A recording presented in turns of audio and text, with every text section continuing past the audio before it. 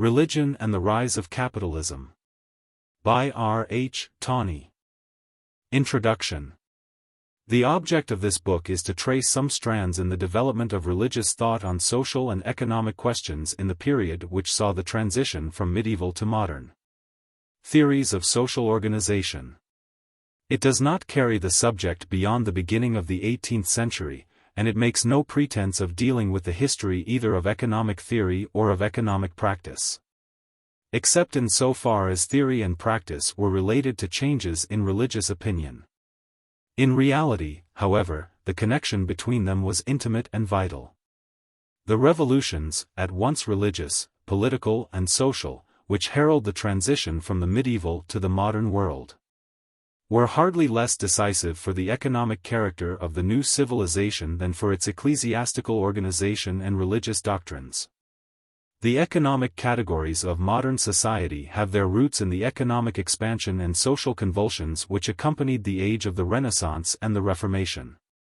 The history of religious thought on questions of social ethics is a topic which has been treated in England by the late Dr. Cunningham, by Sir William Ashley, whose essay on the canonist doctrine first interested me in the subject, by Mr. G. G. Colton, Mr. H. G. Wood, and Mr. G. O'Brien. But it is no reflection on their work to say that the most important contributions of recent years have come from Continental students, in particular Troeltsch, Choisy, Sombart, Brentano, Levy and, above all, Max Weber, whose celebrated essay on Die Protestantische Ethik und der Geist des Kapitalismus gave a new turn to the discussion. No one can work, on however humble a scale, in the same field, without being conscious of the heavy obligation under which these scholars have laid him. While I have not always been able to accept their conclusions, I am glad to have this opportunity of expressing my indebtedness to them. I regret that Mr. Colton's The Medieval Village appeared too late for me to make use of its abundant stores of learning and insight. It only remains for me to thank the friends whose assistance has enabled me to make this book somewhat less imperfect than it would otherwise have been. Mr. J. L. Hammond, Drive E. Power, and Mr. P. Wadsworth have been kind enough to read, and to improve, the manuscript. Professor J. E. Neal, in addition to reading the proofs, has helped me most generously throughout with advice and criticism. I am deeply indebted both to Miss Bulkley, who has undertaken the thankless task of correcting the proofs and making an index, and to the London School of Economics and the Laura Spelman Rockefeller Memorial Fund for enabling me to make use of her services. My obligation to the help given by my wife is beyond acknowledgement. R. H. Tawney. How do you find this book? Any thoughts about the book or the author? Any suggestion for improvement? Please take a moment to share your thoughts in a comment. If you like it, share it with your friends who might enjoy it as well. Subscribe to keep in touch. Visit CompleteAudiobooks.com for more quality content. Whatever the world thinks, he who hath not much meditated upon God, the human mind, and the summum bonum, may possibly make a thriving earthworm, but will most indubitably make a sorry patriot and a sorry statesman. Bishop Berkeley, Cyrus, 350. Religion and the Rise of Capitalism: A Historical Study. Chapter 1. The Medieval Background. La miséricorde de Dieu est infinie, elle sauvera même un riche. Anatole France, Le Putes de Saint Clair.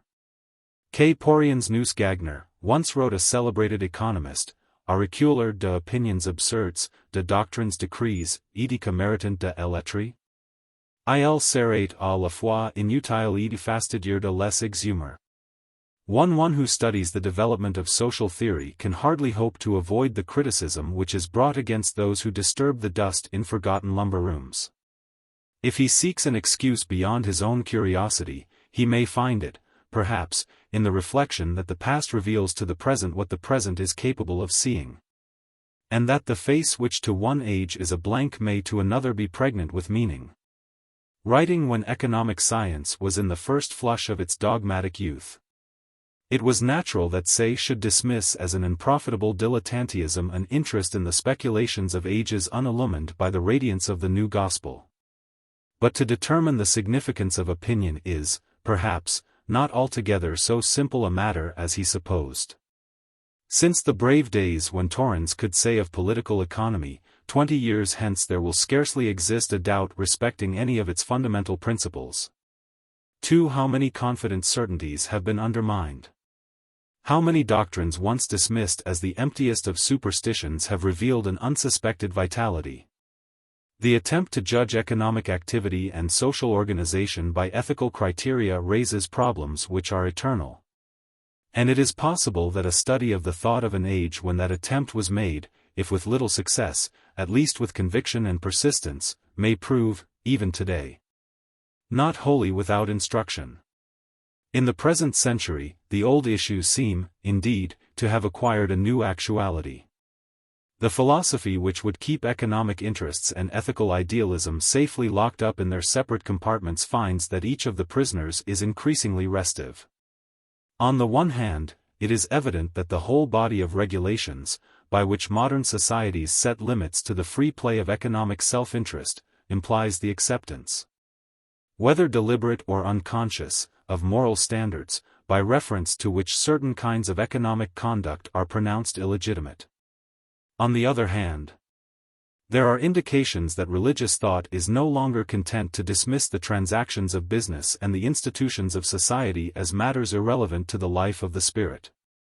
Silently, but unmistakably, the conception of the scope and content of Christian ethics which was generally, though not universally, accepted in the 19th century, is undergoing a revision. And in that revision the appeal to the experience of mankind, which is history, has played some part, and will play a larger one. There have been periods in which a tacit agreement, accepted in practice if not stated in theory, excluded economic activities and social institutions from examination or criticism in the light of religion. A statesman of the early 19th century, whose conception of the relations of church and state appears to have been modeled on those of Mr. Collins and Lady Catherine de Bourgh, is said to have crushed a clerical reformer with the protest, "Things have come to a pretty pass if religion is going to interfere with private life." And a more recent occupant of his office has explained the catastrophe which must follow if the Church crosses the Rubicon which divides the outlying provinces of the spirit from the secular capital of public affairs. 3. Whatever the merit of these aphorisms, it is evident today that the line of division between the spheres of religion and secular business, which they assume as self-evident, is shifting. By common consent the Treaty of Partition has lapsed and the boundaries are once more in motion. The age of which Froude, no romantic admirer of ecclesiastical pretensions, could write, with perhaps exaggerated severity, that the spokesmen of religion leave the present world to the men of business and the devil, foreshows some signs of drawing to a close. Rightly or wrongly, with wisdom or with its opposite, not only in England but on the continent and in America, not only in one denomination but among Roman Catholics, Anglicans, and Nonconformists, an attempt is being made to restate the practical implications of the social ethics of the Christian faith, in a form sufficiently comprehensive to provide a standard by which to judge the collective actions and institutions of mankind, in the sphere both of international politics and of social organization. It is being made today. It has been made in the past. Whether it will result in any new synthesis, whether in the future at some point pushed farther into the tough world of practical affairs, men will say, "Here nature first begins her farthest verge, and chaos to retire. As from her outmost works, a broken foe will not be known by this generation." What is certain is that, as in the analogous problem of the relations between church and state, issues which were thought to have been buried by the discretion of centuries have shown in our own day that they were not dead, but sleeping. To examine the forms which they have assumed and the phases through which they have passed, even in the narrow field of a single country and a limited period, is not mere antiquarianism. It is to summon the living, not to invoke a corpse, and to see from a new angle the problems of our own age, by widening the experience brought to their consideration. In such an examination the 16th and 17th centuries are obviously a critical period. Dar. Figgis 5 has described the secularization of political theory as the most momentous of the intellectual changes which ushered in the modern world. It was not the less revolutionary because it was only gradually that its full consequences became apparent. So that seeds which were sown before the Reformation yielded their fruit in England only after the Civil War. The political aspects of the transformation are familiar. The theological mold which shaped political theory from the Middle Ages to the 17th century is broken. Politics becomes a science, ultimately a group of sciences, and theology at best one science among others. Reason takes the place of revelation, and the criterion of political institutions is expediency, not religious authority. Religion, ceasing to be the master interest of mankind, dwindles into a department of life with boundaries which it is extravagant to overstep. The ground which it vacates is occupied by a new institution, armed with a novel doctrine. If the Church of the Middle Ages was a kind of state, the state of the Tudors had some of the characteristics of a church. And it was precisely the impossibility, for all but a handful of sectaries, of conceiving a society which treated religion as a thing privately vital but publicly indifferent. Which in England made irreconcilable the quarrel between Puritanism and the monarchy. When the mass had been heated in the furnace of the Civil War, its component parts were ready to be disengaged from each other. By the end of the 17th century the secular state, separate from the churches, which are subordinate to it, has emerged from the theory which had regarded both as dual aspects of a single society. The former pays a shadowy deference to religion, the latter do not meddle with the external fabric of the political and social system, which is the concern of the former. The age of religious struggles virtually ends with the Treaty of Westphalia in 1648. The age of the wars of economic nationalism virtually begins with the war between England and Holland under the Commonwealth and Charles II. The state, first in England, then in France and America, finds its sanction, not in religion, but in nature, in a presumed contract to establish it. In the necessity for mutual protection and the convenience of mutual assistance. It appeals to no supernatural commission, but exists to protect individuals in the enjoyment of those absolute rights which were vested in them by the immutable laws of nature. The great and chief end of men uniting into commonwealths and putting themselves under government is the preservation of their property. 6.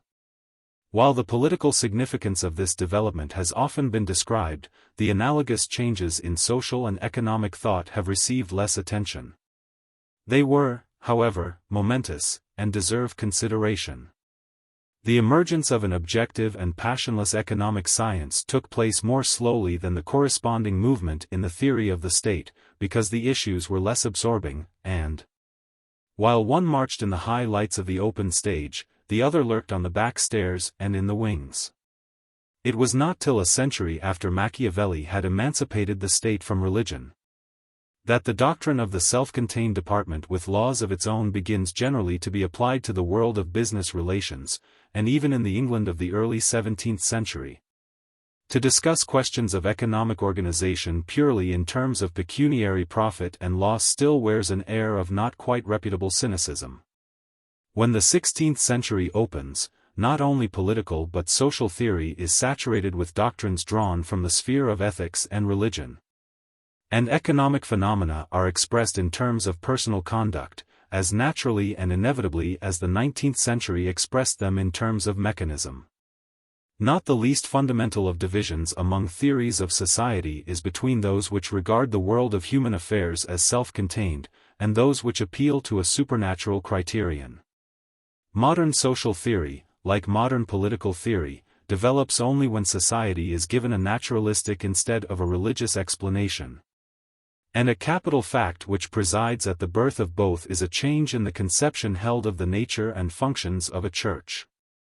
The crucial period is the 16th and 17th centuries. The most important arena, apart from Holland, is England, because it is in England, with its new geographical position as the entrepot between Europe and America. Its achievement of internal economic unity 2 centuries before France and 2.5 centuries before Germany, its constitutional revolution, and its powerful bourgeoisie of bankers, shipowners, and merchants, that the transformation of the structure of society is earliest, swiftest, and most complete. Its essence is the secularization of social and economic philosophy. The synthesis is resolved into its elements: politics, business, and spiritual exercises. Each assumes a separate and independent vitality and obeys the laws of its own being. The social functions matured within the Church, and long identified with it, are transferred to the state, which in turn is idolized as the dispenser of prosperity and the guardian of civilization. The theory of a hierarchy of values, embracing all human interests and activities in a system of which the apex is religion, is replaced by the conception of separate and parallel compartments, between which a due balance should be maintained, but which have no vital connection with each other. The intellectual movement is, of course, very gradual, and is compatible with both throwbacks and precocities which seem to refute its general character. It is easy to detect premonitions of the coming philosophy in the later Middle Ages, and reversions to an earlier manner at the very end of the 17th century.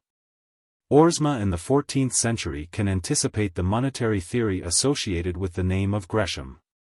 In the 15th century Laurentius de Rodolphus can distinguish between trade bills and finance bills, and Saint Antonino described the significance of capital. While Baxter in 1673 can write a Christian directory in the style of a medieval Summa, and Bunyan in 1680 can dissect the economic iniquities of Mr. Badman, who ground the poor with high prices and usury, in the manner of a medieval friar. 7. But the distance traversed in the 2 centuries between 1500 and 1700 is, nevertheless, immense. At the earlier date, though economic rationalism has proceeded far in Italy, the typical economic systems are those of the schoolmen. The typical popular teaching is that of the sermon, or of manuals such as Dives et Pauper. The typical appeal in difficult cases of conscience is to the Bible, the Fathers, the canon law and its interpreters. The typical controversy is carried on in terms of morality and religion as regularly and inevitably as 2 centuries later it is conducted in terms of economic expediency. It is not necessary to point out that the age of Henry VIII and Thomas Cromwell had nothing to learn from the 20th century as to the niceties of political intrigue or commercial sharp practice. But a cynical unscrupulousness in high places is not incompatible with a general belief in the validity of moral standards which are contradicted by it. No one can read the discussions which took place between 1500 and 1550 on 3 burning issues: the rise in prices, capital and interest, and the land question in England, without being struck by the constant appeal from the new and clamorous economic interests of the day to the traditional Christian morality, which in social organization, as in the relations of individuals, is still conceived to be the final authority.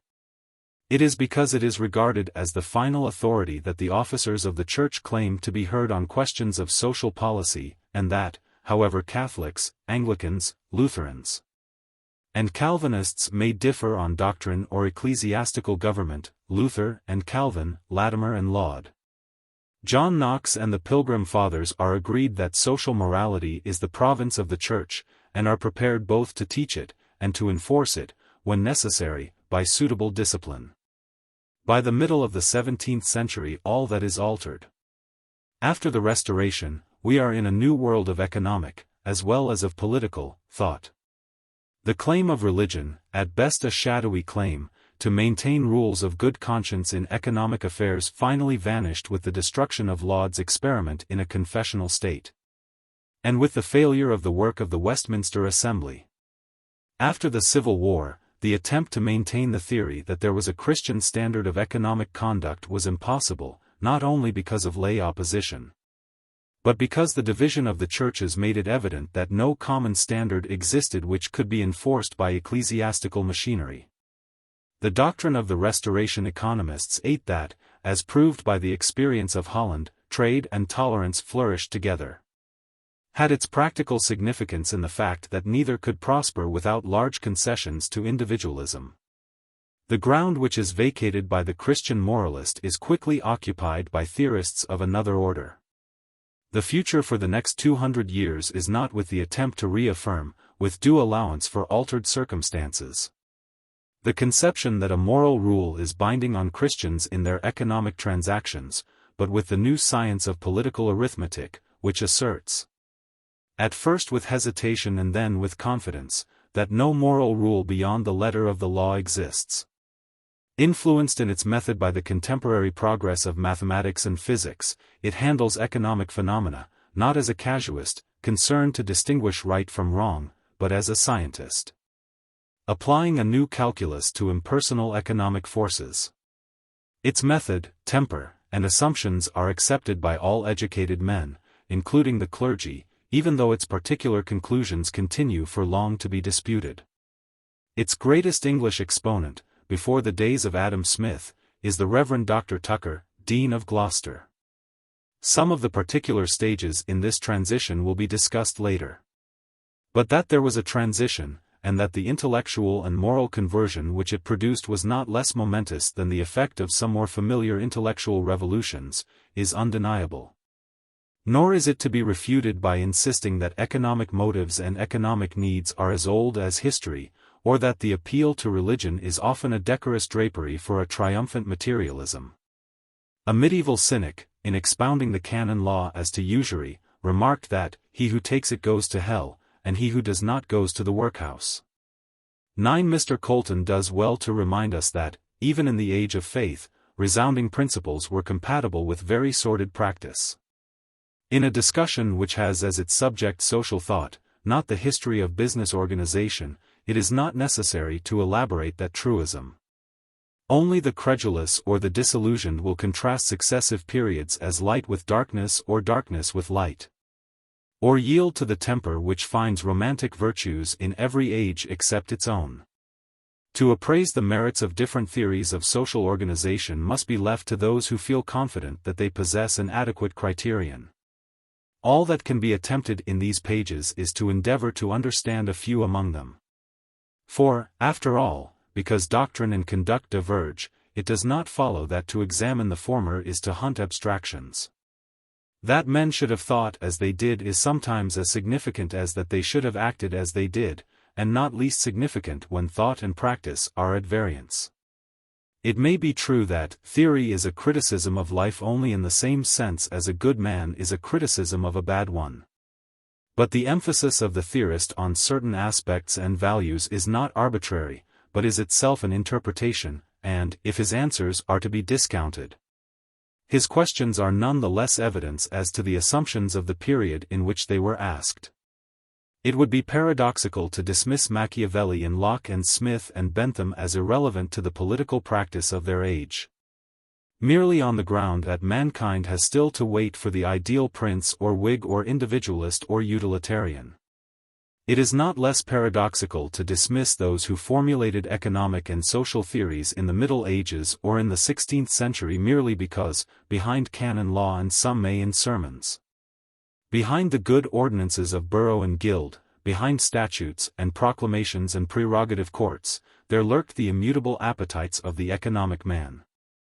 There is an evolution of ideas, as well as of organisms, and the quality of civilization depends, as Professor Wallace has so convincingly shown, on the transmission, less of physical qualities than of a complex structure of habits, knowledge, and beliefs, the destruction of which would be followed within a year by the death of half the human race. Granted that the groundwork of inherited dispositions with which the individual is born has altered little in recorded history, the interests and values which compose his world have undergone a succession of revolutions. The conventional statement that human nature does not change is plausible only so long as attention is focused on those aspects of it which are least distinctively human. The wolf is today what he was when he was hunted by Nimrod.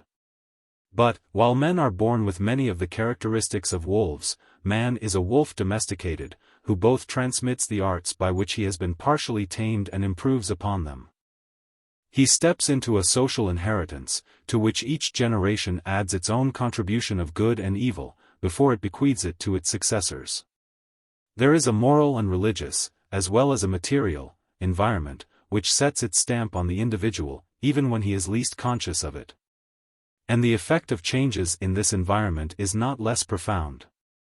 The economic categories of modern society, such as property, freedom of contract and competition, are as much a part of its intellectual furniture as its political conceptions, and, together with religion, have probably been the most potent force in giving it its character.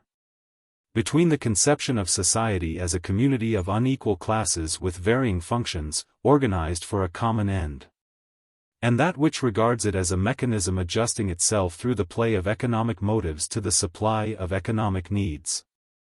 Between the idea that a man must not take advantage of his neighbor's necessity, and the doctrine that man's self-love is God's providence.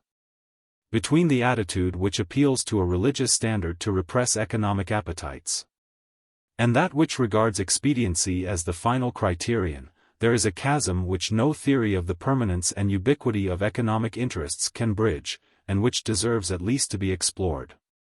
To examine how the latter grew out of the former. To trace the change, from a view of economic activity which regarded it as one among other kinds of moral conduct, to the view of it as dependent upon impersonal and almost automatic forces. To observe the struggle of individualism, in the face of restrictions imposed in the name of religion by the Church and of public policy by the state, first denounced, then palliated, then triumphantly justified in the name of economic liberty. To watch how ecclesiastical authority strives to maintain its hold upon the spheres it had claimed and finally abdicates them, to do this is not to indulge a vain curiosity, but to stand at the sources of rivulets which are now a flood. Has religious opinion in the past regarded questions of social organization and economic conduct as irrelevant to the life of the spirit?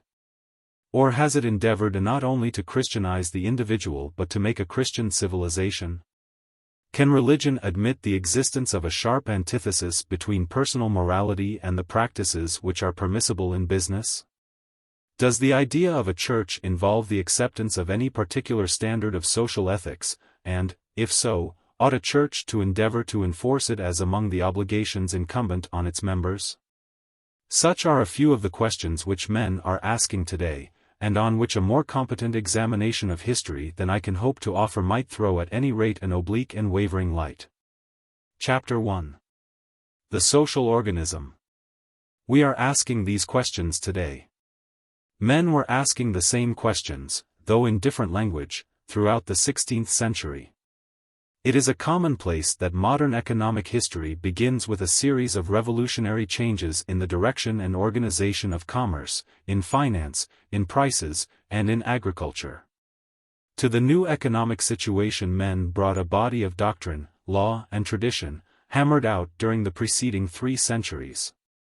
Since the new forces were bewildering, and often shocking, to conservative consciences, moralists and religious teachers met them at first by a reaffirmation of the traditional doctrines, by which, it seemed, their excesses might be restrained and their abuses corrected. As the changed environment became, not a novelty, but an established fact, these doctrines had to be modified. As the effects of the Reformation developed, different churches produced characteristic differences of social opinion. But these were later developments, which only gradually became apparent. The new economic world was not accepted without a struggle. Apart from a few extremists, the first generation of reformers were rarely innovators in matters of social theory, and quoted fathers and church councils, decretals and canon lawyers. In complete unconsciousness that innovations in doctrine and church government involved any breach with what they had learned to regard as the moral tradition of Christendom. Hence the 16th century sees a collision, not only between different schools of religious thought, but between the changed economic environment and the accepted theory of society. To understand it, one must place oneself at the point from which it started. One must examine, however summarily, the historical background. That background consisted of the body of social theory, stated and implicit, which was the legacy of the Middle Ages. The formal teaching was derived from the Bible, the works of the fathers and schoolmen, the canon law and its commentators, and had been popularized in sermons and religious manuals. The informal assumptions were those implicit in law, custom, and social institutions. Both were complex, and to speak of them as a unity is to sacrifice truth to convenience. It may be that the political historian is justified when he covers with a single phrase the 5 centuries or more to which tradition has assigned the title of the Middle Ages. For the student of economic conditions, that suggestion of homogeneity is the first illusion to be discarded. The medieval economic world was marked, it is true, by certain common characteristics. They sprang from the fact that on the west it was a closed system, that on the north it had so much elbow room as was given by the Baltic and the rivers emptying themselves into it. And that on the east, where it was open, the apertures were concentrated along a comparatively short coastline from Alexandria to the Black Sea. So that they were easily commanded by any naval power dominating the eastern Mediterranean, and easily cut by any military power which could squat across the trade routes before they reached the sea. While, however, these broad facts determined that the two main currents of trade should run from east to west and north to south, and that the most progressive economic life of the age should cluster in the regions from which these currents started and where they met. Within this general economic framework there was the greatest variety of condition and development. The contours of economic civilization ran on different lines from those of subsequent centuries, but the contrast between mountain and valley was not less clearly marked. If the sites on which a complex economic structure rose were far removed from those of later generations, it flourished none the less where conditions favored its growth. In spite of the ubiquity of manor and guild, there was as much difference between the life of a center of capitalist industry, like 15th-century Flanders, or a center of capitalist finance, like 15th-century Florence, and a pastoral society exporting raw materials and a little food, like medieval England, as there is between modern Lancashire or London and modern Denmark. To draw from English conditions a picture of a whole world stagnating in economic squalor, or basking in economic innocence, is as absurd as to reconstruct the economic life of Europe in the 20th century from a study of the Shetland Islands or the Ukraine. The elements in the social theory of the Middle Ages were equally various, and equally changing. Even if the student confines himself to the body of doctrine which is definitely associated with religion, and takes as typical of it the summe of the schoolmen, he finds it in constant process of development.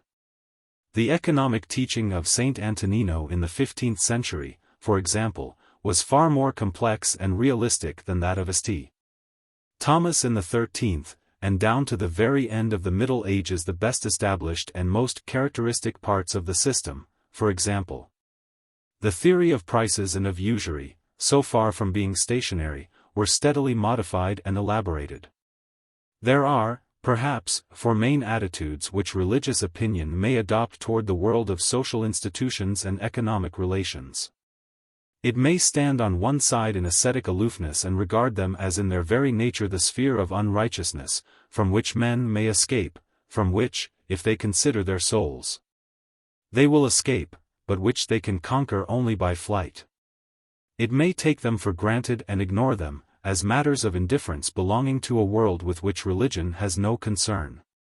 In all ages the prudence of looking problems boldly in the face and passing on has seemed too self-evident to require justification.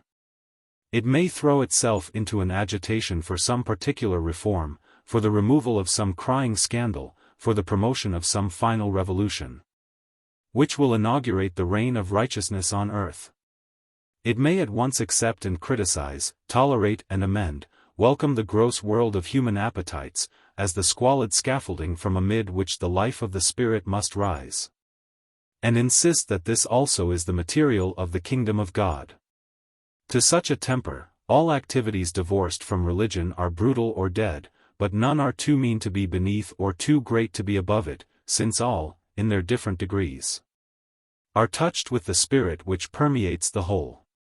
It finds its most sublime expression in the words of Picarda: "Paradise is everywhere, though the grace of the highest good is not shed everywhere in the same degree." Each of these attitudes meets us today. Each meets us in the thought of the Middle Ages, as differences of period and place and economic environment and personal temperament evoke it. In the early Middle Ages the ascetic temper predominates. Lanfranc, for example, who sees nothing in economic life but the struggle of wolves over carrion, thinks that men of business can hardly be saved, for they live by cheating and profiteering. 10. It is monasticism, with its repudiation of the prizes and temptations of the secular world, which is par excellence the life of religion. As one phase of it succumbed to ease and affluence, another rose to restore the primitive austerity, and the return to evangelical poverty, preached by St. Francis but abandoned by many of his followers, was the note of the majority of movements for reform. As for indifferentism, what else, for all its communistic phrases, is Wycliffe's teaching, that the just man is already Lord of all, and that, in this world God must serve the devil. But an anticipation of the doctrine of celestial happiness as the compensation for earthly misery, to which Hobbes gave a cynical immortality when he wrote that the persecuted, instead of rebelling, must expect their reward in heaven, and which Mr. and Mrs. Hammond have revealed as an opiate dulling both the pain and the agitation of the Industrial Revolution. If obscure sects like the Poor Men of Lyons are too unorthodox to be cited, the Friars are not, and it was not only Langland and that gentlemanly journalist, Froissart, who accused them. The phrase has a long history, of stirring up class hatred. To select from so immense a sea of ideas about society and religion only the specimens that fit the meshes of one's own small net, and to label them medieval thought, is to beg all questions. Ideas have a pedigree which, if realized, would often embarrass their exponents. The day has long since passed when it could be suggested that only one half of modern Christianity has its root in medieval religion. There is a medieval Puritanism and rationalism as well as a medieval Catholicism. In the field of ecclesiastical theory, as Mr. Manning has pointed out in his excellent book 11, Gregory VII and Boniface VIII have their true successors in Calvin and Knox. What is true of religion and political thought is equally true of economic and social doctrines. The social theories of Luther and Latimer, of Bucer and Bullinger, of 16th-century Anabaptists and 17th-century Levelers, of Puritans like Baxter, Anglicans like Laud, Baptists like Bunyan, Quakers like Bellers, are all the children of medieval parents. Like the Church today in regions which have not yet emerged from savagery, the Church of the earlier Middle Ages had been engaged in an immense missionary effort, in which, as it struggled with the surrounding barbarism, the work of conversion and of social construction had been almost indistinguishable. By the very nature of its task, as much as by the intention of its rulers, it had become the greatest of political institutions. For good or evil it aspired to be, not a sect, but a civilization, and, when its unity was shattered at the Reformation, the different churches which emerged from it endeavored, according to their different opportunities, to perpetuate the same tradition.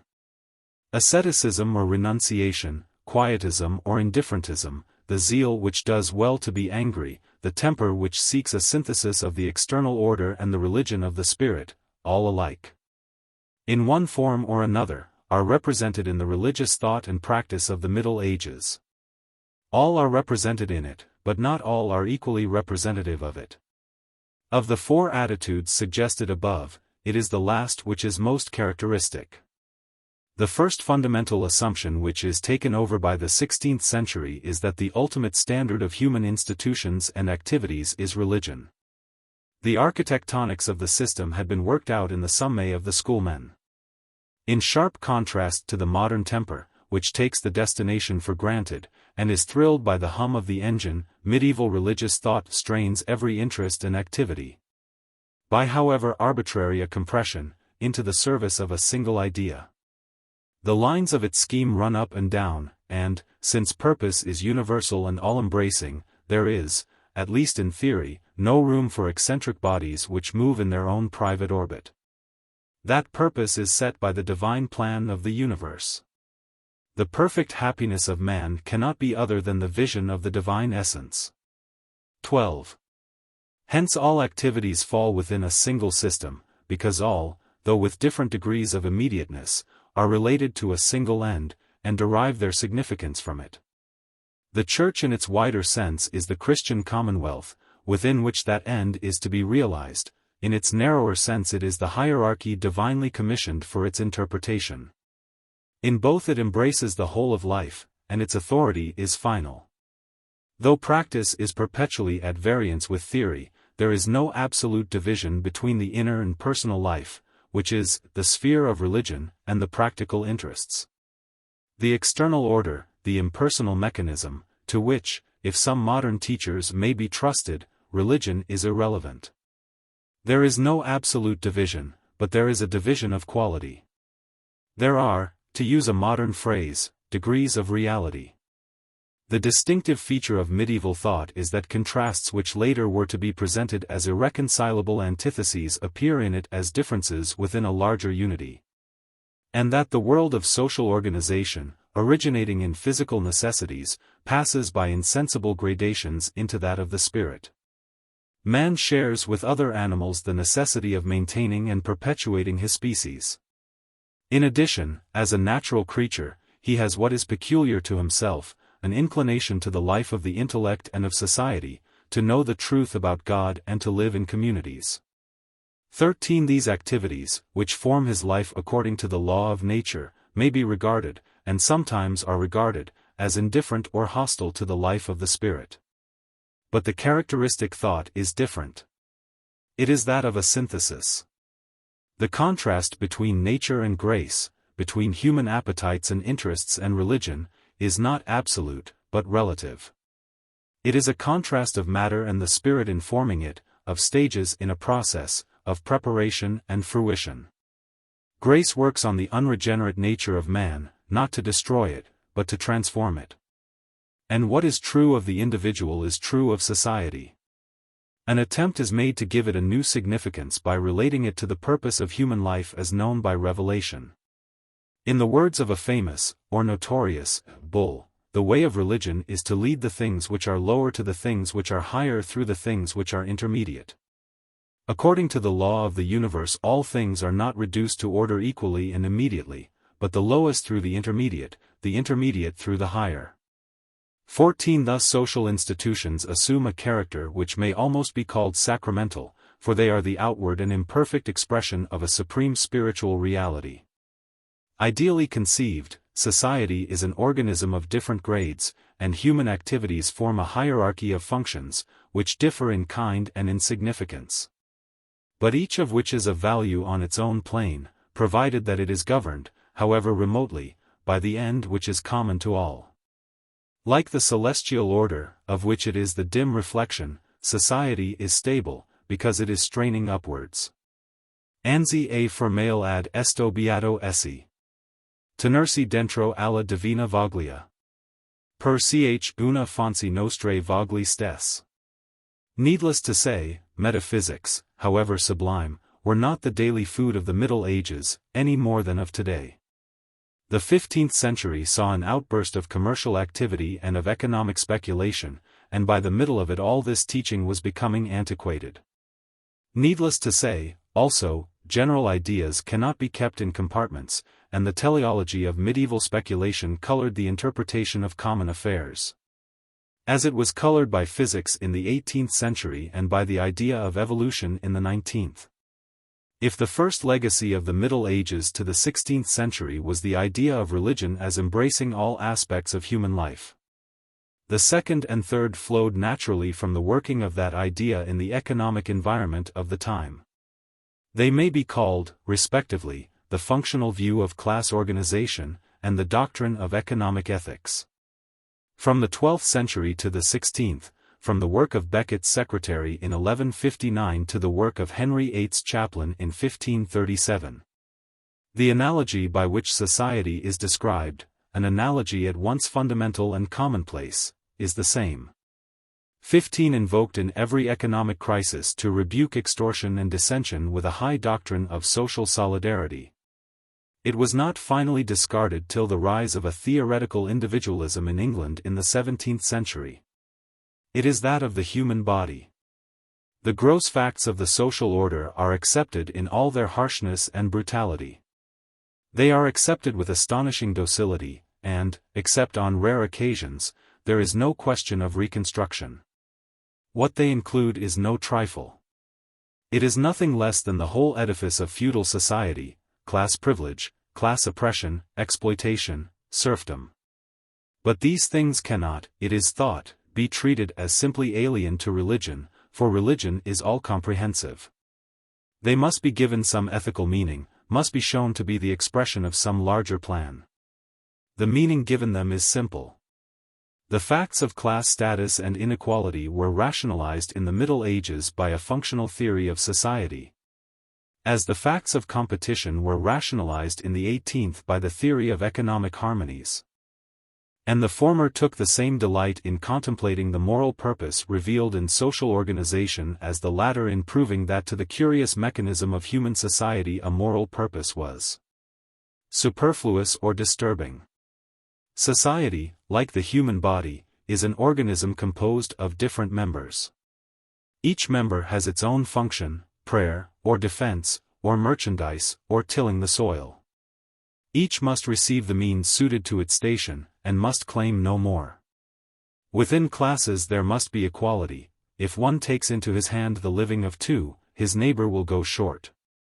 Between classes there must be inequality, for otherwise a class cannot perform its function, or, a strange thought to us, enjoy its rights. Peasants must not encroach on those above them. Lords must not despoil peasants. Craftsmen and merchants must receive what will maintain them in their calling, and no more. As a rule of social policy, the doctrine was at once repressive and protective. There is degree above degree, as reason is, and skill it is that men do their devoir there as it is due. But certes, extortions and despite of your underlings is damnable. 16. As a philosophy of society, it attempted to spiritualize the material by incorporating it in a divine universe, which should absorb and transform it. To that process of transmutation the life of mere money-making was recalcitrant, and hence, indeed, the stigma attached to it. For, in spite of the ingenuity of theorists, finance and trade, the essence of which seemed to be, not service, but a mere appetitus divitiarum infinitus, were not easily interpreted in terms of social function. Comparatively late intruders in a world dominated by conceptions hammered out in a pre-commercial age, they were never fitted harmoniously into the medieval synthesis, and ultimately, when they grew to their full stature, were to contribute to its overthrow. But the property of the feudal lord, the labor of the peasant or the craftsman, even the ferocity of the warrior, were not dismissed as hostile or indifferent to the life of the spirit. Touched by the spear of Ithuriel, they were to be sublimated into service, vocation and chivalry. And the ritual which surrounded them was designed to emphasize that they had undergone a rededication at the hands of religion. Baptized by the church, privilege and power became office and duty. That the reconciliation was superficial, and that in attempting it the church often degraded itself without raising the world, is as indisputable as that its tendency was to dignify material interests, by stamping them with the impress of a universal design. Gentlemen took hard talents and oppressed the poor, but it was something that they should be told that their true function was, to defend God's law by power of the world. 17. Craftsmen, the burden of endless sermons, worked deceitfully. But it was perhaps not wholly without value that they should pay even lip service to the ideal of so conducting their trade, that the common people should not be defrauded by the evil ingenuity of those exercising the craft. If lord and peasant, merchant and artisan, burgess and villager, pressed each other hard, was it meaningless to meet their struggles with an assertion of universal solidarity, to which economic convenience and economic power must alike give way? The health of the whole commonwealth will be assured and vigorous, if the higher members consider the lower and the lower answer in like manner the higher, so that each is in its turn a member of every other. 18.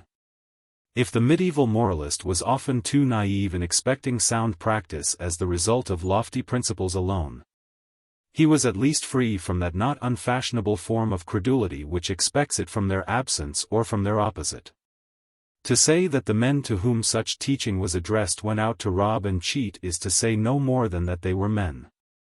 Nor is it self-evident that they would have been more likely to be honest, if they had been informed, like some of their descendants. That competition was designed by Providence to provide an automatic substitute for honesty.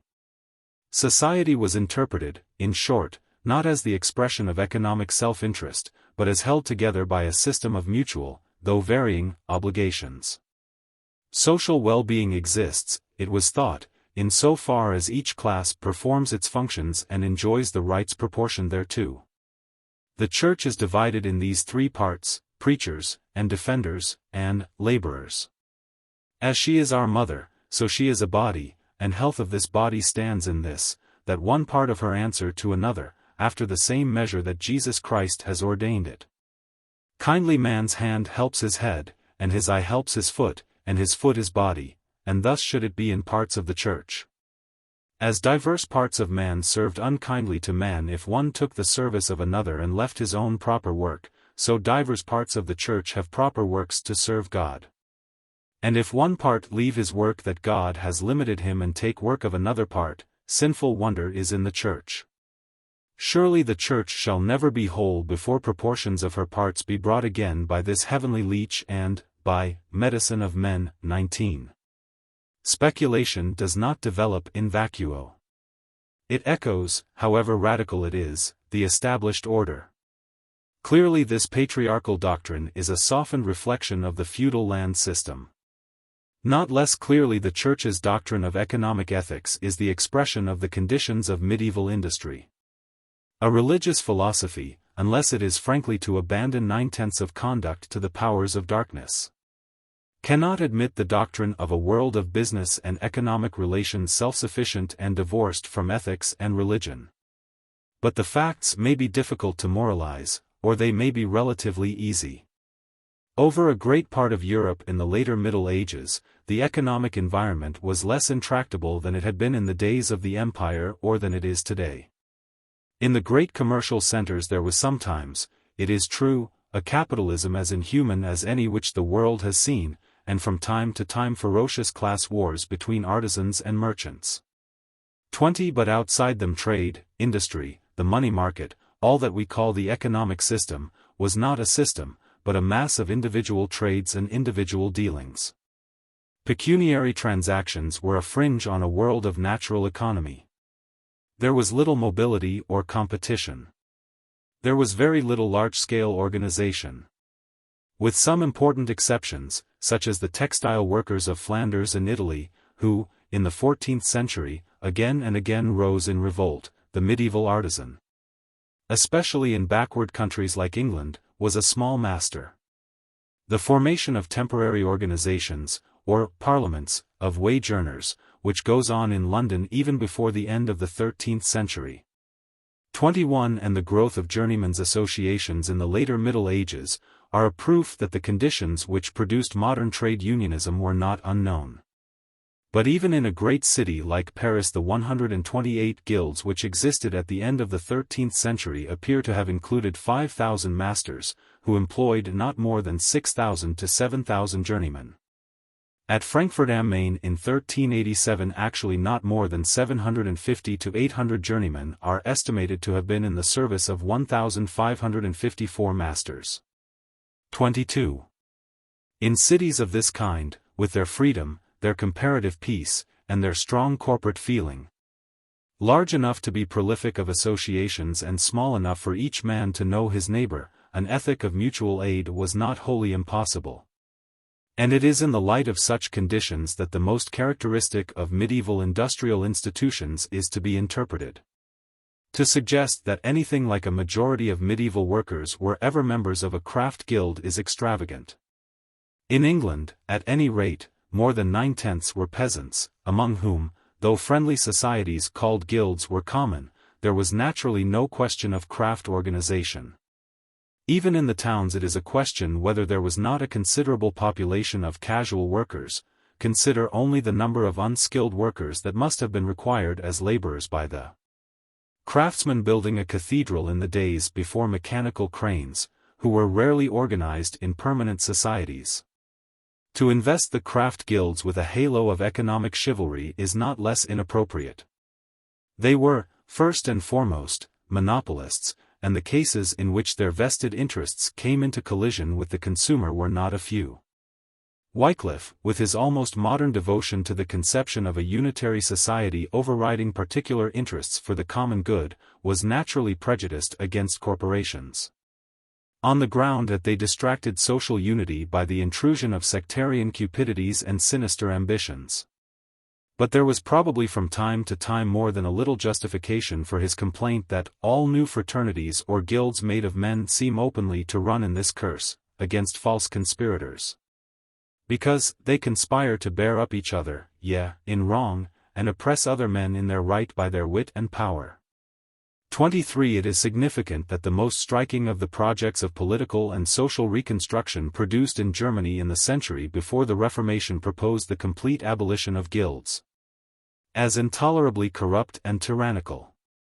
24. There are, however, monopolists and monopolists. An age in which combinations are not tempted to pay lip service to religion may do well to remember that the characteristic, after all, of the medieval guild was that, if it sprang from economic needs, it claimed, at least, to subordinate them to social interests, as conceived by men for whom the social and the spiritual were inextricably intertwined. Tout ce petit monde antique, writes the historian of French guilds, était fortement imbu d'idées chrétiennes sur le juste salaire et le juste prix. Sans doute il y avait alors, comme aujourd'hui, de cupidites et de convoitises. Mais une règle puissante est imposée à tous et d'une manière générale exigée pour chacun le pain quotidien promis par l'Evangile. 25. The attempt to preserve a rough equality among the good men of the mystery. To check economic egotism by insisting that every brother shall share his good fortune with another and stand by his neighbor in need, to resist the encroachments of a conscienceless money power. To preserve professional standards of training and craftsmanship. And to repress by a strict corporate discipline the natural appetite of each to snatch special advantages for himself to the injury of all. Whether these things outweigh the evils of conservative methods and corporate exclusiveness is a question which each student will answer in accordance with his own predilections. What is clear, at least, is that both the rules of fraternities and the economic teaching of the Church were prompted by the problems of a common environment.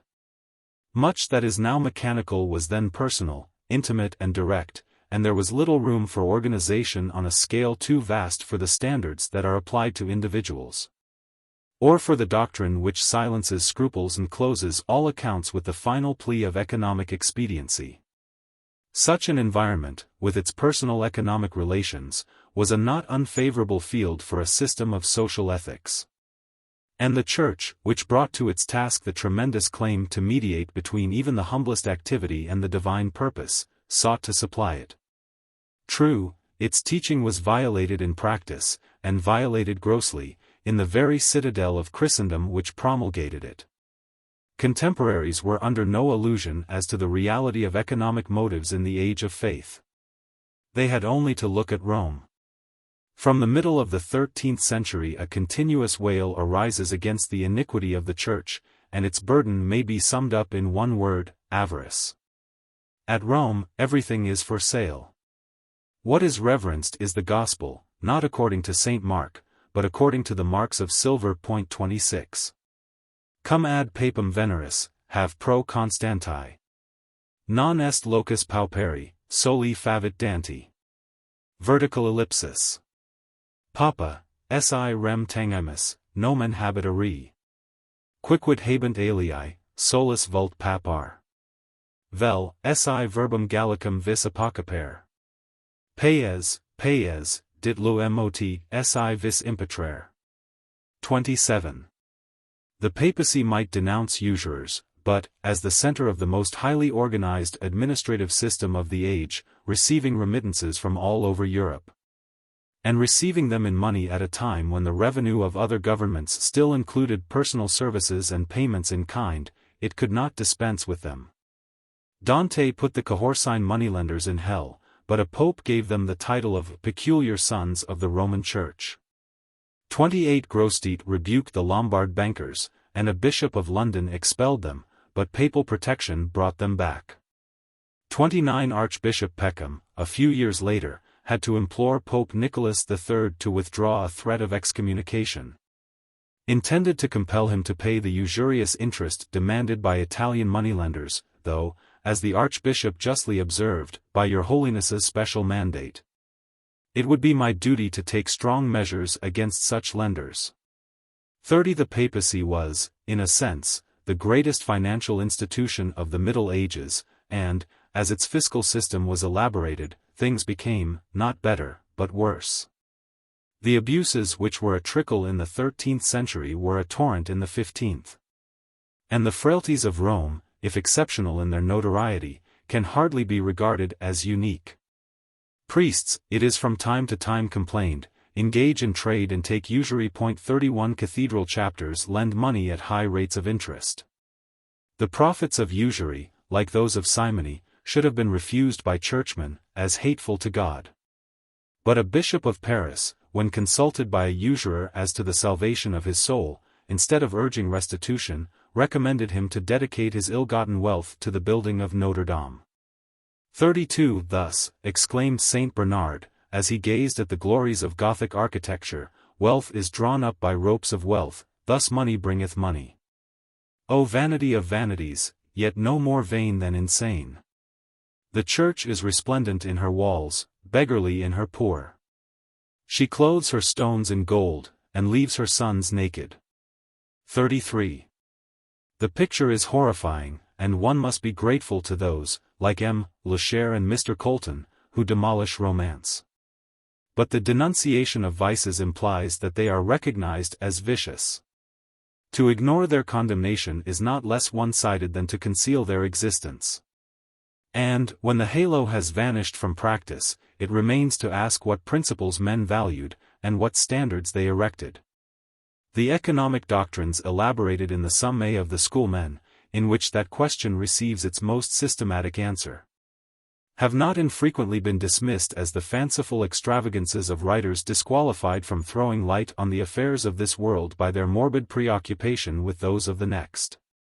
In reality, whatever may be thought of their conclusions, both the occasion and the purpose of scholastic speculations upon economic questions were eminently practical. The movement which prompted them was the growth of trade, of town life, and of a commercial economy. In a world whose social categories were still those of the self-sufficing village and the feudal hierarchy, the object of their authors was to solve the problems to which such developments gave rise. It was to reconcile the new contractual relations, which sprang from economic expansion, with the traditional morality expounded by the Church. Viewed by posterity as reactionaries, who damned the currents of economic enterprise with an irrelevant appeal to Scripture and to the Fathers. In their own age they were the pioneers of a liberal intellectual movement. By lifting the weight of antiquated formulae they cleared a space within the stiff framework of religious authority for new and mobile economic interests, and thus supplied an intellectual justification for developments which earlier generations would have condemned.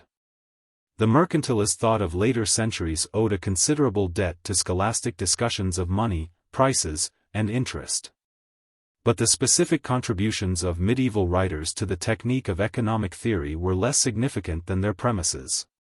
Their fundamental assumptions, both of which were to leave a deep imprint on the social thought of the 16th and 17th centuries, were two, that economic interests are subordinate to the real business of life, which is salvation, and that economic conduct is one aspect of personal conduct, upon which, as on other parts of it, the rules of morality are binding.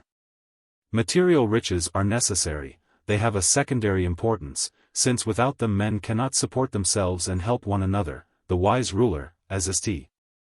Thomas said, 34 will consider in founding his state the natural resources of the country. But economic motives are suspect. Because they are powerful appetites, men fear them, but they are not mean enough to applaud them. Like other strong passions, what they need, it is thought, is not a clear field, but repression. There is no place in medieval theory for economic activity which is not related to a moral end. And to found a science of society upon the assumption that the appetite for economic gain is a constant and measurable force, to be accepted, like other natural forces, as an inevitable and self-evident datum, would have appeared to the medieval thinker as hardly less irrational or less immoral than to make the premise of social philosophy the unrestrained operation of such necessary human attributes as pugnacity or the sexual instinct. The outer is ordained for the sake of the inner, economic goods are instrumental, sicut quidem ad manicula, quibus adjuvamer ad tendendum in beatitudinem. It is lawful to desire temporal blessings, not putting them in the first place, as though setting up our rest in them, but regarding them as aids to blessedness. Inasmuch as they support our corporal life and serve as instruments for acts of virtue. 35 Riches, as Saint Antonino says, exist for man, not man for riches. At every turn, therefore, there are limits, restrictions, warnings against allowing economic interests to interfere with serious affairs. It is right for a man to seek such wealth as is necessary for a livelihood in his station. To seek more is not enterprise, but avarice, and avarice is a deadly sin. Trade is legitimate. The different resources of different countries show that it was intended by Providence. But it is a dangerous business. A man must be sure that he carries it on for the public benefit, and that the profits which he takes are no more than the wages of his labor. Private property is a necessary institution, at least in a fallen world. Men work more and dispute less when goods are private than when they are common. But it is to be tolerated as a concession to human frailty, not applauded as desirable in itself. The ideal, if only man's nature could rise to it, is communism. Communis enim, wrote Gratian in his Decretum, usus omnium, quae sunt in hoc mundo, omnibus hominibus esse debuit. 36 At best, indeed, the estate is somewhat encumbered. It must be legitimately acquired. It must be in the largest possible number of hands. It must provide for the support of the poor. Its use must as far as practicable be common. Its owners must be ready to share it with those who need, even if they are not in actual destitution. Such were the conditions which commended themselves to an archbishop of the business capital of 15th-century Europe.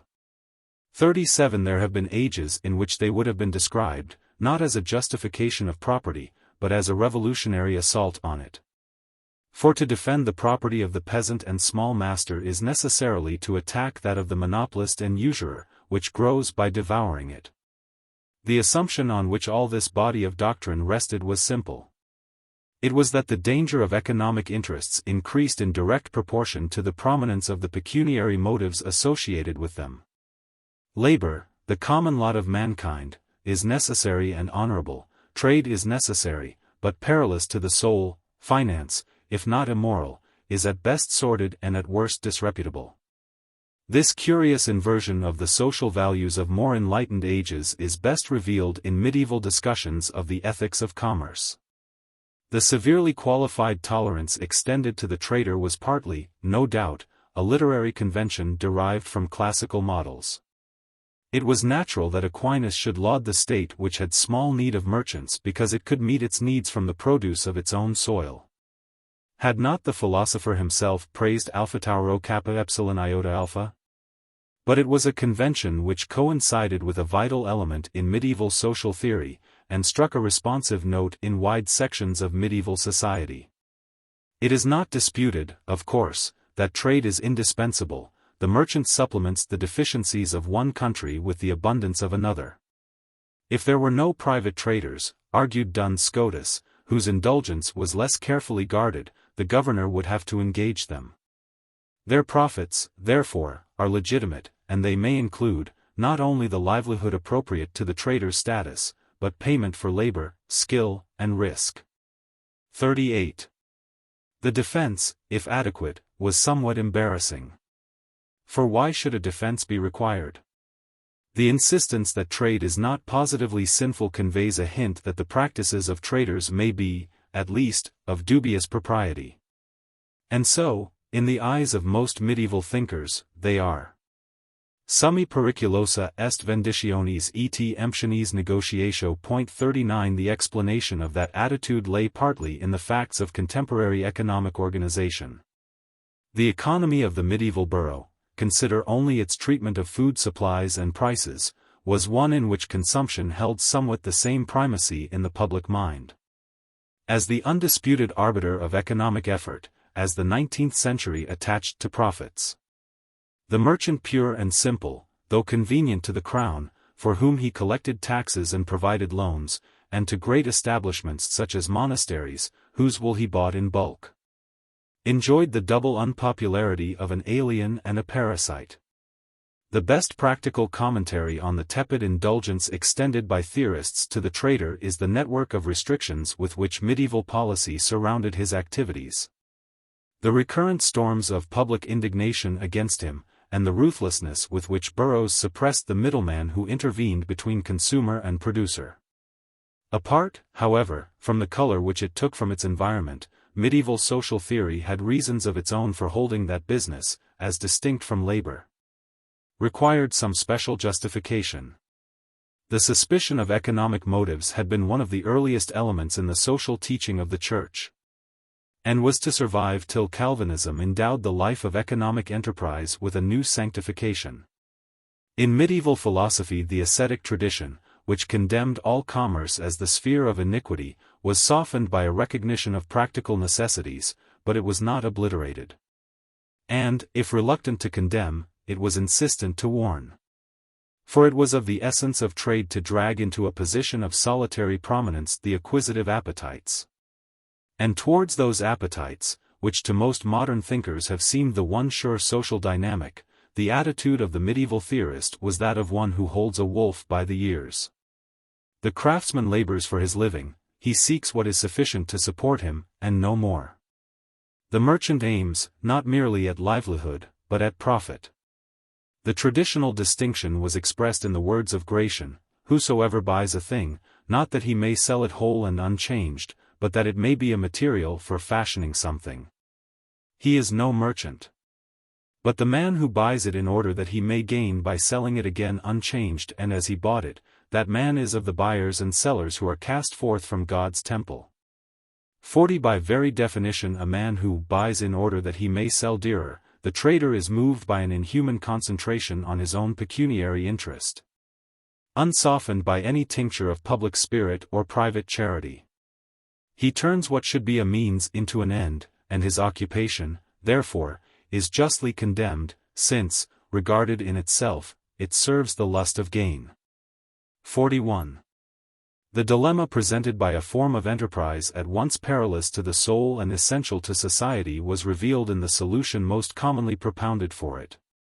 It was to treat profits as a particular case of wages, with the qualification that gains in excess of a reasonable remuneration for the merchant's labor were, though not illegal, reprehensible as turpe lucrum. The condition of the trader's exoneration is that he seeks gain, not as an end, but as the wages of his labor. 42. Theoretically convenient, the doctrine was difficult of application. For evidently it implied the acceptance of what the sedate irony of Adam Smith was later to describe as an affectation not very common among merchants. But the motives which prompted it were characteristic. The medieval theorist condemned as a sin precisely that effort to achieve a continuous and unlimited increase in material wealth which modern societies applaud as a quality. And the vices for which he reserved his most merciless denunciations were the more refined and subtle of the economic virtues. "He who has enough to satisfy his wants," wrote a schoolman of the 14th century, "and nevertheless ceaselessly labors to acquire riches, either in order to obtain a higher social position, or that subsequently he may have enough to live without labor, or that his sons may become men of wealth and importance, all such are incited by a damnable avarice, sensuality, or pride." 43. 2.5 centuries later, in the midst of a revolution in the economic and spiritual environment, Luther, in even more unmeasured language, was to say the same. 44. The essence of the argument was that payment may properly be demanded by the craftsmen who make the goods, or by the merchants who transport them. For both labor in their vocation and serve the common need. The unpardonable sin is that of the speculator or the middleman, who snatches private gain by the exploitation of public necessities. The true descendant of the doctrines of Aquinas is the labor theory of value. The last of the schoolmen was Karl Marx. Chapter 2. The Sin of Avarice. If such ideas were to be more than generalities, they required to be translated into terms of the particular transactions by which trade is conducted and property acquired. Their practical expression was the body of economic casuistry, in which the best-known elements are the teaching with regard to the just price and the prohibition of usury. These doctrines sprang as much from the popular consciousness of the plain facts of the economic situation as from the theorists who expounded them. The innumerable fables of the usurer who was prematurely carried to hell, or whose money turned to withered leaves in his strong box, or who, as the scrupulous recorder remarks, about the year 1240, on entering a church to be married, was crushed by a stone figure falling from the porch, which proved by the grace of God to be a carving of another usurer, and his money-bags being carried off by the devil, are more illuminating than the refinements of lawyers. 45.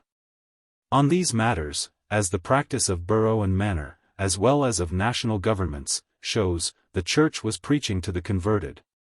And to dismiss its teaching on economic ethics as the pious rhetoric of professional moralists is to ignore the fact that precisely similar ideas were accepted in circles which could not be suspected of any unnatural squeamishness as to the arts by which men grow rich.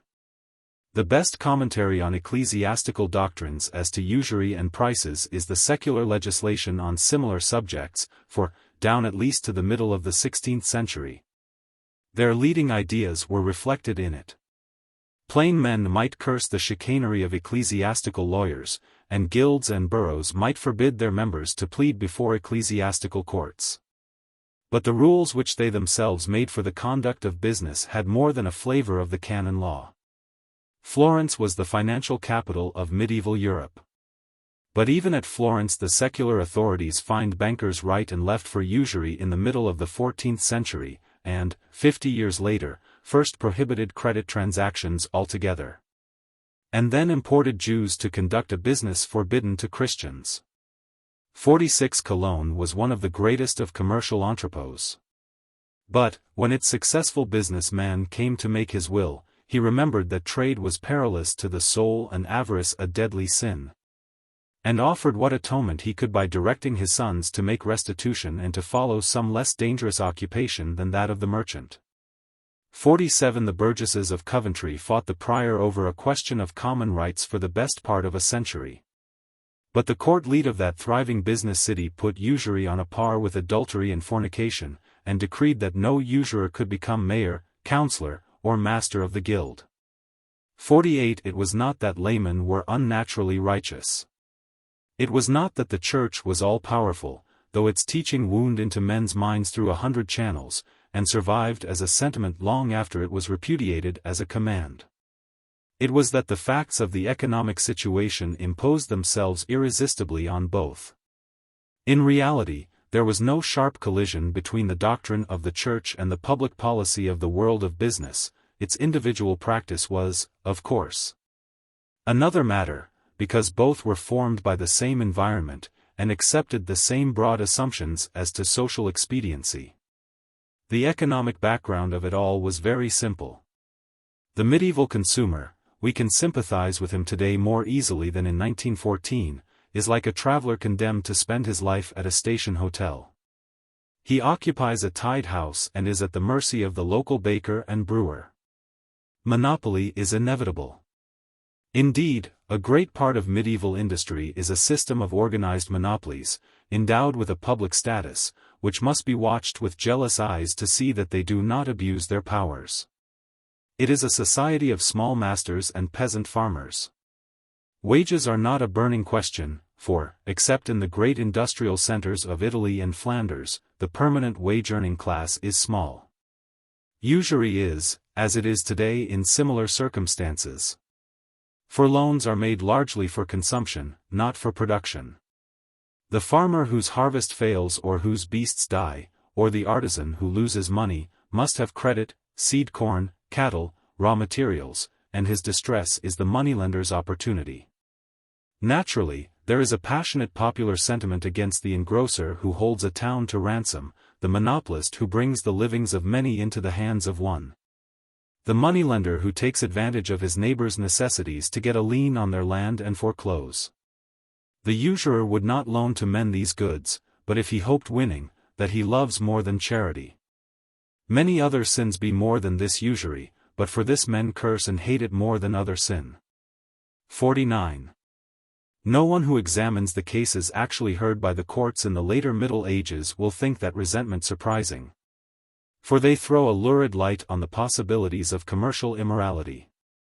50 among the peasants and small masters who composed the mass of the population in medieval England, borrowing and lending were common, and it was with reference to their petty transactions. Not to the world of high finance, that the traditional attitude towards the moneylender had been crystallized. It was natural that Juetta, who is a usurist and sells at a dearer rate for accommodation, and John the chaplain, ca est usurarius maximus. 51 should be regarded as figures at once too scandalous to be tolerated by their neighbors and too convenient to be altogether suppressed.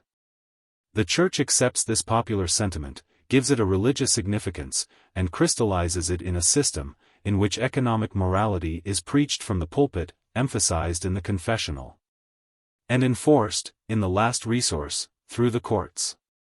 The philosophical basis of it is the conception of natural law. Every law framed by man bears the character of a law exactly to that extent to which it is derived from the law of nature. But if on any point it is in conflict with the law of nature, it at once ceases to be a law, it is a mere perversion of law. 52 The plausible doctrine of compensations, of the long run, of the self-correcting mechanism, has not yet been invented. The idea of a law of nature, of natural justice which ought to find expression in positive law, but which is not exhausted in it, supplies an ideal standard by which the equity of particular relations can be measured. The most fundamental difference between medieval and modern economic thought consists, indeed, in the fact that, whereas the latter normally refers to economic expediency, however it may be interpreted, for the justification of any particular action, policy, or system of organization, the former starts from the position that there is a moral authority to which considerations of economic expediency must be subordinated. The practical application of this conception is the attempt to try every transaction by a rule of right, which is largely, though not wholly, independent of the fortuitous combinations of economic circumstances. No man must ask more than the price fixed, either by public authorities, or, failing that, by common estimation. True, prices even so will vary with scarcity. For, with all their rigor, theologians are not so impracticable as to rule out the effect of changing supplies. But they will not vary with individual necessity or individual opportunity. The bugbear is the man who uses, or even creates, a temporary shortage, the man who makes money out of the turn of the market, the man who, as Wycliffe says, must be wicked, or he could not have been poor yesterday and rich today. 53. The formal theory of the just price went, it is true, through a considerable development. The dominant conception of Aquinas, that prices, though they will vary with the varying conditions of different markets, should correspond with the labor and costs of the producer, as the proper basis of the communis estimatio, conformity with which was the safeguard against extortion, was qualified by subsequent writers. Several schoolmen of the 14th century emphasized the subjective element in the common estimation, insisted that the essence of value was utility, and drew the conclusion that a fair price was most likely to be reached under freedom of contract, since the mere fact that a bargain had been struck showed that both parties were satisfied. 54 In the 15th century St. Antonino, who wrote with a highly developed commercial civilization beneath his eyes, endeavored to effect a synthesis, in which the principle of the traditional doctrine should be observed, while the necessary play should be left to economic motives. After a subtle analysis of the conditions affecting value, he concluded that the fairness of a price could at best be a matter only of probability and conjecture, since it would vary with places, periods and persons. His practical contribution was to introduce a new elasticity into the whole conception by distinguishing three grades of prices, a gradus pius, discretus, and rigidus. A seller who exceeded the price fixed by more than 50% was bound, he argued, to make restitution, and even a smaller departure from it, if deliberate, required atonement in the shape of alms. But accidental lapses were venial, and there was a debatable ground within which prices might move without involving sin. 55. This conclusion, with its recognition of the impersonal forces of the market, was the natural outcome of the intense economic activity of the later Middle Ages, and evidently contained the seeds of an intellectual revolution. The fact that it should have begun to be expounded as early as the middle of the 14th century is a reminder that the economic thought of schoolmen contained elements much more various and much more modern than is sometimes suggested. But the characteristic doctrine was different. It was that which insisted on the just price as the safeguard against extortion. To leave the prices of goods at the discretion of the sellers is to give rein to the cupidity which goads almost all of them to seek excessive gain. Prices must be such, and no more than such, as will enable each man to have the necessaries of life suitable for his station. The most desirable course is that they should be fixed by public officials, after making an inquiry into the supplies available and framing an estimate of the requirements of different classes. Failing that, the individual must fix prices for himself, guided by a consideration of what he must charge in order to maintain his position and nourish himself suitably in it, and by a reasonable estimate of his expenditure and labor. 56. If the latter recommendation was a counsel of perfection, the former was almost a platitude. It was no more than an energetic mayor would carry out before breakfast. The doctrine was, of course, more complex and more subtle than a bald summary suggests.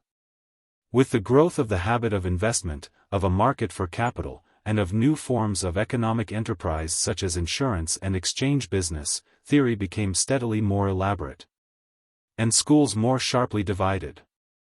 The precise meaning and scope of the indulgence extended to the purchase of rent charges produced one controversy, the foreign exchanges another, the development of montes de pied a third.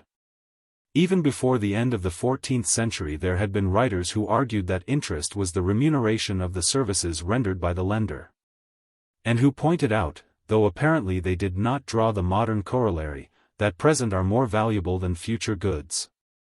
59. But on the iniquity of payment merely for the act of lending, theological opinion, whether liberal or conservative, was unanimous, and its modern interpreter, 60, who sees in its indulgence to interest the condonation of interest, would have created a scandal in theological circles in any age before that of Calvin.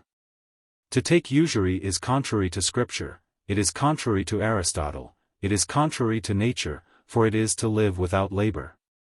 It is to sell time, which belongs to God, for the advantage of wicked men. It is to rob those who use the money lent, and to whom, since they make it profitable, the profits should belong. It is unjust in itself, for the benefit of the loan to the borrower cannot exceed the value of the principal sum lent him. It is in defiance of sound juristic principles, for when a loan of money is made, the property in the thing lent passes to the borrower. And why should the creditor demand payment from a man who is merely using what is now his own? The part played by authority in all this is obvious. There were the texts in Exodus and Leviticus, there was Luke 4 verse 35, apparently a mistranslation. There was a passage in the Politics, which some now say was mistranslated, also point 61, but practical considerations contributed more to the doctrine than is sometimes supposed. Its character had been given it in an age in which most loans were not part of a credit system, but an exceptional expedient, and in which it could be said that he who borrows is always under stress of necessity. If usury were general, it was argued, men would not give thought to the cultivation of their land, except when they could do naught else. And so there would be so great a famine that all the poor would die of hunger. For even if they could get land to cultivate, they would not be able to get the beasts and implements for cultivating it, since the poor themselves would not have them, and the rich, for the sake both of profit and of security, would put their money into usury rather than into smaller and more risky investments. 62. The man who used these arguments was not an academic dreamer. He was Innocent IV, a consummate man of business, a believer, even to excess, in realpolitik, and one of the ablest statesmen of his day. No man, again, may charge money for a loan. He may, of course, take the profits of partnership, provided that he takes the partner's risks. He may buy a rent charge, for the fruits of the earth are produced by nature, not wrung from man.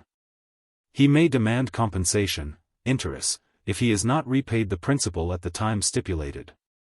He may ask payment corresponding to any loss he incurs or gain he forgoes. He may purchase an annuity, for the payment is contingent and speculative, not certain. It is no usury when John Devanys, who has borrowed £19 binds himself to pay a penalty of £40 in the event of failure to restore the principal, for this is compensation for damages incurred. Or when Geoffrey de Eston grants William de Burwood 3 marks of silver in return for an annual rent of 6 shillings, for this is the purchase of a rent charge, not a loan. Or when James Le Reve of London advances £100 to Robert de Brie of Dublin, merchant, with which to trade for 2 years in Ireland, for this is a partnership. Or when the Priory of Worcester sells annuities for a capital sum paid down. 57. What remained to the end unlawful was that which appears in modern economic textbooks as pure interest, interest as a fixed payment stipulated in advance for a loan of money or wares without risk to the lender.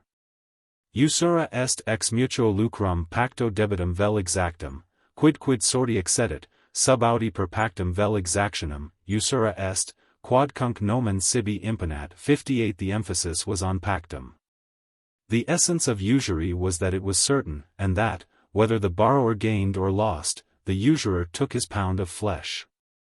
Medieval opinion, which has no objection to rent or profits, provided that they are reasonable, for is not everyone in a small way a profit-maker, has no mercy for the debenture holder. His crime is that he takes a payment for money which is fixed and certain, and such a payment is usury. True, the Church could not dispense with commercial wickedness in high places. It was too convenient. The distinction between pawnbroking, which is disreputable, and high finance, which is eminently honorable, was as familiar in the age of faith as in the 20th century. And no reasonable judgment of the medieval denunciation of usury is possible, unless it is remembered that whole ranges of financial business escaped from it almost altogether. It was rarely applied to the large-scale transactions of kings, feudal magnates, bishops and abbots. Their subjects, squeezed to pay a foreign moneylender, might grumble or rebel, but, if an Edward III or a Count of Champagne was in the hands of financiers, who could bring either debtor or creditor to book? It was even more rarely applied to the papacy itself. Popes regularly employed the international banking houses of the day, with a singular indifference, as was frequently complained, to the morality of their business methods. Took them under their special protection, and sometimes enforced the payment of debts by the threat of excommunication. As a rule, in spite of some qualms, the international money market escaped from it. In the 14th century Italy was full of banking houses doing foreign exchange business in every commercial center from Constantinople to London, and in the great fairs, such as those of Champagne, a special period was regularly set aside for the negotiation of loans and the settlement of debts. 63. It was not that transactions of this type were expressly accepted, on the contrary, each of them from time to time evoked the protests of moralists. Nor was it mere hypocrisy which caused the traditional doctrine to be repeated by writers who were perfectly well aware that neither commerce nor government could be carried on without credit. It was that the whole body of intellectual assumptions and practical interests, on which the prohibition of usury was based, had reference to a quite different order of economic activities from that represented by loans from great banking houses to the merchants and potentates who were their clients. Its object was simple and direct, to prevent the well-to-do moneylender from exploiting the necessities of the peasant or the craftsman. Its categories, which were quite appropriate to that type of transaction, were those of personal morality. It was in these commonplace dealings among small men that oppression was easiest and its results most pitiable. It was for them that the Church's scheme of economic ethics had been worked out, and with reference to them, though set at naught in high places, it was meant to be enforced. For it was part of Christian charity. It was enforced partly by secular authorities, partly, in so far as the rivalry of secular authorities would permit it, by the machinery of ecclesiastical discipline. The ecclesiastical legislation on the subject of usury has been so often analyzed that it is needless to do more than allude to it. Early councils had forbidden usury to be taken by the clergy. 64 The councils of the 12th and 13th centuries forbid it to be taken by clergy or laity, and lay down rules for dealing with offenders. Clergy who lend money to persons in need, take their possessions in pawn, and receive profits beyond the capital sum lent, are to be deprived of their office. 65 Manifest usurers are not to be admitted to communion or Christian burial, their offerings are not to be accepted. And ecclesiastics who fail to punish them are to be suspended until they make satisfaction to their bishop. 66 The high water mark of the ecclesiastical attack on usury was probably reached in the legislation of the Councils of Lyons, 1274, and of Vienne, 1312. The former reenacted the measures laid down by the Third Lateran Council, 1175, and supplemented them by rules which virtually made the moneylender an outlaw. No individual or society, under pain of excommunication or interdict, was to let houses to usurers, but was to expel them, had they been admitted, within 3 months. They were to be refused confession, absolution and Christian burial until they had made restitution, and their wills were to be invalid. 67 The legislation of the Council of Vienne was even more sweeping. Declaring that it has learned with dismay that there are communities which, contrary to human and divine law, sanction usury and compel debtors to observe usurious contracts. It declares that all rulers and magistrates knowingly maintaining such laws are to incur excommunication, and requires the legislation in question to be revoked within 3 months. Since the true nature of usurious transactions is often concealed beneath various specious devices, moneylenders are to be compelled by the ecclesiastical authorities to submit their accounts to examination. Any person obstinately declaring that usury is not a sin is to be punished as a heretic, and inquisitors are to proceed against him tanquam contra diffamatos vel suspectos de heresi. 68.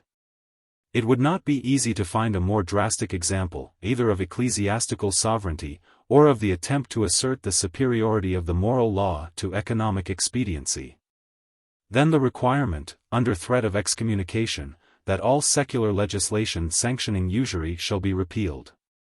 But, for an understanding of the way in which the system was intended to work, the enactments of councils are perhaps less illuminating than the correspondence between the papal curia and subordinate ecclesiastical authorities on specific cases and questions of interpretation. Are the heirs of those who have made money by usury bound to make restitution? Yes, the same penalties are to be applied to them as to the original offenders. The pious object of ransoming prisoners is not to justify the asking of a price for a loan. A man is to be accounted a usurer, not only if he charges interest, but if he allows for the element of time in a bargain, by asking a higher price when he sells on credit. Even when debtors have sworn not to proceed against usurers, the ecclesiastical authorities are to compel the latter to restore their gains, and if witnesses are terrorized by the protection given to usurers by the powerful, punishment can be imposed without their evidence, provided that the offense is a matter of common notoriety. An Archbishop of Canterbury is reminded that usury is perilous, not only for the clergy, but for all men whatever, and is warned to use ecclesiastical censures to secure the restoration, without the deduction of interest, of property which has been pawned. Usurers, says a papal letter to the Archbishop of Salerno, object to restoring gains, or say that they have not the means. He is to compel all who can to make restitution, either to those from whom interest was taken, or to their heirs. When neither course is possible, they are to give it to the poor. For, as Augustine says, non remittitur peccatum, nisi restituitur oblatum. At Genoa, the Pope is informed, a practice obtains of undertaking to pay, at the end of a given term, a higher price for wares than they were worth at the moment when the sale took place. It is not clear that such contracts are necessarily usurious. Nevertheless, the sellers run into sin, unless there is a probability that the wares will have changed in value by the time that payment is made. And therefore your fellow citizens would show a wise regard for their salvation if they ceased making contracts of the kind, since the thoughts of men cannot be concealed from Almighty God. 69. It is evident from the number of doubtful cases referred to Rome for decision that the law with regard to usury was not easily administered. It is evident, also, that efforts were made to offer guidance in dealing with difficult and technical problems.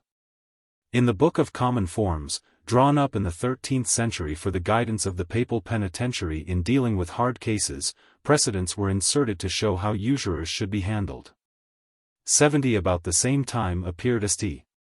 Raymond's Guide to the Duties of an Archdeacon, which contains a long list of inquiries to be made on visitation, covering every conceivable kind of extortion, and designed to expose the various illusory contracts, fictitious partnerships, loans under the guise of sales, excessive deposits against advances, by which the offense was concealed. 71. Instructions to confessors define in equal detail the procedure to be followed. The confessor, states a series of synodal statutes, is to make inquiry concerning merchandising, and other things pertaining to avarice and covetousness. Barons and knights are to be requested to state whether they have made ordinances contrary to the liberty of the Church, or refused justice to any man seeking it, or oppressed their subjects with undue tallages, tolls or services. Concerning burgesses, merchants and officers, ministrales, the priest is to make inquiry as to rapine, usury, pledges made by deceit of usury, barratry, false and lying sales, unjust weights and measures, lying, perjury and craft. Concerning cultivators, agricolas, he is to inquire as to theft and detention of the property of others, especially with regard to tithes, also as to the removing of landmarks and the occupation of other men's land. Concerning avarice it is to be asked in this wise: Hast thou been guilty of simony, an unjust judge, a thief, a robber, a perjurer, a sacrilegious man, a gambler, a remover of landmarks in fields, a false merchant, an oppressor of any man, and above all of widows, wards and others in misery, for the sake of unjust and greedy gain? Those guilty of avarice are to do penance by giving large alms, on the principle that contraries are to be cured with contraries. But there are certain sins for which no true penitence is possible until restitution has been made. Of these usury is one. And usury, it is to be noted, includes, not only what would now be called interest, but the sin of those who, on account of lapse of time, sell dearer and buy cheaper.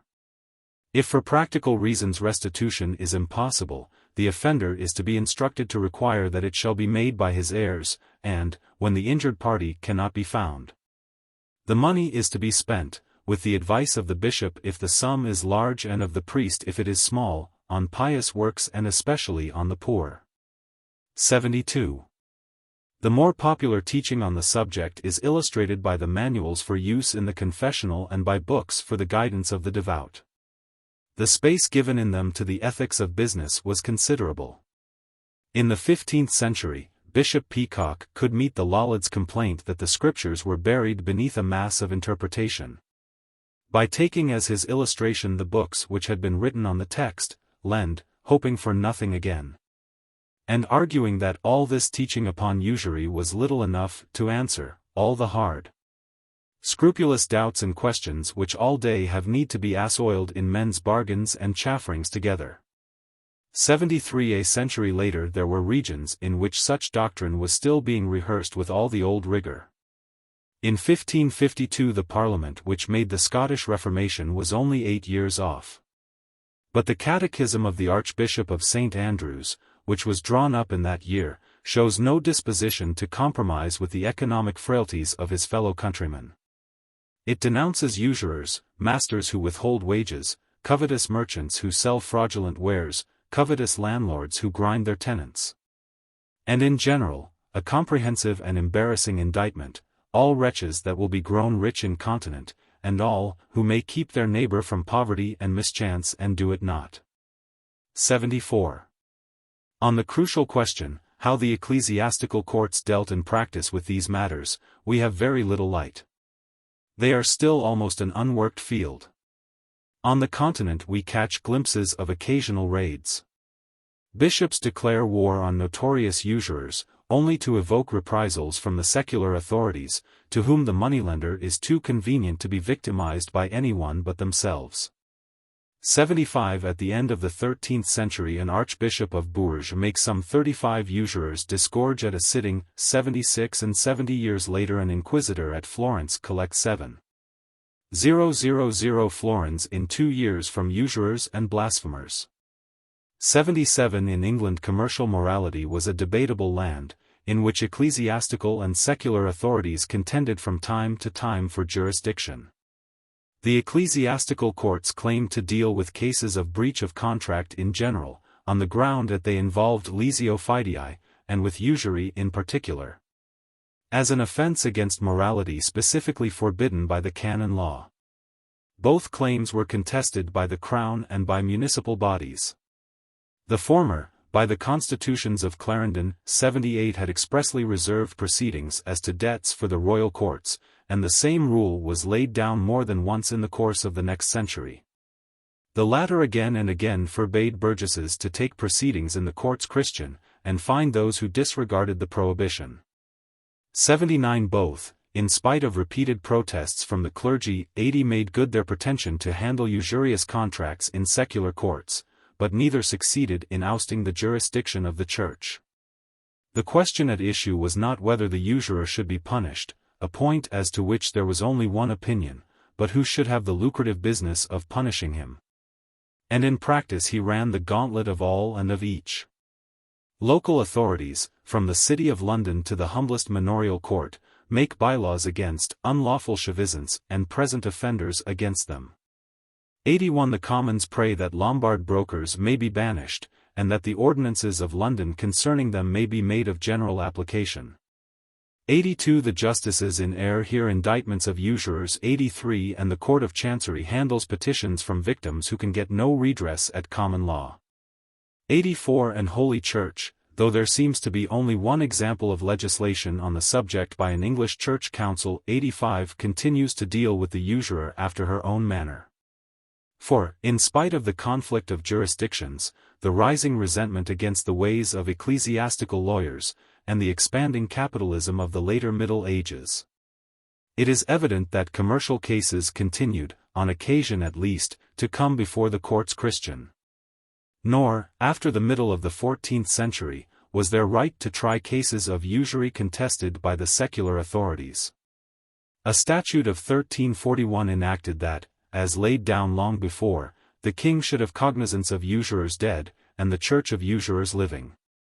The same reservation of ecclesiastical rights was repeated when the question was taken up a century later under Henry VII, and survived, an antiquated piece of common form, even into the age of lusty capitalism under Elizabeth and James I. 86. That ecclesiastical authorities had much opportunity of enforcing the canon law in connection with money lending is improbable. It was naturally in the commercial towns that cases of the kind most frequently arose, and the towns did not look with favor on the interference of churchmen in matters of business. In London, collisions between the courts of the official, the mayor and the king were frequent in the early 13th century. Men took proceedings before the first, it seems, when a speedy decision was desired, or when their case was of a kind which secular courts were not likely to regard with favor. Thus craftsmen, to give one curious example out of many, were evidently using the courts Christian as a means of giving effect to trade union regulations, which were more likely to be punished than enforced by the mayor and aldermen, by the simple device of imposing an oath and proceeding against those who broke it for breach of faith. The Smiths, for instance, made a confederacy, supported by an oath, with the object, as they declared, of putting down night work, but, as was alleged in court, of preventing any but members of their organization from working at the trade, and summoned blacklegs before the ecclesiastical courts. The Spurriers forbade anyone to work between sunset and sunrise, and hailed an offending journeyman before the archdeacon, with the result that the said Richard, after being 3 times warned by the official, had been expelled from the church and excommunicated, until he would swear to keep the ordinance. 87. Even at a later period, the glimpses which we catch of the activities of the ecclesiastical jurisdiction are enough to show that it was not wholly a dead letter. Priests accused of usury undergo correction at the hands of their bishops. 88 petitioners appeal for redress to the Court of Chancery on the ground that they have failed to secure justice in the courts of bishops or archdeacons. Where actions on cases of debts or usury have been begun before spiritual men. 89 The records of ecclesiastical courts show that, though sometimes commercial questions were dismissed as belonging to the secular courts, cases of breach of contract and usury continued. Nevertheless, to be settled by them. 90 The disreputable family of Marcroft. William the father was a common usurer, Alice his daughter baked bread at Pentecost. And Edward his son made a shirt on All Saints' Day, is punished by the ecclesiastical court of Whalley as it deserves. 91 At Ripon a usurer and his victim are induced to settle the case out of court. 92 The Commissary of London cites Thomas Hall super crimen usurarii pravitatis, on the ground that, having advanced 4 shillings on the security of Thomas Foster's belt, he had demanded 12 pence over and above the principal, and suspends him when he does not appear in court. 93 Nor did business of this kind cease with the Reformation. Cases of usury were being heard by ecclesiastical courts under Elizabeth. And even in a great commercial centre like the City of London it was still possible in the reign of James I for the bishop's commissary to be trying tradesmen for lending upon pawns for an excessive gain. 94. It was not only by legal penalties, however, that an attempt was made to raise a defensive barrier against the exactions of the moneylender.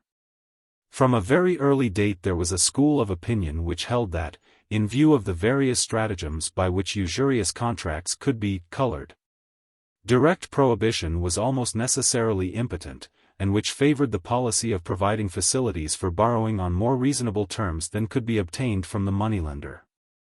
Ecclesiastics try, in fact, to turn the flank of the usurer by establishing institutions where the poor can raise capital cheaply. Parishes, religious fraternities, guilds, hospitals and perhaps monasteries lend corn, cattle and money.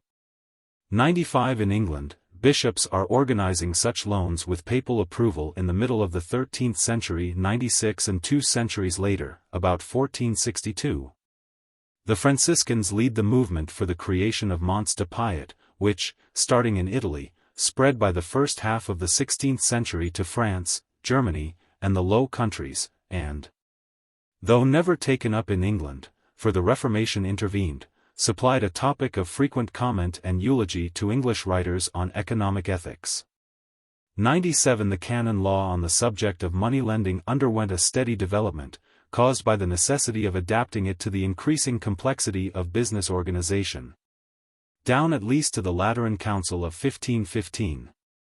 The ingenuity with which professional opinion elaborated the code was itself a proof that considerable business, and fees, were the result of it, for lawyers do not serve God for naught.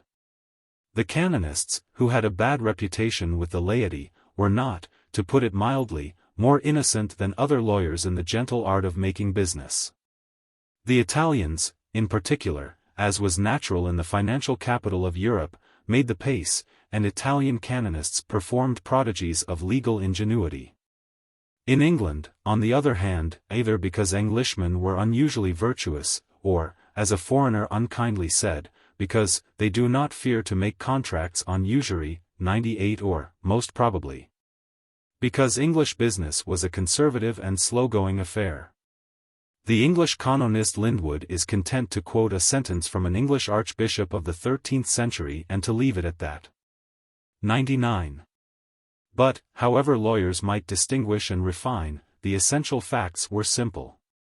The Church sees buying and selling, lending and borrowing, as a simple case of neighborly or unneighborly conduct. Though a rationalist like Bishop Peacock may insist that the rich, as such, are not hateful to God, 100 It has a traditional prejudice against the arts by which men, or at least laymen, acquire riches, and is apt to lump them together under the ugly name of avarice. Merchants who organize a ring, or moneylenders who grind the poor, it regards, not as business strategists, but as nefandi bellui, monsters of iniquity. As for grocers and victuallers, who conspire wickedly together that none shall sell better cheap than another, and speculators, who buy up corn, meat and wine, to amass money at the cost of others, they are, according to the laws of the Church, no better than common criminals. 101 So, when the price of bread rises, or when the London fruiterers, persuaded by one bold spirit that they are all poor and caitiffs on account of their own simplicity, and if they would act on his advice they would be rich and powerful, 102 form a combine, to the great loss and hardship of the people. Burgesses and peasants do not console themselves with the larger hope that the laws of supply and demand may bring prices down again. Strong in the approval of all good Christians, they stand the miller in the pillory, and reason with the fruiterers in the court of the mayor. And the parish priest delivers a sermon on the sixth commandment, choosing as his text the words of the book of Proverbs, "Give me neither riches nor poverty, but enough for my sustenance." Chapter 3. The Ideal and the Reality. Such, in brief outline, was the background of economic thought which the 16th century inherited, and which it brought to the bewildering changes in land tenure, in prices, in commercial and financial organization, that made the age a watershed in economic development.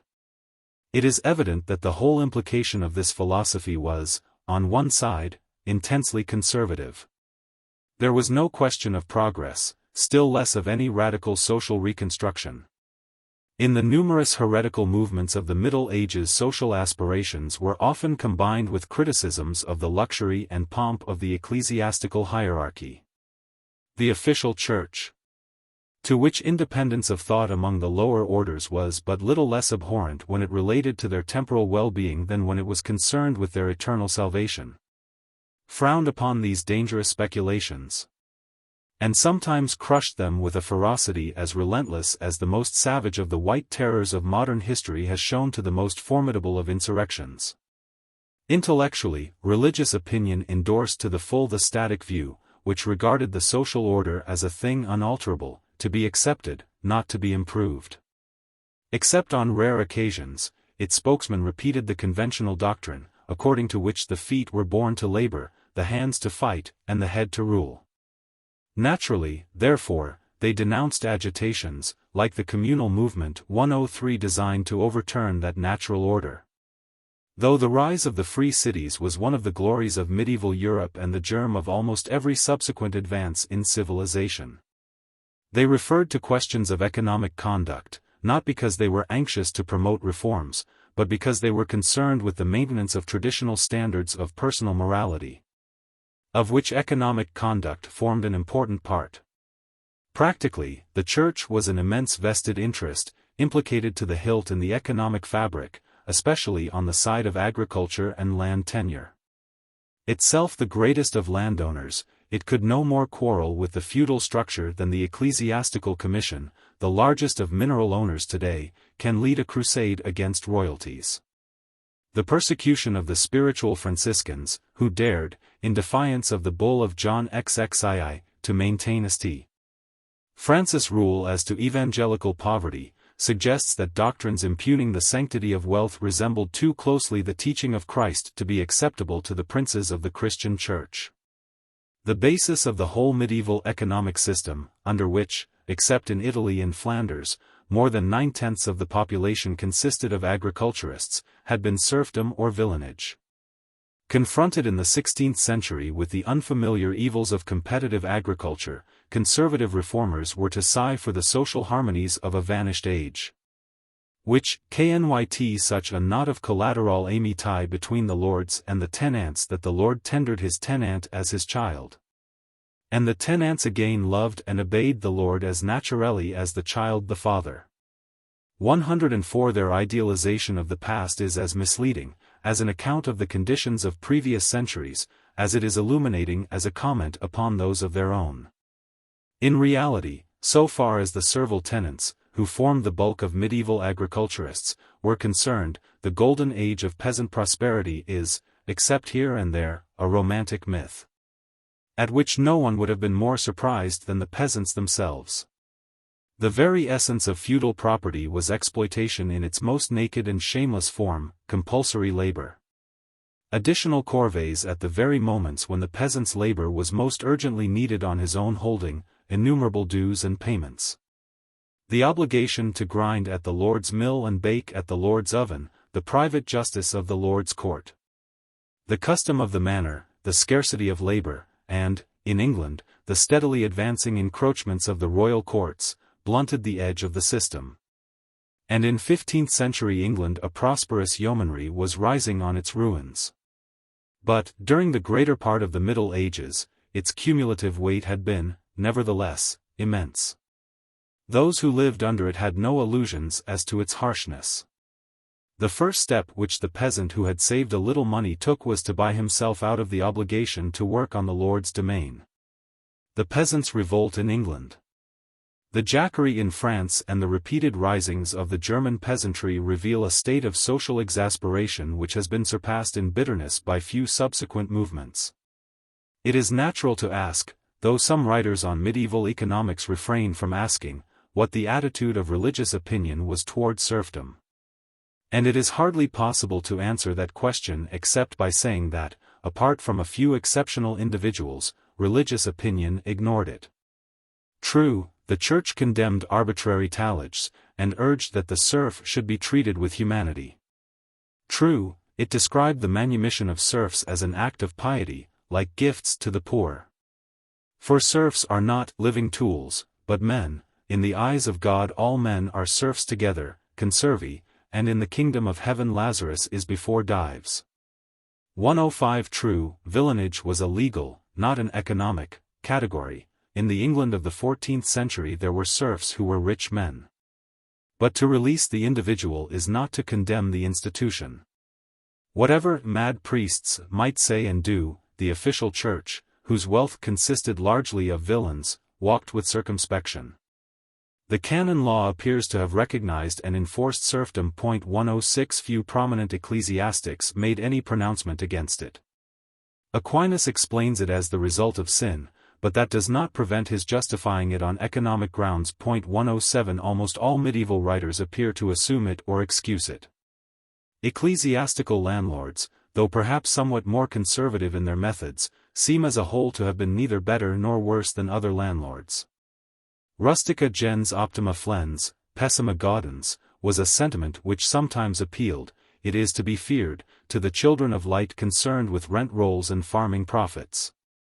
Not less than to the feudal aristocracy, with whom the heads of the ecclesiastical hierarchy were inextricably intermingled.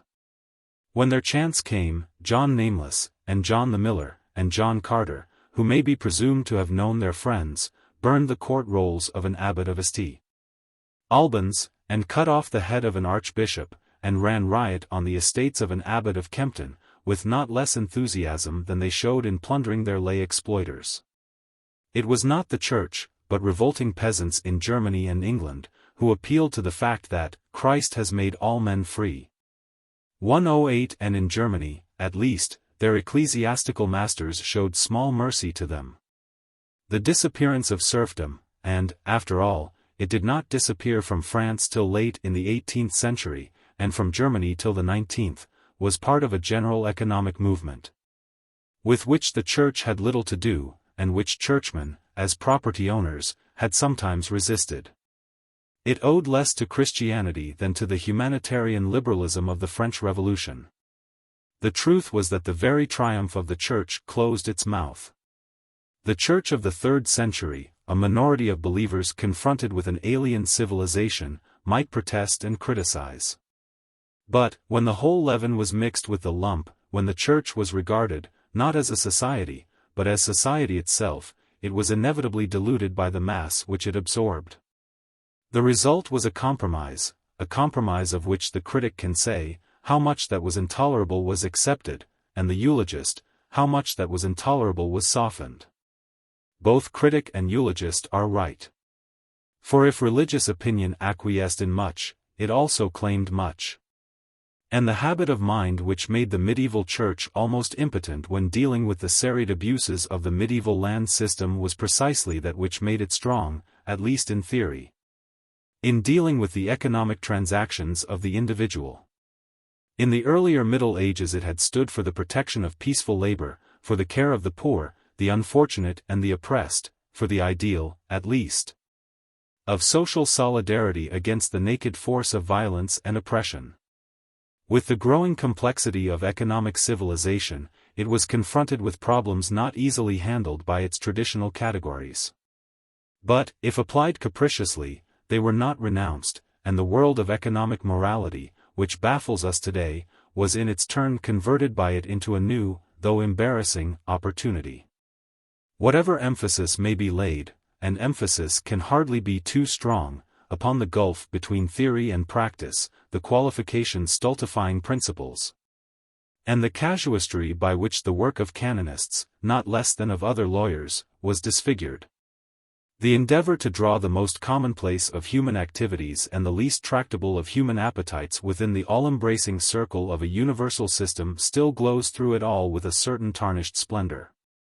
When the distinction between that which is permissible in private life and that which is permissible in business offers so plausible an escape from the judgment pronounced on covetousness, it is something to have insisted that the law of charity is binding on the second not less than on the first. When the austerity of principles can be evaded by treating them as applicable only to those relations of life in which their application is least exacting, it is something to have attempted to construct a system tough enough to stand against commercial unscrupulousness, but yet sufficiently elastic to admit any legitimate transaction. If it is proper to insist on the prevalence of avarice and greed in high places, it is not less important to observe that men called these vices by their right names, and had not learned to persuade themselves that greed was enterprise and avarice economy. Such antitheses are tempting, and it is not surprising that some writers should have dwelt upon them.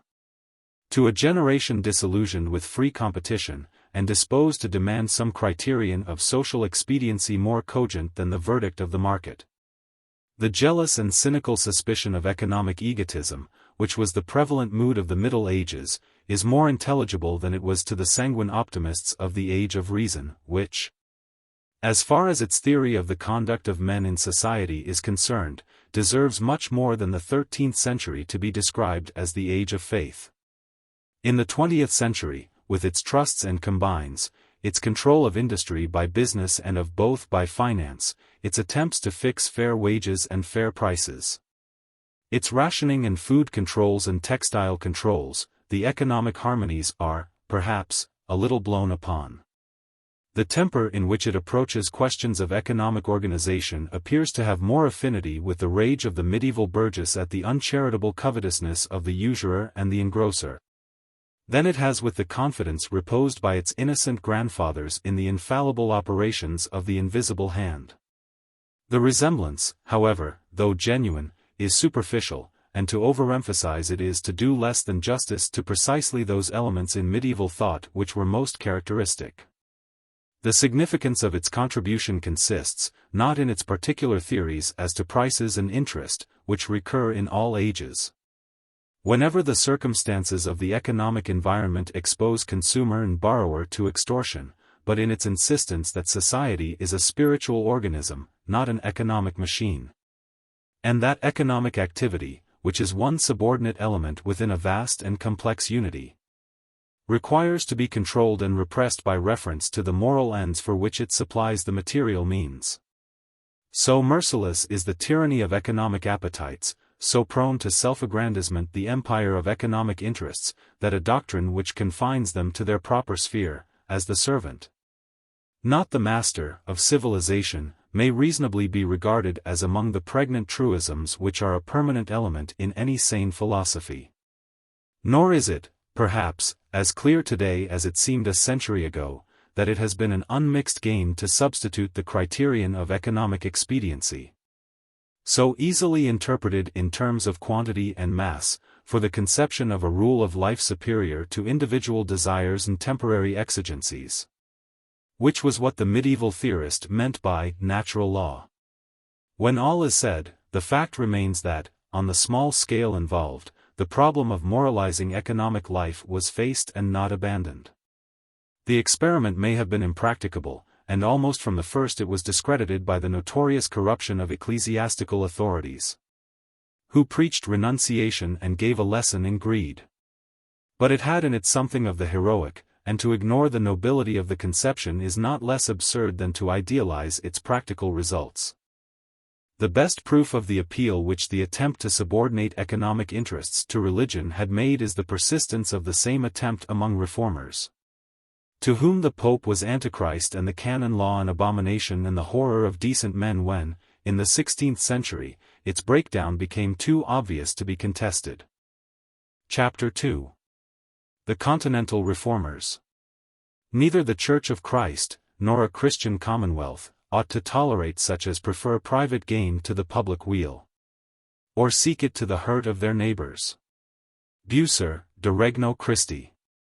Lord Acton, in an unforgettable passage in his inaugural lecture on the study of history, has said that, after many ages persuaded of the headlong decline and impending dissolution of society, and governed by usage and the will of masters who were in their graves, the 16th century went forth armed for untried experience, and ready to watch with hopefulness a prospect of incalculable change. 109 His reference was to the new world revealed by learning, by science, and by discovery. But his words offer an appropriate text for a discussion of the change in the conception of the relations between religion and secular interests which took place in the same period.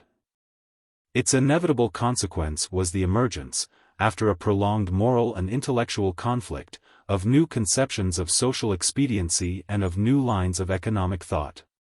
The strands in this movement were complex, and the formula which associates the Reformation with the rise of economic individualism is no complete explanation. Systems prepare their own overthrow by a preliminary process of petrifaction. The traditional social philosophy was static, in the sense that it assumed a body of class relations sharply defined by custom and law, and little affected by the ebb and flow of economic movements. Its weakness in the face of novel forces was as obvious as the strain put upon it by the revolt against the source of ecclesiastical jurisprudence.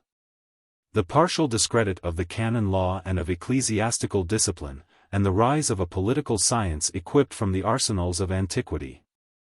But it is not to underestimate the effect of the Reformation to say that the principal causes making the age a watershed, from which new streams of social theory descend, lay in another region.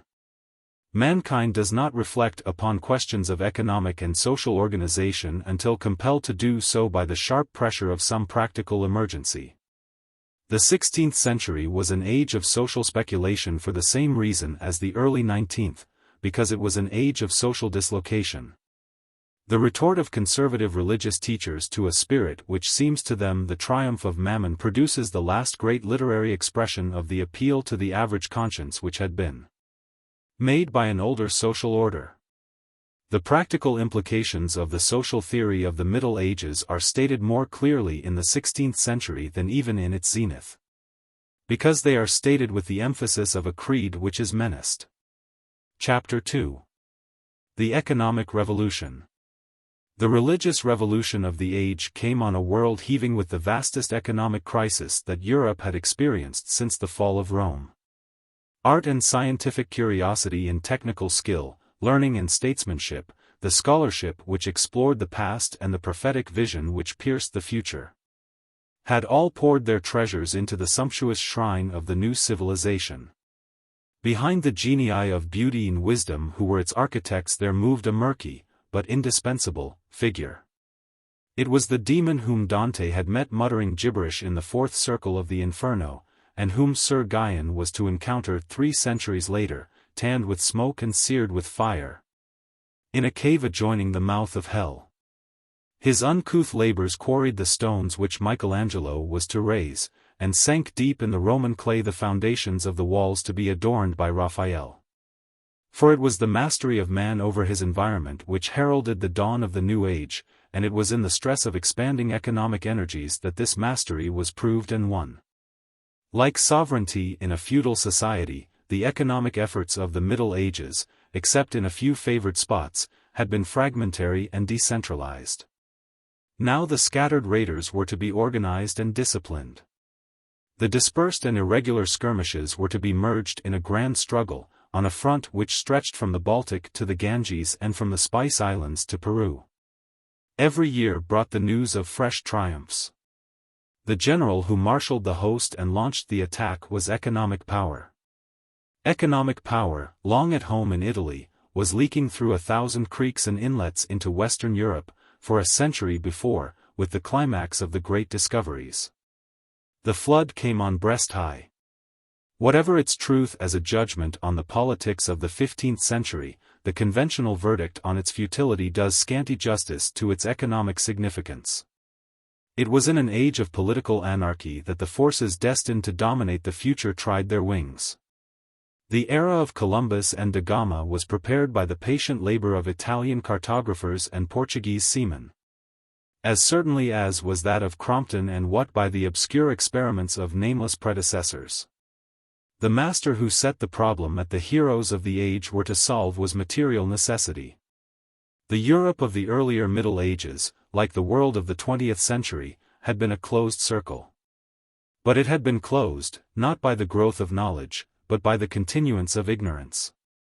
And, while the latter, having drawn the whole globe into a single economic system, has no space left for fresh expansion, for the former, with the Mediterranean as its immemorial pivot, expansion had hardly begun.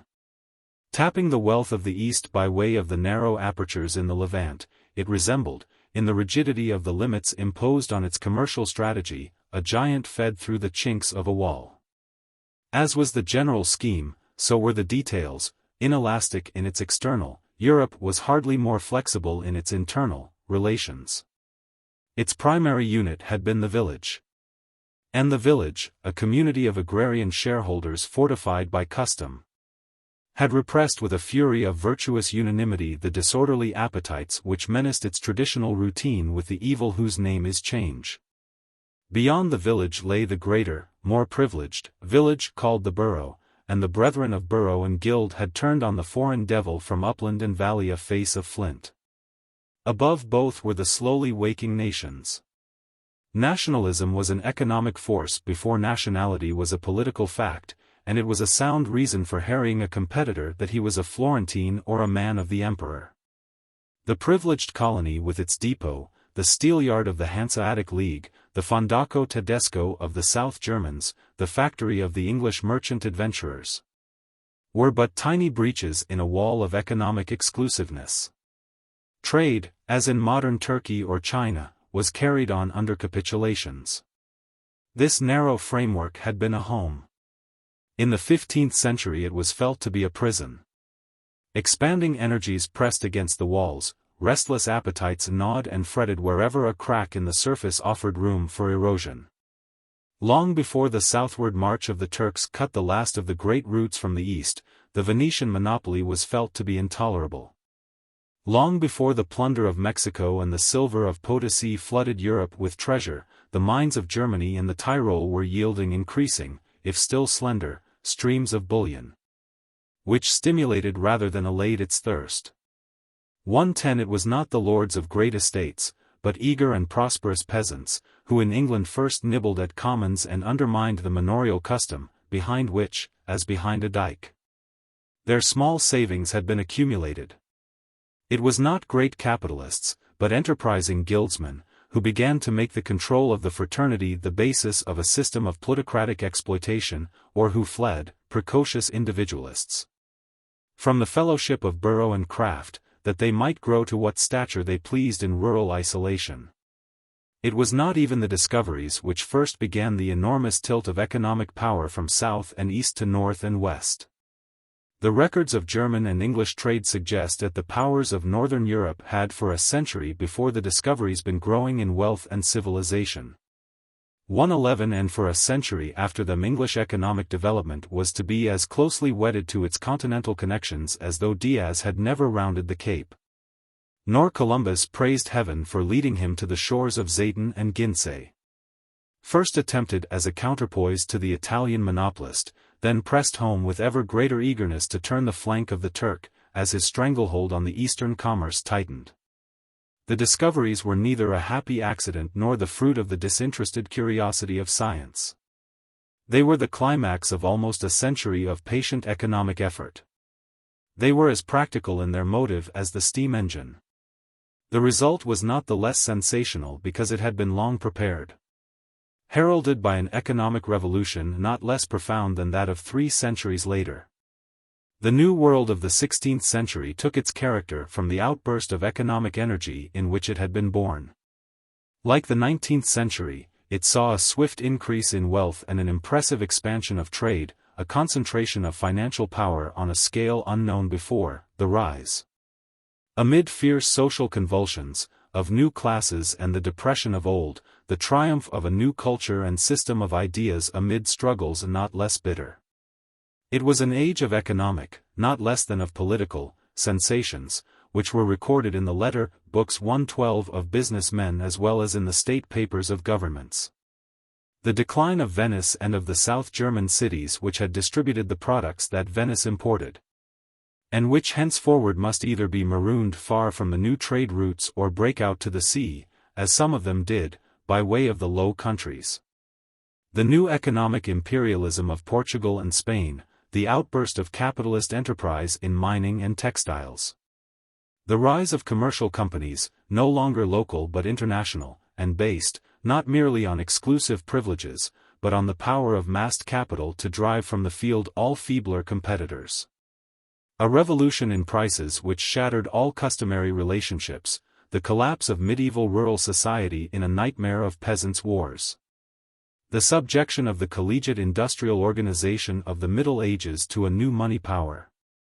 The triumph of the state and its conquest, in great parts of Europe, of the Church, all were crowded into less than 2 generations. A man who was born when the Council of Basel was sitting saw also, if he lived to a ripe old age, the dissolution of the English monasteries. At the first date Portuguese explorers had hardly passed Sierra Leone, at the second Portugal had been the master of an Indian empire for almost a generation. In the intervening 3/4 of a century the whole framework of European civilization had been transformed. Compared with the currents which raced in Italy, or Germany, or the Low Countries, English life was an economic backwater. But even its stagnant shallows were stirred by the eddy and rush of the continental whirlpool. When Henry VII came to the throne, the economic organization of the country differed but little from that of the age of Wycliffe. When Henry VIII died, full of years and sin, some of the main characteristics which were to distinguish it till the advent of steam power and machinery could already, though faintly, be descried. The door that remained to be unlocked was colonial expansion, and 40 years later the first experiments in colonial expansion had begun. The phenomenon which dazzled contemporaries was the swift start into apparent opulence, first of Portugal and then of Spain.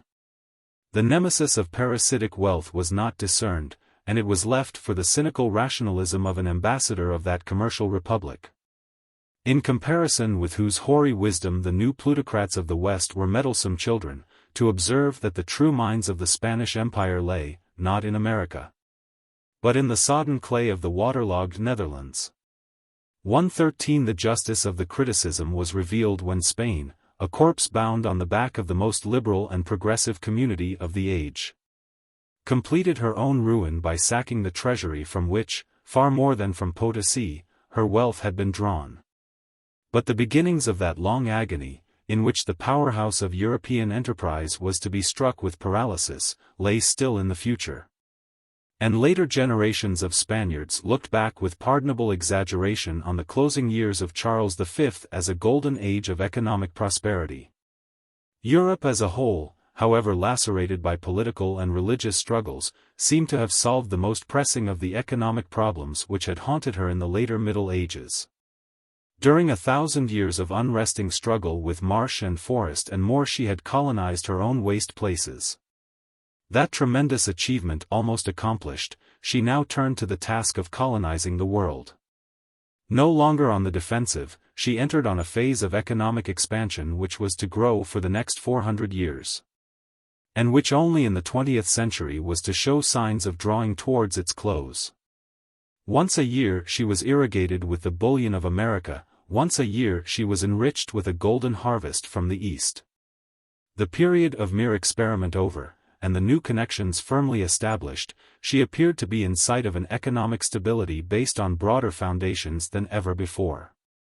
Portugal and Spain held the keys of the treasure house of East and West. But it was not Portugal, with her tiny population, and her empire that was little more than a line of forts and factories 10,000 miles long, nor Spain, for centuries an army on the march. And now staggering beneath the responsibilities of her vast and scattered empire, devout to fanaticism, and with an incapacity for economic affairs which seemed almost inspired.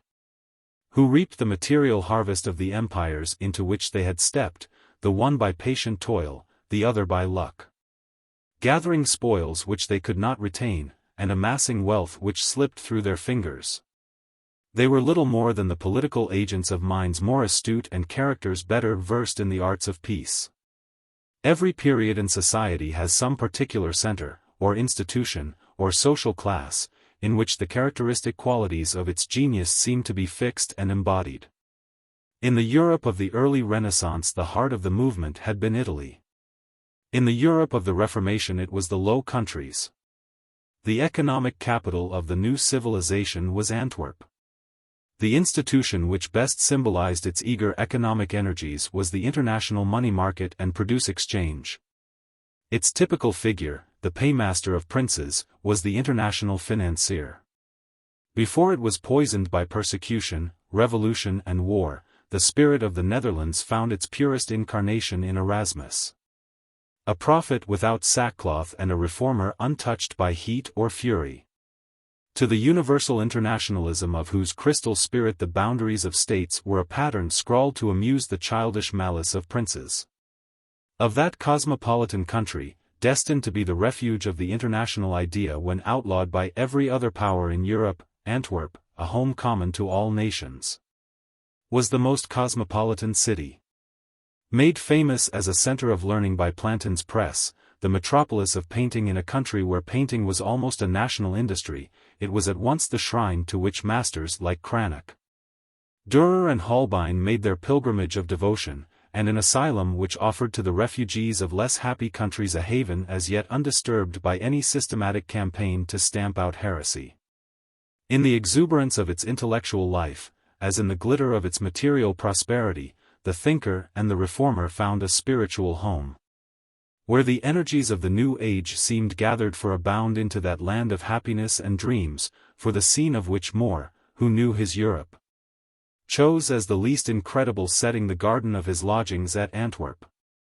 The economic preeminence of Antwerp owed much to the industrial region behind it, from which the woolen and worsteds of Valenciennes and Tournai, the tapestries of Brussels and Oudenarde, the iron of Namur, and the munitions of the Black Country round Liège, poured in an unceasing stream onto its quays. 114 But Antwerp was a European, rather than a Flemish, metropolis. Long the competitor of Bruges for the reception of the two great currents of trade from the Mediterranean and the Baltic, which met in the Low Countries. By the last quarter of the 15th century she had crushed her rival. The Hansa League maintained a depot at Antwerp. Italian banking firms in increasing numbers opened businesses there. The English merchant adventurers made it the entrepot through which English cloth, long its principal import, was distributed to northern Europe. The copper market moved from Venice to Antwerp in the 90s. Then came the great discoveries, and Antwerp, the first city to tap the wealth, not of an inland sea, but of the ocean, stepped into a position of unchallenged preeminence almost unique in European history. The long sea roads which ran east and west met and ended in its harbors. The Portuguese government made it in 1503 the depot of the eastern spice trade.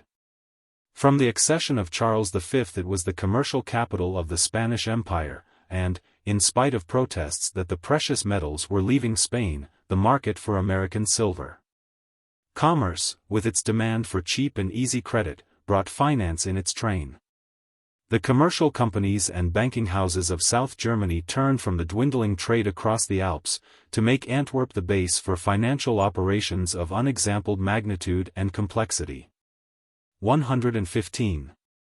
In such an economic forcing-house new philosophies of society, like new religious creeds, found a congenial soil. Professor Pirenne has contrasted the outlook of the medieval middle class, intent on the conservation of corporate and local privileges, with that of the new plutocracy of the 16th century. with its international ramifications, its independence of merely local interests. Its triumphant vindication of the power of the capitalist to dispense with the artificial protection of guild and borough and carve his own career. 116 No one can deny, wrote the foreign merchants at Antwerp to Philip II, in protest against an attempt to interfere with the liberty of exchange transactions, that the cause of the prosperity of this city is the freedom granted to those who trade there. 117 Swept into wealth on the crest of a wave of swiftly expanding enterprise, which a century before would have seemed the wildest of fantasies, the liberal bourgeoisie of Antwerp pursued, in the teeth of all precedents, a policy of practical individualism, which would have been met in any other city by rebellion. Making terms with the leveling encroachments of the Burgundian monarchy, which were fought by their more conservative neighbors, lowering tariffs and extinguishing private tolls. Welcoming the technical improvements which elsewhere were resisted, taming the turbulent independence of the guilds, and throwing open to alien and citizen alike the new exchange. With its significant dedication, ad iusum mercatorum quiusque gentis ac lingui. For, if Antwerp was the microcosm which reflected the soul of commercial Europe, the heart of Antwerp was its bourse. The causes which made financial capitalism as characteristic of the age of the Renaissance, as industrial capitalism was to be of the 19th century, consisted partly in the mere expansion in the scale of commercial enterprise. A steady flow of capital was needed to finance the movement of the produce handled on the world market, such as the eastern spice crop, above all pepper, which the impecunious Portuguese government sold in bulk, while it was still on the water, to German syndicates, copper, alum, the precious metals, and the cloth shipped by the English merchant adventurers. The cheapening of bullion and the rise in prices swelled the profit-seeking investment. The growth of an international banking system mobilized immense resources at the strategic points. And, since Antwerp was the capital of the European money market, the bill on Antwerp was the commonest form of international currency. Linked together by the presence in each of the great financial houses of the continent, with liquid funds pouring in from mines in Hungary and the Tyrol, trading ventures in the East, taxes wrung from Spanish peasants, speculations on the part of financiers, and savings invested by the general public, Antwerp, Lyons, Frankfurt and Venice, and, in the second rank, Rouen, Paris, Strasbourg, Seville and London, had developed by the middle of the century a considerable class of financial specialists, and a financial technique, identical, in all essentials, with that of the present day. They formed together the departments of an international clearing-house, where bills could be readily discounted, drafts on any important city could be obtained, and the paper of merchants of almost every nationality changed hands. 118. Nourished by the growth of peaceful commerce, the financial capitalism of the age fared not less sumptuously, if more dangerously, at the courts of princes. Mankind, it seems, hates nothing so much as its own prosperity. Menaced with an accession of riches which would lighten its toil, it makes haste to redouble its labors, and to pour away the perilous stuff, which might deprive of plausibility the complaint that it is poor. Applied to the arts of peace, the new resources commanded by Europe during the first half of the 16th century might have done something to exorcise the specters of pestilence and famine, and to raise the material fabric of civilization to undreamed-of heights. Its rulers, secular and ecclesiastical alike, thought otherwise. When pestilence and famine were ceasing to be necessities imposed by nature, they re-established them by political art. The sluice which they opened to drain away each new accession of superfluous wealth was war. Of all birds, wrote the sharpest pen of the age, the eagle alone has seemed to wise men the type of royalty, not beautiful, not musical, not fit for food, but carnivorous, greedy, hateful to all. The curse of all, and, with its great powers of doing harm, surpassing them in its desire of doing it. 119 The words of Erasmus, uttered in 1517, were only too prophetic. For approximately three-quarters both of the 16th and of the 17th centuries, Europe tore itself to pieces. In the course of the conflict, the spiritual fires of Renaissance and Reformation alike were trampled out beneath the feet of bravos as malicious and mischievous as the vain, bloody-minded and feudal generals who strut and posture, to the hateful laughter of Thersites, in the most despairing of Shakespeare's tragedies. By the middle of the 16th century, the English government, after an orgy of debasement and confiscation, was in a state of financial collapse, and by the end of it Spain, the southern Netherlands including Antwerp, and a great part of France, including the financial capital of southern Europe, Lyons, were ruined. By the middle of the 17th century wide tracts of Germany were a desert. And by the end of it the French finances had relapsed into worse confusion than that from which they had been temporarily rescued by the genius of Colbert. The victors compared their position with that of the vanquished, and congratulated themselves on their spoils. It rarely occurred to them to ask what it would have been, had there been neither victors nor vanquished, but only peace. It is possible that the bankruptcies of governments have, on the whole, done less harm to mankind than their ability to raise loans. And the mobilization of economic power on a scale unknown before armed the fierce nationalism of the age with a weapon more deadly than gunpowder and cannon. The centralized states which were rising in the age of the Renaissance were everywhere faced with a desperate financial situation. It sprang from the combination of modern administrative and military methods with medieval systems of finance. They entrusted to bureaucracies work which, if done at all, had formerly been done as an incident of tenure, or by boroughs and guilds. Officials had to be paid. They were constantly at war. And the new technique of war, involving the use of masses of professional infantry and artillery, which Rabelais said was invented by the inspiration of the devil, as a counterpoise to the invention of printing inspired by God, was making it, as after 1870, a highly capitalized industry. Government after government, undeterred, with rare exceptions, by the disasters of its neighbors, trod a familiar round of expedients, each of which was more disastrous than the last. They hoarded treasure, only to see the accumulations of a thrifty Henry VII or Frederick III dissipated by a Henry VIII or a Maximilian. They debased the currency and ruined trade. They sold offices, or established monopolies, and crushed the taxpayer beneath a load of indirect taxation. They plundered the church, and spent gorgeously as income property which should have been treated as capital. They parted with crown estates, and left an insoluble problem to their successors. These agreeable devices had, however, obvious limits. What remained, when they were exhausted, was the money market, and to the rulers of the money market sooner or later all states came.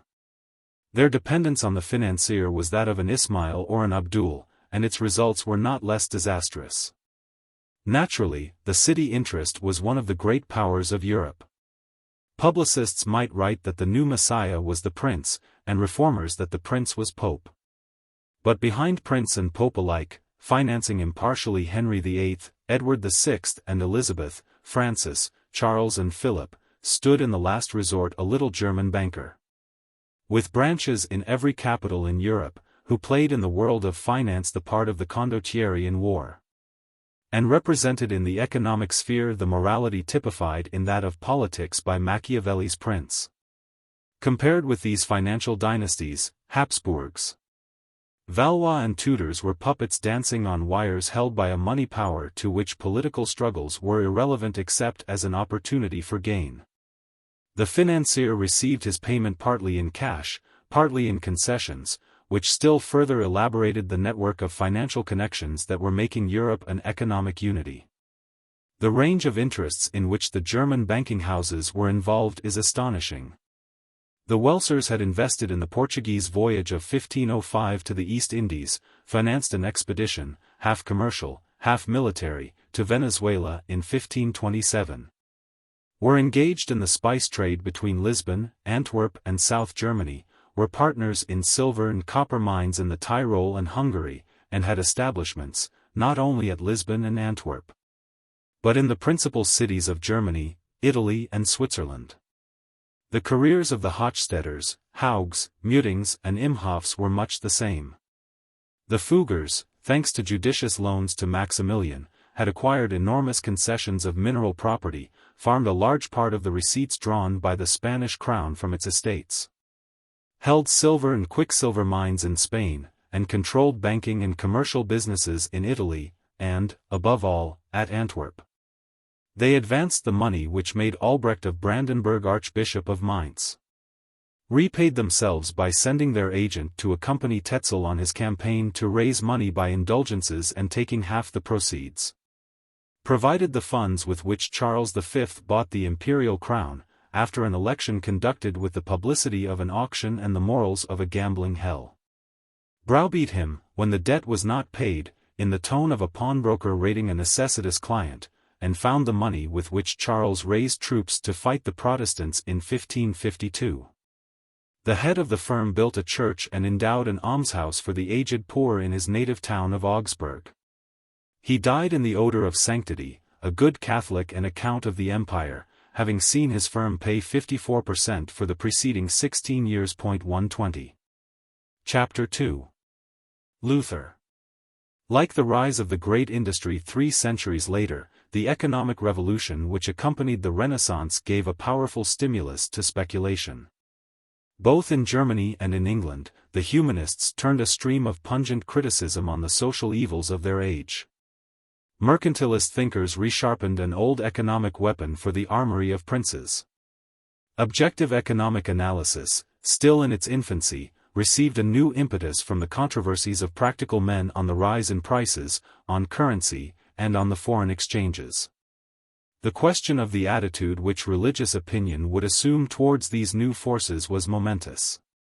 It might hail the outburst of economic enterprise as an instrument of wealth and luxury, like the popes who reveled in the rediscovery of classical culture. It might denounce it as a relapse into a pagan immorality, like the fathers who had turned with a shudder from the material triumphs of Rome. It might attempt to harness the expanding energies to its own conception of man's spiritual end, like the schoolmen who had stretched old formulae to cover the new forces of capital and commerce. It could hardly ignore them. For, in spite of Machiavelli, social theory was only beginning to emancipate itself from the stiff ecclesiastical framework of the Middle Ages. The most systematic treatment of economic questions was still that contained in the work of canonists.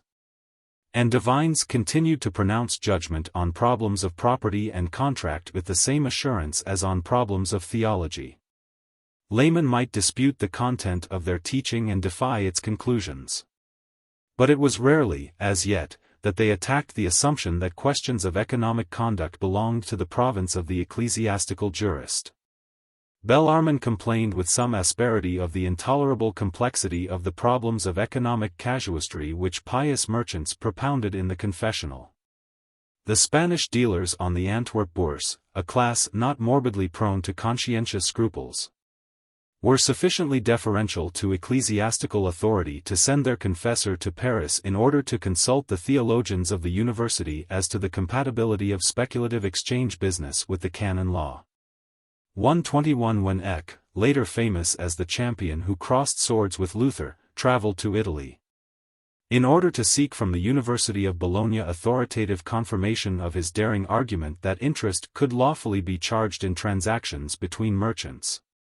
No less a group of capitalists than the great house of Fugger thought it worth while to finance an expedition undertaken in quest of so profitable a truth.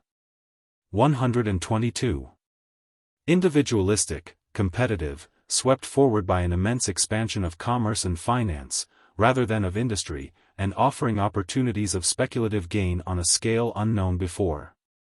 The new economic civilization inevitably gave rise to passionate controversy. And inevitably, since both the friends and the enemies of the Reformation identified it with social change, the leaders in the religious struggle were the protagonists in the debate. In Germany, where social revolution had been fermenting for half a century, it seemed at last to have come. The rise in prices, an enigma which baffled contemporaries till Bodin published his celebrated tract in 1569, 123 produced a storm of indignation against monopolists. Since the rising led by Hans Boehm in 1476, hardly a decade had passed without a peasants' revolt. Usury, long a grievance with craftsman and peasant, had become a battle cry. From city after city municipal authorities, terrified by popular demands for the repression of the extortioner, consulted universities and divines as to the legitimacy of interest. And universities and divines gave, as is their wont, a loud, but confused, response. Melanchthon expounded godly doctrine on the subject of money lending and prices. 124 Calvin wrote a famous letter on usury and delivered sermons on the same subject. 125 Bucer sketched a scheme of social reconstruction for a Christian prince. 126 Bullinger produced a classical exposition of social ethics in the decades which he dedicated to Edward VI. 127 Luther preached and pamphleteered against extortioners. 128 and said that it was time to put a bit in the mouth of the holy company of the Fuggers.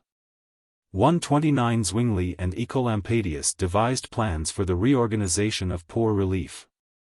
130 Above all, the Peasants' War, with its touching appeal to the gospel and its frightful catastrophe, not only terrified Luther into his outburst, "Whoso can, strike, smite, strangle, or stab, secretly or publicly, such wonderful times are these that a prince can better merit heaven with bloodshed than another with prayer." 131 It also helped to stamp on Lutheranism an almost servile reliance on the secular authorities. In England there was less violence, but hardly less agitation, and a similar flood of writing and preaching. Latimer, Ponnet, Crowley, Lever, Becon, Sandys and Jewell, to mention but the best-known names, all contributed to the debate. 132 Whatever the social practice of the 16th century may have been, it did not suffer for lack of social teaching on the part of men of religion. If the world could be saved by sermons and pamphlets, it would have been a paradise. That the problems of a swiftly changing economic environment should have burst on Europe at a moment when it was torn by religious dissensions more acute than ever before, may perhaps be counted as not least among the tragedies of its history. But differences of social theory did not coincide with differences of religious opinion, and the mark of nearly all this body of teaching, alike in Germany and in England, is its conservatism. Where questions of social morality were involved, men whose names are a symbol of religious revolution stood, with hardly an exception, on the ancient ways, appealed to medieval authorities, and reproduced in popular language the doctrines of the schoolmen. A view of the social history of the 16th century which has found acceptance in certain quarters has represented the Reformation as the triumph of the commercial spirit over the traditional social ethics of Christendom.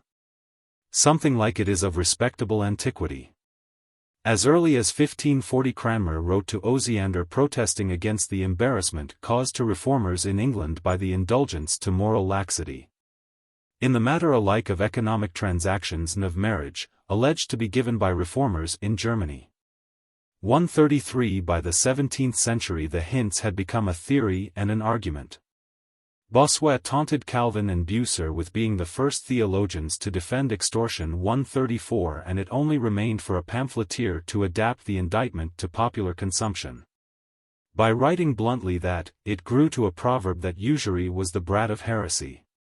135 That the revolt from Rome synchronized, both in Germany and in England, with a period of acute social distress is undeniable, nor is any long argument needed to show that, like other revolutions, it had its seamy side. What is sometimes suggested, however, is not merely a coincidence of religious and economic movements, but a logical connection between changes in economic organization and changes in religious doctrines. It is implied that the bad social practice of the age was the inevitable expression of its religious innovations, and that, if the reformers did not explicitly teach a conscienceless individualism, individualism was, at least, the natural corollary of their teaching. In the 18th century, which had as little love for the commercial restrictions of the ages of monkish superstition as for their political theory, that view was advanced as eulogy. In our own day, the will seems almost to have come full circle. What was then a matter for congratulation is now often an occasion for criticism. There are writers by whom the Reformation is attacked, as inaugurating a period of unscrupulous commercialism, which had previously been held in check, it is suggested, by the teaching of the Church. These attempts to relate changes in social theory to the grand religious struggles of the age have their significance. But the obiter dicta of an acrimonious controversy throw more light on the temper of the combatants than on the substance of their contentions. And the issues were too complex to be adequately expressed in the simple antitheses which appealed to partisans. If capitalism means the direction of industry by the owners of capital for their own pecuniary gain, and the social relationships which establish themselves between them and the wage-earning proletariat whom they control, then capitalism had existed on a grand scale both in medieval Italy and in medieval Flanders. If by the capitalist spirit is meant the temper which is prepared to sacrifice all moral scruples to the pursuit of profit, it had been only too familiar to the saints and sages of the Middle Ages.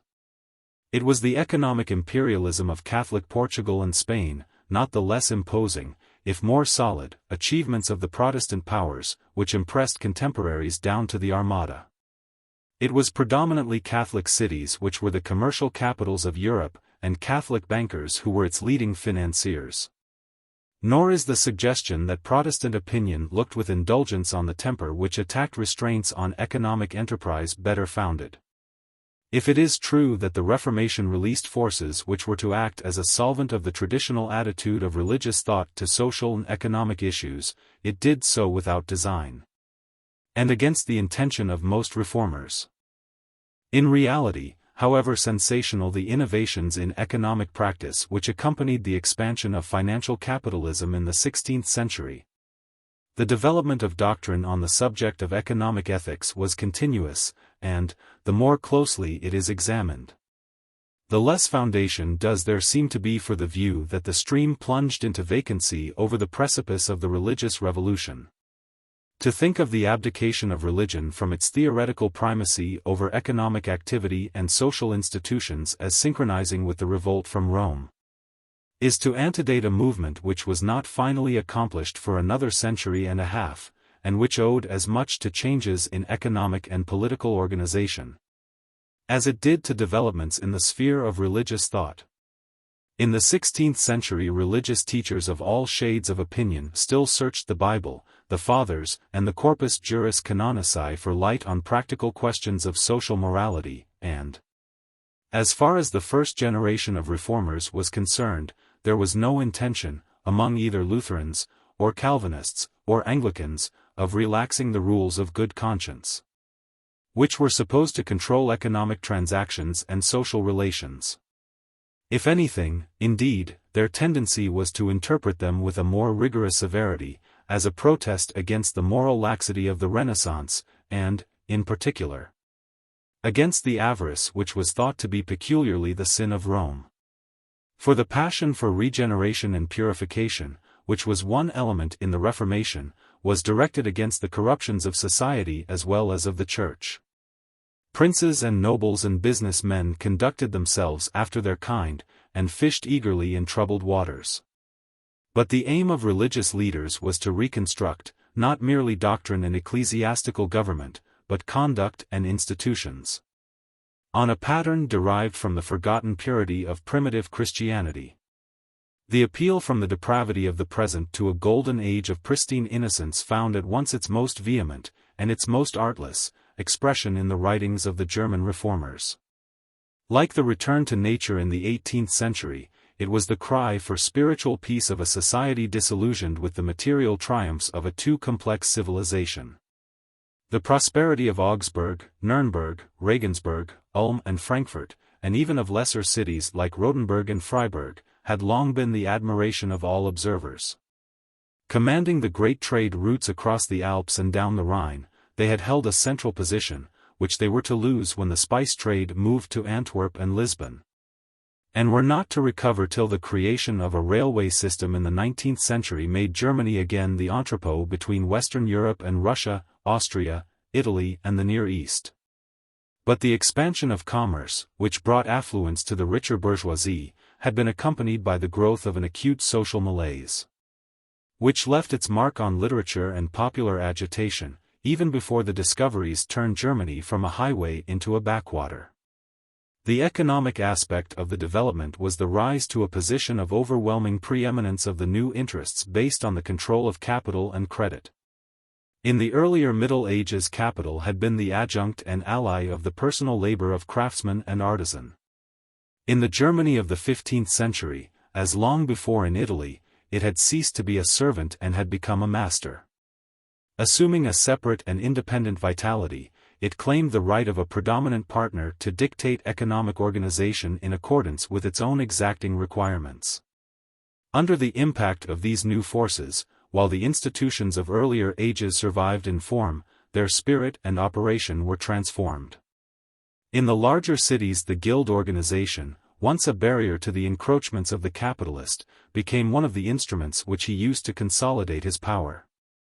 The rules of fraternities masked a division of the brethren into a plutocracy of merchants, sheltered behind barriers which none but the wealthy craftsmen could scale, and a wage-earning proletariat, dependent for their livelihood on capital and credit supplied by their masters, and alternately rising in revolt and sinking in an ever-expanding morass of hopeless pauperism. 136 The peasantry suffered equally from the spread of a commercial civilization into the rural districts and from the survival of ancient agrarian servitudes. As in England, the nouveau riches of the towns invested money in land by purchase and loan, and drove up rents and fines by their competition.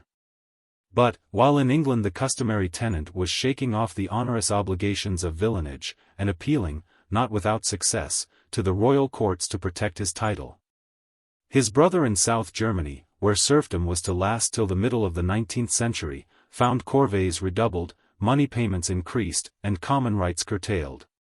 For the benefit of an impoverished noblesse, which saw in the exploitation of the peasant the only means of maintaining its social position in face of the rapidly growing wealth of the bourgeoisie, and which seized on the now fashionable Roman law as an instrument to give legal sanction to its harshest exactions. 137. On a society thus distracted by the pains of growth came the commercial revolution produced by the discoveries. Their effect was to open a seemingly limitless field to economic enterprise, and to sharpen the edge of every social problem.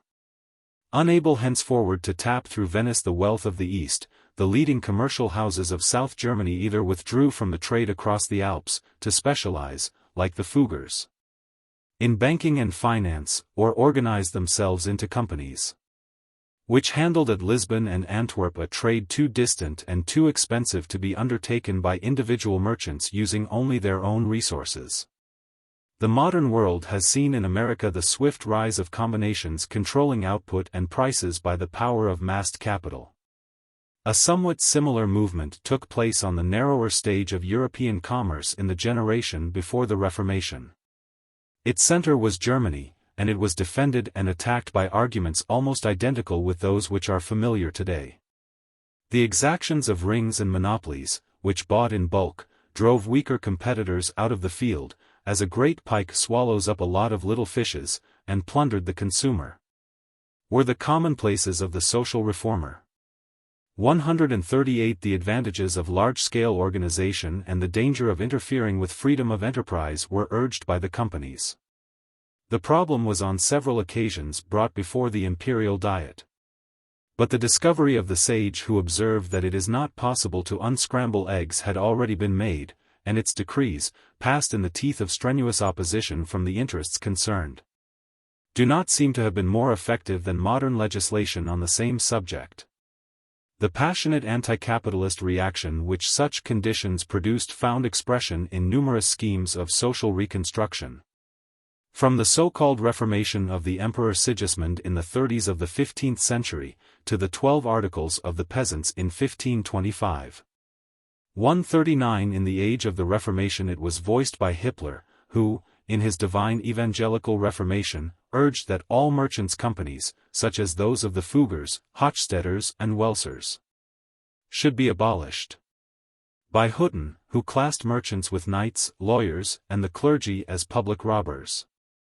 By Geiler von Kaiserberg, who wrote that the monopolists were more detestable than Jews, and should be exterminated like wolves, and, above all, by Luther.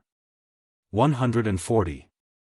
Luther's utterances on social morality are the occasional explosions of a capricious volcano, with only a rare flash of light amid the torrent of smoke and flame. And it is idle to scan them for a coherent and consistent doctrine. Compared with the lucid and subtle rationalism of a thinker like St. Antonino, his sermons and pamphlets on social questions make an impression of naivete, as of an impetuous but ill-informed genius, dispensing with the cumbrous embarrassments of law and logic. To evolve a system of social ethics from the inspired heat of his own unsophisticated consciousness. It was partly that they were pieces de circonstance, thrown off in the storm of a revolution, partly that it was precisely the refinements of law and logic which Luther detested. Confronted with the complexities of foreign trade and financial organization, or with the subtleties of economic analysis, he is like a savage introduced to a dynamo or a steam engine. He is too frightened and angry even to feel curiosity. Attempts to explain the mechanism merely enrage him. He can only repeat that there is a devil in it, and that good Christians will not meddle with the mystery of iniquity. But there is a method in his fury. It sprang, not from ignorance, for he was versed in scholastic philosophy, but from a conception which made the learning of the schools appear trivial or mischievous. Gold, wrote Columbus, as one enunciating a truism, constitutes treasure, and he who possesses it has all he needs in this world, as also the means of rescuing souls from purgatory, and restoring them to the enjoyment of paradise. 141 It was this doctrine that all things have their price, future salvation as much as present felicity, which scandalized men who could not be suspected of disloyalty to the Church, and which gave their most powerful argument to the Reformers. Their outlook on society had this in common with their outlook on religion, that the essence of both was the arraignment of a degenerate civilization before the majestic bar of an uncorrupted past. Of that revolutionary conservatism Luther, who hated the economic individualism of the age not less than its spiritual laxity, is the supreme example. His attitude to the conquest of society by the merchant and financier is the same as his attitude towards the commercialization of religion. When he looks at the Church in Germany, he sees it sucked dry by the tribute which flows to the new Babylon. When he looks at German social life, he finds it ridden by a conscienceless money power, which incidentally ministers, like the banking business of the Fuggers, to the avarice and corruption of Rome. The exploitation of the Church by the papacy, and the exploitation of the peasant and the craftsman by the capitalist, are thus two horns of the beast which sits on the 7 hills. Both are essentially pagan, and the sword which will slay both is the same. It is the religion of the gospel. The Church must cease to be an empire, and become a congregation of believers. Renouncing the prizes and struggles which make the heart sick, society must be converted into a band of brothers, performing in patient cheerfulness the round of simple toil which is the common lot of the descendants of Adam. The children of the mind are like the children of the body. Once born, they grow by a law of their own being, and, if their parents could foresee their future development, it would sometimes break their hearts. Luther, who has earned eulogy in denunciation as the grand individualist, would have been horrified, could he have anticipated the remoter deductions to be derived from his argument. Wamba said that to forgive as a Christian is not to forgive at all. And a cynic who urged that the Christian freedom expounded by Luther imposed more social restraints than it removed would have more affinity with the thought of Luther himself than the libertarian who saw in his teaching a plea for treating questions of economic conduct and social organization as spiritually indifferent. Luther's revolt against authority was an attack, not on its rigor, but on its laxity and its corruption. His individualism was not the greed of the plutocrat, eager to snatch from the weakness of public authority an opportunity for personal gain. It was the ingenuous enthusiasm of the anarchist, who hungers for a society in which order and fraternity will reign without the tedious, stale, forbidding ways of custom, law and statute, because they well up in all their native purity from the heart. Professor Troeltsch has pointed out that Protestants, not less than Catholics, emphasize the idea of a church civilization, in which all departments of life, the state and society, education and science, law, commerce and industry, were to be regulated in accordance with the law of God. 142 That conception dominates all the utterances of Luther on social issues. So far from accepting the view which was afterwards to prevail, that the world of business is a closed compartment with laws of its own, and that the religious teacher exceeds his commission when he lays down rules for the moral conduct of secular affairs, he reserves for that plausible heresy denunciations hardly less bitter than those directed against Rome. The text of his admonitions is always, unless your righteousness exceeds that of the scribes and Pharisees, and his appeal is from a formal, legalistic, calculated virtue to the natural kindliness which does not need to be organized by law, because it is the spontaneous expression of a habit of love. To restore is to destroy. The comment on Luther's enthusiasm for the simple Christian virtues of an age innocent of the artificial chicaneries of ecclesiastical and secular jurisprudence came in the thunder of revolution. It was the declaration of the peasants, that the message of Christ, the promised Messiah, the word of life, teaching only love, peace, patience and concord, was incompatible with serfdom, corvées, and enclosures. 143. The practical conclusion to which such premises led was a theory of society more medieval than that held by many thinkers in the Middle Ages, since it dismissed the commercial developments of the last 2 centuries as a relapse into paganism. The foundation of it was partly the Bible, partly a vague conception of a state of nature in which men had not yet been corrupted by riches, partly the popular protests against a commercial civilization which were everywhere in the air, and which Luther, a man of the people, absorbed and reproduced with astonishing naivete, even while he denounced the practical measures proposed to give effect to them. Like some elements in the Catholic reaction of the 20th century, the Protestant reaction of the 16th sighed for a vanished age of peasant prosperity. The social theory of Luther, who hated commerce and capitalism, has its nearest modern analogy in the distributive state of Mr. Belloc and Mr. Chesterton. For the arts by which men amass wealth and power, as for the anxious provision which accumulates for the future, Luther had all the distrust of a peasant and a monk. Christians should earn their living in the sweat of their brow, take no thought for the morrow, marry young and trust heaven to provide for its own. Like Melanchthon, Luther thought that the most admirable life was that of the peasant, for it was least touched by the corroding spirit of commercial calculation. And he quoted Virgil to drive home the lesson to be derived from the example of the patriarchs. 144 The labor of the craftsman is honorable, for he serves the community in his calling. The honest smith or shoemaker is a priest. Trade is permissible, provided that it is confined to the exchange of necessaries, and that the seller demands no more than will compensate him for his labor and risk.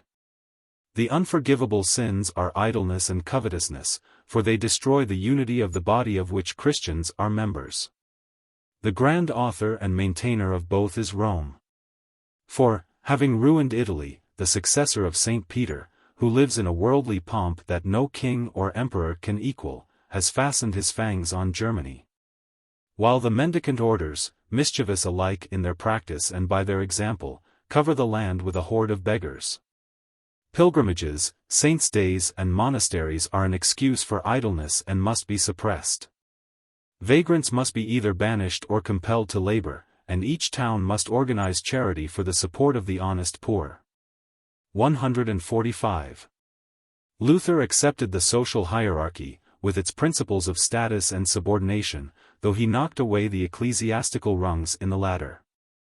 The combination of religious radicalism and economic conservatism is not uncommon, and in the traditional conception of society, as an organism of unequal classes with different rights and functions.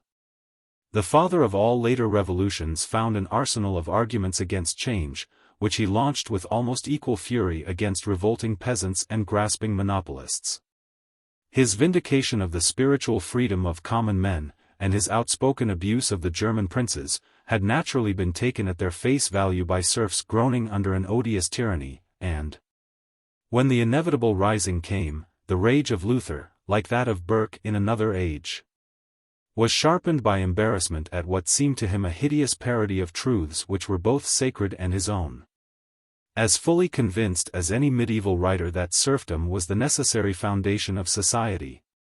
His alarm at the attempt to abolish it was intensified by a political theory which exalted the absolutism of secular authorities, and a religious doctrine which drew a sharp antithesis between the external order and the life of the spirit. The demand of the peasants that villanage should end, because Christ has delivered and redeemed us all, the lowly as well as the great, without exception, by the shedding of his precious blood. 146 horrified him, partly as portending an orgy of anarchy, partly because it was likely to be confused with and to prejudice, as in fact it did, the Reformation movement. Partly because, as he thought, it degraded the gospel by turning a spiritual message into a program of social reconstruction. This article would make all men equal and so change the spiritual kingdom of Christ into an external worldly one. Impossible. An earthly kingdom cannot exist without inequality of persons. Some must be free, others serfs, some rulers, others subjects. As St. Paul says, before Christ both master and slave are one. 147 After nearly 4 centuries, Luther's apprehensions of a too hasty establishment of the kingdom of heaven appear somewhat exaggerated. A society may perish by corruption as well as by violence. Were the peasants battered, the capitalist mind. And Luther, whose ideal was the patriarchal ethics of a world which, if it ever existed, was visibly breaking up, had as little mercy for the slow poison of commerce and finance as for the bludgeon of revolt. No contrast could be more striking than that between his social theory and the outlook of Calvin. Calvin, with all his rigor, accepted the main institutions of a commercial civilization, and supplied a creed to the classes which were to dominate the future. The eyes of Luther were on the past. He saw no room in a Christian society for those middle classes whom an English statesman once described as the natural representatives of the human race. International trade, banking and credit, capitalist industry, the whole complex of economic forces, which, next to his own revolution, were to be the mightiest solvent of the medieval world, seem to him to belong in their very essence to the kingdom of darkness which the Christian will shun. He attacks the authority of the canon law, only to reaffirm more dogmatically the detailed rules which it had been used to enforce. When he discusses economic questions at length, as in his long sermon on usury in 1520, or his tract on trade and usury in 1524, his doctrines are drawn from the straightest interpretation of ecclesiastical jurisprudence, unsoftened by the qualifications with which canonists themselves had attempted to adapt its rigors to the exigencies of practical life. In the matter of prices he merely rehearses traditional doctrines. A man should not say, I will sell my wares as dear as I can or please, but I will sell my wares as is right and proper. For thy selling should not be a work that is within thy own power or will, without all law and limit, as though thou wert a god, bounden to no one. But because thy selling is a work that thou performest to thy neighbor, it should be restrained within such law and conscience that thou mayest practice it without harm or injury to him. 148 If a price is fixed by public authority, the seller must keep to it. If it is not, he must follow the price of common estimation. If he has to determine it himself, he must consider the income needed to maintain him in his station in life, his labor, and his risk, and must settle it accordingly. He must not take advantage of scarcity to raise it. He must not corner the market. He must not deal in futures.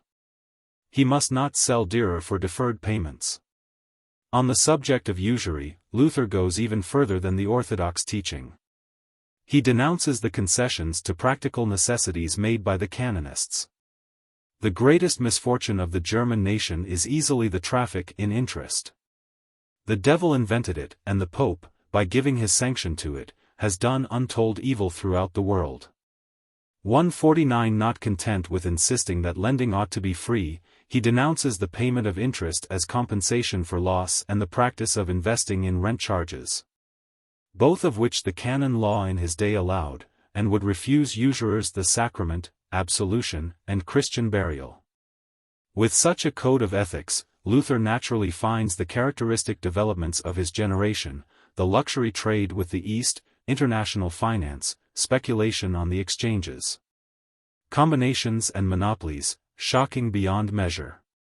Foreign merchandise which brings from Calicut and India and the like places wares such as precious silver and jewels and spices, and drain the land and people of their money, should not be permitted.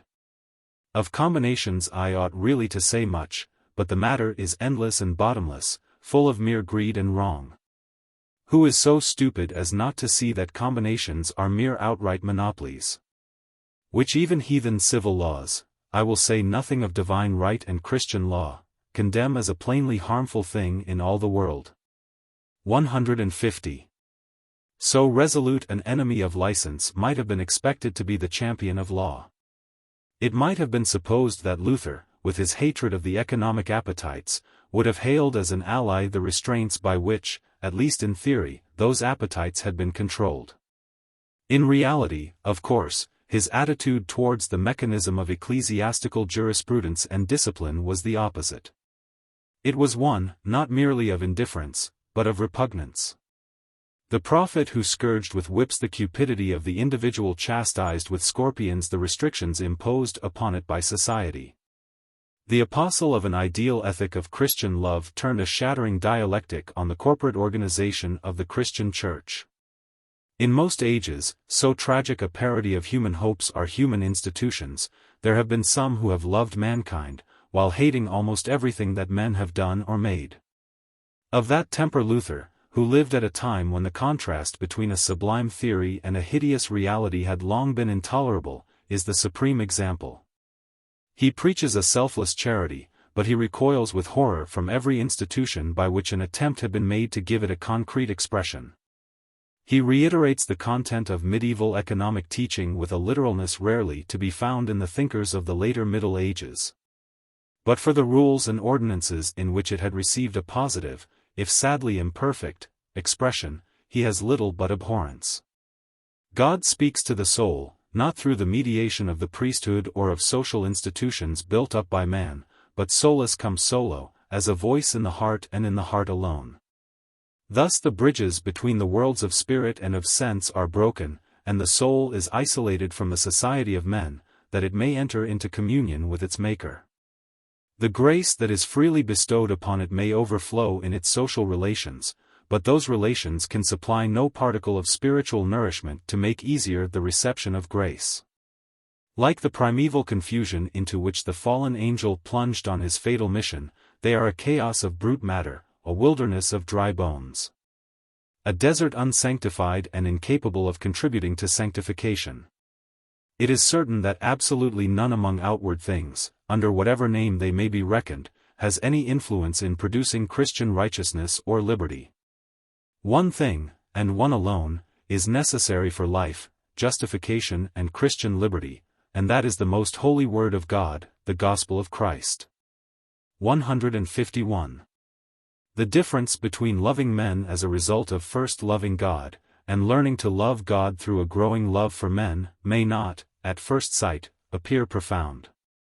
To Luther it seemed an abyss, and Luther was right.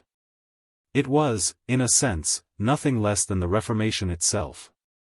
For carried, as it was not carried by Luther, to its logical result, the argument made, not only good works, but sacraments and the Church itself unnecessary.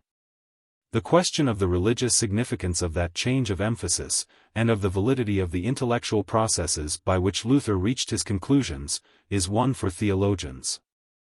Its effects on social theory were staggering.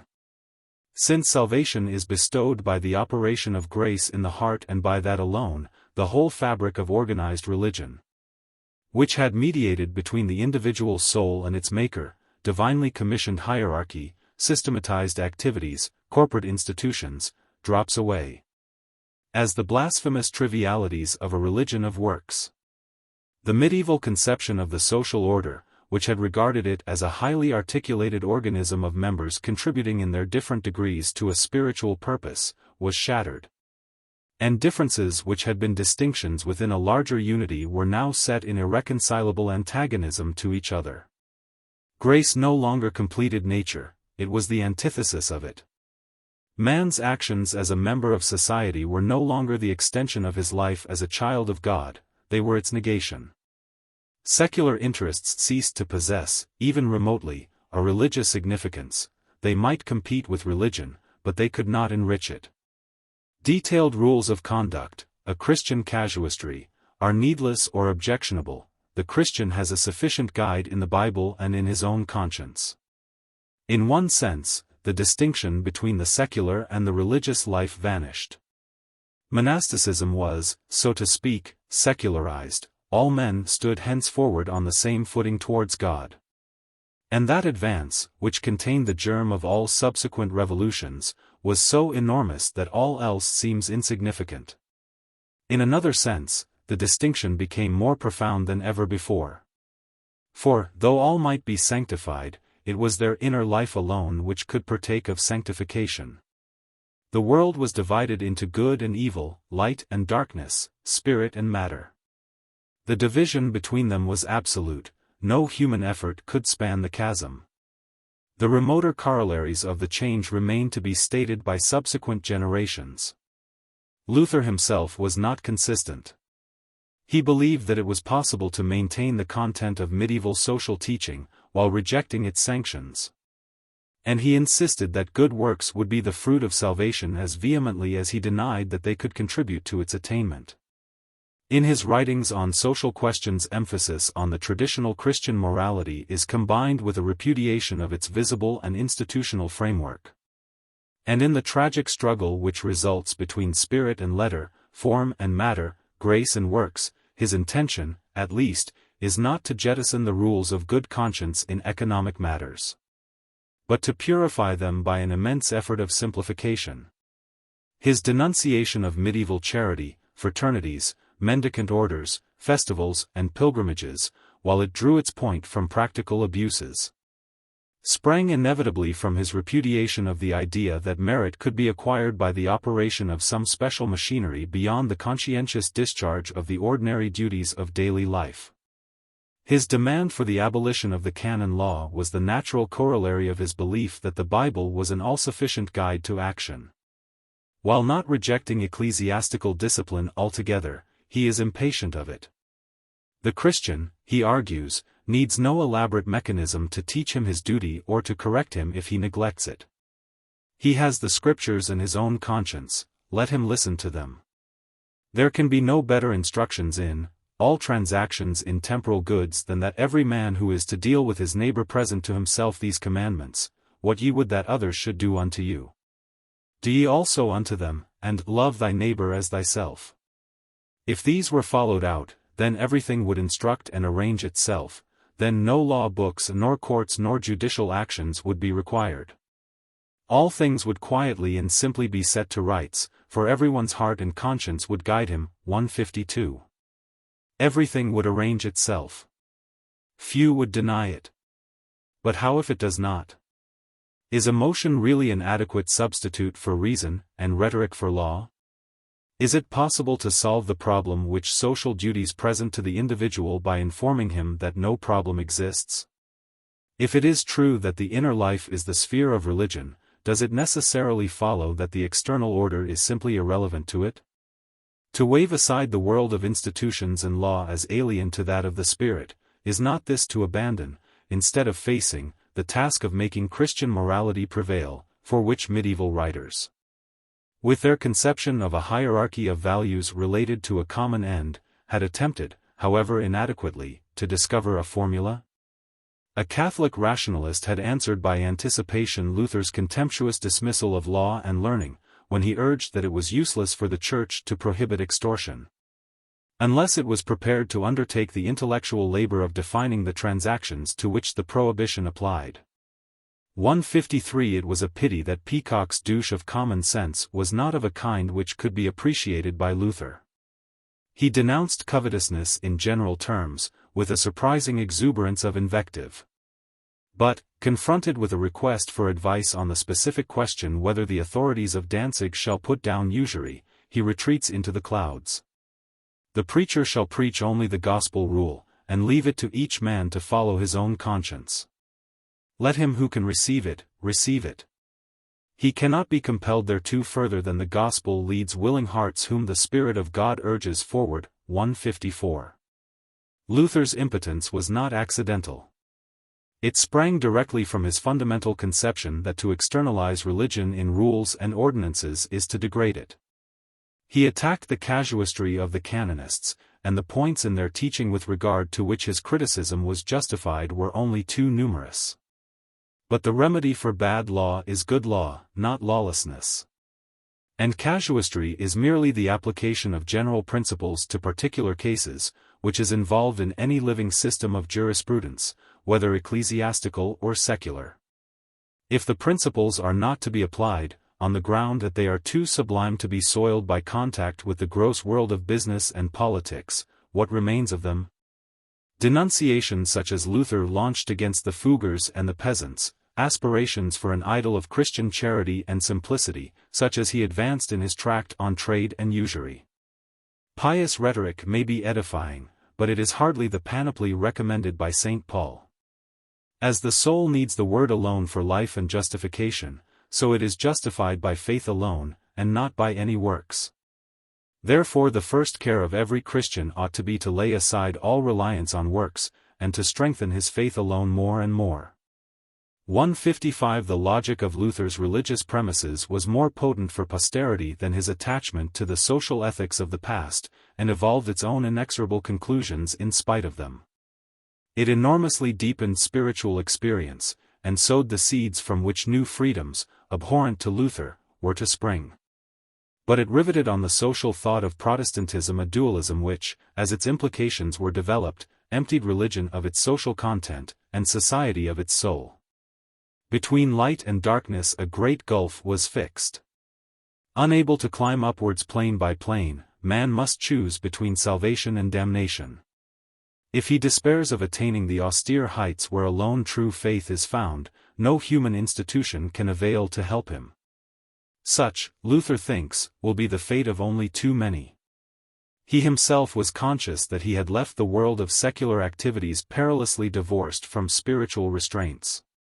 He met the difficulty, partly with an admission that it was insuperable, as one who should exult in the majestic unreasonableness of a mysterious providence, whose decrees might not be broken. But could not, save by a few, be obeyed. Partly with an appeal to the state to occupy the province of social ethics, for which his philosophy could find no room in the Church. Here it will be asked, who then can be saved, and where shall we find Christians? For in this fashion no merchandising would remain on earth. You see, it is as I said, that Christians are rare people on earth. Therefore stern hard civil rule is necessary in the world, lest the world become wild, peace vanish, and commerce and common interests be destroyed. No one need think that the world can be ruled without blood. The civil sword shall and must be red and bloody. 156. Thus the axe takes the place of the stake, and authority, expelled from the altar, finds a new and securer home upon the throne. The maintenance of Christian morality is to be transferred from the discredited ecclesiastical authorities to the hands of the state. Skeptical as to the existence of unicorns and salamanders, the age of Machiavelli and Henry VIII found food for its credulity in the worship of that rare monster, the God-fearing prince. Chapter 3. Calvin. The most characteristic and influential form of Protestantism in the 2 centuries following the Reformation is that which descends, by one path or another, from the teaching of Calvin. Unlike the Lutheranism from which it sprang, Calvinism, assuming different shapes in different countries, became an international movement, which brought, not peace, but a sword. And the path of which was strewn with revolutions. Where Lutheranism had been socially conservative, deferential to established political authorities, the exponent of a personal, almost a quietistic, piety, Calvinism was an active and radical force.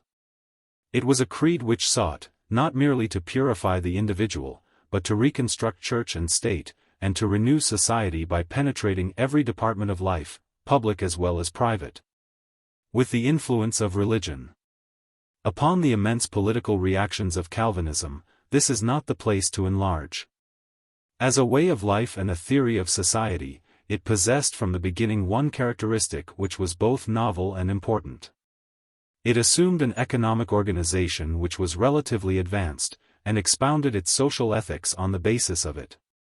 In this respect the teaching of the Puritan moralists who derive most directly from Calvin is in marked contrast with that both of medieval theologians and of Luther. The difference is not merely one of the conclusions reached, but of the plane on which the discussion is conducted. The background, not only of most medieval social theory, but also of Luther and his English contemporaries, is the traditional stratification of rural society. It is a natural, rather than a money, economy, consisting of the petty dealings of peasants and craftsmen in the small market town. Where industry is carried on for the subsistence of the household and the consumption of wealth follows hard upon the production of it, and where commerce and finance are occasional incidents, rather than the forces which keep the whole system in motion. When they criticize economic abuses, it is precisely against departures from that natural state of things, against the enterprise, the greed of gain, the restless competition, which disturb the stability of the existing order with clamorous economic appetites, that their criticism is directed. These ideas were the traditional retort to the evils of unscrupulous commercialism, and they left some trace on the writings of the Swiss reformers. Zwingli, for example, who, in his outlook on society, stood midway between Luther and Calvin, insists on the oft-repeated thesis that private property originates in sin, warns the rich that they can hardly enter the kingdom of heaven, denounces the councils of Constance and Basel, assembled, forsooth, at the bidding of the Holy Ghost, for showing indulgence to the mortgaging of land on the security of crops. And, while emphasizing that interest must be paid when the state sanctions it, condemns it in itself as contrary to the law of God. 157 of the attempts made at Zurich and Geneva to repress extortion something is said below. But these full-blooded denunciations of capitalism were not intended by their authors to supply a rule of practical life. Since it was the duty of the individual to comply with the secular legislation by which interest was permitted, and already, when they were uttered, they had ceased to represent the conclusion of the left wing of the Reformed churches. For Calvin, and still more his later interpreters, began their voyage lower down the stream. Unlike Luther, who saw economic life with the eyes of a peasant and a mystic, they approached it as men of affairs, disposed neither to idealize the patriarchal virtues of the peasant community, nor to regard with suspicion the mere fact of capitalist enterprise in commerce and finance. Like early Christianity and modern socialism, Calvinism was largely an urban movement. Like them, in its earlier days, it was carried from country to country partly by emigrant traders and workmen. And its stronghold was precisely in those social groups to which the traditional scheme of social ethics, with its treatment of economic interests as a quite minor aspect of human affairs, must have seemed irrelevant or artificial. As was to be expected in the exponents of a faith which had its headquarters at Geneva, and later its most influential adherents in great business centers. Like Antwerp with its industrial hinterland, London, and Amsterdam, its leaders addressed their teaching, not of course exclusively, but none the less primarily, to the classes engaged in trade and industry, who formed the most modern and progressive elements in the life of the age. In doing so they naturally started from a frank recognition of the necessity of capital, credit and banking, large-scale commerce and finance, and the other practical facts of business life. They thus broke with the tradition which, regarding a preoccupation with economic interests beyond what is necessary for subsistence as reprehensible, had stigmatized the middleman as a parasite and the usurer as a thief. They set the profits of trade and finance, which to the medieval writer, as to Luther, only with difficulty escaped censure as turp lucrum, on the same level of respectability as the earnings of the laborer and the rents of the landlord. What reason is there, wrote Calvin to a correspondent, why the income from business should not be larger than that from landowning? Whence do the merchant's profits come, except from his own diligence and industry?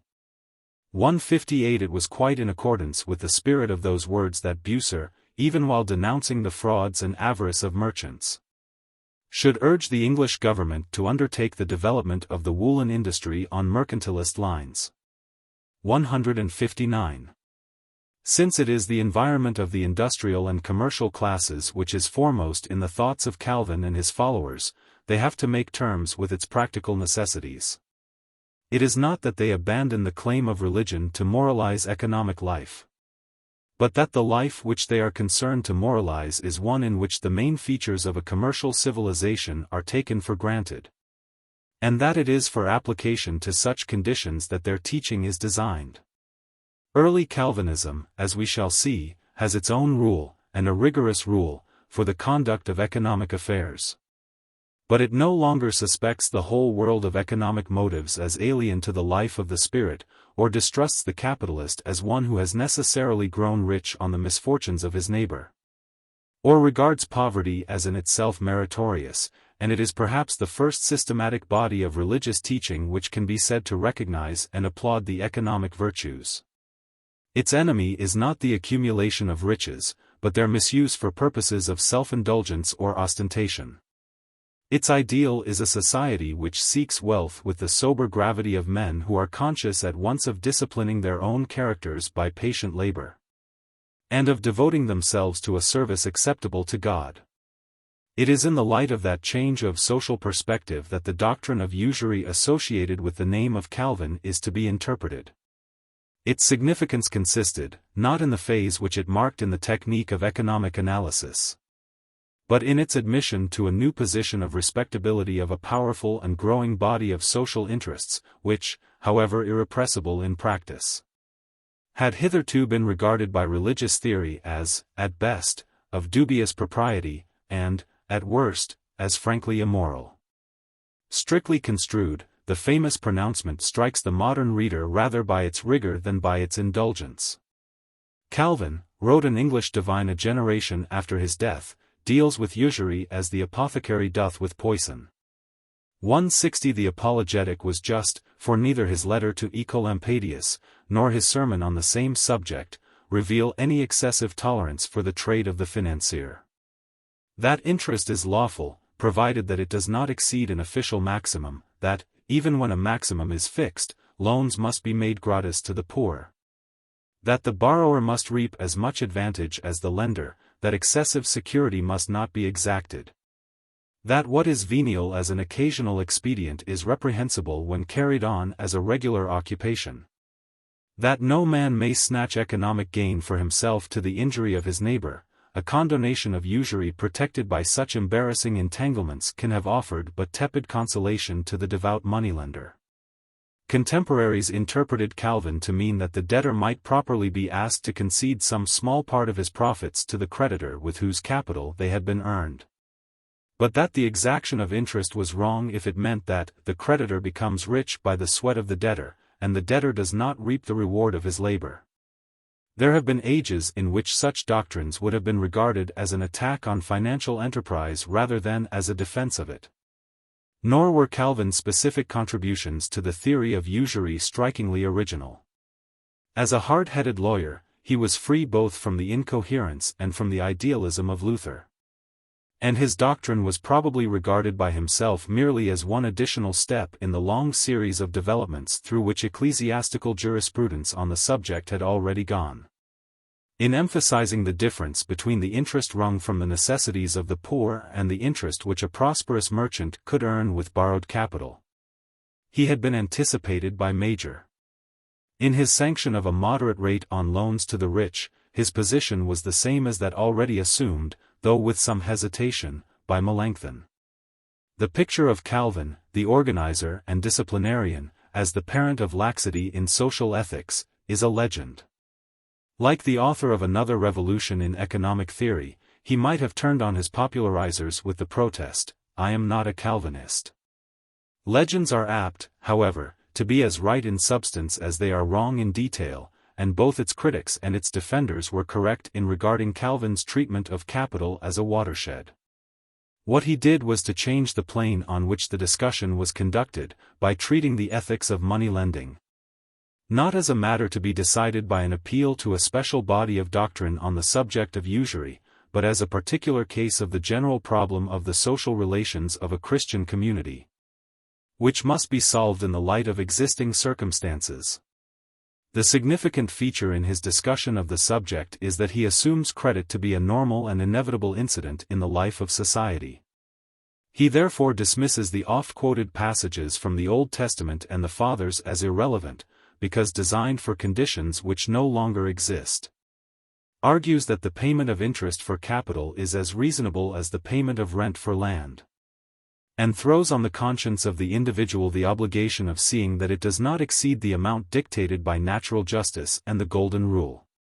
He makes, in short, a fresh start, argues that what is permanent is, not the rule, non fineribus, but aliquid ite la droiture, and appeals from Christian tradition to commercial common sense, which he is sanguine enough to hope will be Christian. On such a view all extortion is to be avoided by Christians. But capital and credit are indispensable. The financier is not a pariah, but a useful member of society. And lending at interest, provided that the rate is reasonable and that loans are made freely to the poor, is not per se more extortionate than any other of the economic transactions without which human affairs cannot be carried on. That acceptance of the realities of commercial practice as a starting point was of momentous importance. It meant that Calvinism and its offshoots took their stand on the side of the activities which were to be most characteristic of the future, and insisted that it was not by renouncing them, but by untiring concentration on the task of using for the glory of God the opportunities which they offered, that the Christian life could and must be lived. It was on this practical basis of urban industry and commercial enterprise that the structure of Calvinistic social ethics was erected. Upon their theological background it would be audacious to enter. But even an amateur may be pardoned, if he feels that there have been few systems in which the practical conclusions flow by so inevitable a logic from the theological premises. God not only foresaw, Calvin wrote, the fall of the first man, but also arranged all by the determination of his own will. 161 certain individuals he chose as his elect, predestined to salvation from eternity by his gratuitous mercy, totally irrespective of human merit. The remainder have been consigned to eternal damnation, by a just and irreprehensible, but incomprehensible, judgment. 162 Deliverance, in short, is the work, not of man himself, who can contribute nothing to it, but of an objective power. Human effort, social institutions, the world of culture, are at best irrelevant to salvation, and at worst mischievous. They distract man from the true aim of his existence and encourage reliance upon broken reeds. That aim is not personal salvation, but the glorification of God, to be sought, not by prayer only, but by action, the sanctification of the world by strife and labor. For Calvinism, with all its repudiation of personal merit, is intensely practical. Good works are not a way of attaining salvation, but they are indispensable as a proof that salvation has been attained.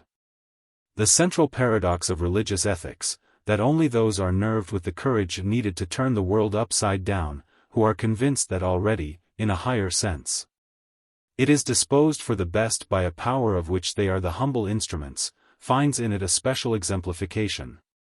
For the Calvinist the world is ordained to show forth the majesty of God, and the duty of the Christian is to live for that end. His task is at once to discipline his individual life, and to create a sanctified society. The church, the state, the community in which he lives, must not merely be a means of personal salvation, or minister to his temporal needs. It must be a kingdom of Christ, in which individual duties are performed by men conscious that they are ever in their great taskmaster's eye. And the whole fabric is preserved from corruption by a stringent and all-embracing discipline. The impetus to reform or revolution springs in every age from the realization of the contrast between the external order of society and the moral standards recognized as valid by the conscience or reason of the individual. And naturally it is in periods of swift material progress, such as the 16th and 18th centuries, that such a contrast is most acutely felt. The men who made the Reformation had seen the Middle Ages close in the golden autumn which, amid all the corruption and tyranny of the time, still glows in the pictures of Nuremberg and Frankfurt drawn by Aeneas Sylvius and in the woodcuts of Dürer. And already a new dawn of economic prosperity was unfolding. Its promise was splendid, but it had been accompanied by a cynical materialism which seemed a denial of all that had been meant by the Christian virtues. And which was the more horrifying because it was in the capital of the Christian Church that it reached its height. Shocked by the gulf between theory and practice, men turned this way and that to find some solution of the tension which racked them. The German reformers followed one road and preached a return to primitive simplicity. But who could obliterate the achievements of 2 centuries, or blot out the new worlds which science had revealed? The humanists took another, which should lead to the gradual regeneration of mankind by the victory of reason over superstition and brutality and avarice. But who could wait for so distant a consummation? Might there not be a third? Was it not possible that, purified and disciplined, the very qualities which economic success demanded, thrift, diligence, sobriety, frugality, were themselves, after all, the foundation, at least, of the Christian virtues?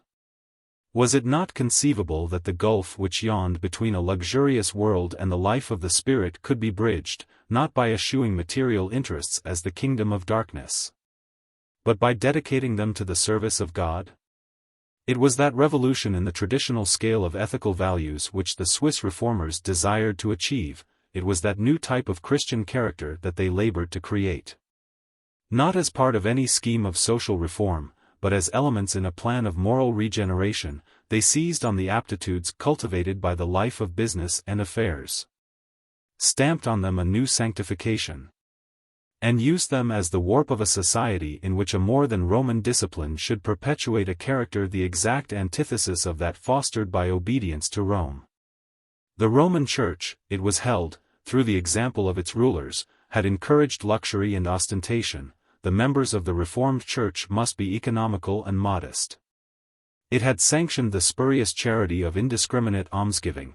The true Christian must repress mendicancy and insist on the virtues of industry and thrift. It had allowed the faithful to believe that they could atone for a life of worldliness by the savorless formality of individual good works reduced to a commercial system. As though man could keep a profit and loss account with his Creator, the true Christian must organize his life as a whole for the service of his Master. It had rebuked the pursuit of gain as lower than the life of religion. Even while it took bribes from those who pursued gain with success, the Christian must conduct his business with a high seriousness, as in itself a kind of religion. Such teaching, whatever its theological merits or defects, was admirably designed to liberate economic energies, and to weld into a disciplined social force the rising bourgeoisie. Conscious of the contrast between its own standards and those of a laxer world, proud of its vocation as the standard-bearer of the economic virtues, and determined to vindicate an open road for its own way of life by the use of every weapon, including political revolution and war. Because the issue which was at stake was not merely convenience or self-interest, but the will of God. Calvinism stood, in short, not only for a new doctrine of theology and ecclesiastical government, but for a new scale of moral values and a new ideal of social conduct. Its practical message, it might perhaps be said, was la carrière ouverte, not aux talents, but au caractère. Once the world had been settled to their liking, the middle classes persuaded themselves that they were the convinced enemies of violence and the devotees of the principle of order. While their victories were still to win, they were everywhere the spearhead of revolution. It is not wholly fanciful to say that, on a narrower stage but with not less formidable weapons, Calvin did for the bourgeoisie of the 16th century what Marx did for the proletariat of the 19th. Or that the doctrine of predestination satisfied the same hunger for an assurance that the forces of the universe are on the side of the elect as was to be assuaged in a different age by the theory of historical materialism.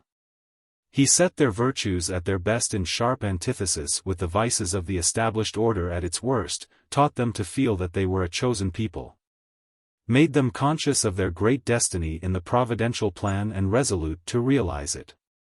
The new law was graven on tablets of flesh, it not merely rehearsed a lesson, but fashioned a soul. Compared with the quarrelsome, self-indulgent nobility of most European countries, or with the extravagant and half-bankrupt monarchies, the middle classes in whom Calvinism took root most deeply were a race of iron. It was not surprising that they made several revolutions and imprinted their conceptions of political and social expediency on the public life of half a dozen different states in the Old World and in the New.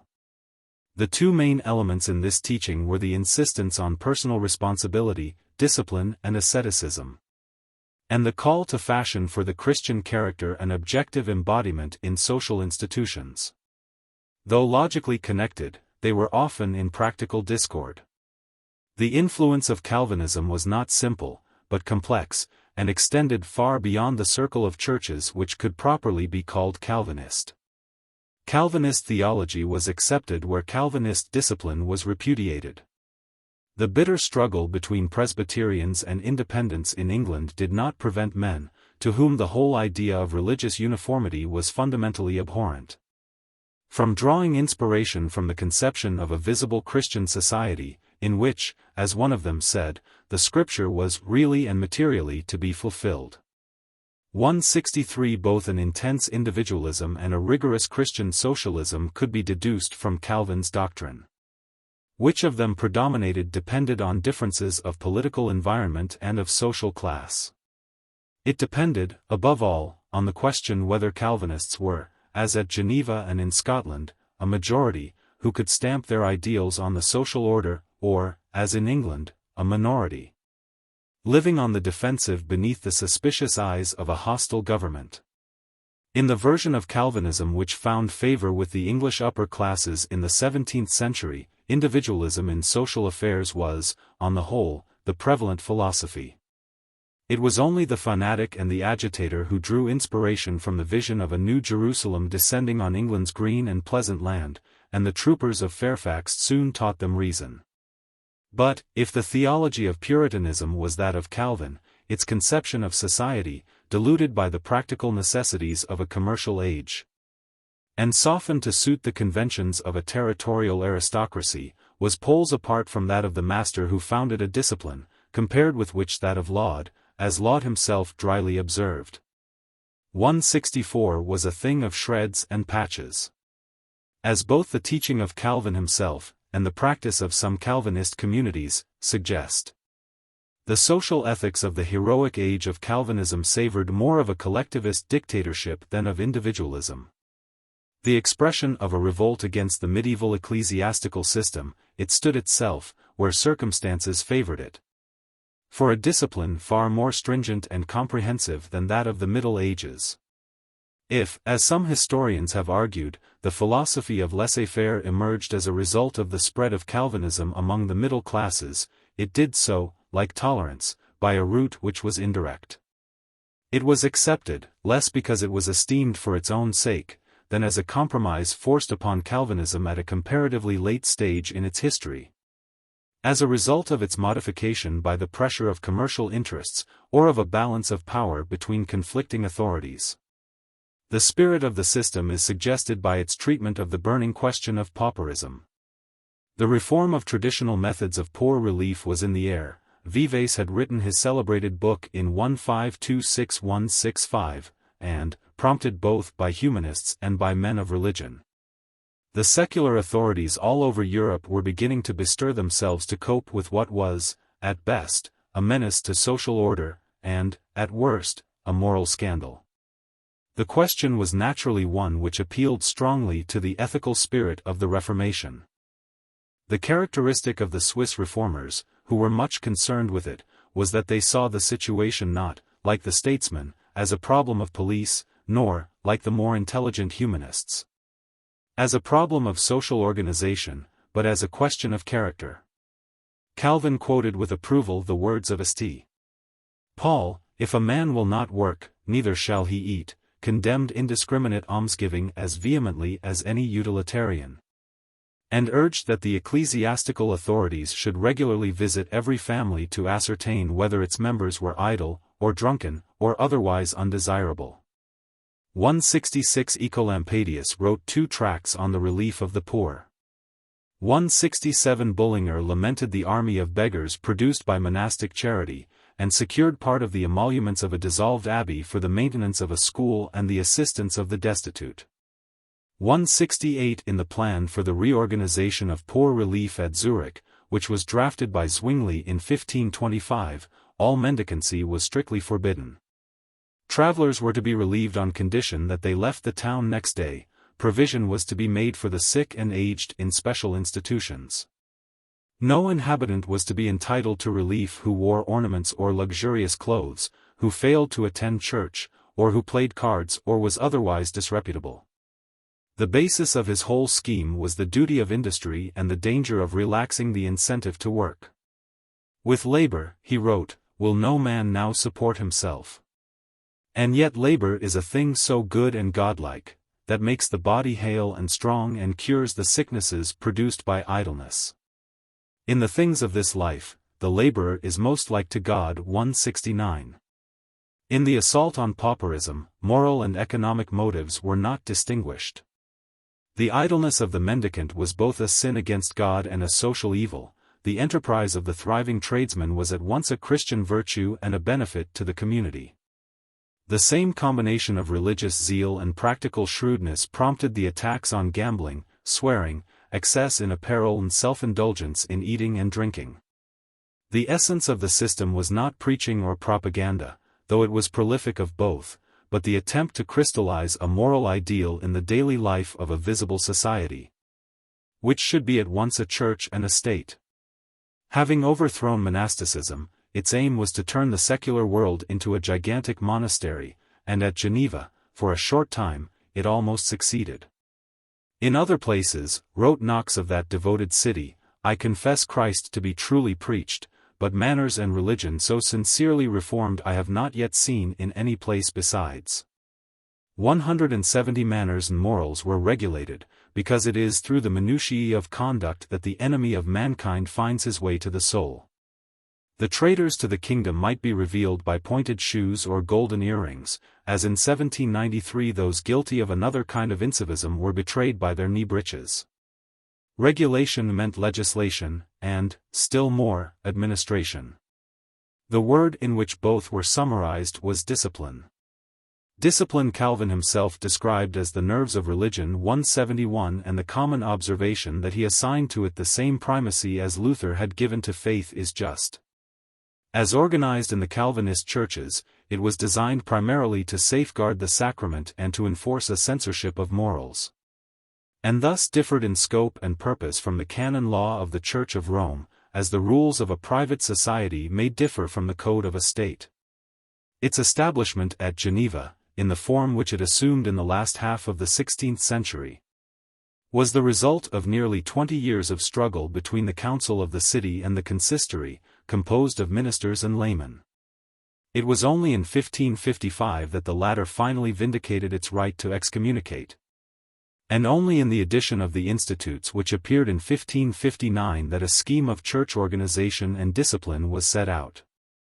But, while the answer to the question of the constitution of the authority by whom discipline was to be exercised depended on political conditions, and thus differed in different places and periods, the necessity of enforcing a rule of life, which was the practical aspect of discipline, was from the start of the very essence of Calvinism. Its importance was the theme of a characteristic letter addressed by Calvin to Somerset in October 1548, the moment of social convulsion for which Bucer wrote his book, De Regno Christi. The Protector is reminded that it is not from lack of preaching, but from failure to enforce compliance with it, that the troubles of England have sprung. Though crimes of violence are punished, the licentious are spared, and the licentious have no part in the kingdom of God.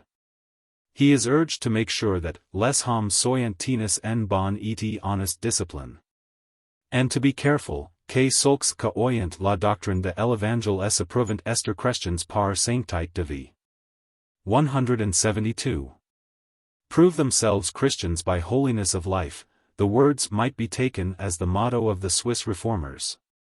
And their projects of social reconstruction are a commentary on the sense in which holiness of life was understood.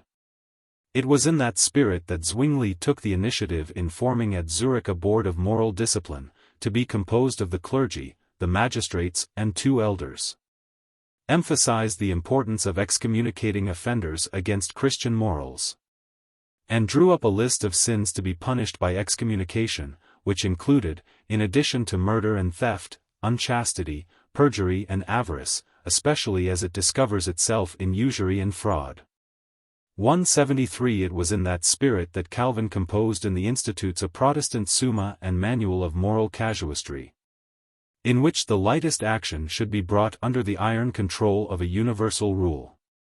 It was in that spirit that he drafted the heads of a comprehensive scheme of municipal government, covering the whole range of civic administration, from the regulations to be made for markets, crafts, buildings and fairs to the control of prices, interest and rents.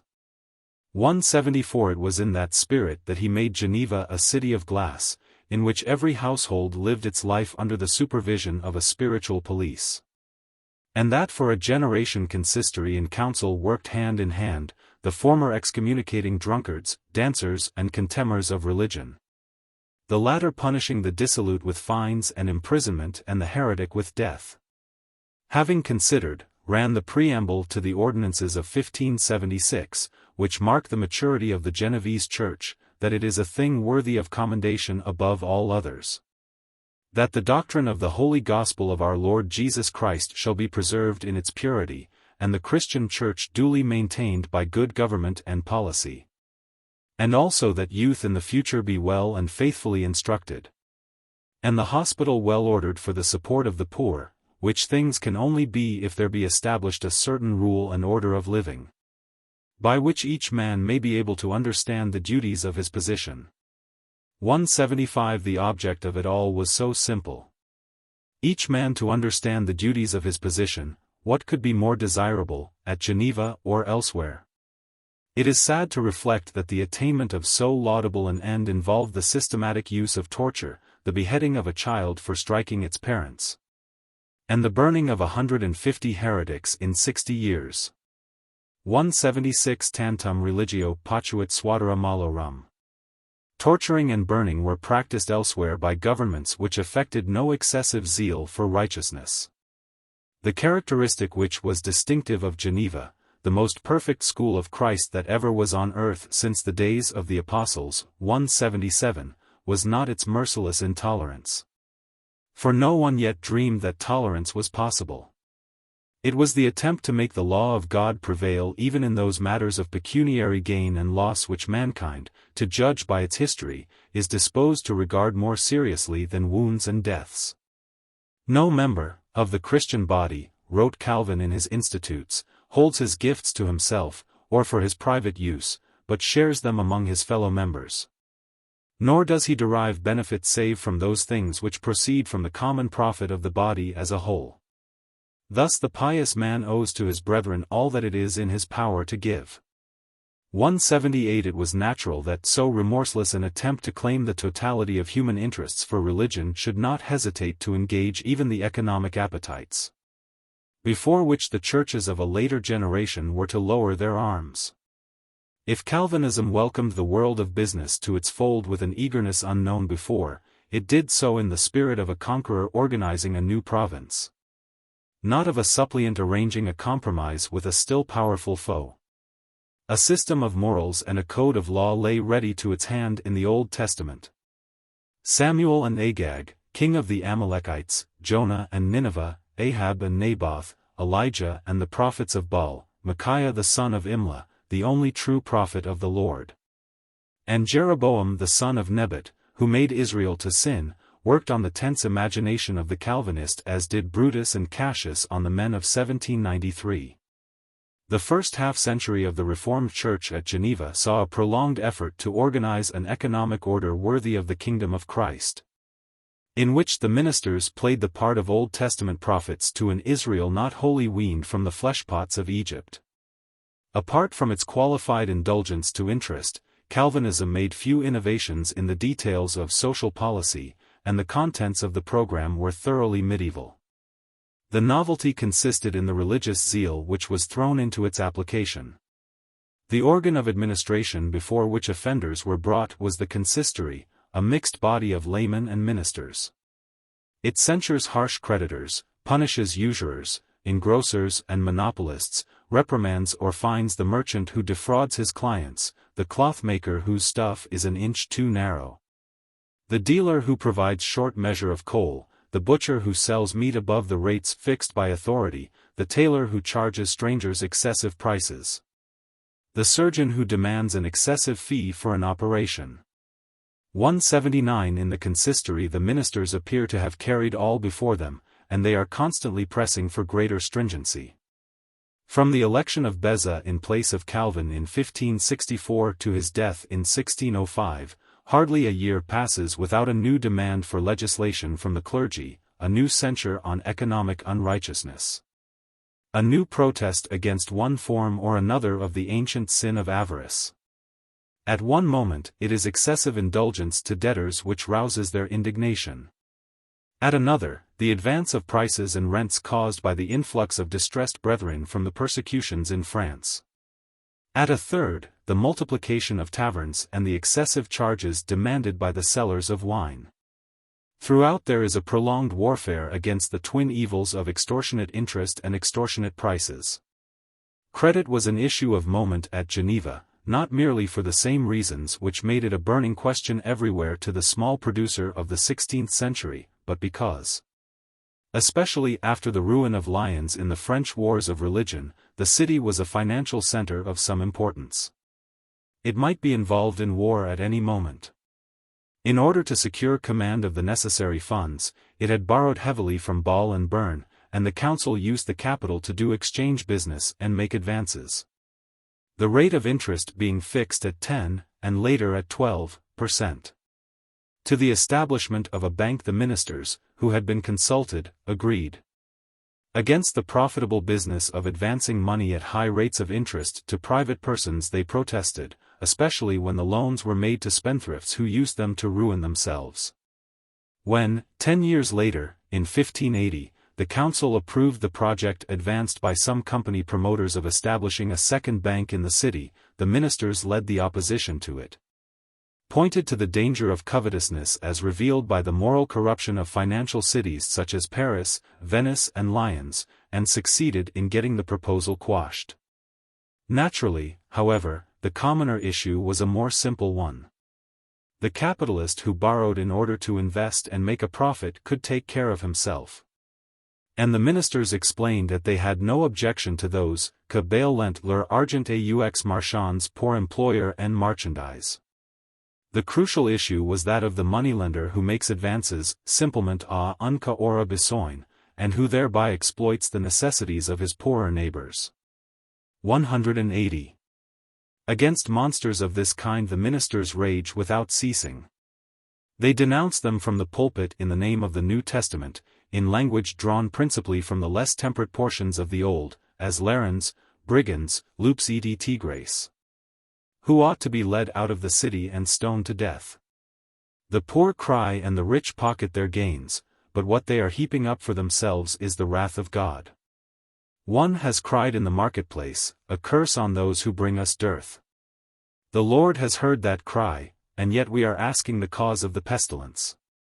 A cutpurse shall be punished, but the Lord declares by his prophet Amos, famine is come upon my people of Israel, O ye who devour the poor. The threats there uttered have been executed against his people. 181 They demand that for his second offense the usurer shall be excommunicated, or that, if such a punishment be thought too severe, he shall at least be required to testify his repentance publicly in church, before being admitted to the sacrament. They remind their fellow citizens of the fate of Tyre and Sidon, and, momentarily despairing of controlling the moneylender directly, they propose to deprive him of his victims by removing the causes which create them. Pour terror les ruisseaux il faut escouper la source. Men borrow because of idleness, foolish extravagance, foolish sins, and lawsuits. Let censors be established at Geneva, as in Republican Rome, to inquire, among rich as well as among poor, how each household earns its livelihood. To see that all children of 10 to 12 are taught some useful trade, to put down taverns and litigation, and to bridle the insatiable avarice of those who are such wretches that they seek to enrich themselves by the necessities of their poor neighbors. 182. The Venerable Company advanced their program, but they were not sanguine that it would be carried out, and they concluded it by expressing to the city fathers the pious hope, not wholly free from irony, that none of your honorable fellowship may be found spotted with such vices. Their apprehensions were justified. The Council of Geneva endured many things at the hands of its preachers, till, on the death of Beza, it brought them to heel. But there were limits to its patience, and it was in the field of business ethics that they were most quickly reached. It did not venture to question the right of the clergy to be heard on matters of commerce and finance. The pulpit was press and platform in one. Ministers had the public behind them, and, conscious of their power, would in the last resort compel submission by threatening to resign en masse. Profuse in expressions of sympathy, its strategy was to let the cannonballs of Christian socialism spend themselves on the yielding down of official procrastination. And its first reply was normally "Quo on y pense un peu?" To the clergy its inactivity was a new proof of complicity with Mammon, and they did not hesitate to declare their indignation from the pulpit. In 1574 Beza preached a sermon in which he accused members of the council of having intelligence with speculators who had made a corner in wheat. Throughout 1577 the ministers were reproaching the council with laxity in administration, and they finally denounced it as the real author of the rise in the prices of bread and wine. In 1579 they addressed to it a memorandum, setting out a new scheme of moral discipline and social reform. The prosperous bourgeoisie who governed Geneva had no objection to discouraging extravagance in dress, or to exhorting the public to attend sermons and to send their children to catechism. But they heard denunciations of covetousness without enthusiasm, and on two matters they were obdurate. They refused to check, as the ministers concerned to lower prices had demanded, the export of wine, on the ground that it was needed in order to purchase imports of wheat. And, as was natural in a body of well-to-do creditors, they would make no concession to the complaint that debtors were subjected to a double usury, since they were compelled to repay loans in an appreciating currency. Money fell as well as rose, they replied, and even the late M. Calvin, by whom the ordinance now criticized had been approved, had never pushed his scruples to such lengths. Naturally, the ministers were indignant at these evasions. They informed the council that large sums were being spent by speculators in holding up supplies of corn, and launched a campaign of sermons against avarice, with appropriate topical illustrations. Equally naturally, the council retorted by accusing Beza of stirring up class hatred against the rich. 183. The situation was aggravated by an individual scandal. One of the magistrates, who regarded Beza's remarks as a personal reflection, was rash enough to demand to be heard before the council, with the result that he was found guilty, condemned to pay a fine, and compelled to forfeit 50 crowns which he had lent at 10% interest. Evidently, when matters were pushed to such lengths as this, no one, however respectable, could feel sure that he was safe. The council and the ministers had already had words over the sphere of their respective functions, and were to fall out a year or two later over the administration of the local hospital. On this occasion the council complained that the clergy were interfering with the magistrates' duties, and implied politely that they would be well advised to mind their own business. So monstrous a suggestion, as though there were any human activity which was not the business of the Church, evoked a counter-manifesto on the part of the ministers, in which the full doctrine of the earthly Jerusalem was set forth in all its majesty. They declined to express regret for having cited before the consistory those who sold corn at extortionate prices, and for refusing the sacrament to one of them. Did not Solomon say, "Cursed is he who keeps his corn in time of scarcity"? To the charge of intemperate language Chauvet replied that the council had better begin by burning the books of the prophets, for he had done no more than follow the example set by Hosea. "If we should be silent," said Beza, "what would the people say? That they are dumb dogs." As to the question of causing scandals, for the last 2 years there has been unceasing talk of usury, and, for all that, no more than 3 or 4 usurers have been punished. It is notorious everywhere that the city is full of usurers, and that the ordinary rate is 10% or more. 184 The magistrates renewed their remonstrances. They had seen without a shudder an adulterer condemned to be hanged, and had mercifully commuted his sentence to scourging through the town, followed by 10 years' imprisonment in chains. 185 But at the godly proposal to make capitalists die the death of Achan their humanity blenched. Besides, the punishment was not only cruel, but dangerous. In Geneva, most men are debtors. If they are allowed to taste blood, who can say where their fury will end? Yet, such is the power of the spoken word, the magistrates did not venture on a blunt refusal, but gave scripture for scripture.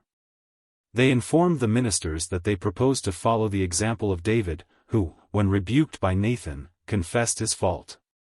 Whether the ministers replied in the language of Nathan, we are not informed. Recent political theory has been prolific in criticisms of the omnicompetent state. The principle on which the collectivism of Geneva rested may be described as that of the omnicompetent church. 186 The religious community formed a closely organized society, which, while using the secular authorities as police officers to enforce its mandates, not only instructed them as to the policy to be pursued, but was itself a kind of state, prescribing by its own legislation the standard of conduct to be observed by its members, putting down offenses against public order and public morals, providing for the education of youth and for the relief of the poor. The peculiar relations between the ecclesiastical and secular authorities, which for a short time made the system possible at Geneva, could not exist to the same degree when Calvinism was the creed, not of a single city, but of a minority in a national state organized on principles quite different from its own. Unless the state itself were captured, rebellion, civil war or the abandonment of the pretension to control society was the inevitable consequence. But the last result was long delayed. In the 16th century, whatever the political conditions, the claim of the Calvinist churches is everywhere to exercise a collective responsibility for the moral conduct of their members in all the various relations of life, and to do so, not least, in the sphere of economic transactions, which offer peculiarly insidious temptations to a lapse into immorality. The mantle of Calvin's system fell earliest upon the Reformed churches of France. At their first synod, held in 1559 at Paris, where a scheme of discipline was adopted, certain difficult matters of economic casuistry were discussed. And similar questions continued to receive attention at subsequent synods for the next half-century, until, as the historian of French Calvinism remarks, they began to lax the reins, yielding too much to the iniquity of the time. 187 Once it is admitted that membership of the Church involves compliance with a standard of economic morality which the Church must enforce, the problems of interpretation which arise are innumerable, and the religious community finds itself committed to developing something like a system of case law, by the application of its general principles to a succession of varying situations. The elaboration of such a system was undertaken, but it was limited in the 16th century both by the comparative simplicity of the economic structure, and by the fact that the synods, except at Geneva, being concerned not to reform society, but merely to repress the grosser kinds of scandal, dealt only with matters on which specific guidance was demanded by the churches. Even so, however, the riddles to be solved were not a few. What is to be the attitude of the churches towards those who have grown rich on ill-gotten wealth? May pirates and fraudulent tradesmen be admitted to the Lord's Supper? May the brethren trade with such persons, or do they share their sin if they buy their goods? The law of the state allows moderate interest. What is to be the attitude of the Church? What is to be done to prevent craftsmen cheating the consumer with shoddy wares, and tradesmen oppressing him with extortionate profits? Are lotteries permissible? Is it legitimate to invest at interest monies bequeathed for the benefit of the poor? The answers which the French synods made to such questions show the persistence of the idea that the transactions of business are the province of the Church, combined with a natural desire to avoid an impracticable rigor.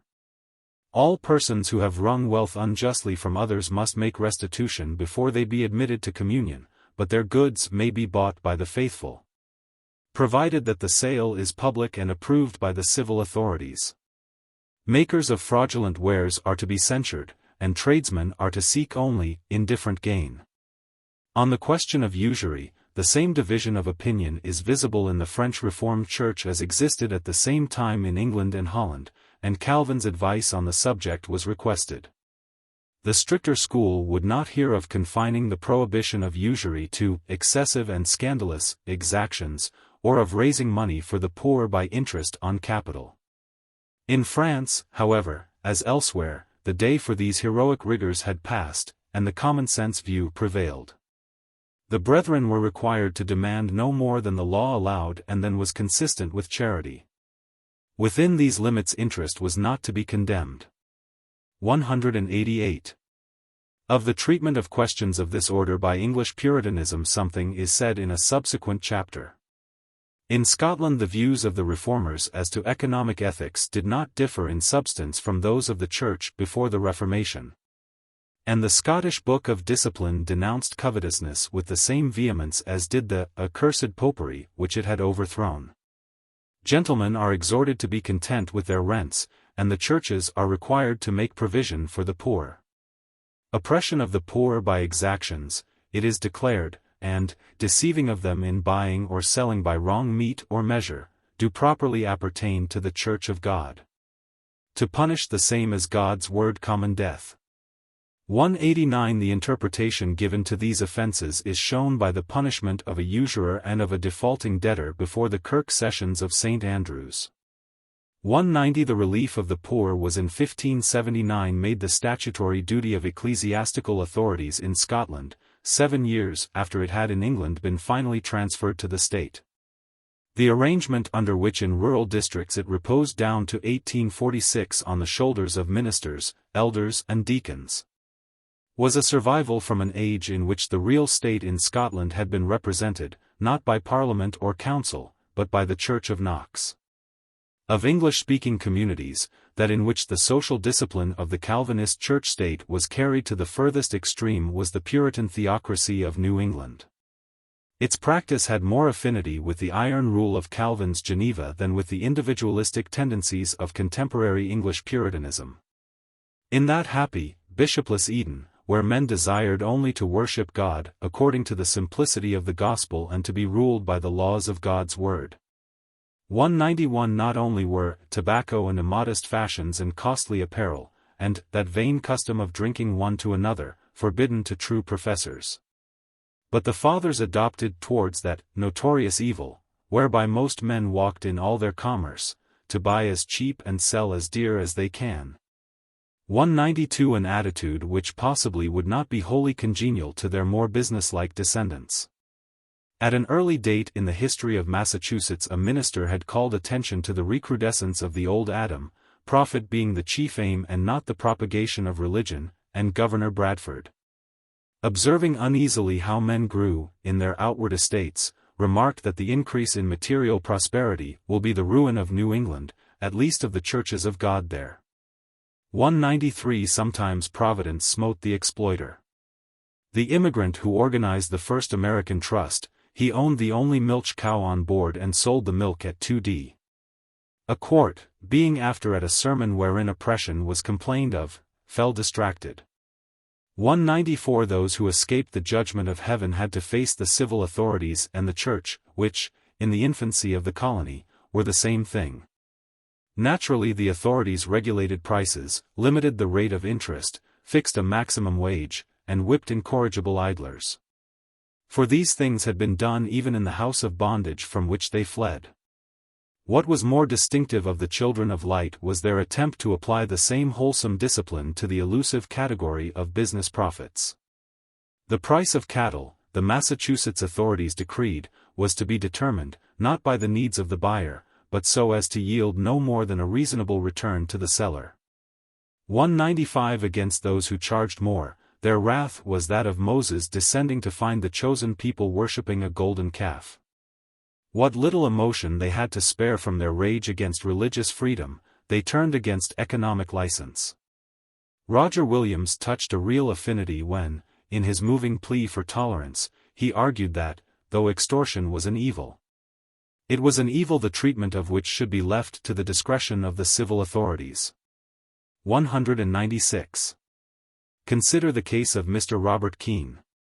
His offense, by general consent, was black. He kept a shop in Boston, in which he took, in sum, above 6d. In the shilling profit, in some above 8d. And in some small things above 2 for 1 inch. And this, though he was an ancient professor of the gospel, a man of eminent parts, wealthy and having but one child, having come over for conscience' sake and for the advancement of the gospel. The scandal was terrible. Profiteers were unpopular, the cry of the country was great against oppression, and the grave elders reflected that a reputation for greed would injure the infant community. Lying as it did under the curious observation of all churches and civil states in the world. In spite of all, the magistrates were disposed to be lenient. There was no positive law in force limiting profits, it was not easy to determine what profits were fair. The sin of charging what the market could stand was not peculiar to Mr. Keene, and, after all, the law of God required no more than double restitution. So they treated him mercifully, and fined him only £200. Here, if he had been wise, Mr. Keene would have let the matter drop. But, like some others in a similar position, he damned himself irretrievably by his excuses. Summoned before the Church of Boston, he first of all did with tears acknowledge and bewail his covetous and corrupt heart, and then was rash enough to venture on an explanation. In which he argued that the tradesman must live, and how could he live, if he might not make up for a loss on one article by additional profit on another. Here was a text on which no faithful pastor could refrain from enlarging. The minister of Boston pounced on the opportunity, and took occasion, in his public exercise the next lecture day to lay open the error of such false principles. And to give some rules of direction in the case. Some false principles were these. That a man might sell as dear as he can, and buy as cheap as he can. If a man lose by casualty of sea, etc. In some of his commodities, he may raise the price of the rest. That he may sell as he bought, though he paid too dear, and though the commodity be fallen, etc.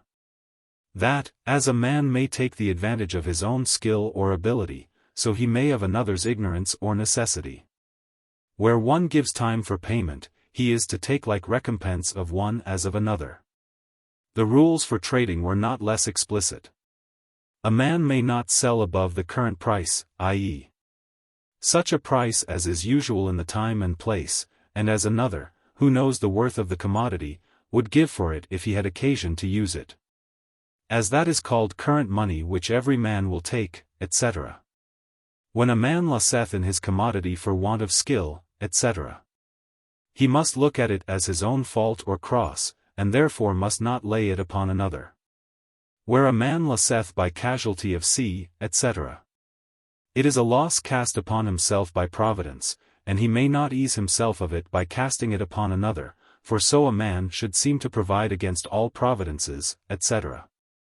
That he should never lose, but where there is a scarcity of the commodity, there men may raise their price, for now it is a hand of God upon the commodity, and not the person.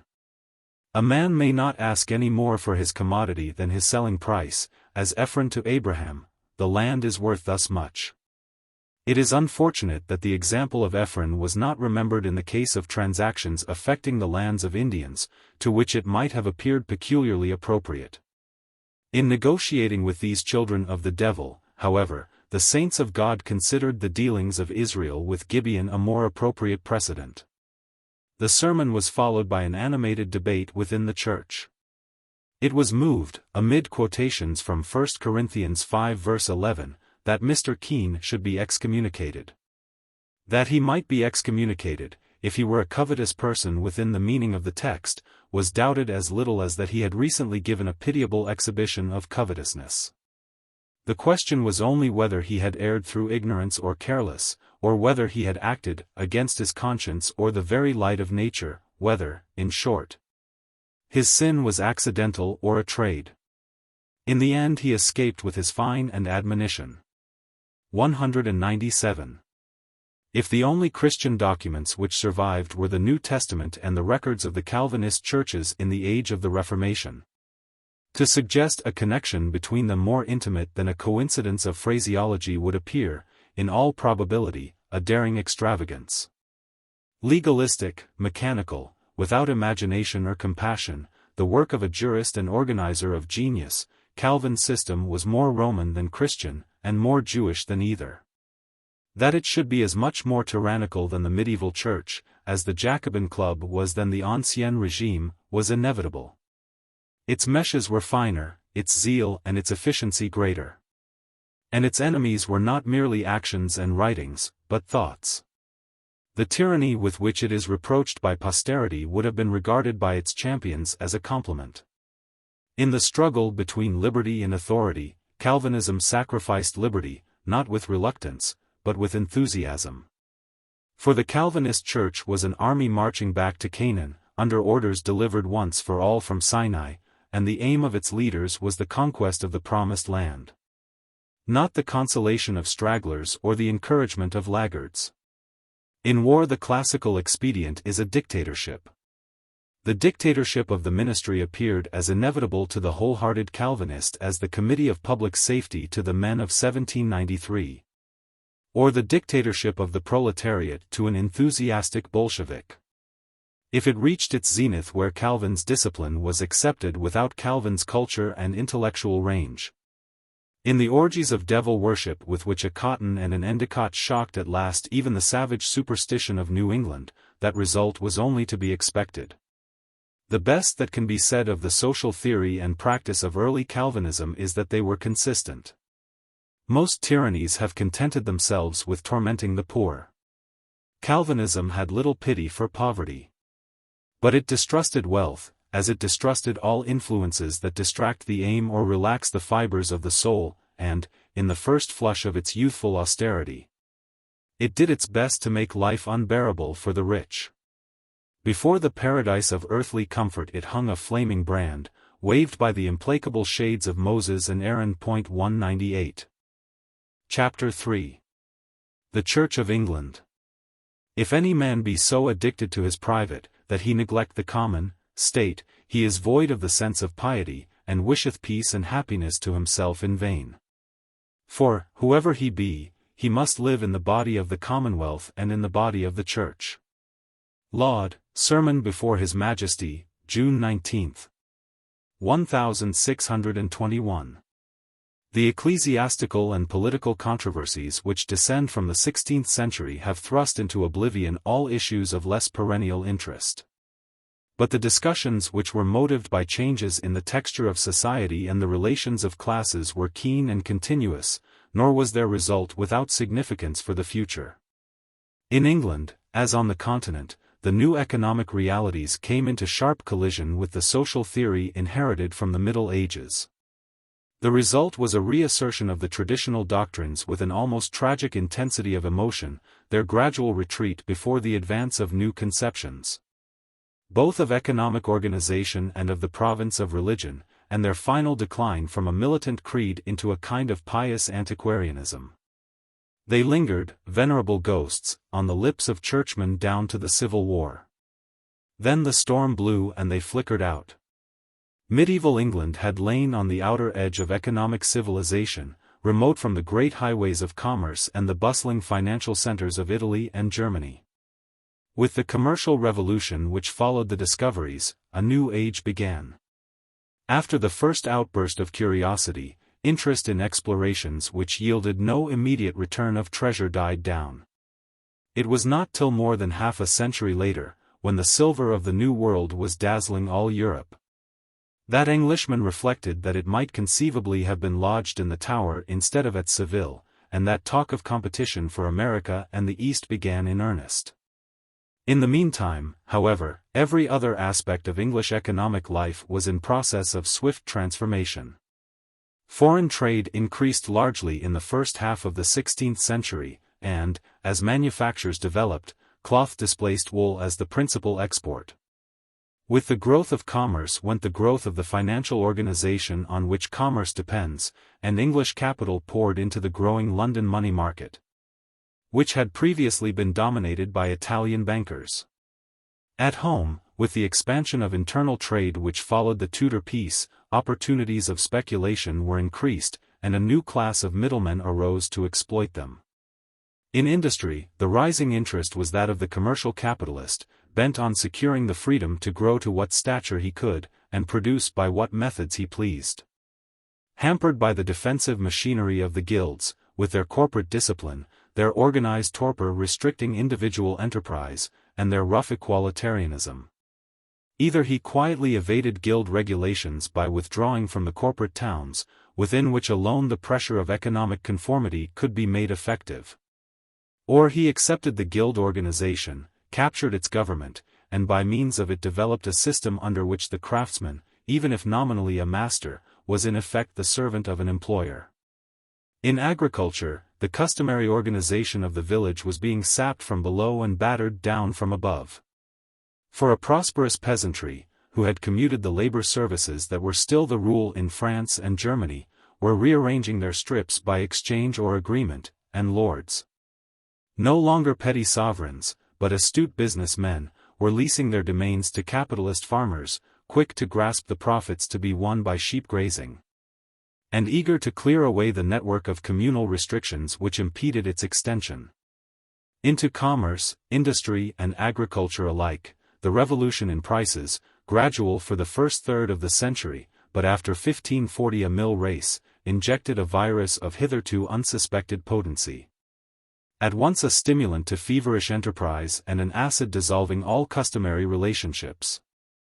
It was a society in rapid motion, swayed by new ambitions and haunted by new terrors, in which both success and failure had changed their meaning. Except in the turbulent north, the aim of the great landowner was no longer to hold at his call an army of retainers, but to exploit his estates as a judicious investment. The prosperous merchant, once content to win a position of dignity and power in fraternity or town, now flung himself into the task of carving his way to solitary preeminence, unaided by the artificial protection of guild or city. To the immemorial poverty of peasant and craftsman, pitting, under the ever-present threat of famine, their pygmy forces against an implacable nature, was added the haunting insecurity of a growing, though still small, proletariat, detached from their narrow niche in village or borough, the sport of social forces which they could neither understand, nor arrest, nor control. Chapter 1. The Land Question. The England of the Reformation, to which posterity turns as a source of high debates on church government and doctrine, was to contemporaries a cauldron seething with economic unrest and social passions. But the material on which agitation fed had been accumulating for 3 generations, and of the grievances which exploded in the middle of the century. With the exception of the depreciation of the currency, there was not one, neither enclosures and pasture farming, nor usury, nor the malpractices of guilds, nor the rise in prices, nor the oppression of craftsmen by merchants, nor the extortions of the engrosser, which had not evoked popular protests, been denounced by publicists, and produced legislation and administrative action, long before the Reformation Parliament met. The floods were already running high, when the religious revolution swelled them with a torrent of bitter, if bracing, waters. Its effect on the social situation was twofold. Since it produced a sweeping redistribution of wealth, carried out by an unscrupulous minority using the weapons of violence, intimidation and fraud, and succeeded by an orgy of interested misgovernment on the part of its principal beneficiaries, it aggravated every problem, and gave a new turn to the screw which was squeezing peasant and craftsman. Since it released a torrent of writing on questions not only of religion, but of social organization, it caused the criticisms passed on the changes of the past half-century to be brought to a head in a sweeping indictment of the new economic forces and an eloquent restatement of the traditional theory of social obligations. The center of both was the land question. For it was agrarian plunder which principally stirred the cupidity of the age, and agrarian grievances which were the most important ground of social agitation. The land question had been a serious matter for the greater part of a century before the Reformation. The first detailed account of enclosure had been written by a chantry priest in Warwickshire, soon after 1460. 199 Then had come the legislation of 1489, 1515 and 1516, Wolsey's Royal Commission in 1517, and more legislation in 1534. 200 Throughout, a steady stream of criticism had flowed from men of the Renaissance, like More, Starkey and a host of less well-known writers, dismayed at the advance of social anarchy, and sanguine of the miracles to be performed by a prince who would take counsel of philosophers. If, however, the problem was acute long before the confiscation of the monastic estates, its aggravation by the fury of spoliation let loose by Henry and Cromwell is not open to serious question. It is a mistake, no doubt, to see the last days of monasticism through rose-colored spectacles. The monks, after all, were businessmen, and the lay agents whom they often employed to manage their property naturally conformed to the agricultural practice of the world around them. In Germany revolts were nowhere more frequent or more bitter than on the estates of ecclesiastical landowners. 201 In England a glance at the proceedings of the courts of Star Chamber and Requests is enough to show that holy men reclaimed villains, turned copyholders into tenants at will, and, as More complained, converted arable land to pasture. 202. In reality, the supposition of unnatural virtue on the part of the monks, or of more than ordinary harshness on the part of the new proprietors, is not needed in order to explain the part which the rapid transference of great masses of property played in augmenting rural distress. The worst side of all such sudden and sweeping redistributions is that the individual is more or less at the mercy of the market, and can hardly help taking his pound of flesh. Estates with a capital value, in terms of modern money, of £15 million to £20 million changed hands. 203 To the abbey lands which came into the market after 1536 were added those of the guilds and chantries in 1547. The financial necessities of the crown were too pressing to allow of its retaining them in its own possession and drawing the rents.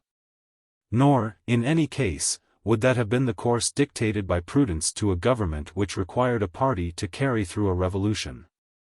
What it did, therefore, was to alienate most of the land almost immediately, and to spend the capital as income.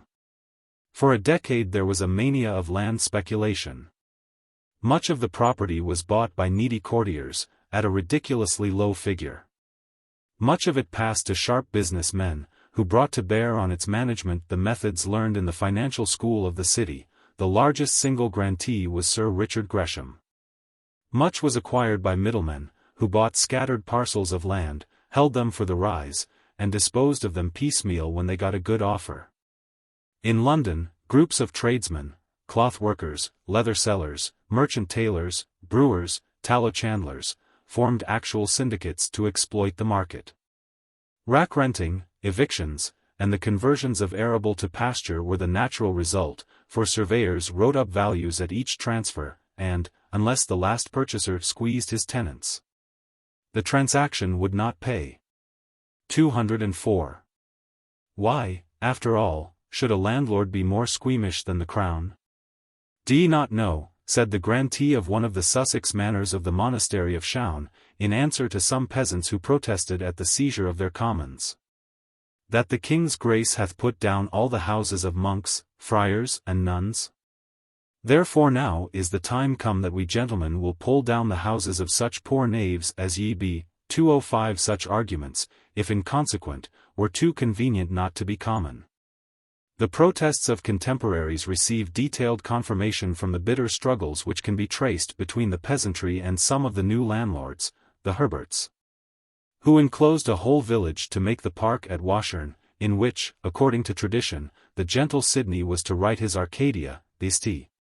John's at Abbots Ripton, and Sir John Yorke, third in the line of speculators in the lands of Whitby Abbey, whose tenants found their rents raised from £29 to £64 a year, and for nearly 20 years were besieging the government with petitions for redress. 206 The legend, still repeated late in the 17th century, that the grantees of monastic estates died out in 3 generations, though unveracious, is not surprising. The wish was father to the thought. It was an age in which the popular hatred of the encloser and the engrosser found a natural ally in religious sentiment, schooled, as it was, in a tradition which had taught that the greed of gain was a deadly sin, and that the plea of economic self-interest did not mitigate the verdict, but aggravated the offense. In England, as on the continent, doctrinal radicalism marched hand in hand with social conservatism. The most scathing attack on social disorders came, not from the partisans of the old religion, but from divines on the left wing of the Protestant party, who saw in economic individualism but another expression of the laxity and license which had degraded the purity of religion, and who understood by Reformation a return to the moral austerity of the primitive Church, no less than to its government and doctrine. The touching words 207 in which the leader of the Pilgrimage of Grace painted the social effects of the dissolution of the Yorkshire monasteries were mild compared with the denunciations launched 10 years later by Latimer, Crowley, Lever, Bacon and Ponnet. Their passion was natural. What Aske saw in the green tree, they saw in the dry, and their horror at the plunge into social immorality was sharpened by the bitterness of disappointed hopes. It was all to have been so different. The movement which produced the Reformation was a Janus, not with two, but with several, faces. And among them had been one which looked wistfully for a political and social regeneration as the fruit of the regeneration of religion. 208 In England, as in Germany and Switzerland, men had dreamed of a Reformation which would reform the state and society, as well as the Church. The purification, not merely of doctrine, but of morals, the encouragement of learning, the diffusion of education, the relief of poverty, by the stirring into life of a mass of sleeping endowments. A spiritual and social revival inspired by the revival of the faith of the gospel, such, not without judicious encouragement from a government alert to play on public opinion, was the vision which had floated before the eyes of the humanitarian and the idealist. It did not vanish without a struggle. At the very height of the economic crisis, Bucer, the tutor of Edward VI, and professor of divinity at Cambridge, stated the social program of a Christian Renaissance in the Manual of Christian Politics which he drafted in order to explain to his pupil how the kingdom of Christ might be established by a Christian prince. Its outlines were sharpened, and its details elaborated, with all the remorseless precision of a disciple of Calvin. Willful idlers are to be excommunicated by the Church and punished by the state. The government, a pious mercantilist, is to revive the woolen industry, to introduce the linen industry, to insist on pasture being put under the plough. It is to take a high line with the commercial classes. For, though trade in itself is honorable, most traders are rogues. Indeed, next to the sham priests, no class of men is more pestilential to the commonwealth. Their works are usury, monopolies, and the bribery of governments to overlook both. Fortunately, the remedies are simple. The state must fix just prices, a very necessary but an easy matter. Only, pious persons, devoted to the commonwealth more than to their own interests, are to be allowed to engage in trade at all. In every village and town a school is to be established under a master eminent for piety and wisdom. Christian princes must above all things strive that men of virtue may abound, and live to the glory of God. Neither the Church of Christ, nor a Christian commonwealth, ought to tolerate such as prefer private gain to the public weal, or seek it to the hurt of their neighbors. 209. The Christian prince strove, but not, poor child, as those that prevail. The classes whose backing was needed to make the Reformation a political success had sold their support on terms which made it inevitable that it should be a social disaster. The upstart aristocracy of the future had their teeth in the carcass, and, having tasted blood, they were not to be whipped off by a sermon. The government of Edward VI, like all Tudor governments, made its experiment in fixing just prices. What the astute Gresham, its financial adviser, thought of restricting commerce to persons of piety, we do not know, but can guess. As for the schools, what it did for them Mr. Leach has told us. It swept them away wholesale in order to distribute their endowments among courtiers. There were probably more schools in proportion to the population at the end of the 15th century than there were in the middle of the 19th. These endowments were confiscated by the state, and many still line the pockets of the descendants of the statesmen of the day. 210 King Edward VI's grammar schools are the schools which King Edward VI did not destroy. The disillusionment was crushing. Was it surprising that the reformers should ask what had become of the devout imaginations of social righteousness, which were to have been realized as the result of a godly reformation? The end of popery, the curtailment of ecclesiastical privileges, 6 new bishoprics, lectureships in Greek and Latin in place of the disloyal subject of the canon law. The reform of doctrine and ritual. Side by side with these good things had come some less edifying changes, the ruin of much education, the cessation of much charity. A raid on corporate property which provoked protests even in the House of Commons 211 and for 10 years a sinister hum, as of the floating of an immense land syndicate. With favorable terms for all sufficiently rich, or influential, or mean, to get in on the ground floor. The men who had invested in the Reformation when it was still a gambling stock naturally nursed the security, and denounced the revolting peasants as communists. With the mystical reverence for the rights of property which is characteristic in all ages of the nouveau riches. 212 The men whose religion was not money said what they thought of the business in pamphlets and sermons, which left respectable congregations spluttering with fury. Crowley pilloried leasemongers and usurers, wrote that the sick begged in the street because rich men had seized the endowments of hospitals. And did not conceal his sympathy with the peasants who rose under Ket. 213 Bacon told the gentry, eloquent on the vices of abbey lubbers, that the only difference between them and the monks was that they were more greedy and more useless. More harsh in wringing the last penny from the tenants, more selfish in spending the whole income on themselves, more pitiless to the poor. 214 In suppressing of abbeys, cloisters, colleges and chantries, preached lever in St. Paul's, the intent of the King's Majesty that dead is, was, and of this our King now is, very godly, and the purpose, or else the pretence. Of other wondrous goodly, that thereby such abundance of goods as was superstitiously spent upon vain ceremonies, or voluptuously upon idle bellies, might come to the King's hands to bear his great charges, necessarily bestowed in the commonwealth, or partly unto other men's hands, for the better relief of the poor, the maintenance of learning, and the setting forth of God's word. Howbeit, covetous officers have so used this matter, that even those goods which did serve to the relief of the poor, the maintenance of learning, and to comfortable necessary hospitality in the commonwealth, be now turned to maintain worldly, wicked, covetous ambition.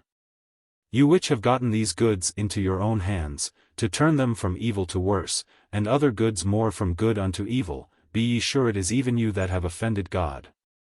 Beguiled the king, robbed the rich, spoiled the poor, and brought a commonwealth into a common misery. 215. This was plain speaking indeed. Known to their enemies as the Commonwealth men, from their advocacy of social reconstruction, the group of which Latimer was the prophet and Hales the man of action, naturally incurred the charge of stirring up class hatred, which is normally brought against all who call attention to its causes. The result of their activity was the appointment of a royal commission to inquire into offences against the acts forbidding the conversion of arable to pasture, the introduction of legislation requiring the maintenance of tillage and rebuilding of cottages, and a proclamation pardoning persons who had taken the law into their own hands by pulling down hedges.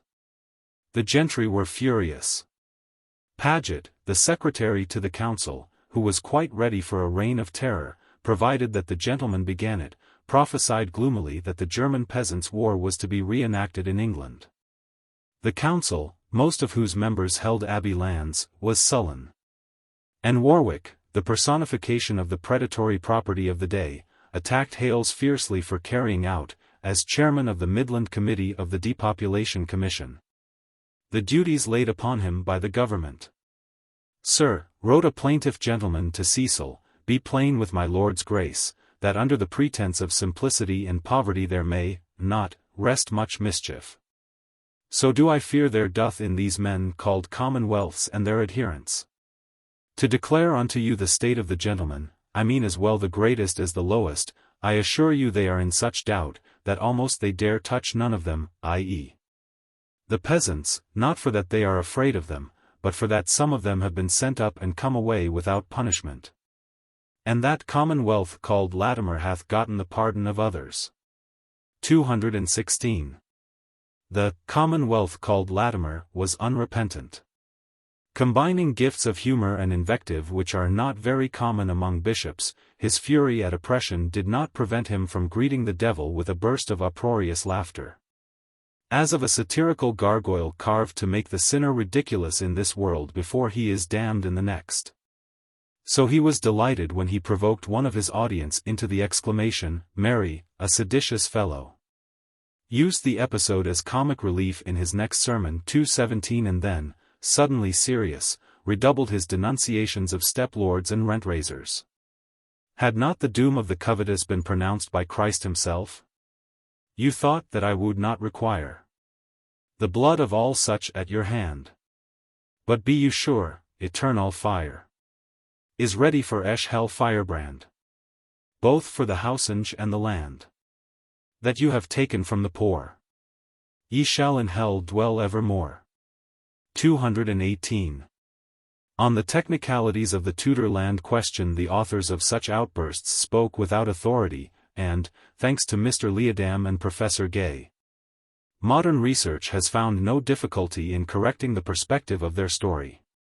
At once incurious and ill-informed as to the large impersonal causes which were hurrying forward the reorganization of agriculture on a commercial basis. What shocked them was not only the material misery of their age, but its repudiation of the principles by which alone, as it seemed, human society is distinguished from a pack of wolves. Their enemy was not merely the Northumberlands or Herberts, but an idea, and they sprang to the attack, less of spoliation or tyranny, than of a creed which was the parent of both. That creed was that the individual is absolute master of his own, and, within the limits set by positive law, may exploit it with a single eye to his pecuniary advantage, unrestrained by any obligation to postpone his own profit to the well-being of his neighbors, or to give account of his actions to a higher authority. It was, in short, the theory of property which was later to be accepted by all civilized communities. The question of the respective rights of lord and peasant had never, at least within recent centuries, arisen in so acute a form, for as long as the customary tenants were part of the stock of the manor, it was obviously to the interest of the lord to bind them to the soil. Now all that had been changed, at any rate in the South and Midlands, by the expansion of the woolen industry and the devaluation of money. Chevage and Merchet had gone. Forced labor, if it had not gone, was fast going.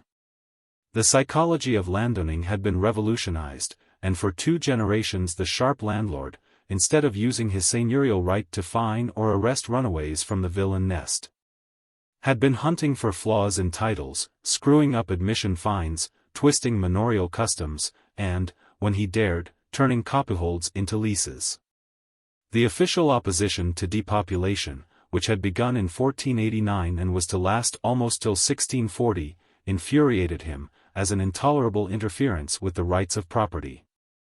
In their attacks on the restraints imposed by village custom from below and by the crown from above, in their illegal defiance of the statutes forbidding depopulation, and in their fierce resistance to the attempts of Wolsey and Somerset to restore the old order, the interests which were making the agrarian revolution were watering the seeds of that individualistic conception of ownership which was to carry all before it after the Civil War.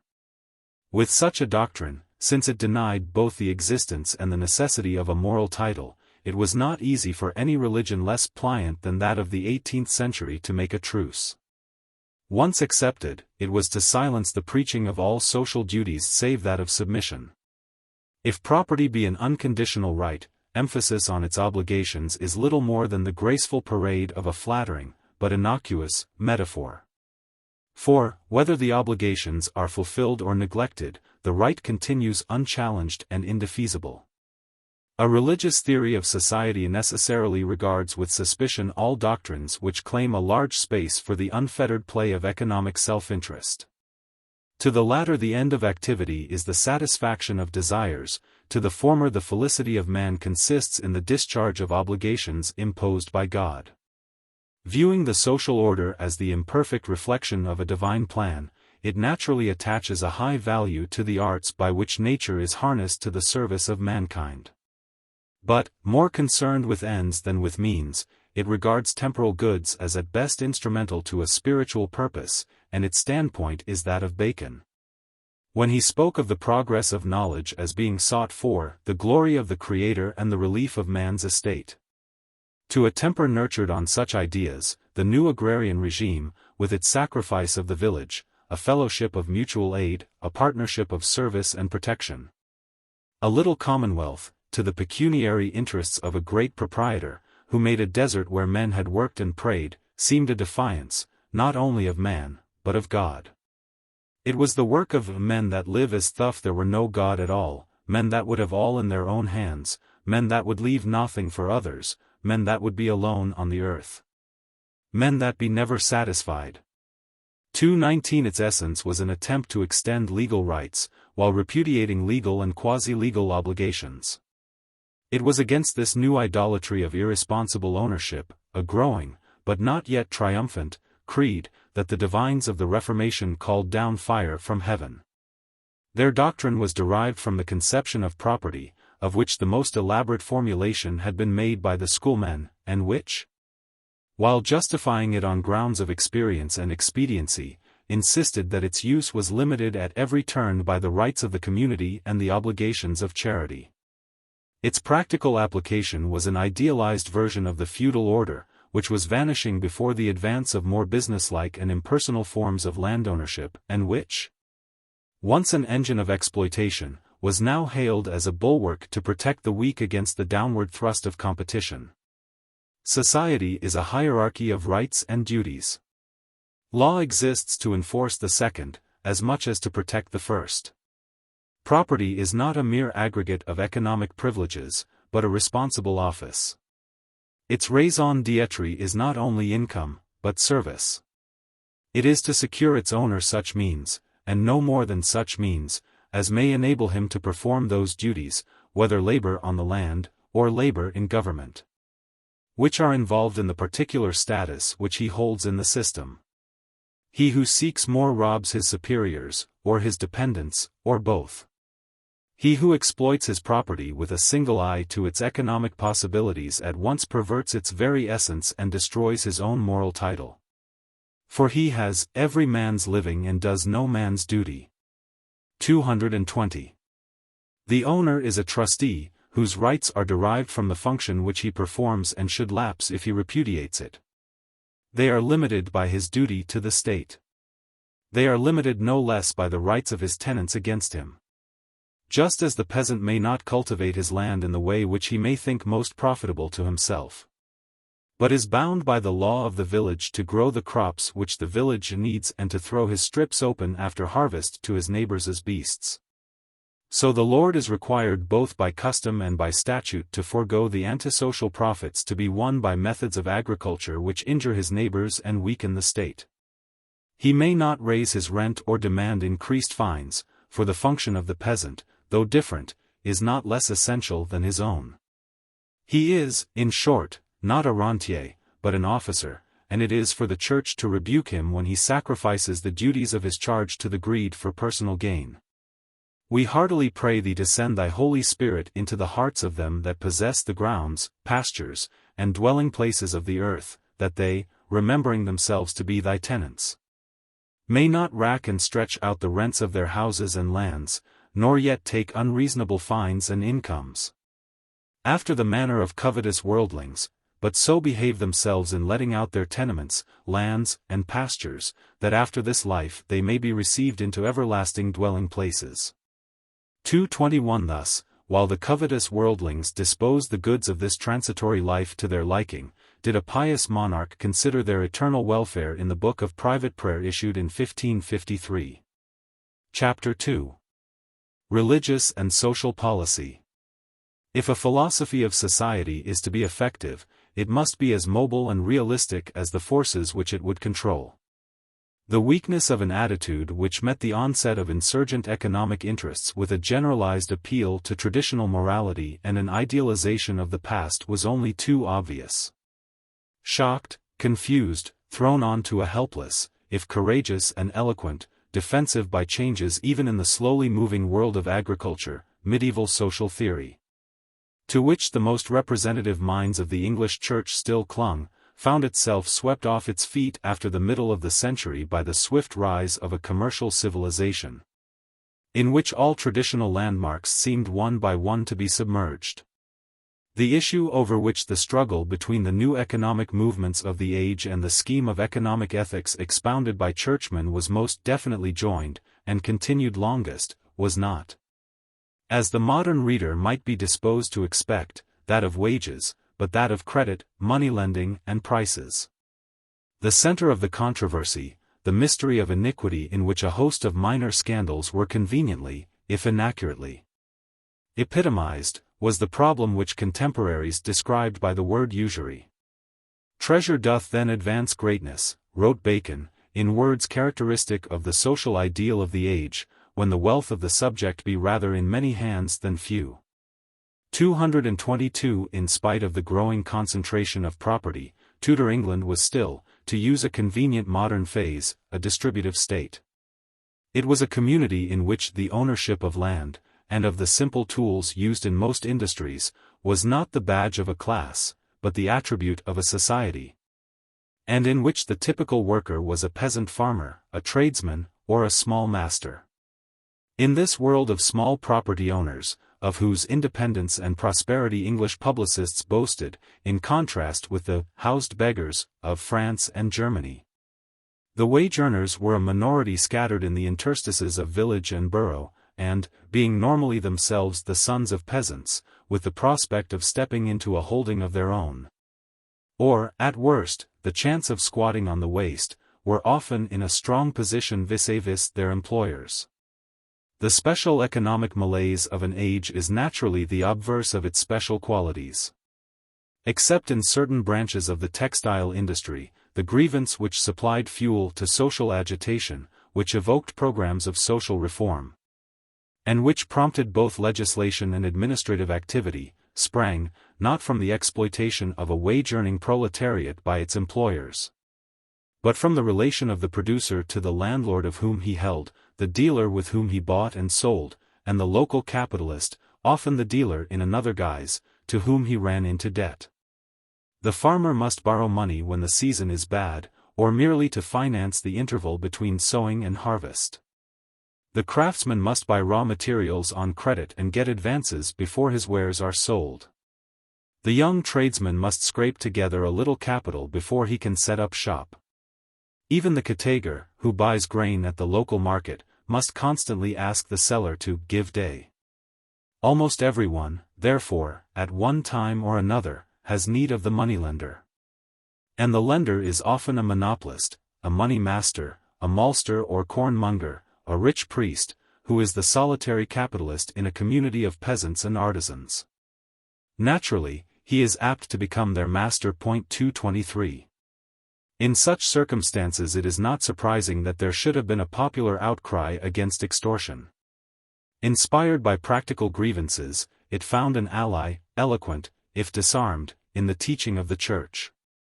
The doctrine as to the ethics of economic conduct, which had been formulated by medieval popes and interpreted by medieval schoolmen, was rehearsed by the English divines of the 16th century. Not merely as the conventional tribute paid by a formal piety to the wisdom of the past, but because the swift changes of the period in commerce and agriculture had, not softened, but accentuated the problems of conduct for which it had been designed.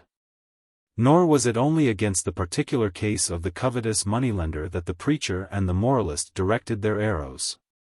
The essence of the medieval scheme of economic ethics had been its insistence on equity in bargaining. A contract is fair, St. Thomas had said, when both parties gain from it equally. The prohibition of usury had been the kernel of its doctrines, not because the gains of the moneylender were the only species, but because, in the economic conditions of the age, they were the most conspicuous species of extortion. In reality, alike in the Middle Ages and in the 16th century, the word usury had not the specialized sense which it carries today. Like the modern profiteer, the usurer was a character so unpopular that most unpopular characters could be called usurers. And by the average practical man almost any form of bargain which he thought oppressive would be classed as usurious. The interpretation placed on the word by those who expounded ecclesiastical theories of usury was equally elastic.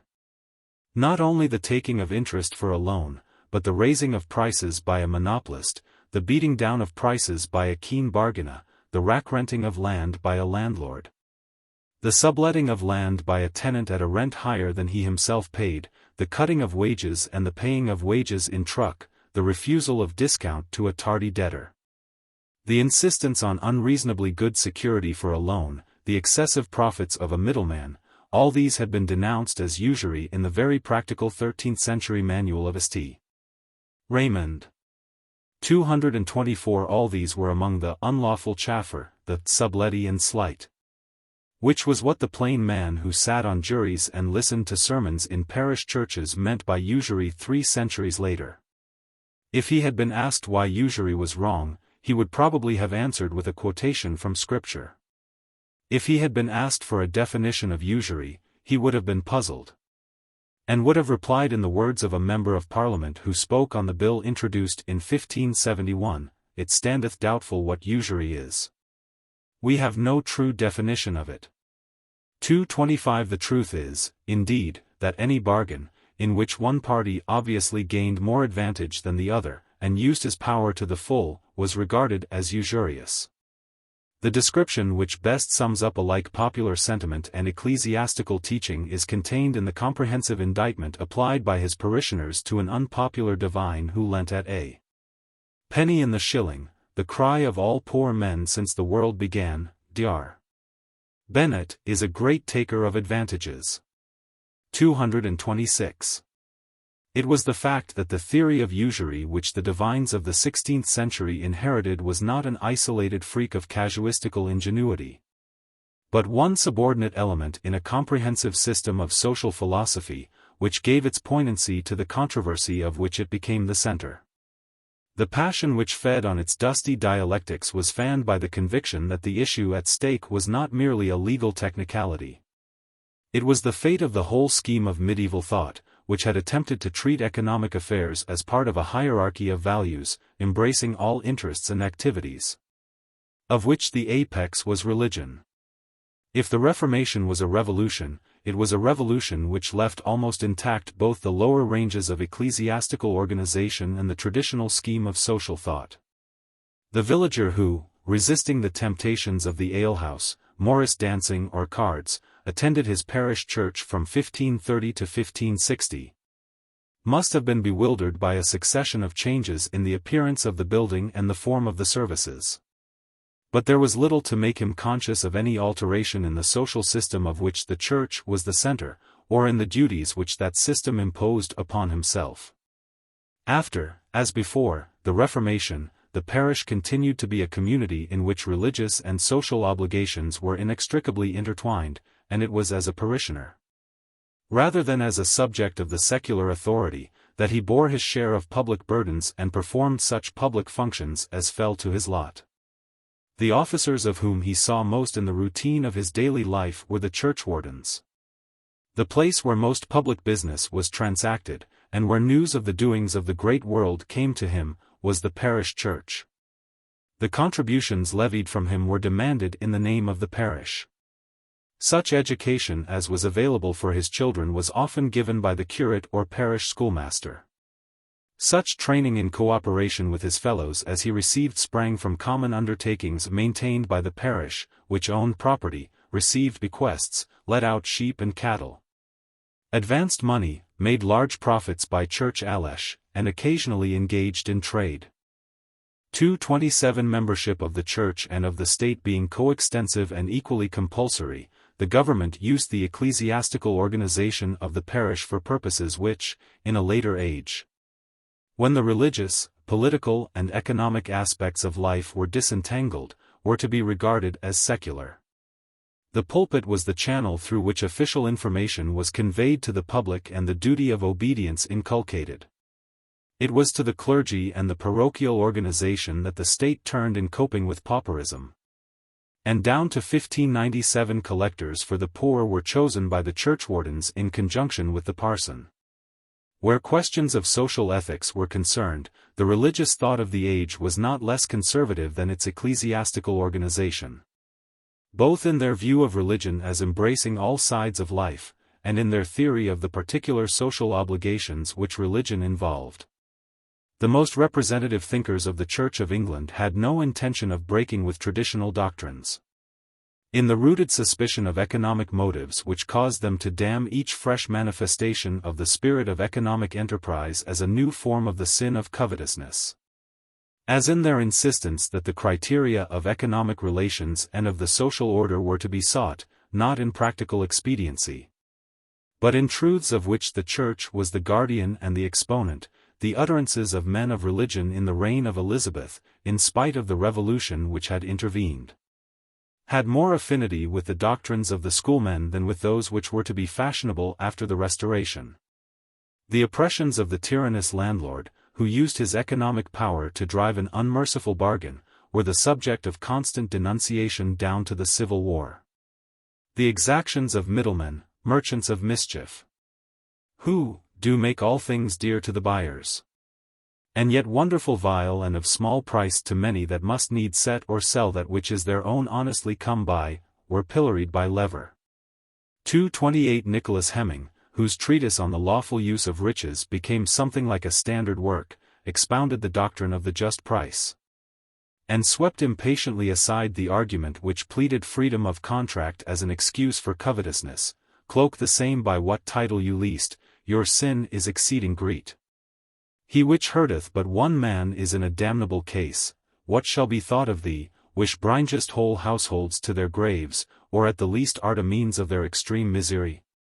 Thou mightest find shifts to avoid the danger of men, but assuredly thou shalt not escape the judgment of God.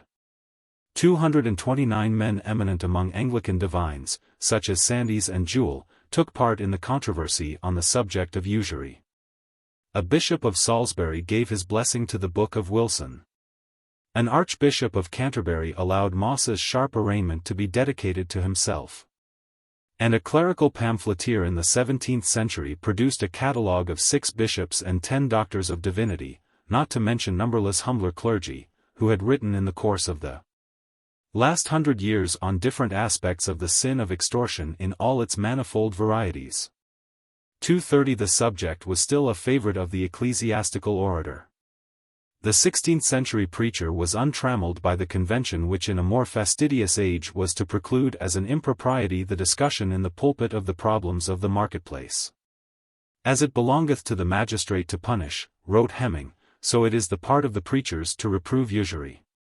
First, they should earnestly inveigh against all unlawful and wicked contracts.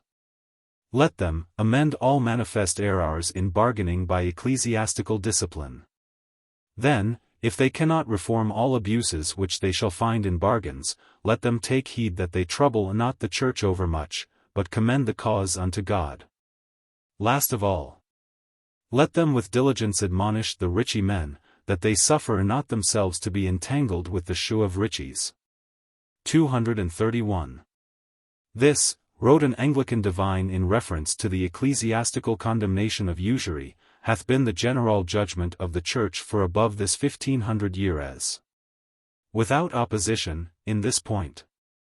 Poor silly Church of Christ, that could never find a lawful usury before this golden age wherein we live. 232 The first fact which strikes the modern student of this body of teaching is its continuity with the past. In its insistence that buying and selling, letting and hiring, lending and borrowing, are to be controlled by a moral law, of which the Church is the guardian. Religious opinion after the Reformation did not differ from religious opinion before it. The Reformers themselves were conscious, neither of the emancipation from the economic follies of the age of medieval darkness ascribed to them in the 18th century, nor of the repudiation of the traditional economic morality of Christendom, which some writers have held to have been the result of the revolt from Rome. The relation in which they conceived themselves to stand to the social theory of the medieval church is shown by the authorities to whom they appealed.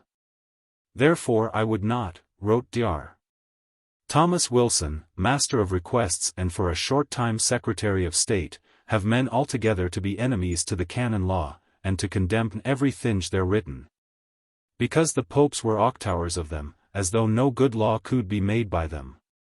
Nay, I will say plainly, that there are some such laws made by the popes as be right godly, say others what they list. 233 From the lips of a Tudor official, such sentiments fell, perhaps, with a certain piquancy. But, in their appeal to the traditional teaching of the Church, Wilson's words represented the starting point from which the discussions of social questions still commonly set out. The Bible, the Fathers and the Schoolmen, the Decretals, Church Councils, and commentators on the canon law, all these, and not only the first, continued to be quoted as decisive on questions of economic ethics by men to whom the theology and government of the medieval church were an abomination. What use Wilson made of them, a glance at his book will show. The writer who, after him, produced the most elaborate discussion of usury in the latter part of the century prefaced his work with a list of pre-Reformation authorities running into several pages. 234 The author of a practical memorandum on the amendment of the law with regard to money lending, a memorandum which appears to have had some effect upon policy, thought it necessary to drag into a paper concerned with the chicanery of financiers and the depreciation of sterling by speculative exchange business. Not only Melanchthon, but Aquinas and Hostiensis. 235 Even a moralist who denied all virtue whatever to the decrees of the Pope, did so only the more strongly to emphasize the prohibition of uncharitable dealing contained in the statutes of holy synods and sayings of godly fathers. Wish vehemently forbid usury. 236 Objective economic science was developing in the hands of the experts who wrote on agriculture, trade, and, above all, on currency and the foreign exchanges. But the divines, if they read such works at all, waved them on one side as the intrusion of mammon into the fold of Christian morality, and by their obstinate obscurantism helped to prepare an intellectual nemesis, which was to discredit their fervent rhetoric as the voice of a musty superstition. For one who examined present economic realities, 10 rearranged thrice-quoted quotations from tomes of past economic casuistry. Sermon was piled upon sermon, and treatise upon treatise.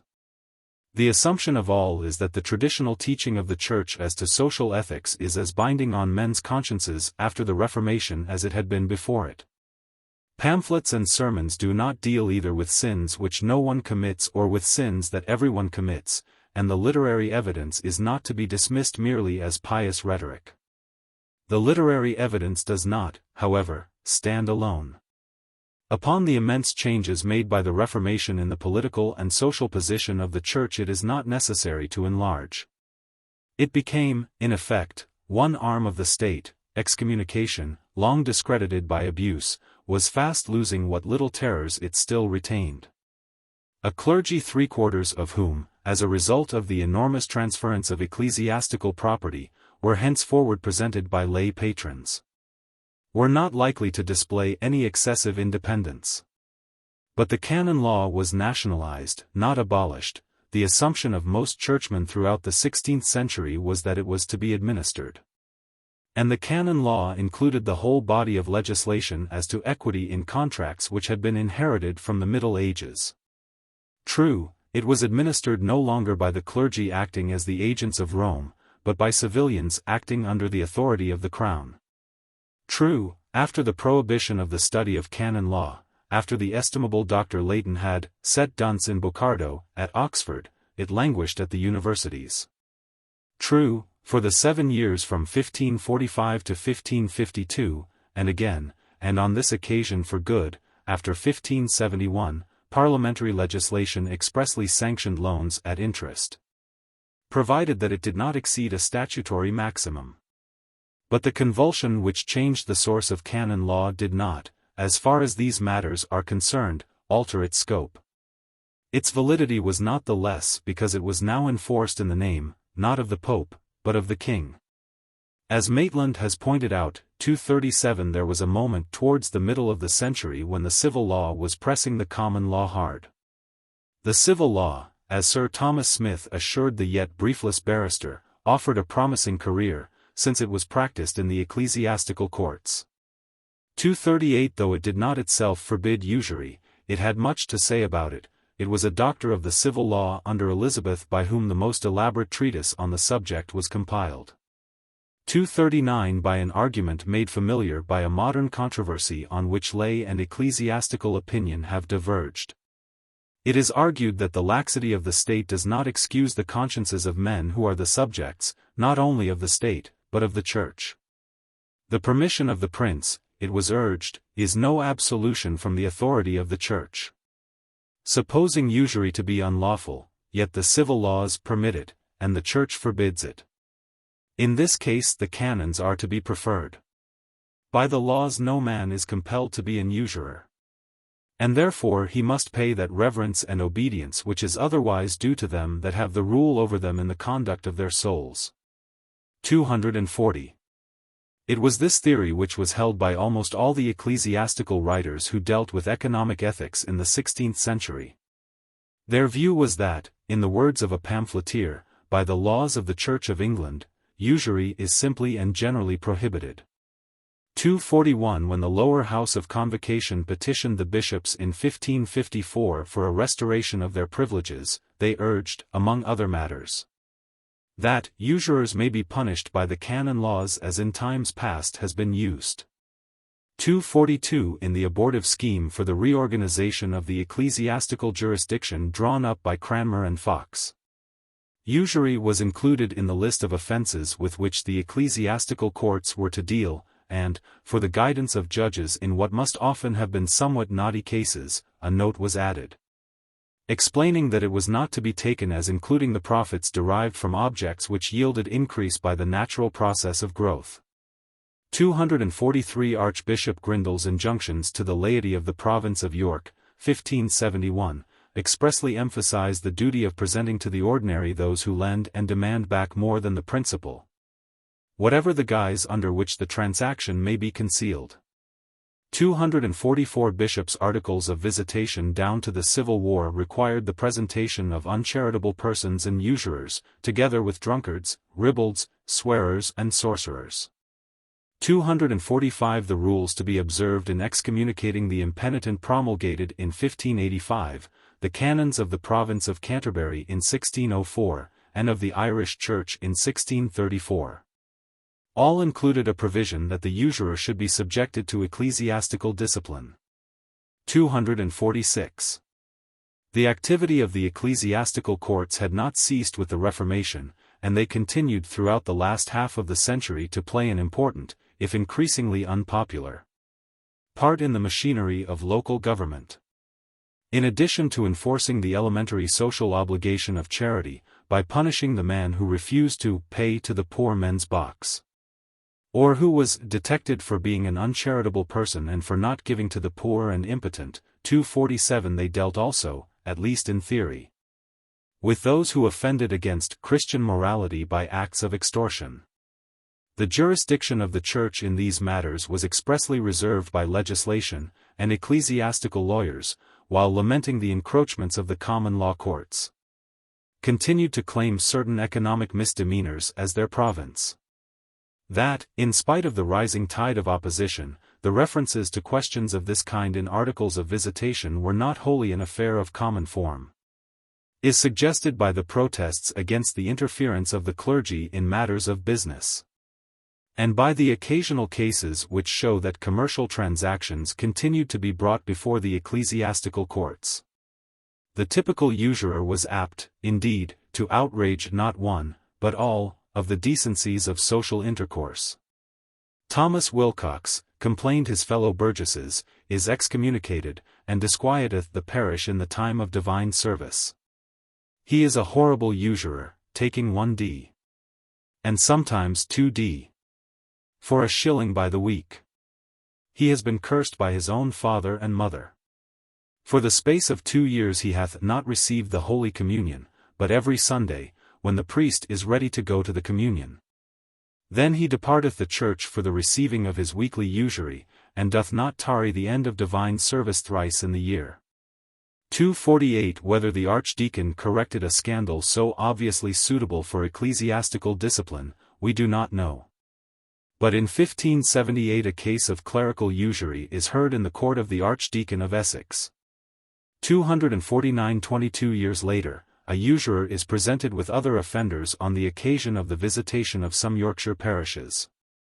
250 Even in 1619 two instances occur in which moneylenders are cited before the court of the commissary of the Bishop of London, on the charge of lending upon pawns for an excessive gain commonly reported and cried out of. One is excommunicated and afterwards absolved, both are admonished to amend their ways. 251. There is no reason, however, to suppose that such cases were other than highly exceptional. Nor is it from the occasional activities of the ever more discredited ecclesiastical jurisdiction that light on the practical application of the ideas of the age as to social ethics is to be sought.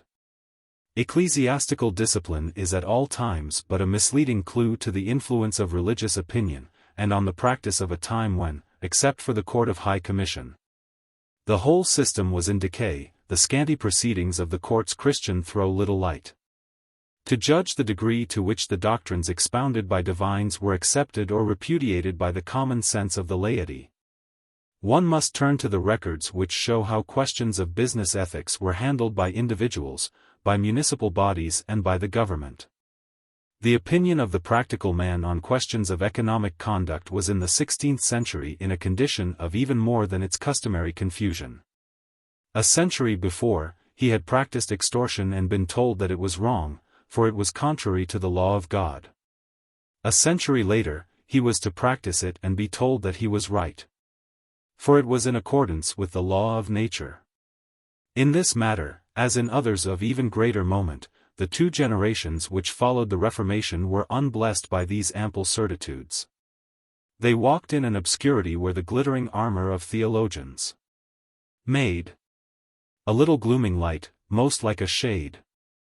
In practice, since new class interests and novel ideas had arisen, but had not yet wholly submerged those which preceded them, every shade of opinion, from that of the pious burgess, who protested indignantly against being saddled with a vicar who took a penny in the shilling, to the latitudinarianism of the cosmopolitan financier, to whom the confusion of business with morals was a vulgar delusion, was represented in the economic ethics of Elizabethan England. As far as the smaller property owners were concerned, the sentiment of laymen differed, on the whole, less widely from the doctrines expounded by divines than it did from the individualism which was beginning to carry all before it among the leaders of the world of business. Against the rising financial interests of the day were arrayed the stolid conservatism of the peasantry and the humbler bourgeoisie, whose conception of social expediency was the defense of customary relations against innovation, and who regarded the growth of this new power with something of the same jealous hostility as they opposed to the economic radicalism of the enclosing landlord. At bottom, it was an instinctive movement of self-protection. Free play for the capitalist seemed to menace the independence of the small producer, who tilled the nation's fields and wove its cloth. The path down which the financier beguiles his victims may seem at first to be strewn with roses, but at the end of it lies, incredible nightmare, a regime of universal capitalism, in which peasant and small master will have been merged in a propertyless proletariat.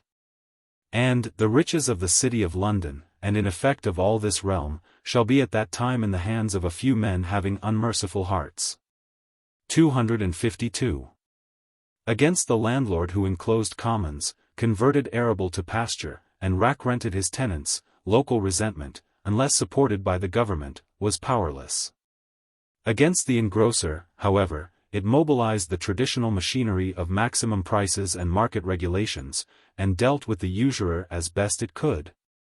By presenting him before the justices in quarter sessions, by advancing money from the municipal exchequer to assist his victims, and even, on occasion, by establishing a public pawnshop, with a monopoly of the right to make loans, as a protection to the inhabitants against extreme usurers and extortioners. The commonest charity of the age, which was the establishment of a fund to make advances without interest to tradesmen, was inspired by similar motives. Its aim was to enable the young artisan or shopkeeper, the favorite victim of the moneylender, to acquire the indispensable stock, without which he could not set up in business. 253. The issues which confronted the government were naturally more complicated, and its attitude was more ambiguous. The pressure of commercial interests growing in wealth and influence, its own clamorous financial necessities, the mere logic of economic development, made it out of the question for it to contemplate, even if it had been disposed to do so, the rigorous economic discipline desired by the divines. Tradition, a natural conservatism, the apprehension of public disorder caused by enclosures or by distress among the industrial population, a belief in its own mission as the guardian of good order in trade, not unmingled with a hope that the control of economic affairs might be made to yield agreeable financial pickings, gave it a natural bias to a policy which aimed at drawing all the threads of economic life into the hands of a paternal monarchy. In the form which the system assumed under Elizabeth, considerations of public policy, which appealed to the state, were hardly distinguishable from considerations of social morality, which appealed to the Church. As a result of the Reformation, the relations previously existing between the Church and the state had been almost exactly reversed. In the Middle Ages the former had been, at least in theory, the ultimate authority on questions of public and private morality, while the latter was the police officer which enforced its decrees. In the 16th century, the Church became the ecclesiastical department of the state, and religion was used to lend a moral sanction to secular social policy. But the religious revolution had not destroyed the conception of a single society, of which Church and state were different aspects. And, when the canon law became the King's Ecclesiastical Law of England, the jurisdiction of both inevitably tended to merge. Absorbing the ecclesiastical authority into itself, the Crown had its own reasons of political expediency for endeavoring to maintain traditional standards of social conduct. As an antidote for what Cecil called the license grown by liberty of the gospel. Ecclesiastics, in their turn, were public officers. Under Elizabeth the bishop was normally also a justice of the peace, and relied on secular machinery to enforce, not only religious conformity, but Christian morality, because both were elements in a society in which secular and spiritual interests had not yet been completely disentangled from each other. "We mean by the Commonwealth," wrote Hooker, "that society with relation unto all public affairs thereof, only the matter of true religion excepted. By the Church, the same society, with only reference unto the matter of true religion, without any other affairs besides." 254. In economic and social, as in ecclesiastical, matters, the opening years of Elizabeth were a period of conservative reconstruction. The psychology of a nation which lives predominantly by the land is in sharp contrast with that of a commercial society. In the latter, when all goes well, continuous expansion is taken for granted as the rule of life, new horizons are constantly opening. And the catchword of politics is the encouragement of enterprise. In the former, the number of niches into which each successive generation must be fitted is strictly limited. Movement means disturbance, for, as one man rises, another is thrust down. And the object of statesmen is, not to foster individual initiative, but to prevent social dislocation.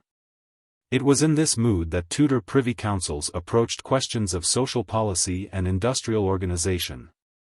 Except when they were diverted by financial interests, or lured into ambitious, and usually unsuccessful, projects for promoting economic development, their ideal was, not progress, but stability. Their enemies were disorder, and the restless appetites which, since they led to the encroachment of class on class, were thought to provoke it. Distrusting economic individualism for reasons of state as heartily as did churchmen for reasons of religion. Their aim was to crystallize existing class relationships by submitting them to the pressure, at once restrictive and protective, of a paternal government. Vigilant to detect all movements which menaced the established order, and alert to suppress them. Take but degree away, untune that string. And, hark, what discord follows? Force should be right. Or rather, right and wrong. Between whose endless jar justice resides. Should lose their names, and so should justice too. Then everything includes itself in power. Power into will into appetite. And appetite, an universal wolf. So doubly seconded with will and power. And, last, eat up himself. In spite of the swift expansion of commerce in the latter part of the century, the words of Ulysses continued for long to express the official attitude. The practical application of such conceptions was an elaborate system of what might be called, to use a modern analogy, controls. Wages, the movement of labor, the entry into a trade, dealings in grain and in wool, methods of cultivation, methods of manufacture, foreign exchange business, rates of interest, all are controlled. Partly by statute, but still more by the administrative activity of the council. In theory, nothing is too small or too great to escape the eyes of an omniscient state. Does a landowner take advantage of the ignorance of peasants and the uncertainty of the law to enclose commons or evict copyholders? The council, while protesting that it does not intend to hinder him from asserting his rights at common law, will intervene to stop gross cases of oppression. To prevent poor men from being made the victims of legal chicanery and intimidation, to settle disputes by common sense and moral pressure. To remind the aggressor that he is bound rather to consider what is agreeable, to the use of this state and for the good of the commonwealth, than to seek the uttermost advantage that a landlord for his particular profit might take among his tenants. 255 Have prices been raised by a bad harvest? The council will issue a solemn denunciation of the covetousness of speculators, in conditions more like to wolves or cormorants than to natural men. 256 Who take advantage of the dearth to exploit public necessities. Will instruct the commissioners of grain and victuals to suspend exports, and will order justices to inspect barns, ration supplies, and compel farmers to sell surplus stocks at a fixed price. Does the collapse of the continental market threaten distress in the textile districts? The council will put pressure on clothiers to find work for the operatives, this being the rule by which the wool grower, the clothier and merchant must be governed. That whosoever had a part of the gain in profitable times, must now, in the decay of trade, bear a part of the public losses. As may best conduce to the good of the public and the maintenance of the general trade.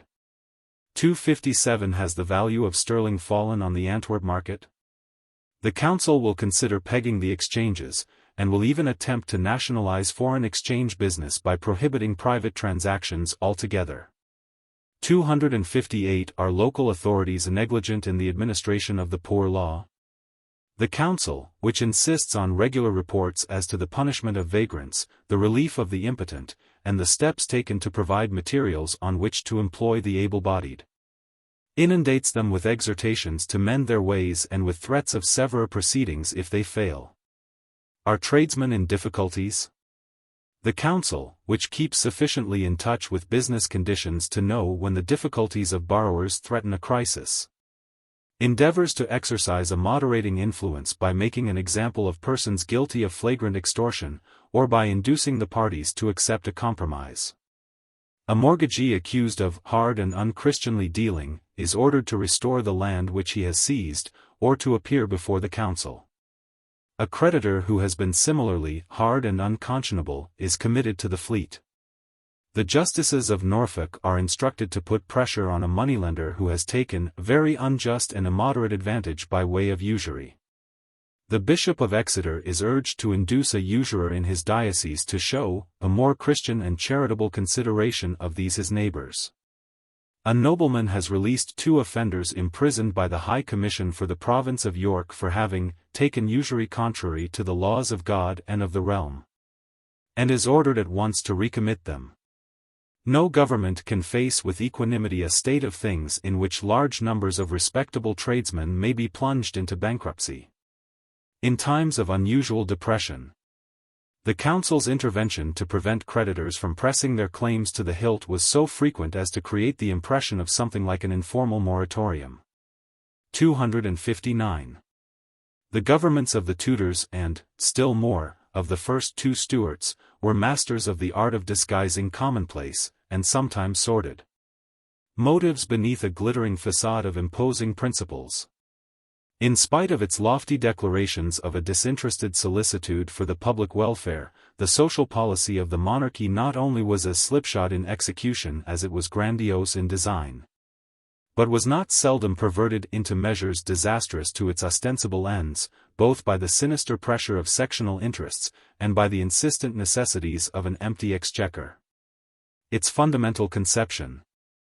However, the philosophy of the thinkers and of the few statesmen who rose above immediate exigencies to consider the significance of the system in its totality, had a natural affinity with the doctrines which commended themselves to men of religion. It was of an ordered and graded society, in which each class performed its allotted function, and was secured such a livelihood, and no more than such a livelihood, as was proportioned to its status. God and the king, wrote one who had labored much, amid grave personal dangers, for the welfare of his fellows, hath not sent us the poor livenge we have, but to do services therefore among our neighbours abroad. 260 The divines who fulminated against the uncharitable covetousness of the extortionate middleman, the grasping moneylender, or the tyrannous landlord, saw in the measures by which the government endeavored to suppress the greed of individuals or the collision of classes a much-needed cement of social solidarity, and appealed to Caesar to redouble his penalties upon an economic license which was hateful to God.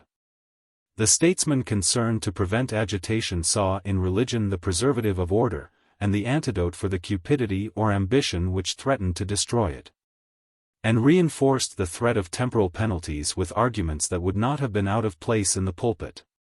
To both alike religion is concerned with something more than personal salvation. It is the sanction of social duties and the spiritual manifestation of the corporate life of a complex, yet united, society. To both the state is something more than an institution created by material necessities or political convenience. It is the temporal expression of spiritual obligations. It is a link between the individual soul and that supernatural society of which all Christian men are held to be members. It rests not merely on practical convenience, but on the will of God. Of that philosophy, the classical expression, at once the most Catholic, the most reasonable and the most sublime, is the work of Hooker. What it meant to one cast in a narrower mold, pedantic, irritable and intolerant, yet not without the streak of harsh nobility which belongs to all who love an idea, however unwisely, more than their own ease, is revealed in the sermons and the activity of Laud. Laud's intellectual limitations and practical blunders need no emphasis. If his vices made him intolerable to the most powerful forces of his own age, his virtues were not of a kind to commend him to those of its successor. And history has been hardly more merciful to him than were his political opponents. But an intense conviction of the fundamental solidarity of all the manifold elements in a great community, a grand sense of the dignity of public duties, a passionate hatred for the self-seeking pettiness of personal cupidities and sectional interests, these qualities are not among the weaknesses against which the human nature of ordinary men requires to be most upon its guard. And these qualities Laud possessed, not only in abundance, but to excess. His worship of unity was an idolatry, his detestation of faction a superstition. Church and state are one Jerusalem, both commonwealth and church are collective bodies, made up of many into one, and both so near allied that the one, the church, can never subsist but in the other, the commonwealth. Nay, so near, that the same men, which in a temporal respect make the commonwealth, do in a spiritual make the church. 261 Private and public interests are inextricably interwoven. The sanction of unity is religion. The foundation of unity is justice. God will not bless the state, if kings and magistrates do not execute judgment. If the widow and the fatherless have cause to cry out against the thrones of justice. 262.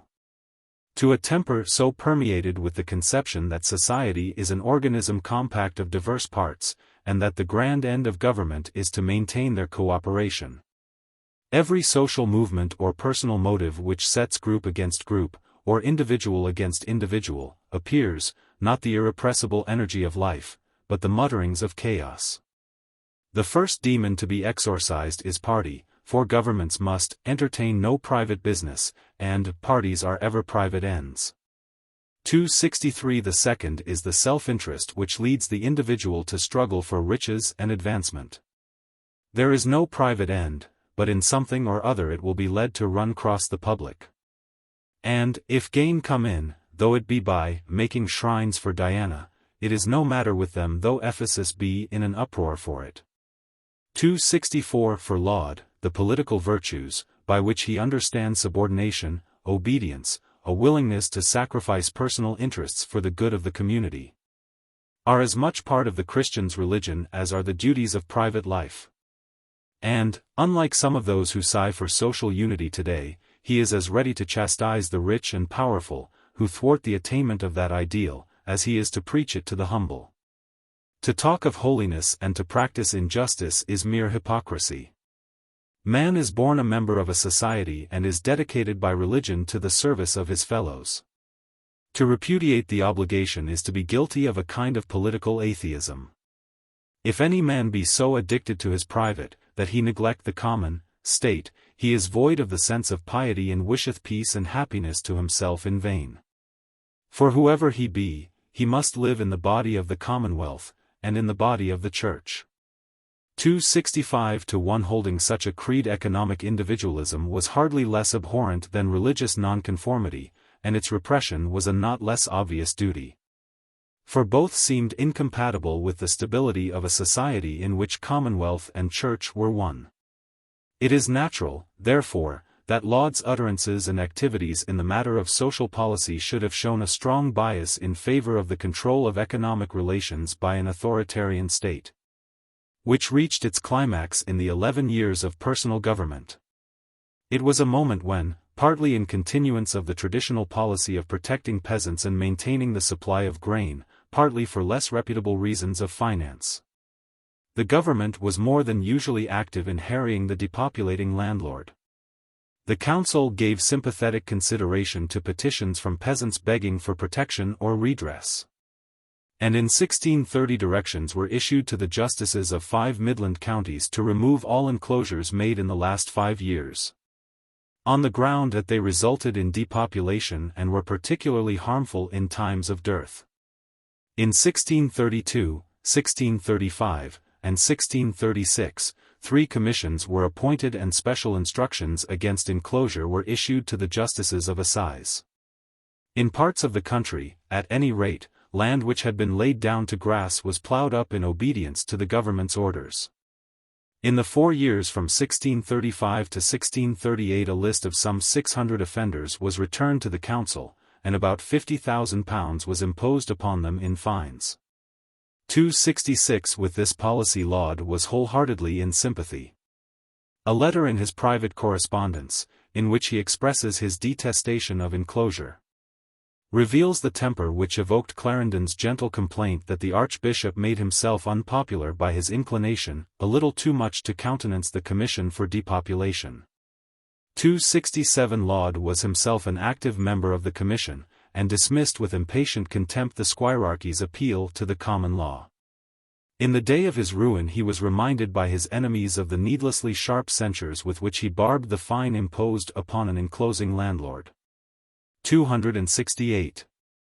The prevention of enclosure and depopulation was merely one element in a general policy, by which a benevolent government, unhampered by what Laud had called that noise of parliamentary debate, was to endeavor by even-handed pressure to enforce social obligations on great and small, and to prevent the public interest being sacrificed to an unconscionable appetite for private gain.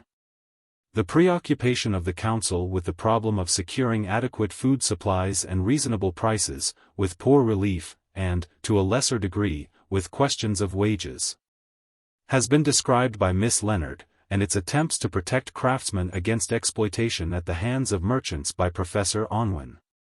269. In 1630, it issued in an amended form the Elizabethan Book of Orders, instructing justices as to their duty to see that markets were served and prices controlled.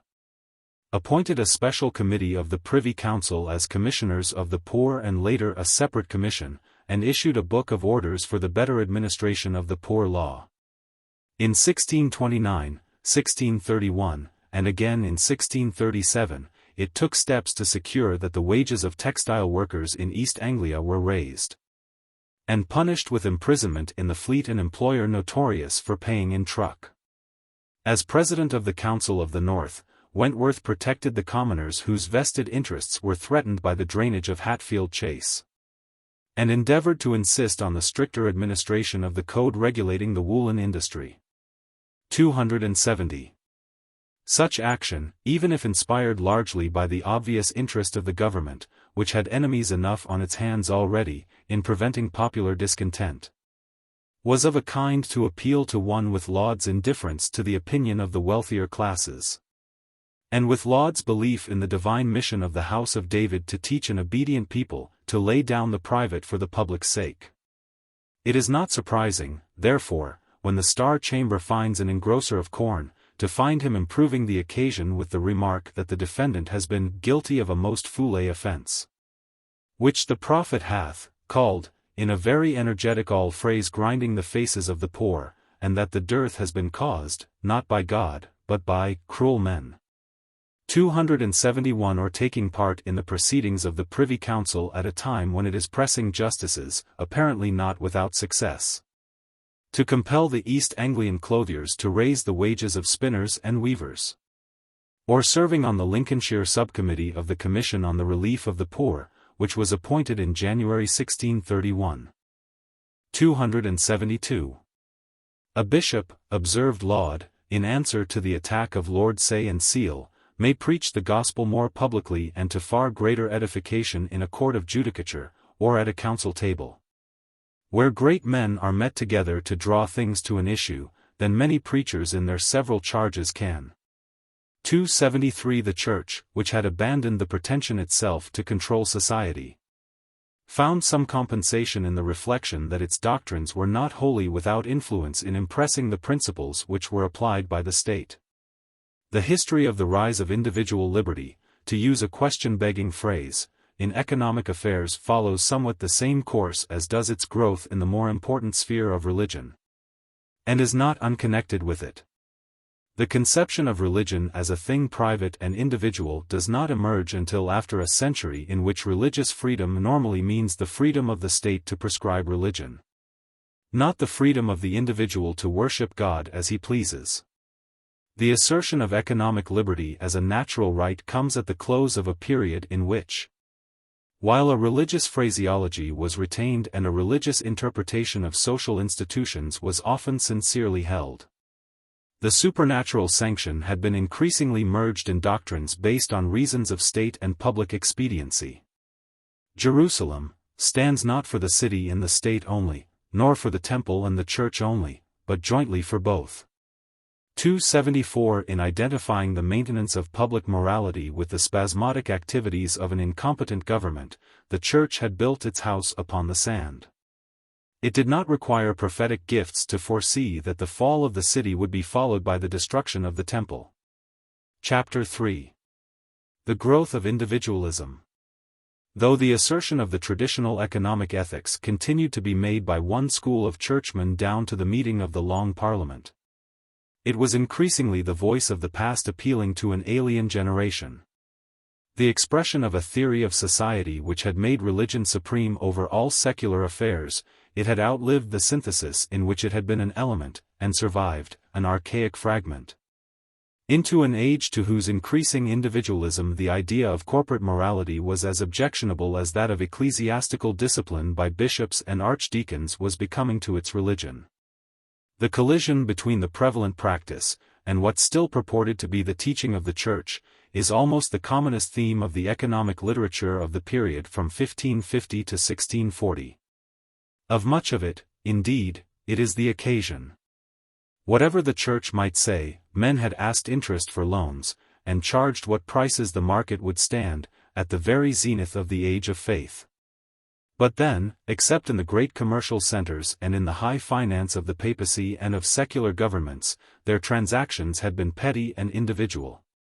An occasional shift to meet an emergency or seize an opportunity. The new thing in the England of the 16th century was that devices that had formerly been occasional were now woven into the very texture of the industrial and commercial civilization which was developing in the later years of Elizabeth, and whose subsequent enormous expansion was to give English society its characteristic quality and tone. 50 years later, Harrington, in a famous passage, described how the ruin of the feudal nobility by the Tudors, by democratizing the ownership of land, had prepared the way for the bourgeois republic. 275 His hint of the economic changes which preceded the Civil War might be given a wider application. The age of Elizabeth saw a steady growth of capitalism in textiles and mining, a great increase of foreign trade and an outburst of joint stock enterprise in connection with it. The beginnings of something like deposit banking in the hands of the scriveners, and the growth, aided by the fall of Antwerp and the government's own financial necessities, of a money market with an almost modern technique, speculation, futures, and arbitrage transactions, in London.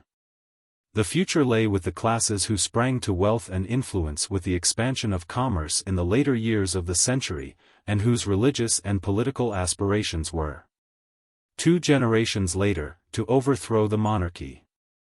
An organized money market has many advantages. But it is not a school of social ethics or of political responsibility.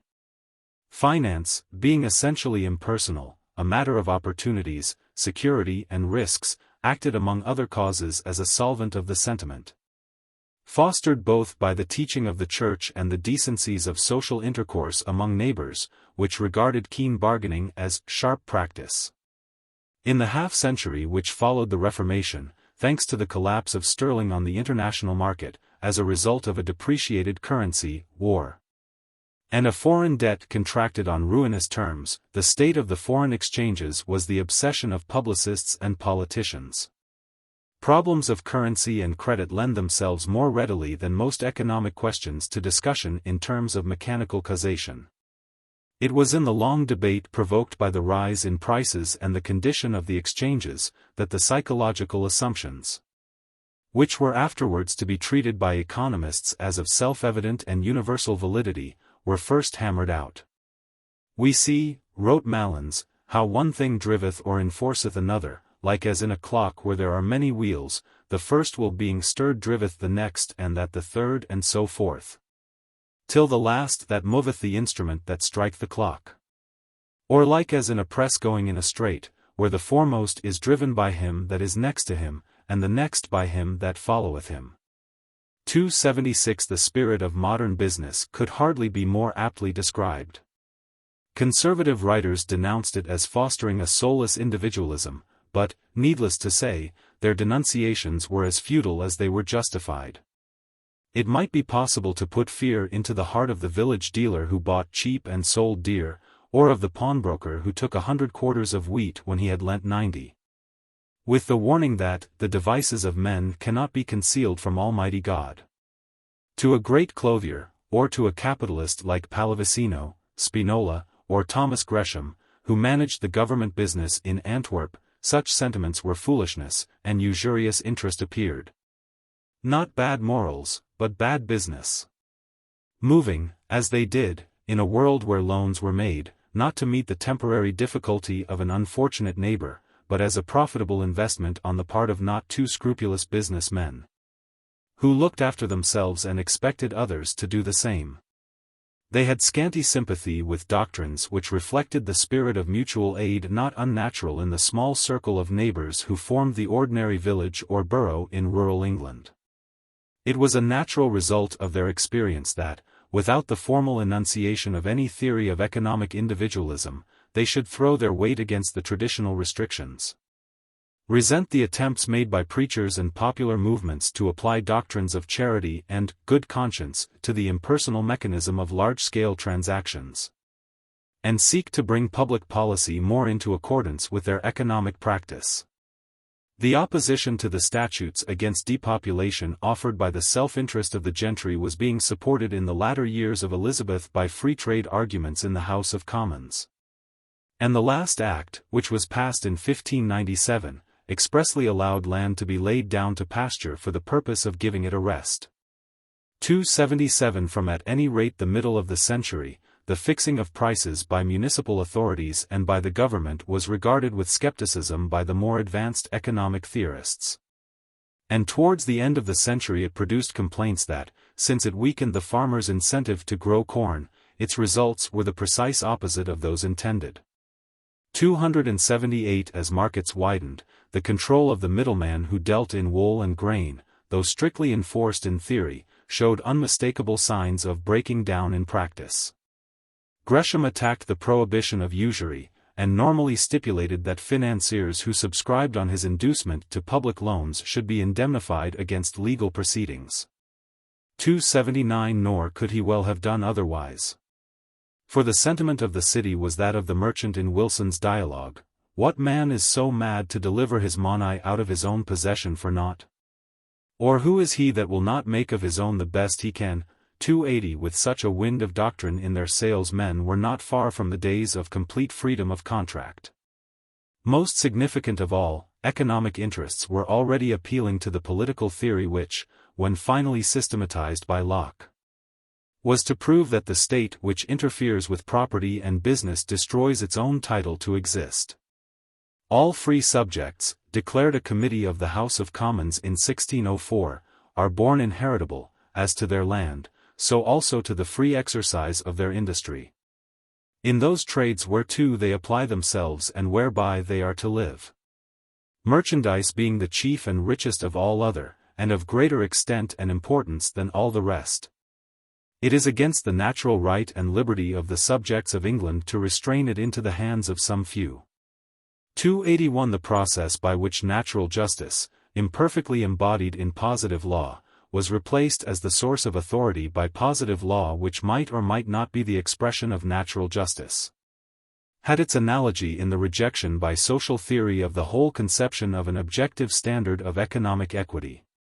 The law of nature had been invoked by medieval writers as a moral restraint upon economic self-interest. By the 17th century, a significant revolution had taken place. Nature had come to connote, not divine ordinance, but human appetites, and natural rights were invoked by the individualism of the age as a reason why self-interest should be given free play. The effect of these practical exigencies and intellectual changes was seen in a reversal of policy on the part of the state. In 1571 the Act of 1552, which had prohibited all interest as a vice most odious and detestable, as in divers places of the Holy Scripture it is evident to be seen, had been repealed. After a debate in the House which revealed the revolt of the plain man against the theorists who had triumphed 20 years before, and his determination that the law should not impose on business a utopian morality. 282 The exaction of interest ceased to be a criminal offense, provided that the rate did not exceed 10%, though it still remained open to a debtor.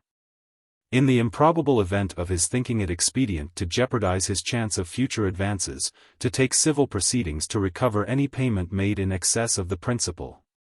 This qualified condonation of usury on the part of the state naturally reacted upon religious opinion.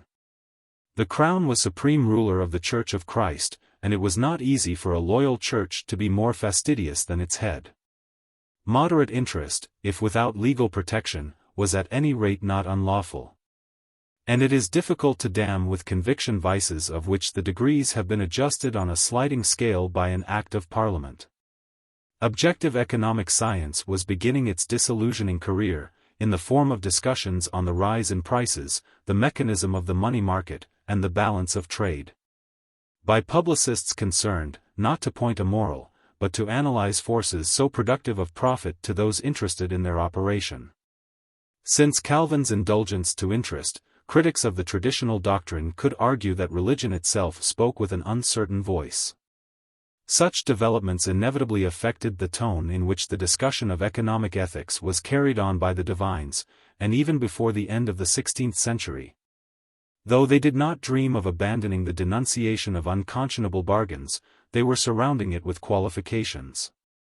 The Decades of Bullinger, of which 3 English translations were made in the 10 years following his death, and which convocation in 1586 required to be obtained and studied by all the inferior clergy, indicated a via media. As uncompromising as any medieval writer in his hatred of the sin of covetousness, he denounces with all the old fervor oppressive contracts which grind the poor. But he is less intolerant of economic motives than most of his predecessors, and concedes, with Calvin, that, before interest is condemned as usury, it is necessary to consider both the terms of the loan and the position of borrower and lender. The stricter school of religious opinion continued to cling to the traditional theory down to the Civil War. Conservative divines took advantage of the section in the Act of 1571 declaring that all usury being forbidden by the law of God is sin and detestable, to argue that the statute had in reality altered nothing, and that the state left it to the church to prevent bargains which, for reasons of practical expediency, it did not think fit to prohibit, but which it did not encourage and declined to enforce. It is in obedience to such doctrines that a scrupulous parson refuses a cure until he is assured that the money which will be paid to him comes from the rent of land, not from interest on capital. 283 But, even so, there are difficulties. The parson of Kingham bequeaths a cow to the poor of Burford, which is set to hire for a year or two for 4 shillings a year, the money being used for their assistance. But the arrangement has its inconveniences. Cows are mortal, and this communal cow is very like to have perished through casualty and ill-keeping. 284 Will not the poor be surer of their money if the cow is disposed of for cash down? So it is sold to the man who previously hired it, and the interest spent on the poor instead. Is this usury? Is it usury to invest money in business in order to provide an income for those, like widows and orphans, who cannot trade with it themselves? If it is lawful to buy a rent charge or to share in trading profits, what is the particular criminality of charging a price for a loan? Why should a creditor, who may himself be poor, make a loan gratis, in order to put money into the pocket of a wealthy capitalist, who uses the advance to corner the wool crop or to speculate on the exchanges? To such questions liberal theologians answered that the crucial point was not the letter of the law which forbade the breeding of barren metal, but the observance of Christian charity in economic, as in other, transactions.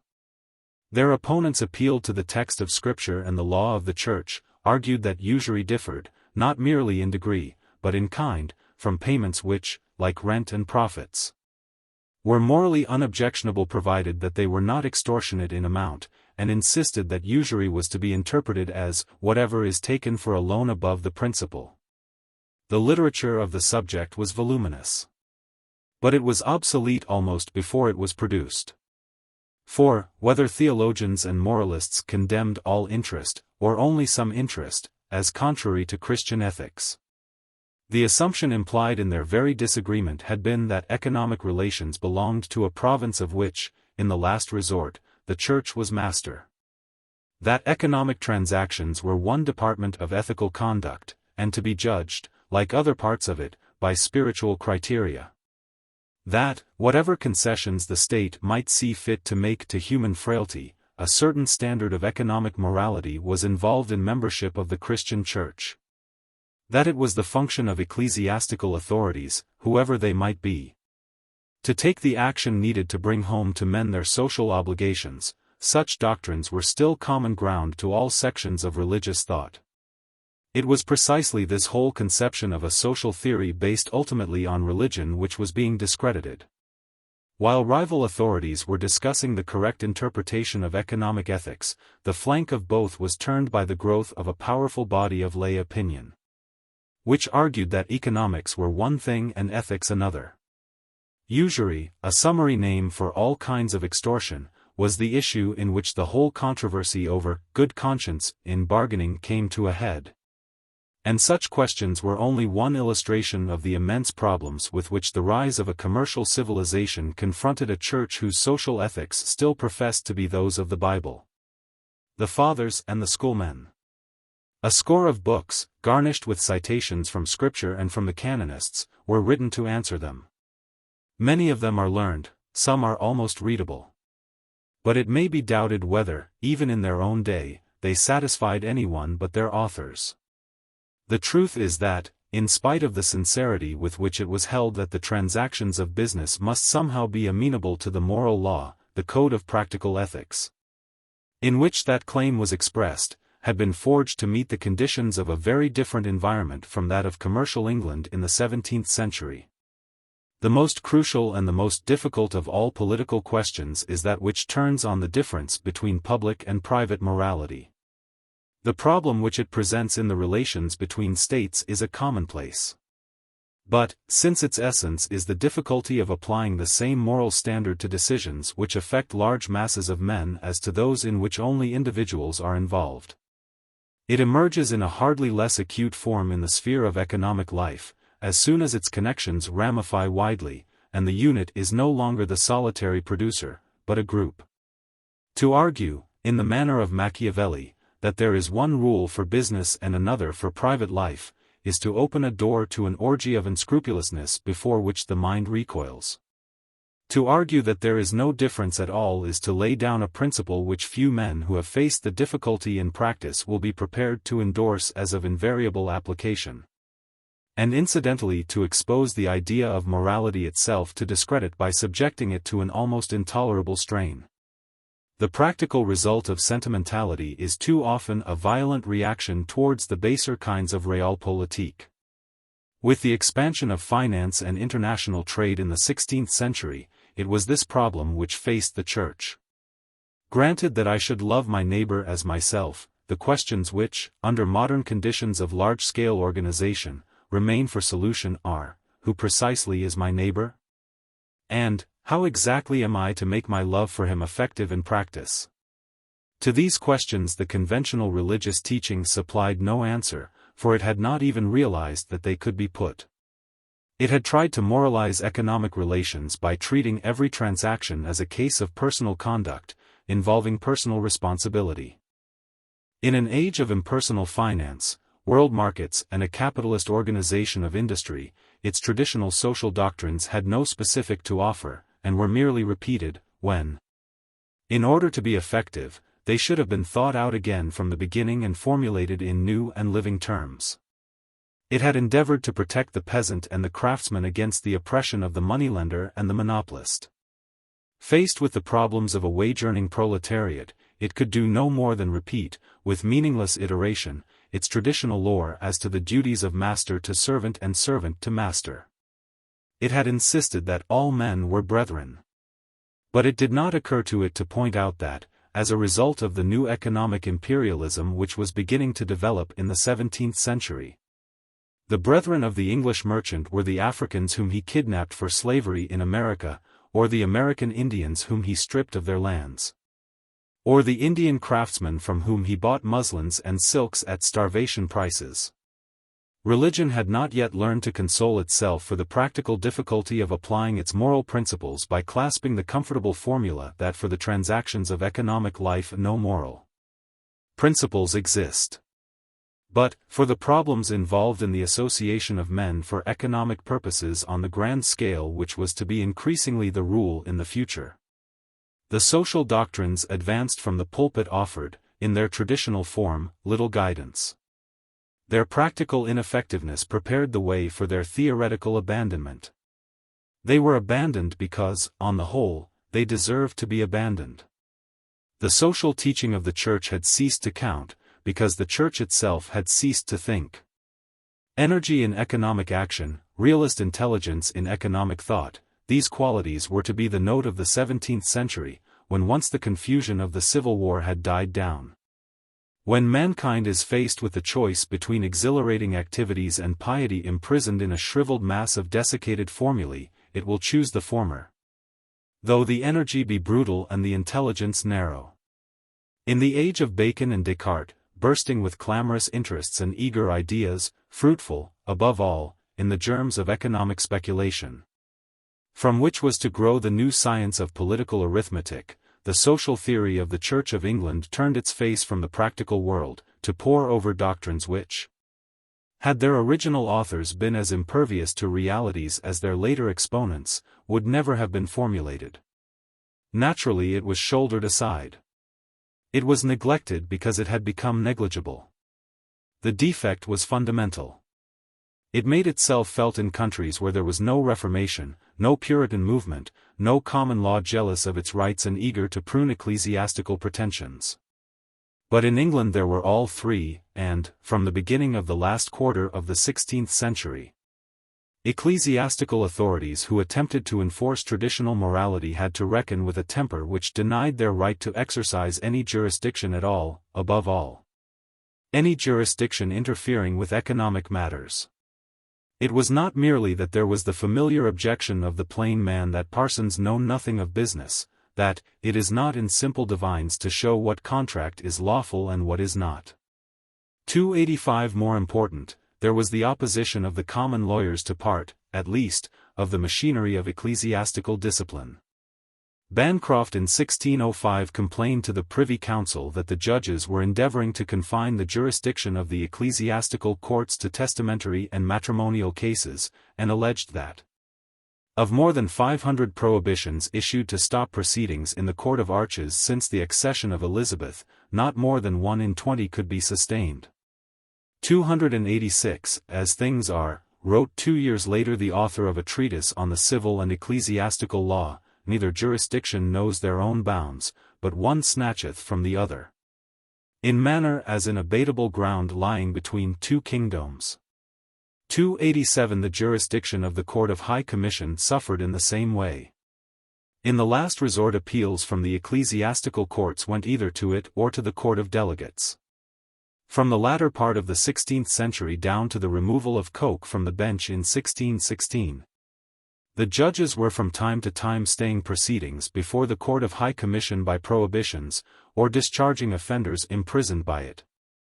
In 1577, for example, they released on a writ of habeas corpus a prisoner committed by the High Commission on a charge of usury. 288. Most fundamental of all, there was the growth of a theory of the Church, which denied the very principle of a discipline exercised by bishops and archdeacons. The acquiescence of the laity in the moral jurisdiction of the clergy had been accorded with less and less readiness for 2 centuries before the Reformation. With the growth under Elizabeth of a vigorous Puritan movement, which had its stronghold among the trading and commercial classes, that jurisdiction became to a considerable proportion of the population little less than abhorrent. Their dislike of it was based, of course, on weightier grounds than its occasional interference in matters of business. But their attitude had as an inevitable result that, with the disparagement of the whole principle of the traditional ecclesiastical discipline, that particular use of it was also discredited. It was not that Puritanism implied a greater laxity in social relations. On the contrary, in its earlier phases it stood, at least in theory, for a stricter discipline of the life of the individual, alike in his business and in his pleasures. But it repudiated as anti-Christian the organs through which such discipline had in fact been exercised. When the Usury Bill of 1571 was being discussed in the House of Commons, reference to the canon law was met by the protest that the rules of the canon law on the matter were abolished, and that they should be no more remembered than they are followed. 289 Feeling against the system rose steadily during the next 2 generations. Excommunications, when courts ventured to resort to them, were freely disregarded. 290 And by the 30s of the 17th century, under the influence of Laud's regime, the murmur was threatening to become a hurricane. Then came the Long Parliament, the fierce denunciations in both houses of the interference of the clergy in civil affairs, and the legislation abolishing the Court of High Commission, depriving the ordinary ecclesiastical courts of penal jurisdiction, and finally, with the abolition of episcopacy, sweeping them away altogether. Not many good days, wrote Penn, since ministers meddled so much in layman's business. 291 That sentiment was a dogma on which, after the Restoration, both Cavalier and Roundhead could agree. It inevitably reacted, not only upon the practical powers of the clergy, which in any case had long been feeble, but on the whole conception of religion which regarded it as involving the control of economic self-interest by what Laud had called the body of the Church. The works of Sanderson and of Jeremy Taylor, continuing an earlier tradition. reasserted with force and eloquence the view that the Christian is bound by his faith to a rule of life which finds expression in equity in bargaining and in works of mercy to his neighbors. 292 But the conception that the Church possessed, of its own authority, an independent standard of social values, which it could apply as a criterion to the practical affairs of the economic world, grew steadily weaker. The result, neither immediate nor intended, but inevitable, was the tacit denial of spiritual significance in the transactions of business and in the relations of organized society. Repudiating the right of religion to advance any social theory distinctively its own, that attitude became itself the most tyrannical and paralyzing of theories. It may be called indifferentism. The change had begun before the Civil War. It was completed with the Restoration, and, still more, with the Revolution. In the 18th century it is almost superfluous to examine the teaching of the Church of England as to social ethics. For it brings no distinctive contribution, and, except by a few eccentrics, the very conception of the Church as an independent moral authority, whose standards may be in sharp antithesis to social conventions, has been abandoned. An institution which possesses no philosophy of its own inevitably accepts that which happens to be fashionable. What set the tone of social thought in the 18th century was partly the new political arithmetic, which had come to maturity at the Restoration, and which, as was to be expected in the first great age of English natural science, the age of Newton, of Halley, and of the Royal Society, drew its inspiration, not from religion or morals, but from mathematics and physics. It was still more the political theory associated with the name of Locke, but popularized and debased by 100 imitators. Society is not a community of classes with varying functions, united to each other by mutual obligations arising from their relation to a common end. It is a joint stock company rather than an organism, and the liabilities of the shareholders are strictly limited. They enter it in order to ensure the rights already vested in them by the immutable laws of nature. The state, a matter of convenience, not of supernatural sanctions, exists for the protection of those rights, and fulfills its object in so far as, by maintaining contractual freedom, it secures full scope for their unfettered exercise. The most important of such rights are property rights, and property rights attach mainly, though not, of course, exclusively, to the higher orders of men, who hold the tangible material stock of society. Those who do not subscribe to the company have no legal claim to a share in the profits, though they have a moral claim on the charity of their superiors. Hence the curious phraseology which treats almost all below the nobility, gentry and freeholders as the poor, and the poor, it is well known, are of two kinds, the industrious poor, who work for their betters, and the idle poor, who work for themselves. Hence the unending discussions as to whether the laboring poor are to be classed among the productive or unproductive classes, whether they are, or are not, really worth their keep. Hence the indignant repudiation of the suggestion that any substantial amelioration of their lot could be effected by any kind of public policy. It would be easier, where property was well secured, to live without money than without poor, who, as they ought to be kept from starving, so they should receive nothing worth saving. The poor have nothing to stir them up to be serviceable but their wants, which it is prudence to relieve, but folly to cure. To make society happy, it is necessary that great numbers should be wretched as well as poor. 293 Such sentences from a work printed in 1714 are not typical, but they are straws which show how the wind is blowing.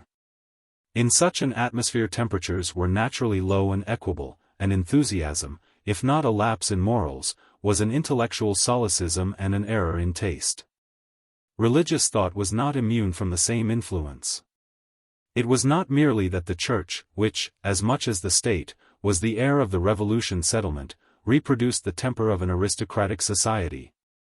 As it reproduced its class organization and economic inequalities, and was disposed too often to idealize as a virtue that habit of mean subservience to wealth and social position, which, after more than half a century of political democracy, is still the characteristic and odious vice of Englishmen.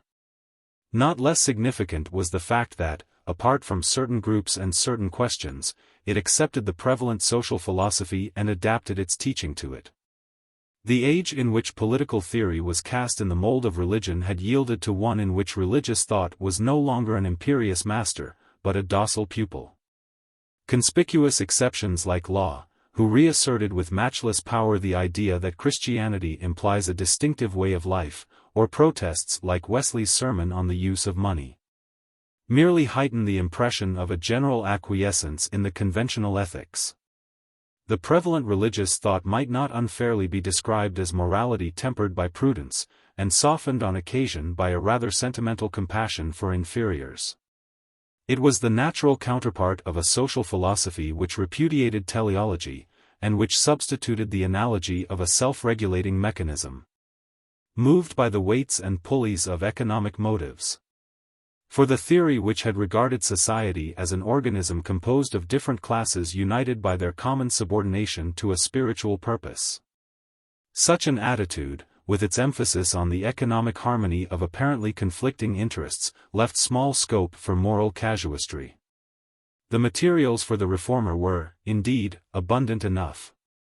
The phenomena of early commercial capitalism, consider only the orgy of financial immorality which culminated in 1720, were of a kind which might have been expected to shock even the not oversensitive conscience of the 18th century. 2 centuries before, the Fuggers had been denounced by preachers and theologians, and, compared with the men who engineered the South Sea Bubble, the Fuggers had been innocents. In reality, religious opinion was quite unmoved by the spectacle. The traditional scheme of social ethics had been worked out in a simpler age. In the commercial England of banking, and shipping, and joint stock enterprise, it seemed, and was called, a Gothic superstition. From the Restoration onward it was quietly dropped. The usurer and engrosser disappear from episcopal charges. In the popular manual called The Whole Duty of Man, 294, first published in 1658, and widely read during the following century, extortion and oppression still figure as sins. But the attempt to define what they are is frankly abandoned. If preachers have not yet overtly identified themselves with the view of the natural man, expressed by an 18th-century writer in the words, "Trade is one thing and religion is another," they imply a not very different conclusion by their silence as to the possibility of collisions between them. The characteristic doctrine was one, in fact, which left little room for religious teaching as to economic morality, because it anticipated the theory, later epitomized by Adam Smith in his famous reference to the invisible hand, which saw in economic self-interest the operation of a providential plan. National commerce, good morals and good government, wrote Dean Tucker, of whom Warburton unkindly said that religion was his trade, and trade his religion, are but part of one general scheme in the designs of Providence. Naturally, on such a view, it was unnecessary for the Church to insist on commercial morality, since sound morality coincided with commercial wisdom. The existing order, except in so far as the short-sighted enactments of governments interfered with it, was the natural order, and the order established by nature was the order established by God. Most educated men, in the middle of the century, would have found their philosophy expressed in the lines of Pope. Thus God and nature formed the general frame, and bade self-love and social be the same. Naturally, again, such an attitude precluded a critical examination of institutions, and left as the sphere of Christian charity only those parts of life which could be reserved for philanthropy, precisely because they fell outside that larger area of normal human relations, in which the promptings of self-interest provided an all-sufficient motive and rule of conduct. It was, therefore, in the sphere of providing succor for the non-combatants and for the wounded, not in inspiring the main army, that the social work of the Church was conceived to lie.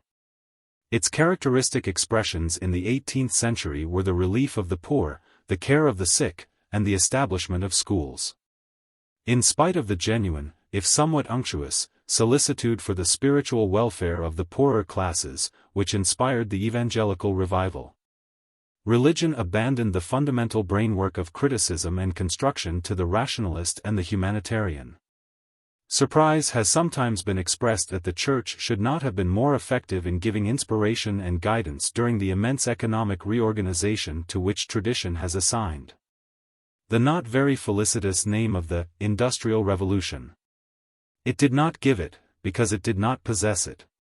There were, no doubt, special conditions to account for its silence, mere ignorance and inefficiency, the supposed teachings of political economy, and, after 1790, the terror of all humanitarian movements inspired by France.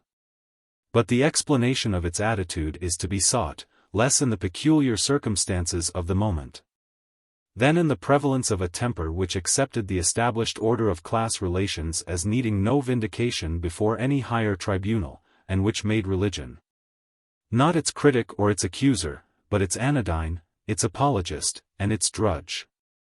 It was not that there was any relapse into abnormal inhumanity.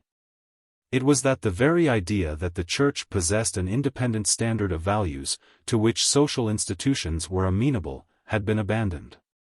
The surrender had been made long before the battle began. The spiritual blindness which made possible the general acquiescence in the horrors of the early factory system was, not a novelty, but the habit of a century. Chapter 4. The Puritan Movement. And the Lord was with Joseph, and he was a lucky fellow. Genesis 39 verse 2, Tyndale's translation. By the end of the 16th century the divorce between religious theory and economic realities had long been evident. But in the meantime, within the bosom of religious theory itself, a new system of ideas was being matured, which was destined to revolutionize all traditional values, and to turn on the whole field of social obligations a new and penetrating light. On a world heaving with expanding energies, and on a church uncertain of itself, rose, after 2 generations of premonitory mutterings, the tremendous storm of the Puritan movement. The forest bent. The oaks snapped. The dry leaves were driven before a gale, neither all of winter nor all of spring, but violent and life-giving, pitiless and tender, sounding strange notes of yearning and contrition, as of voices wrung from a people dwelling in Meshech, which signifies prolonging, in Kedar, which signifies blackness. While amid the blare of trumpets, and the clash of arms, and the rending of the carved work of the temple, humble to God and haughty to man, the soldier saints swept over battlefield and scaffold, their garments rolled in blood. In the great silence which fell when the Titans had turned to dust, in the Augustan calm of the 18th century, a voice was heard to observe that religious liberty was a considerable advantage, regarded merely in a commercial view. 295 A new world, it was evident, had arisen. And this new world, born of the vision of the mystic, the passion of the prophet, the sweat and agony of heroes famous and unknown, as well as of mundane ambitions and commonplace cupidities, was one in which, since thorough was no more, since property was secure, and contracts inviolable, and the executive tamed, the judicious investments of business men were likely to yield a profitable return. So the epitaph, which crowns the life of what is called success, mocks the dreams in which youth hungered, not for success, but for the glorious failure of the martyr or the saint. Chapter 1. Puritanism and Society. The principal streams which descended in England from the teaching of Calvin were 3, Presbyterianism, Congregationalism, and a doctrine of the nature of God and man, which, if common to both, was more widely diffused, more pervasive and more potent than either. Of these 3 offshoots from the parent stem, the first and eldest, which had made some stir under Elizabeth, and which it was hoped, with judicious watering from the Scotch, might grow into a state church, was to produce a creedal statement carved in bronze, but was to strike, at least in its original guise, but slender roots. The second, with its insistence on the right of every church to organize itself, and on the freedom of all churches from the interference of the state, was to leave, alike in the Old World and in the New, an imperishable legacy of civil and religious liberty. The third was Puritanism, straitened to no single sect, and represented in the Anglican Church hardly, if at all, less fully than in those which afterward separated from it, determined Not only conceptions of theology and church government, but political aspirations, business relations, family life and the minutiae of personal behavior. The growth, triumph and transformation of the Puritan spirit was the most fundamental movement of the 17th century. Puritanism, not the Tudor secession from Rome, was the true English Reformation, and it is from its struggle against the old order that an England which is unmistakably modern emerges.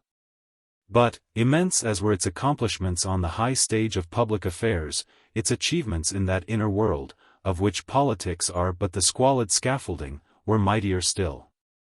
Like an iceberg which can awe the traveler by its towering majesty only because sustained by a vaster mass which escapes his eye.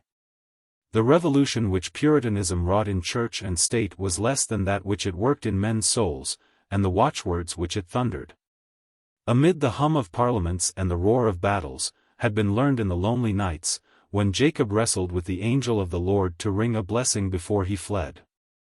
We do it wrong, being so majestical, to offer it the show of violence. In the mysticism of Bunyan and Fox, in the brooding melancholy and glowing energy of Cromwell, in the victorious tranquility of Milton, unshaken, unseduced, unterrified.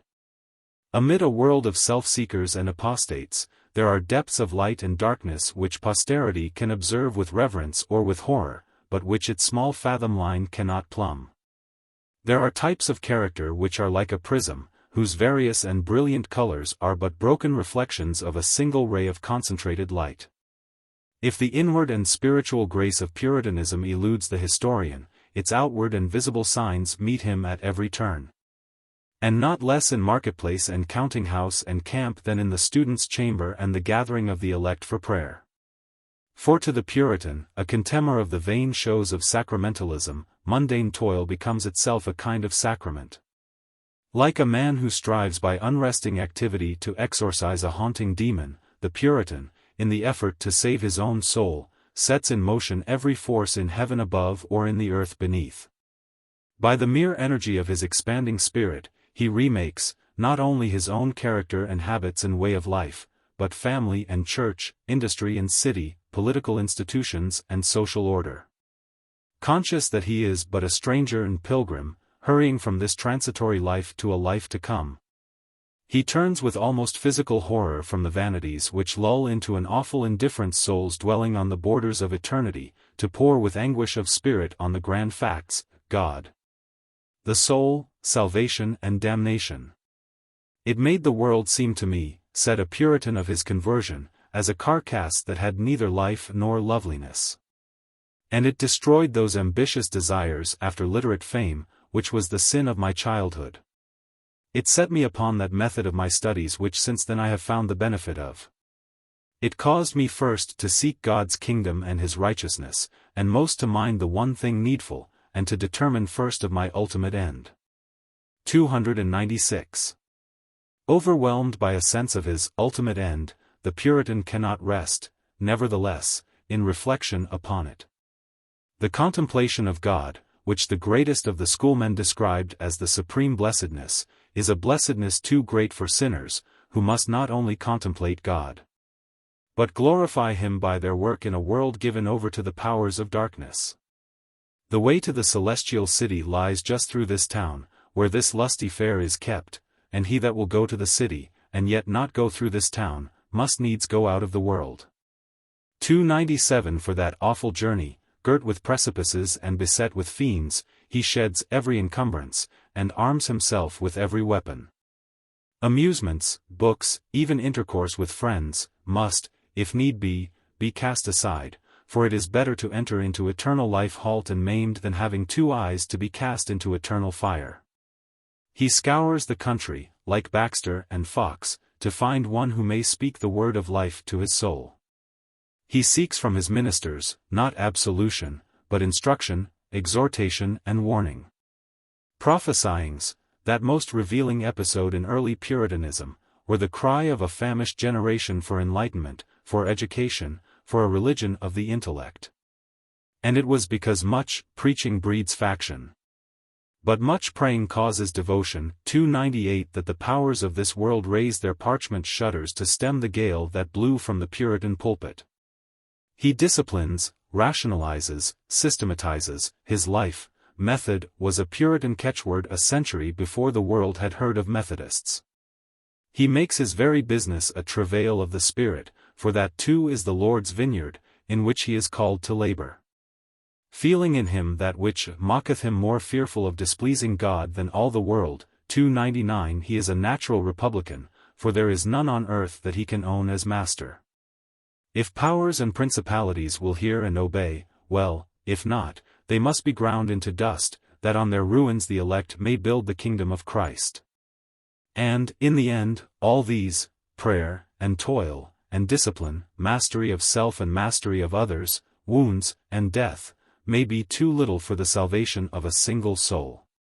Then I saw that there was a way to hell even from the gates of heaven, as well as from the city of destruction. 300, those dreadful words haunt him as he nears his end. Sometimes they break his heart. More often, for grace abounds even to the chief of sinners, they nerve his will. For it is will organized and disciplined and inspired, will quiescent in rapt adoration or straining in violent energy, but always will, which is the essence of Puritanism. And for the intensification and organization of will every instrument in that tremendous arsenal of religious fervor is mobilized. The Puritan is like a steel spring compressed by an inner force, which shatters every obstacle by its rebound. Sometimes the strain is too tense, and, when its imprisoned energy is released, it shatters itself. The Spirit bloweth where it listeth, and men of every social grade had felt their hearts lifted by its breath, from aristocrats and country gentlemen to weavers who, as they stand in their loom, can set a book before them or edify one another. 301 But, if religious zeal and moral enthusiasm are not straitened by the vulgar categories of class and income, experience proves, nevertheless, that there are certain kinds of environment in which they burn more bravely than in others, and that, as man is both spirit and body, so different types of religious experience correspond to the varying needs of different social and economic milieu. To contemporaries the chosen seat of the Puritan spirit seemed to be those classes in society which combined economic independence, education, and a certain decent pride in their status. Revealed at once in a determination to live their own lives, without truckling to earthly superiors, and in a somewhat arrogant contempt for those who, either through weakness of character or through economic helplessness, were less resolute, less vigorous and masterful than themselves. Such, where the feudal spirit had been weakened by contact with town life and new intellectual currents, were some of the gentry. Such, conspicuously, were the yeomen, mounted on a high spirit, as being slaves to none, 302 especially in the freeholding counties of the East. Such, above all, were the trading classes of the towns, and of those rural districts which had been partially industrialized by the decentralization of the textile and iron industries. The King's cause and party, wrote one who described the situation in Bristol in 1645, were favored by two extremes in that city. The one, the wealthy and powerful men, the other, of the basest and lowest sort, but disgusted by the middle rank, the true and best citizens. 303 That it was everywhere these classes who were the standard-bearers of Puritanism is suggested by Professor Usher's statistical estimate of the distribution of Puritan ministers in the first decade of the 17th century, which shows that, of 281 ministers whose names are known, 35 belonged to London and Middlesex, 96 to the three manufacturing counties of Norfolk, Suffolk and Essex, 29 to Northamptonshire, 17 to Lancashire, and only 104 to the whole of the rest of the country. 304 The phenomenon was so striking as to evoke the comments of contemporaries absorbed in matters of profounder spiritual import than sociological generalization. Most of the tenants of these gentlemen, wrote Baxter, and also most of the poorest of the people, whom the other called the rabble, did follow the gentry, and were for the king. On the Parliament side were, besides themselves, the smaller part, as some thought, of the gentry in most of the counties, and freeholders, and the middle sort of men. Especially in those corporations and counties which depend on clothing and such manufactures. He explained the fact by the liberalizing effect of constant correspondence with the greater centers of trade, and cited the example of France, where it was the merchants and middle sort of men that were Protestants.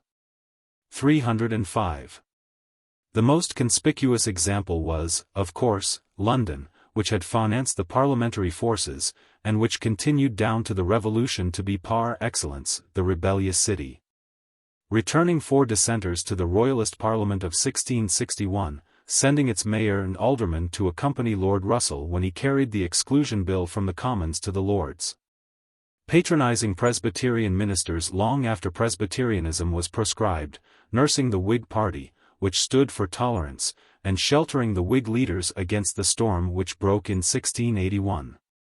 But almost everywhere the same fact was to be observed.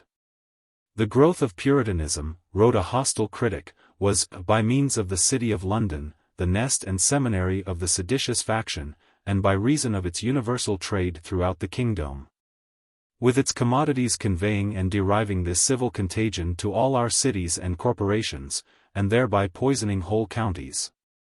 306 In Lancashire, the clothing towns, the Genevas of Lancashire, rose like Puritan islands from the surrounding sea of Roman Catholicism. In Yorkshire, Bradford, Leeds and Halifax. In the Midlands, Birmingham and Leicester. In the West, Gloucester, Taunton and Exeter, the capital of the West of England textile industry, were all centres of Puritanism. The identification of the industrial and commercial classes with religious radicalism was, indeed, a constant theme of Anglicans and Royalists, who found in the vices of each an additional reason for distrusting both.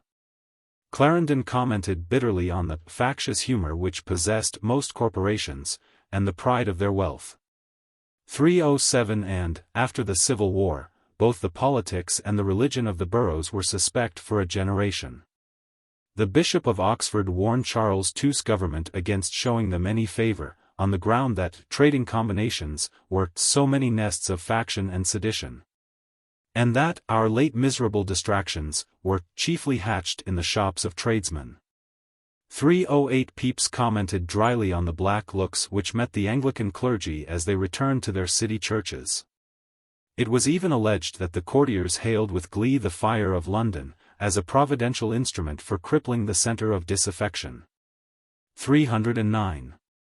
When, after 1660, political arithmetic became the fashion, its practitioners were moved by the experience of the last half-century and by the example of Holland, the economic schoolmaster of 17th-century Europe, to inquire, in the manner of any modern sociologist, into the relations between economic progress and other aspects of the national genius. Cool, dispassionate, very weary of the drum ecclesiastic, they confirmed, not without some notes of gentle irony, the diagnosis of bishop and Presbyterian, but deduced from it different conclusions. The question which gave a topical point to their analysis was the rising issue of religious tolerance. Serenely indifferent to its spiritual significance, they found a practical reason for applauding it in the fact that the classes who were in the van of the Puritan movement, and in whom the Clarendon Code found its most prominent victims, were also those who led commercial and industrial enterprise. The explanation, they thought, was simple. A society of peasants could be homogeneous in its religion, as it was already homogeneous in the simple uniformity of its economic arrangements. A many-sided business community could escape constant friction and obstruction only if it were free to absorb elements drawn from a multitude of different sources, and if each of those elements were free to pursue its own way of life, and, in that age the same thing, to practice its own religion.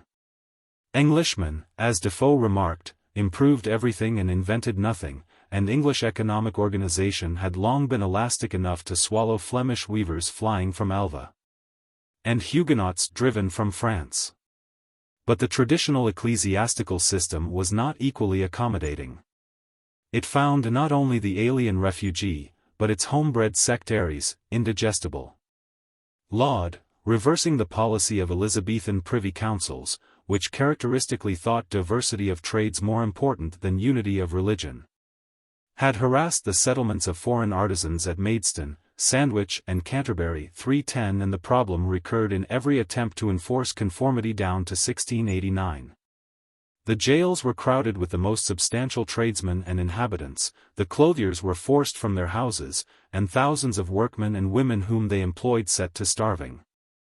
311 The Whig indictment of the disastrous effects of Tory policy recalls the picture drawn by French intendants of the widespread distress which followed the revocation of the Edict of Nantes. 312. When the collision between economic interests and the policy of compulsory conformity was so flagrant, it is not surprising that the economists of the age should have enunciated the healing principle that persecution was incompatible with prosperity, since it was on the pioneers of economic progress that persecution principally fell.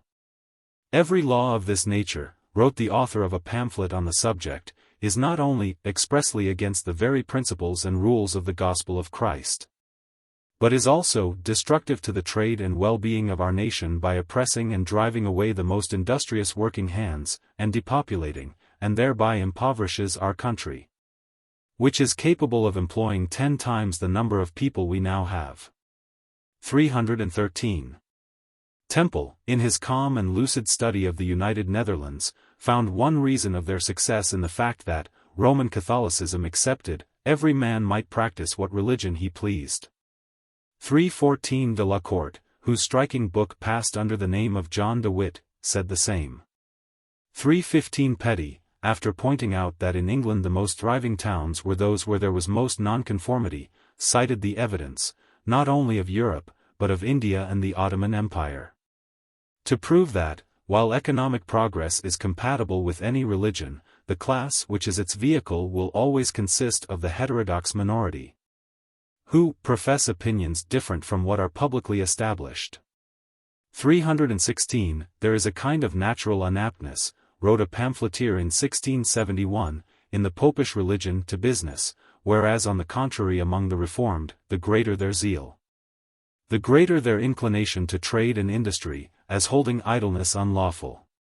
The domestic interest of England lieth in the advancement of trade by removing all obstructions both in city and country, and providing such laws as may help it, and make it most easy, especially in giving liberty of conscience to all Protestant nonconformists, and denying it to Papists. 317. If the economists applauded tolerance because it was good for trade, the Tory distrust of the commercial classes was aggravated by the fact that it was they who were most vocal in the demand for tolerance. Swift denounced, as part of the same odious creed, the maxim that religion ought to make no distinction between Protestants and the policy of preferring, on all occasions, the moneyed interests before the landed. 318 Even later in the 18th century, the stale jibe of the Presbyterians, the Bank and the other corporations still figured in the pamphlets of the statesman whom Lord Morley describes as the prince of political charlatans, Bolingbroke. 319. The middle ranks, the middle class of men, the middle sort, such social strata included, of course, the widest variety of economic interest and personal position. But in the formative period of Puritanism, before the Civil War, two causes prevented the phrase from being merely the vapid substitute for thought which it is today. In the first place, outside certain exceptional industries and districts, there was little large-scale production and no massed proletariat of propertyless wage earners. As a result, the typical workman was still normally a small master, who continued himself to work at the loom or at the forge, and whose position was that described in Baxter's Kidderminster. Where there were none of the tradesmen very rich, the magistrates of the town were few of them worth £40 per annum, and most not half so much. 3 or 4 of the richest thriving masters of the trade got but about £500 to £600 in 20 years, and it may be lost £100 of it at once by an ill debtor. 320 Differing in wealth from the prosperous merchant or clothier, such men resembled them in economic and social habits, and the distinction between them was one of degree, not of kind. In the world of industry, vertical divisions between district and district still cut deeper than horizontal fissures between class and class. The number of those who could reasonably be described as independent, since they owned their own tools and controlled their own businesses, formed a far larger proportion of the population than is the case in capitalist societies. The second fact was even more decisive. The business classes, as a power in the state, were still sufficiently young to be conscious of themselves as something like a separate order, with an outlook on religion and politics peculiarly their own, distinguished, not merely by birth and breeding, but by their social habits, their business discipline, the whole bracing atmosphere of their moral life, from a court which they believed to be godless and an aristocracy which they knew to be spendthrift. The estrangement, for it was no more, was of shorter duration in England than in any other European country, except Switzerland and Holland. By the latter part of the 17th century, partly as a result of the common struggles which made the Revolution, still more perhaps through the redistribution of wealth by commerce and finance, the former rivals were on the way to be compounded in the gilded clay of a plutocracy embracing both. The landed gentry were increasingly sending their sons into business. The tradesman, meek and much a liar, looked forward, as a matter of course, to buying an estate from a bankrupt noble. Georgian England was to astonish foreign observers, like Voltaire and Montesquieu, as the paradise of the bourgeoisie, in which the prosperous merchant shouldered easily aside the impoverished bearers of aristocratic names. 321. That consummation, however, was subsequent to the great divide of the Civil War, and, in the main, to the tamer glories of the Revolution. In the germinating period of Puritanism, the commercial classes, though powerful, were not yet the dominant force which a century later they were to become. They could look back on a not distant past, in which their swift rise to prosperity had been regarded with suspicion, as the emergence of an alien interest, which applied sordid means to the pursuit of antisocial ends, an interest for which in a well-ordered commonwealth there was little room, and which had been rapped on the knuckles by conservative statesmen. They lived in a present, where a government, at once interfering, inefficient and extravagant, cultivated, with an intolerable iteration of grandiloquent principles, every shift and artifice most repugnant to the sober prudence of plain-dealing men. The less reputable courtiers and the more feather-pated provincial gentry, while courting them to raise a mortgage or renew a loan, reviled them as parvenus, usurers and bloodsuckers. Even in the latter part of the 17th century, the influence of the rentier and of the financier still continued to cause apprehension and jealousy, both for political and for economic reasons.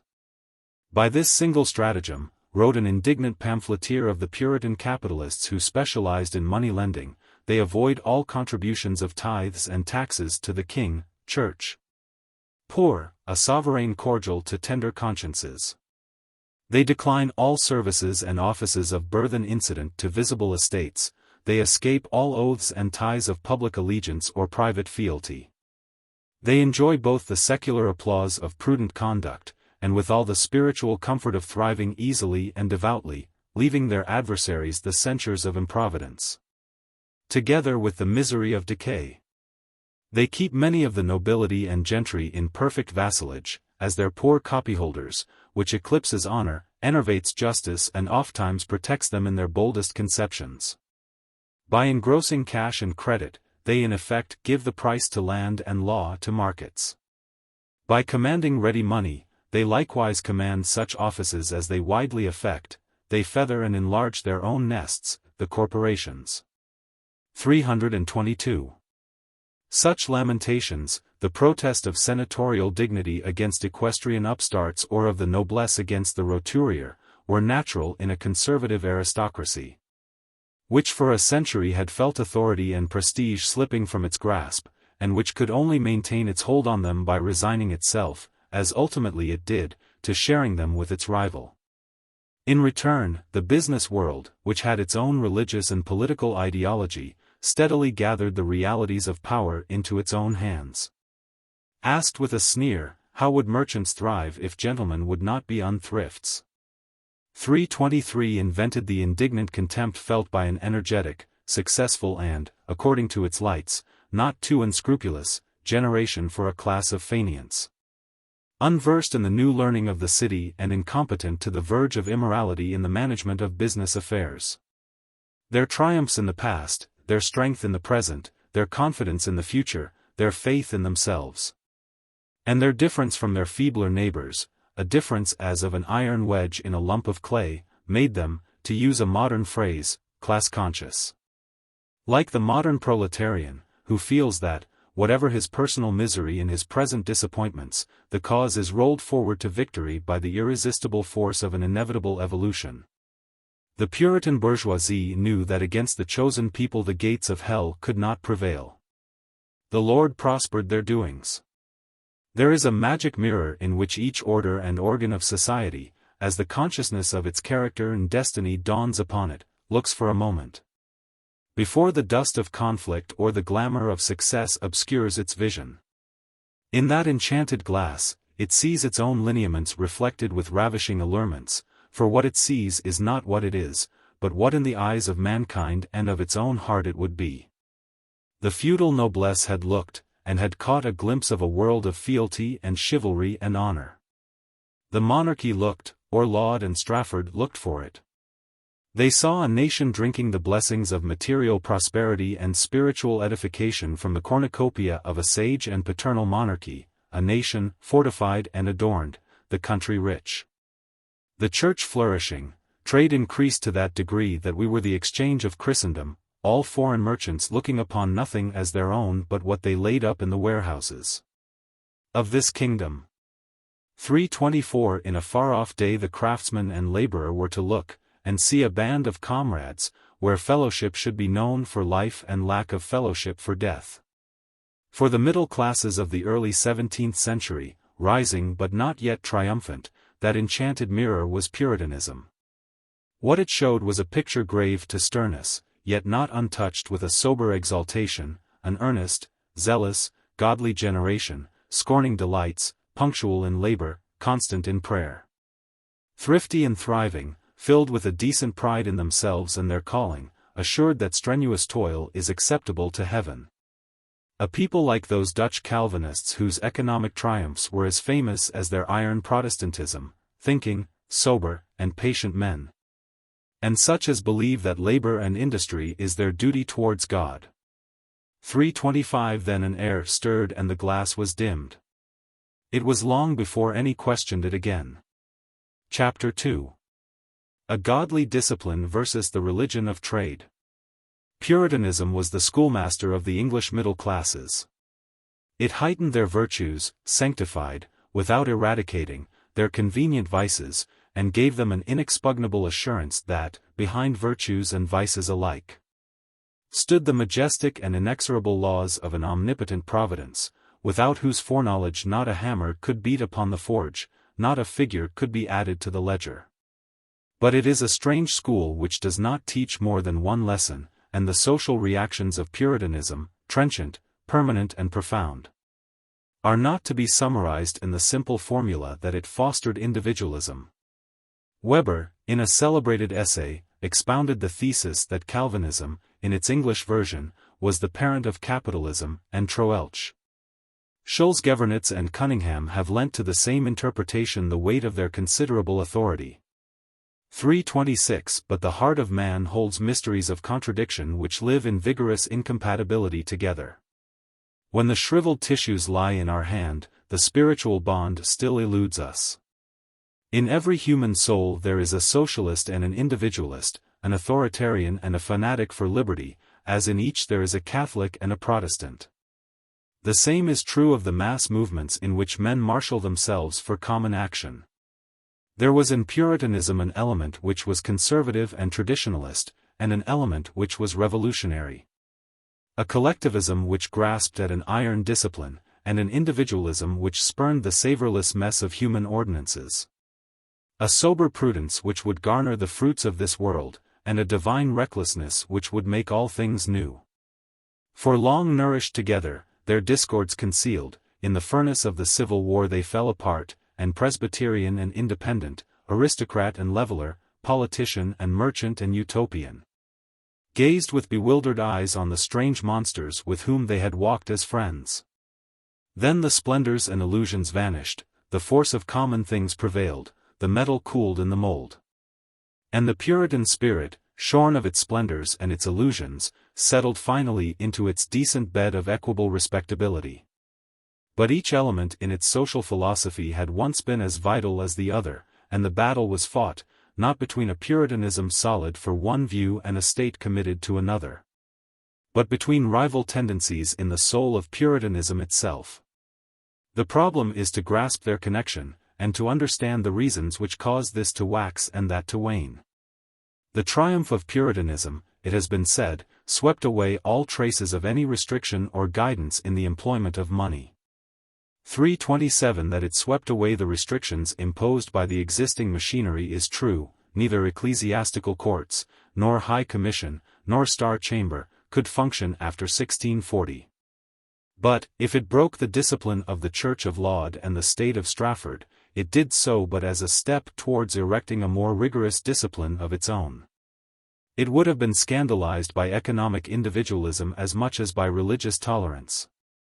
And the broad outlines of its scheme of organization favored unrestricted liberty in matters of business as little as in the things of the spirit.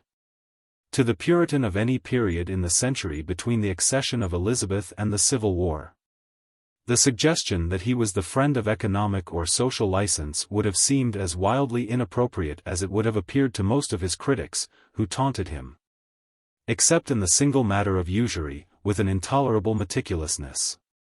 A godly discipline was, indeed, the very ark of the Puritan covenant. Delivered in thunder to the Moses of Geneva, its vital necessity had been the theme of the Joshuas of Scotland, England and France. Knox produced a Scottish edition of it. Cartwright, Travers and Udall composed treatises expounding it. Bancroft exposed its perils for the established ecclesiastical order. 328 The word discipline implied essentially a directory of church government, established in order that the wicked may be corrected with ecclesiastical censures, according to the quality of the fault. 329 And the proceedings of Puritan classes in the 16th century show that the conception of a rule of life, to be enforced by the pressure of the common conscience, and in the last resort by spiritual penalties, was a vital part of their system. When, at the beginning of Elizabeth's reign, the sectaries in London described their objects as not merely the free and pure preaching of the gospel, nor the pure ministration of the sacraments, but to have, not the filthy canon law, but discipline one lie and altogether agreeable to the same heavenly and almighty word of our good Lord Jesus Christ. 330 The antithesis suggests that something more than verbal instruction is intended. Bancroft noted that it was the practice, when a sin was committed by one of the faithful, for the elders to apply first admonishment and then excommunication. The minute book of one of the few classes whose records survive confirms his statement. 331. All this early movement had almost flickered out before the end of the 16th century. But the conception lay at the very root of Presbyterianism, and it re-emerged in the system of church government which the supercilious Scotch commissioners at the Westminster Assembly steered to inconclusive victory, between Erastians on the right and Independents on the left. The destruction of the Court of High Commission, of the temporal jurisdiction of all persons in holy orders, and finally, with the abolition of episcopacy, of the ecclesiastical courts themselves, left a vacuum. Mr. Henderson, wrote the insufferable Bailey, has ready now a short treatise, much called for, of our church discipline. 332 In June 1646 an unenthusiastic Parliament accepted the ordinance which, after a 3 years' debate of intolerable tedium, emerged from the Assembly's Committee on the Discipline and Government of the Church, and which provided for the suspension by the elders of persons guilty of scandalous offences. Detested by the Independents and cold-shouldered by Parliament, which had no intention of admitting the divine right of presbyteries, the system never took deep root, and in London, at least, there appears to be no evidence of any exercise of jurisdiction by elders or classes. In parts of Lancashire, on the other hand, it seems to have been actively at work, down, at any rate, to 1649. The change in the political situation, in particular the triumph of the army, prevented it, Mr. Shaw thinks, from functioning longer. 333. Discipline included all questions of moral conduct, and of these, in an age when a great mass of economic relations were not the almost automatic reactions of an impersonal mechanism, but a matter of human kindliness or meanness between neighbors in village or borough, economic conduct was naturally part. Calvin and Beza, perpetuating with a new intensity the medieval idea of a church civilization, had sought to make Geneva a pattern, not only of doctrinal purity, but of social righteousness and commercial morality. Those who had drunk from their spring continued, in even less promising environments, the same tradition.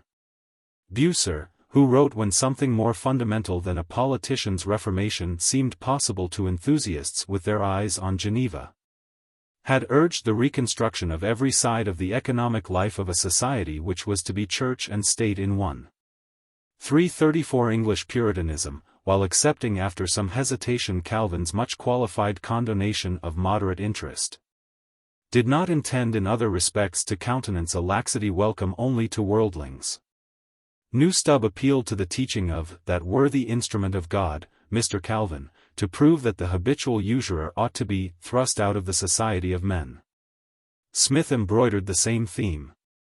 Barrow, whose Puritanism lost him his professorship, denounced the usual practice amongst rich men, and some of the greater sort, who by lending, or by giving out their money to usury, are wont to snare and oppress the poor and needier sort.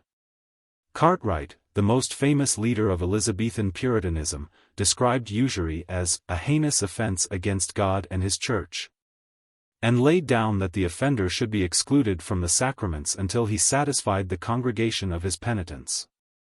335 The ideal of all was that expressed in the apostolic injunction to be content with a modest competence and to shun the allurements of riches. Every Christian man is bound in conscience before God, wrote Stubbs, to provide for his household and family, but yet so as his immoderate care surpass not the bands, nor yet transcend the limits, of true guidelines. So far from covetousness and from immoderate care would the Lord have us, that we ought not this day to care for tomorrow, for, saith he, sufficient to the day is the travail of the same. 336. The most influential work on social ethics written in the first half of the 17th century from the Puritan standpoint was Aims de Conscientia, a manual of Christian conduct which was intended to supply the brethren with the practical guidance which had been offered in the Middle Ages by such works as Dives et Pauper. It became a standard authority, quoted again and again by subsequent writers. Forbidden to preach by the Bishop of London, Ames spent more than 20 years in Holland, where he held a chair of theology at the University of Franeker, and his experience of social life in the country which was then the business capital of Europe makes the remorseless rigor of his social doctrine the more remarkable. He accepts, as in his day was inevitable, the impossibility of distinguishing between interest on capital invested in business, and interest on capital invested in land. Since men put money indifferently into both, and, like Calvin, he denies that interest is forbidden in principle by Scripture or natural reason. But, like Calvin, he surrounds his indulgence with qualifications. He requires that no interest shall be charged on loans to the needy, and describes as the ideal investment for Christians one in which the lender shares risks with the borrower, and demands only a fair share of the profits, according to the degree in which God has blessed him by whom the money is used. His teaching with regard to prices is not less conservative. To wish to buy cheap and to sell dear is common, as Augustine observes, but it is a common vice. Men must not sell above the maximum fixed by public authority, though they may sell below it, since it is fixed to protect the buyer. When there is no legal maximum, they must follow the market price and the judgment of prudent and good men. They must not take advantage of the necessities of individual buyers, must not overpraise their wares, must not sell them dearer merely because they have cost them much to get. 337 Puritan utterances on the subject of enclosing were equally trenchant. 338.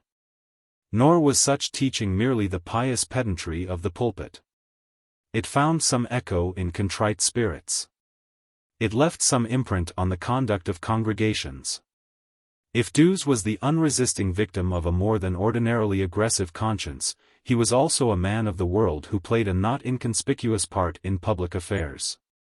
Andrews not only ascribed the fire which destroyed his father's house to the judgment of heaven on ill-gotten gains, but expressly prescribed in his will that, in order to avoid the taint of the accursed thing, provision should be made for his daughters, not by investing his capital at a fixed, and therefore usurious, rate of interest, but by the purchase either of land or of annuities.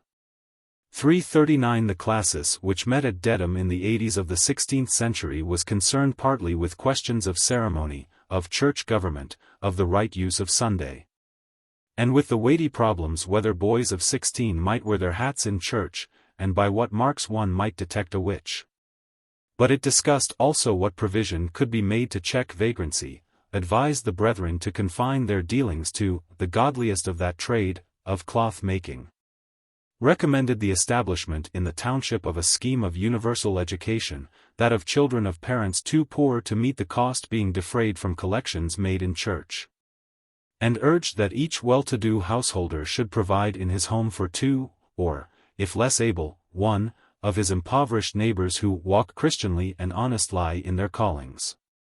340 In the ever-lengthening list of scandalous and notorious sins to be punished by exclusion from the sacrament, which was elaborated by the Westminster Assembly, a place was found, not only for drunkards, swearers, and blasphemers, worshippers and makers of images, senders or carriers of challenges, persons dancing, gaming, attending plays on the Lord's Day, or resorting to witches, wizards, and fortune-tellers, but for the more vulgar vices of those who fell into extortion, barratry, and bribery.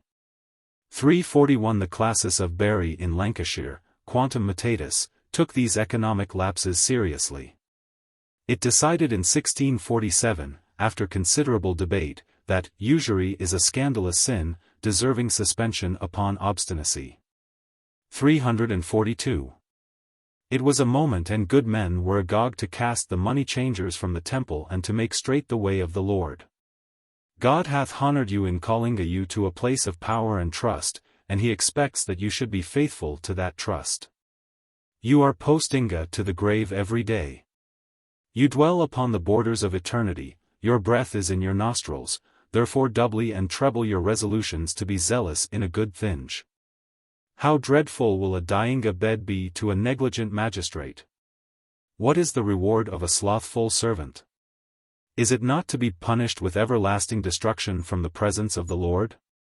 343 Such, in that singular age, was the language in which the mayor of Salisbury requested the justices of Wiltshire to close 4 public houses. Apparently they closed them. The attempt to crystallize social morality in an objective discipline was possible only in a theocracy.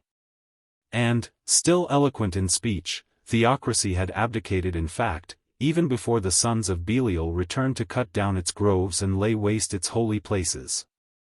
In an age when the right to dissent from the state church was still not fully established, its defeat was fortunate, for it was the victory of tolerance. It meant, however, that the discipline of the Church gave place to the attempt to promote reform through the action of the state, which reached its height in the Barebones Parliament. Projects for law reform, marriage reform and financial reform, the reform of prisons and the relief of debtors, jostled each other on its committees. While outside it there were murmurs among radicals against social and economic privilege, which were not to be heard again till the days of the Chartists, and which to the conservative mind of Cromwell seemed to portend mere anarchy. The transition from the idea of a moral code enforced by the Church, which had been characteristic of early Calvinism, to the economic individualism of the later Puritan movement took place, in fact, by way of the democratic agitation of the Independents. Abhorring the whole mechanism of ecclesiastical discipline and compulsory conformity, they endeavored to achieve the same social and ethical ends by political action. The change was momentous. If the English social democratic movement has any single source, that source is to be found in the new model army. But the conception implied in the attempt to formulate a scheme of economic ethics, the theory that every department of life falls beneath the same all-encompassing arch of religion, was too deeply rooted to be exorcised merely by political changes. or even by the more corroding march of economic development. Expelled from the world of fact, where it had always been a stranger and a sojourner, it survived in the world of ideas, and its champions in the last half of the century labored it the more. Precisely because they knew that it must be conveyed to their audiences by teaching and preaching or not at all. Of those champions, the most learned, the most practical, and the most persuasive was Richard Baxter. How Baxter endeavored to give practical instruction to his congregation at Kidderminster, he himself has told us. Every Thursday evening my neighbors that were most desirous and had opportunity met at my house, and there one of them repeated the sermon. And afterwards they proposed what doubts any of them had about the sermon, or any other case of conscience, and I resolved their doubts. 344 both in form and in matter, his Christian Directory, or a sum of practical theology in cases of conscience 345 is a remarkable book. It is, in essence, a Puritan Summa Theologica and Summa Moralis in one. Its method of treatment descends directly from that of the medieval Summae, and it is, perhaps, the last important English specimen of a famous genus. Its object, as Baxter explains in his introduction, is the resolving of practical cases of conscience, and the reducing of theoretical knowledge into serious Christian practice. Divided into 4 parts, ethics, economics, ecclesiastics, and politics, it has as its purpose to establish the rules of a Christian casuistry, which may be sufficiently detailed and precise to afford practical guidance to the proper conduct of men in the different relations of life, as lawyer, physician, schoolmaster, soldier, master and servant, buyer and seller, landlord and tenant, lender and borrower, ruler and subject. Part of its material is derived from the treatment of similar questions by previous writers, both before and after the Reformation, and Baxter is conscious of continuing a great tradition. But it is, above all things, realistic. And its method lends plausibility to the suggestion that it originated in an attempt to answer practical questions put to its author by members of his congregation. Its aim is not to overwhelm by authority, but to convince by an appeal to the enlightened common sense of the Christian reader. It does not overlook, therefore, the practical facts of a world in which commerce is carried on by the East India Company in distant markets, trade is universally conducted on credit. The iron manufacture is a large-scale industry demanding abundant supplies of capital and offering a profitable opening to the judicious investor. And the relations of landlords and tenants have been thrown into confusion by the fire of London. Nor does it ignore the moral qualities for the cultivation of which an opportunity is offered by the life of business. It takes as its starting point the commercial environment of the Restoration, and its teaching is designed for Rome or London, not fool's paradise. Baxter's acceptance of the realities of his age makes the content of his teaching the more impressive. The attempt to formulate a casuistry of economic conduct obviously implies that economic relations are to be regarded merely as one department of human behavior, for which each man is morally responsible, not as the result of an impersonal mechanism, to which ethical judgments are irrelevant. Baxter declines, therefore, to admit the convenient dualism, which exonerates the individual by representing his actions as the outcome of uncontrollable forces. The Christian, he insists, is committed by his faith to the acceptance of certain ethical standards. And these standards are as obligatory in the sphere of economic transactions as in any other province of human activity. To the conventional objection that religion has nothing to do with business, that every man will get as much as he can have and that caveat emptor is the only security, he answers bluntly that this way of dealing does not hold among Christians. Whatever the laxity of the law, the Christian is bound to consider first the golden rule and the public good. Naturally, therefore, he is debarred from making money at the expense of other persons, and certain profitable avenues of commerce are closed to him at the outset. It is not lawful to take up or keep up any oppressing monopoly or trade, which tends to enrich you by the loss of the commonwealth or of many. But the Christian must not only eschew the obvious extortion practiced by the monopolist, the engrosser, the organizer of a corner or a combine. He must carry on his business in the spirit of one who is conducting a public service. He must order it for the advantage of his neighbor as much as, and, if his neighbor be poor, more than, for his own. He must not desire to get another's goods or labor for less than it is worth. He must not secure a good price for his own wares, by extortion working upon men's ignorance, error, or necessity. When prices are fixed by law, he must strictly observe the legal maximum. When they are not, he must follow the price fixed by common estimation. If he finds a buyer who is willing to give more, he must not make too great an advantage of his convenience or desire, but be glad that he can pleasure him upon equal, fair, and honest terms. For it is a false rule of them that think their commodity is worth as much as anyone will give. If the seller foresees that in the future prices are likely to fall, he must not make profit out of his neighbor's ignorance, but must tell him so. If he foresees that they will rise, he may hold his wares back, but only, a somewhat embarrassing exception, if it be not to the hurt of the commonwealth. As if, keeping it in be the cause of the dearth, and, bringing it forth would help to prevent it. If he is buying from the poor, charity must be exercised as well as justice. The buyer must pay the full price that the goods are worth to himself, and, rather than let the seller suffer because he cannot stand out for his price, should offer him a loan or persuade someone else to do so. In no case may a man doctor his wares in order to get for them a higher price than they are really worth, and in no case may he conceal any defects of quality. If he was so unlucky as to have bought an inferior article, he may not repair his loss by doing as he was done by, no more than he may cut another's purse because his was cut. Rivalry in trade, Baxter thinks, is inevitable. But the Christian must not snatch a good bargain out of greedy covetousness, nor to the injury of the poor, nor so as to disturb that due and civil order which should be among moderate men in trading.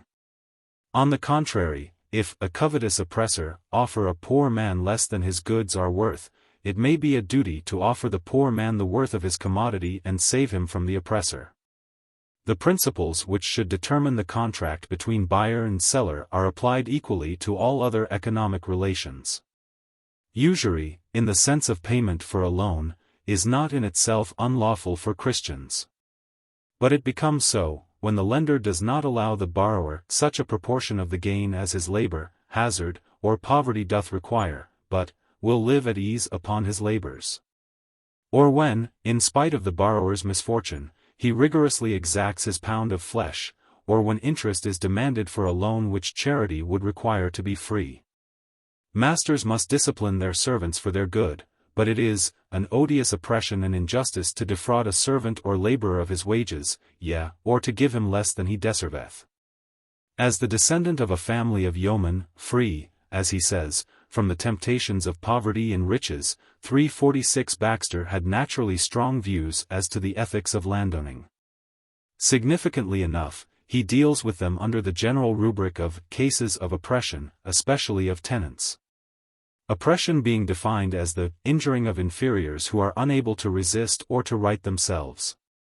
It is too common a sort of oppression for the rich in all places to domineer too insolently over the poor, and force them to follow their wills and to serve their interest, be it right or wrong. Especially unmerciful landlords are the common and sore oppressors of the countrymen. If a few men can but get money enough to purchase all the land in a county, they think that they may do with their own as they list, and set such hard bargains of it to their tenants, that they are all but as their servants. An oppressor is an antichrist and an anti-God, not only the agent of the devil, but his image. As in his discussion of prices. The gist of Baxter's analysis of the cases of conscience which arise in the relations of landlord and tenant is that no man may secure pecuniary gain for himself by injuring his neighbor, except in unusual circumstances. A landlord must not let his land at the full competitive rent which it would fetch in the market.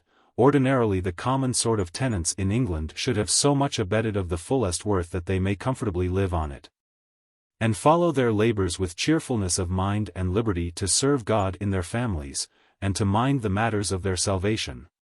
and not to be necessitated to such toil and care and pinching want as shall make them liker slaves than free men. He must not improve, i.e., enclose, his land without considering the effect on the tenants, or evict his tenants without compensating them, and in such a way as to cause depopulation.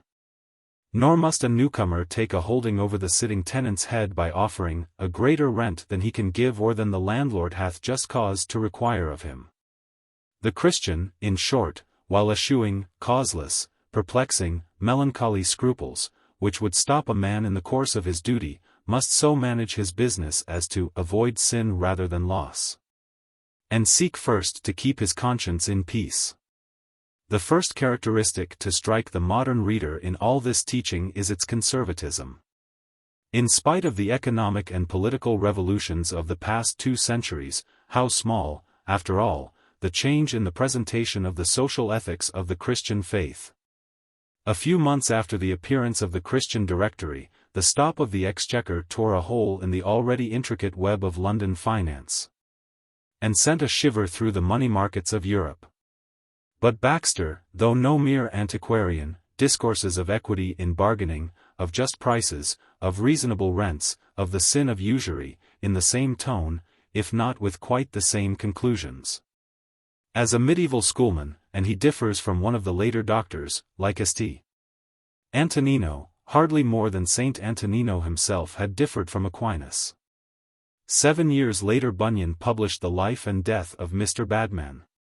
Among the vices which it pilloried were the sin of extortion, most commonly committed by men of trade, who without all conscience, when they have an advantage, will make a prey of their neighbor. The covetousness of hucksters, that buy up the poor man's victual wholesale and sell it to him again for unreasonable gains, the avarice of usurers, who watch till the poor fall into their mouths, and of those vile wretches called pawnbrokers, that lend money and goods to poor people, who are by necessity forced to such an inconvenience, and will make by one trick or another the interest of what they so lend amount to 30 and 40, yea, sometimes £50 by the year. As Christian and Christiana watched Mr. Badman thus bite and pinch the poor in his shop in Bedford, before they took staff and scrip for their journey to a more distant city, they remembered that the Lord himself will plead the cause of the afflicted against them that oppress them, and reflected, taught by the dealings of Ephraim the son of Zohar, and of David with Ormond the Jebusite, that there is a wickedness, as in selling too dear, so in buying too cheap. 347 Brother Berthold of Regensburg had said the same 4 centuries before in his racy sermons in Germany. The emergence of the idea that business is business, and that the world of commercial transactions is a closed compartment with laws of its own, if more ancient than is often supposed, did not win so painless a triumph as is sometimes suggested. Puritan as well as Catholic accepted without demur the view which set all human interests and activities within the compass of religion. Puritans, as well as Catholics, essayed the formidable task of formulating a Christian casuistry of economic conduct. They essayed it. But they succeeded even less than the popes and doctors whose teaching, not always unwittingly, they repeated. And their failure had its roots, not merely in the obstacles offered by the ever more recalcitrant opposition of a commercial environment, but, like all failures which are significant, in the soul of Puritanism itself. Virtues are often conquered by vices, but their rout is most complete when it is inflicted by other virtues, more militant, more efficient, or more congenial. And it is not only tares which choke the ground where the good seed is sown. The fundamental question, after all, is not what kind of rules of faith enjoins, but what type of character it esteems and cultivates. To the scheme of Christian ethics which offered admonitions against the numberless disguises assumed by the sin which sticketh fast between buying and selling, the Puritan character offered not direct opposition, but a polished surface on which these ghostly admonitions could find no enduring foothold. The rules of Christian morality elaborated by Baxter were subtle and sincere. But they were like seeds carried by birds from a distant and fertile plain, and dropped upon a glacier. They were at once embalmed and sterilized in a river of ice. The capitalist spirit is as old as history, and was not, as has sometimes been said, the offspring of Puritanism.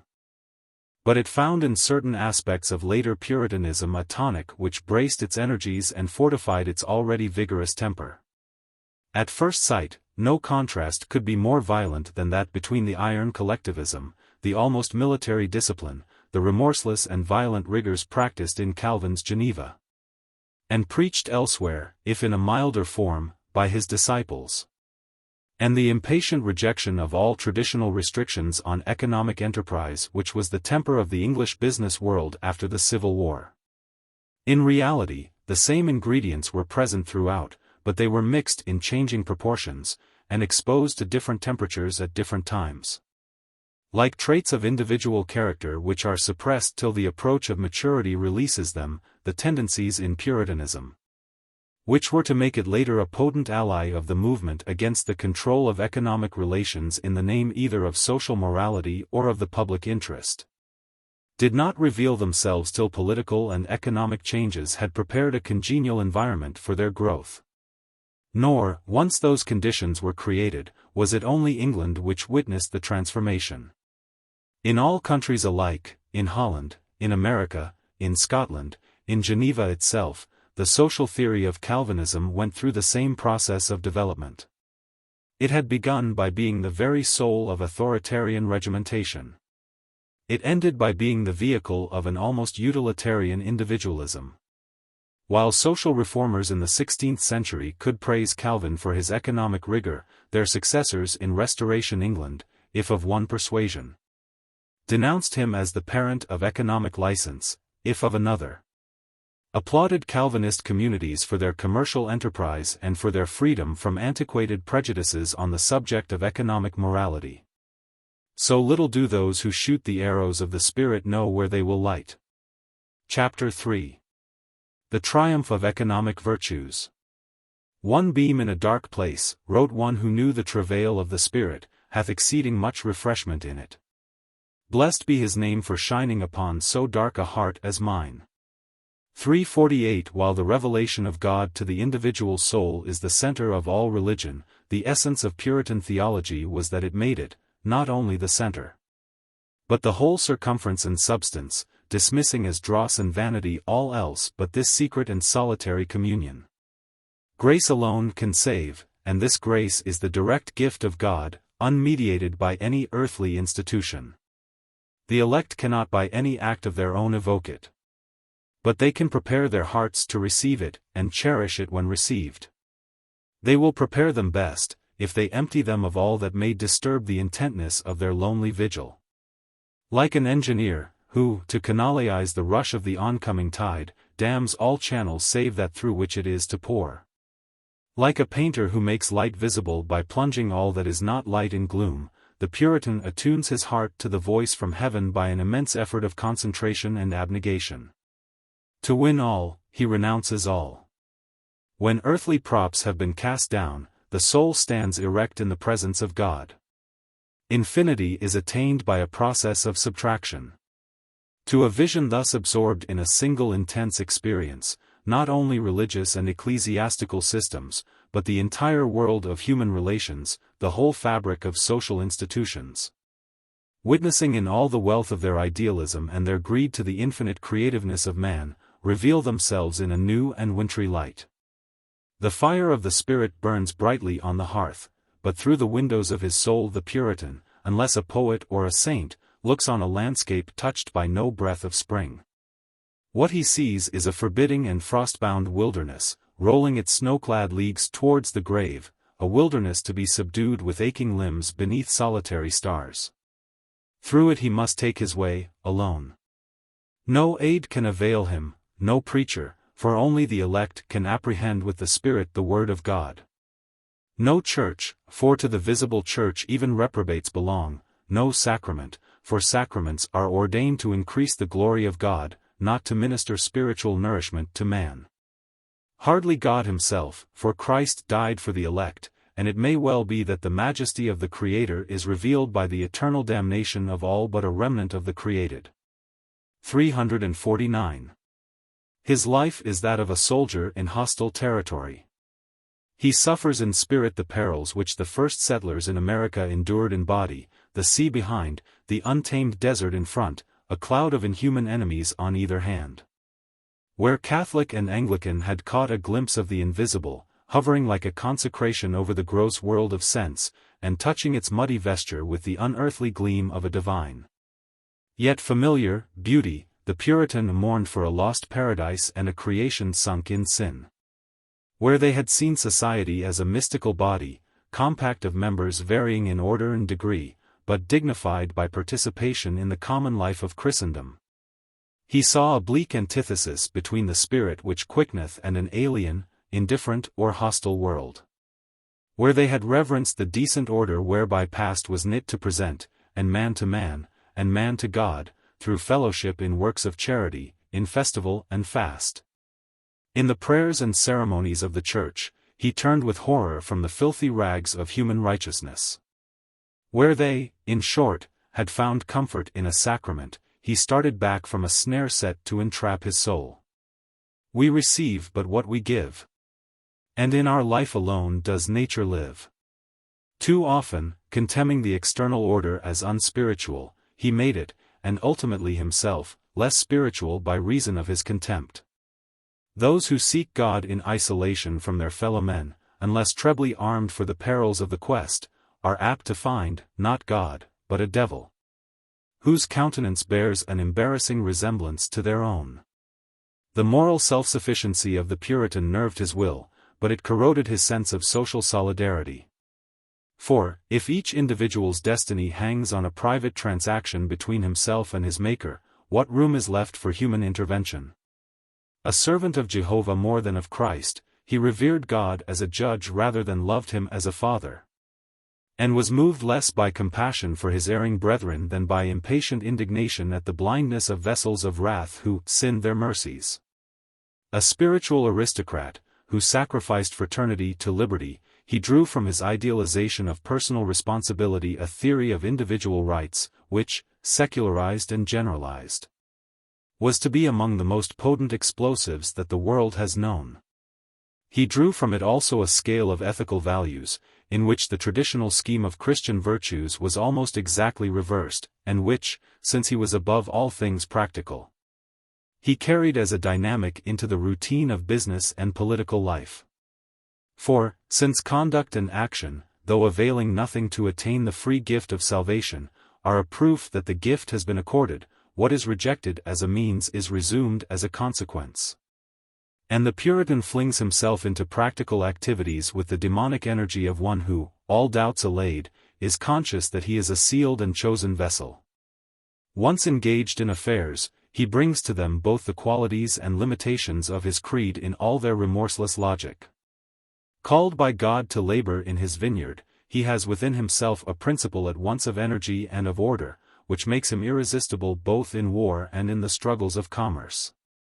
Convinced that character is all and circumstances nothing, he sees in the poverty of those who fall by the way, not a misfortune to be pitied and relieved, but a moral failing to be condemned. And in riches, not an object of suspicion, though like other gifts they may be abused, but the blessing which rewards the triumph of energy and will. Tempered by self-examination, self-discipline, self-control, he is the practical ascetic, whose victories are won not in the cloister, but on the battlefield, in the counting-house, and in the market. This temper, of course with infinite varieties of quality and emphasis, found its social organ in those middle and commercial classes who were the citadel of the Puritan spirit, and whom, ennobled by their own industry and virtue, 350 Milton described as the standard-bearers of progress and enlightenment. We are so accustomed to think of England as par excellence the pioneer of economic progress, that we are apt to forget how recently that role has been assumed. In the Middle Ages it belonged to the Italians, in the 16th century to the Netherland dominions of the Spanish Empire, in the 17th to the United Provinces and, above all, to the Dutch. The England of Shakespeare and Bacon was still largely medieval in its economic organization and social outlook. More interested in maintaining customary standards of consumption than in accumulating capital for future production, with an aristocracy contemptuous of the economic virtues. A peasantry farming for subsistence amid the organized confusion of the open field village, and a small, if growing, body of jealously conservative craftsmen. In such a society Puritanism worked like the yeast which sets the whole mass fermenting. It went through its slack and loosely knit texture like a troop of Cromwell's Ironsides through the disorderly cavalry of Rupert. Where, as in Ireland, the elements were so alien that assimilation was out of the question, the result was a wound that festered for 3 centuries. In England the effect was that at once of an irritant and of a tonic. Puritanism had its own standards of social conduct, derived partly from the obvious interests of the commercial classes, partly from its conception of the nature of God and the destiny of man. These standards were in sharp antithesis, both to the considerable surviving elements of feudalism in English society, and to the policy of the authoritarian state. With its ideal of an ordered and graded society, whose different members were to be maintained in their traditional status by the pressure and protection of a paternal monarchy, sapping the former by its influence and overthrowing the latter by direct attack. Puritanism became a potent force in preparing the way for the commercial civilization which finally triumphed at the Revolution. The complaint that religious radicalism, which aimed at upsetting the government of the Church, went hand in hand with an economic radicalism, which resented the restraints on individual self-interest imposed in the name of religion or of social policy, was being made by the stricter school of religious opinion quite early in the reign of Elizabeth. 351 17th-century writers repeated the charge that the Puritan conscience lost its delicacy where matters of business were concerned. And some of them were sufficiently struck by the phenomenon to attempt an historical explanation of it. The example on which they usually seized, the symbol of a supposed general disposition to laxity, was the indulgence shown by Puritan divines in the particular matter of moderate interest. It was the effect, so the picturesque story ran, 352 of the Marian persecution. The refugees who fled to the continent could not start business in a foreign country. If, driven by necessity, they invested their capital and lived on the proceeds, who could quarrel with so venial a lapse in so good a cause? Subsequent writers embellished the picture. The redistribution of property at the time of the dissolution, and the expansion of trade in the middle of the century, had led, one of them argued, to a great increase in the volume of credit transactions. The opprobrium which attached to loans at interest, a sly and forbid practice, not only among Romanists and Anglicans, but among honest Puritans, played into the hands of the less scrupulous members of the faction. Disappointed in politics, they took to money lending, and, without venturing to justify usury in theory, defended it in practice. Without the scandal of a recantation, they contrived an expedient, by maintaining that, though usury for the name were stark naught, yet for widows, orphans and other impotents, therein principally comprising the saints under persecution, it was very tolerable, because profitable, and in a manner necessary. Naturally, Calvin's doctrine as to the legitimacy of moderate interest was hailed by these hypocrites with a shout of glee. It took with the brethren like polygamy with the Turks, recommended by the example of divers zealous ministers, who themselves desired to pass for orphans of the first rank. 353 Nor was it only as the apologist of moderate interest that Puritanism was alleged to reveal the cloven hoof. Puritans themselves complained of a mercilessness in driving hard bargains, and of a harshness to the poor, which contrasted unfavorably with the practice of followers of the unreformed religion. The Papists, wrote a Puritan in 1653, may rise up against many of this generation. It is a sad thing that they should be more forward upon a bad principle than a Christian upon a good one. 354. Such, in all ages, is history as seen by the political pamphleteer. The real story was less dramatic, but more significant. From the very beginning, Calvinism had comprised two elements, which Calvin himself had fused, but which contained the seeds of future discord. It had at once given a wholehearted imprimatur to the life of business enterprise, which most earlier moralists had regarded with suspicion, and had laid upon it the restraining hand of an inquisitorial discipline. At Geneva, where Calvinism was the creed of a small and homogeneous city, the second aspect had predominated.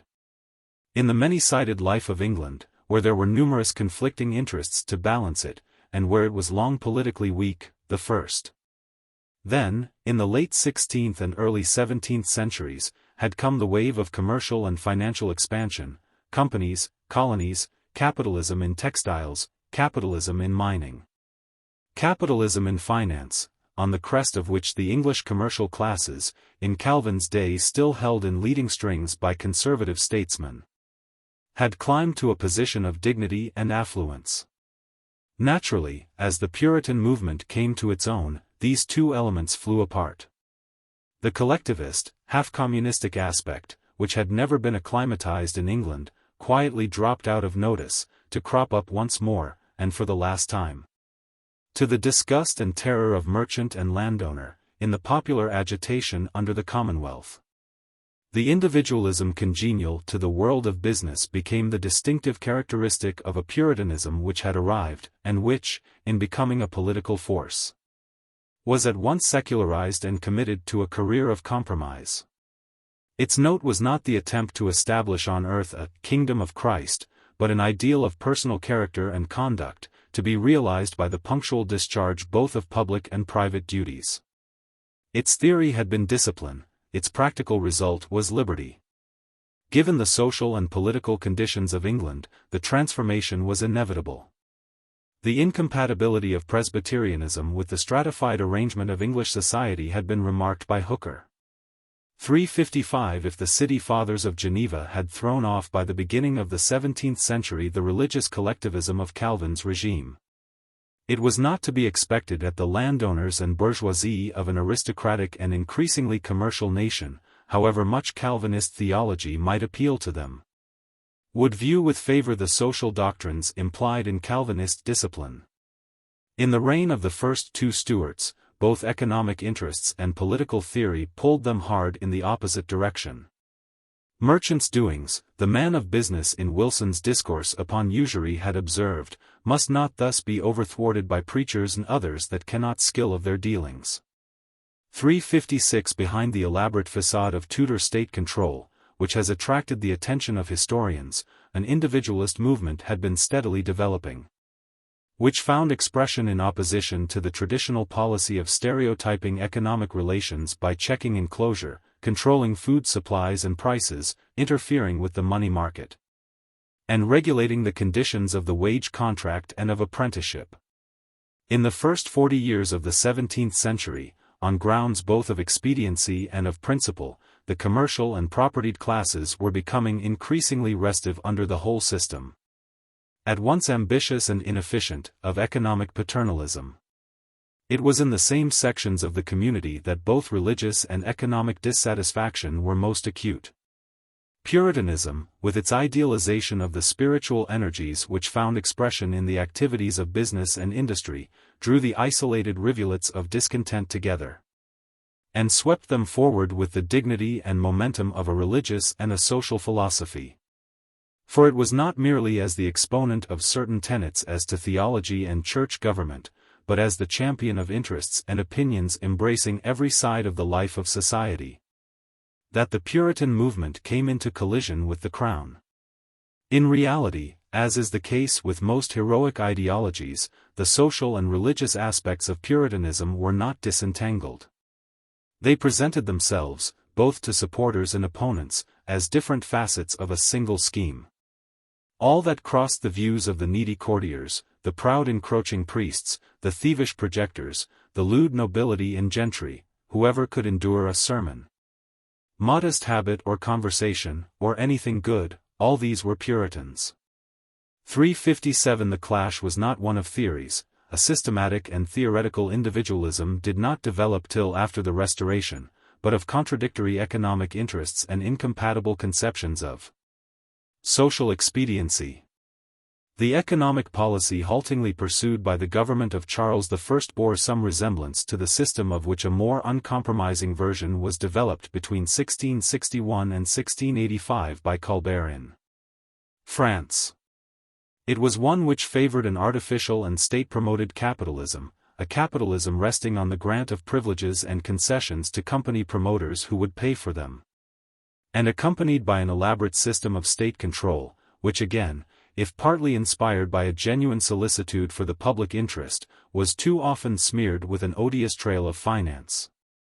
It found its characteristic expression in the grant of patents, in the revival of the royal monopoly of exchange business, against which the city had fought under Elizabeth.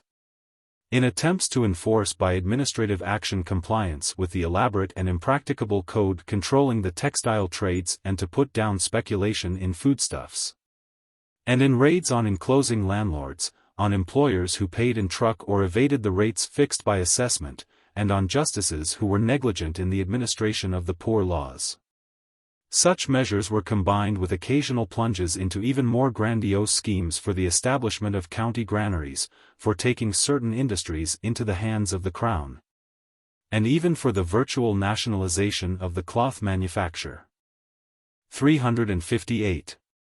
The very genius of that nation of people, wrote Strafford to Laud of the Puritans, leads them always to oppose, as well civilly as ecclesiastically, all that ever authority ordains for them. 359. Against this whole attempt to convert economic activity into an instrument of profit for the government and its hangers-on, against, no less, the spasmodic attempts of the state to protect peasants against landlords, craftsmen against merchants, and consumers against middlemen, the interests which it thwarted and curbed revolted with increasing pertinacity.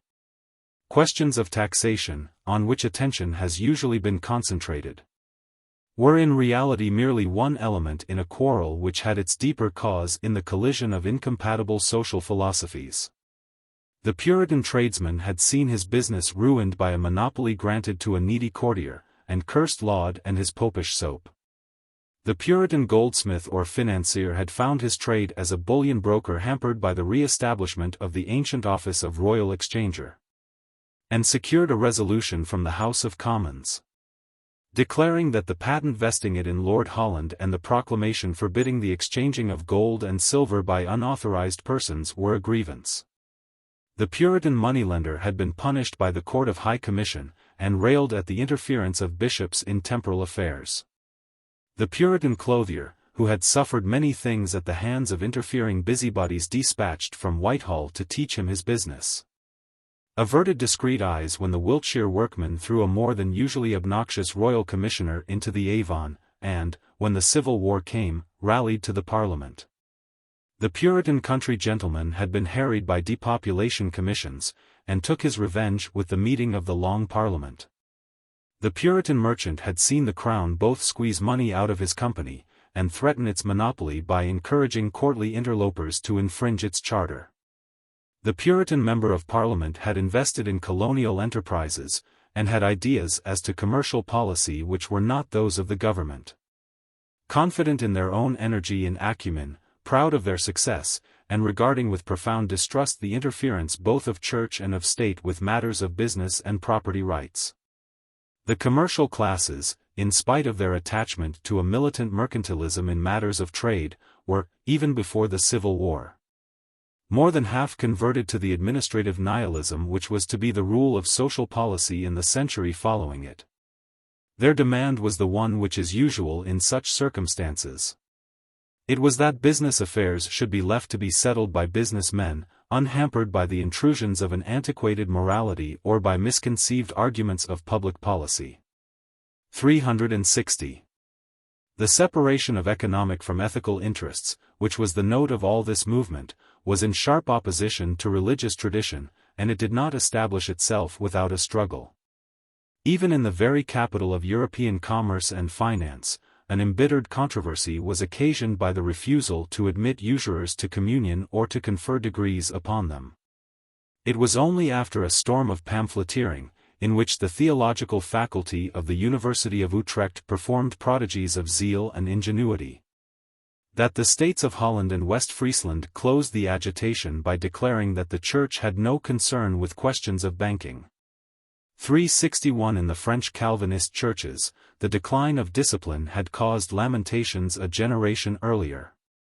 362. In America, the theocracy of Massachusetts, merciless alike to religious liberty and to economic license, was about to be undermined by the rise of new states like Rhode Island and Pennsylvania. whose tolerant, individualist and utilitarian temper was destined to find its greatest representative in the golden common sense of Benjamin Franklin. 363. The sin of our too great fondness for trade, to the neglecting of our more valuable interests, wrote a Scottish divine in 1709. When Glasgow was on the eve of a triumphant outburst of commercial enterprise, I humbly think will be written upon our judgment. I am sure the Lord is remarkably frowning upon our trade, since it was put in the room of religion. 364. In England, the growing disposition to apply exclusively economic standards to social relations evoked from Puritan writers and divines vigorous protests against usurious interest, extortionate prices and the oppression of tenants by landlords. The faithful, it was urged, had interpreted only too literally the doctrine that the sinner was saved, not by works, but by faith. Usury, in time of popery an odious thing, 365 had become a scandal. Professors, by their covetousness, caused the enemies of the Reformed religion to blaspheme. 366 The exactions of the forestaller and regrader were never so monstrous or so immune from interference. The hearts of the rich were never so hard, nor the necessities of the poor so neglected. The poor able to work are suffered to beg. The impotent, aged and sick are not sufficiently provided for, but almost starved with the allowance of 3d. and 4d.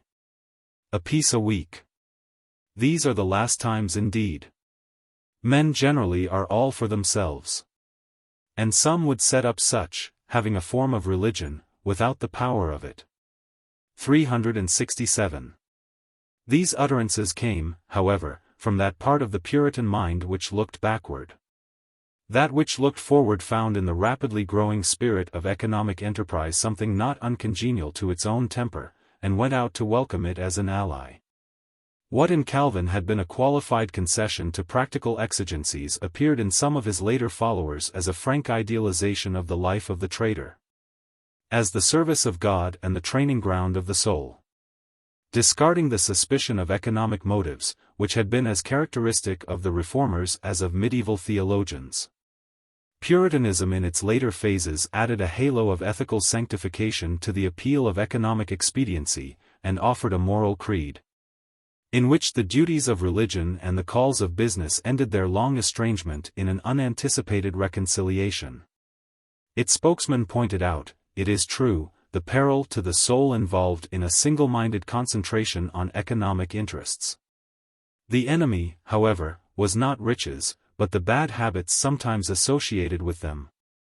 And its warnings against an excessive preoccupation with the pursuit of gain wore more and more the air of afterthoughts, appended to teaching the main tendency and emphasis of which were little affected by these incidental qualifications. It insisted, in short, that money-making, if not free from spiritual dangers, was not a danger and nothing else, but that it could be, and ought to be, carried on for the greater glory of God. The conception to which it appealed to bridge the gulf sprang from the very heart of Puritan theology. It was that expressed in the characteristic and oft-used phrase, a calling. 368 The rational order of the universe is the work of God, and its plan requires that the individual should labor for God's glory. There is a spiritual calling, and a temporal calling. It is the first duty of the Christian to know and believe in God. It is by faith that he will be saved. But faith is not a mere profession, such as that of talkative of Prating Row, whose religion is to make a noise. The only genuine faith is the faith which produces works.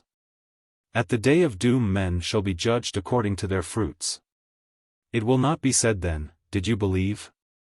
But, were you doers, or talkers only? 369 The second duty of the Christian is to labor in the affairs of practical life, and this second duty is subordinate only to the first. God, wrote a Puritan divine, doth call every man and woman, to serve him in some peculiar employment in this world, both for their own and the common good.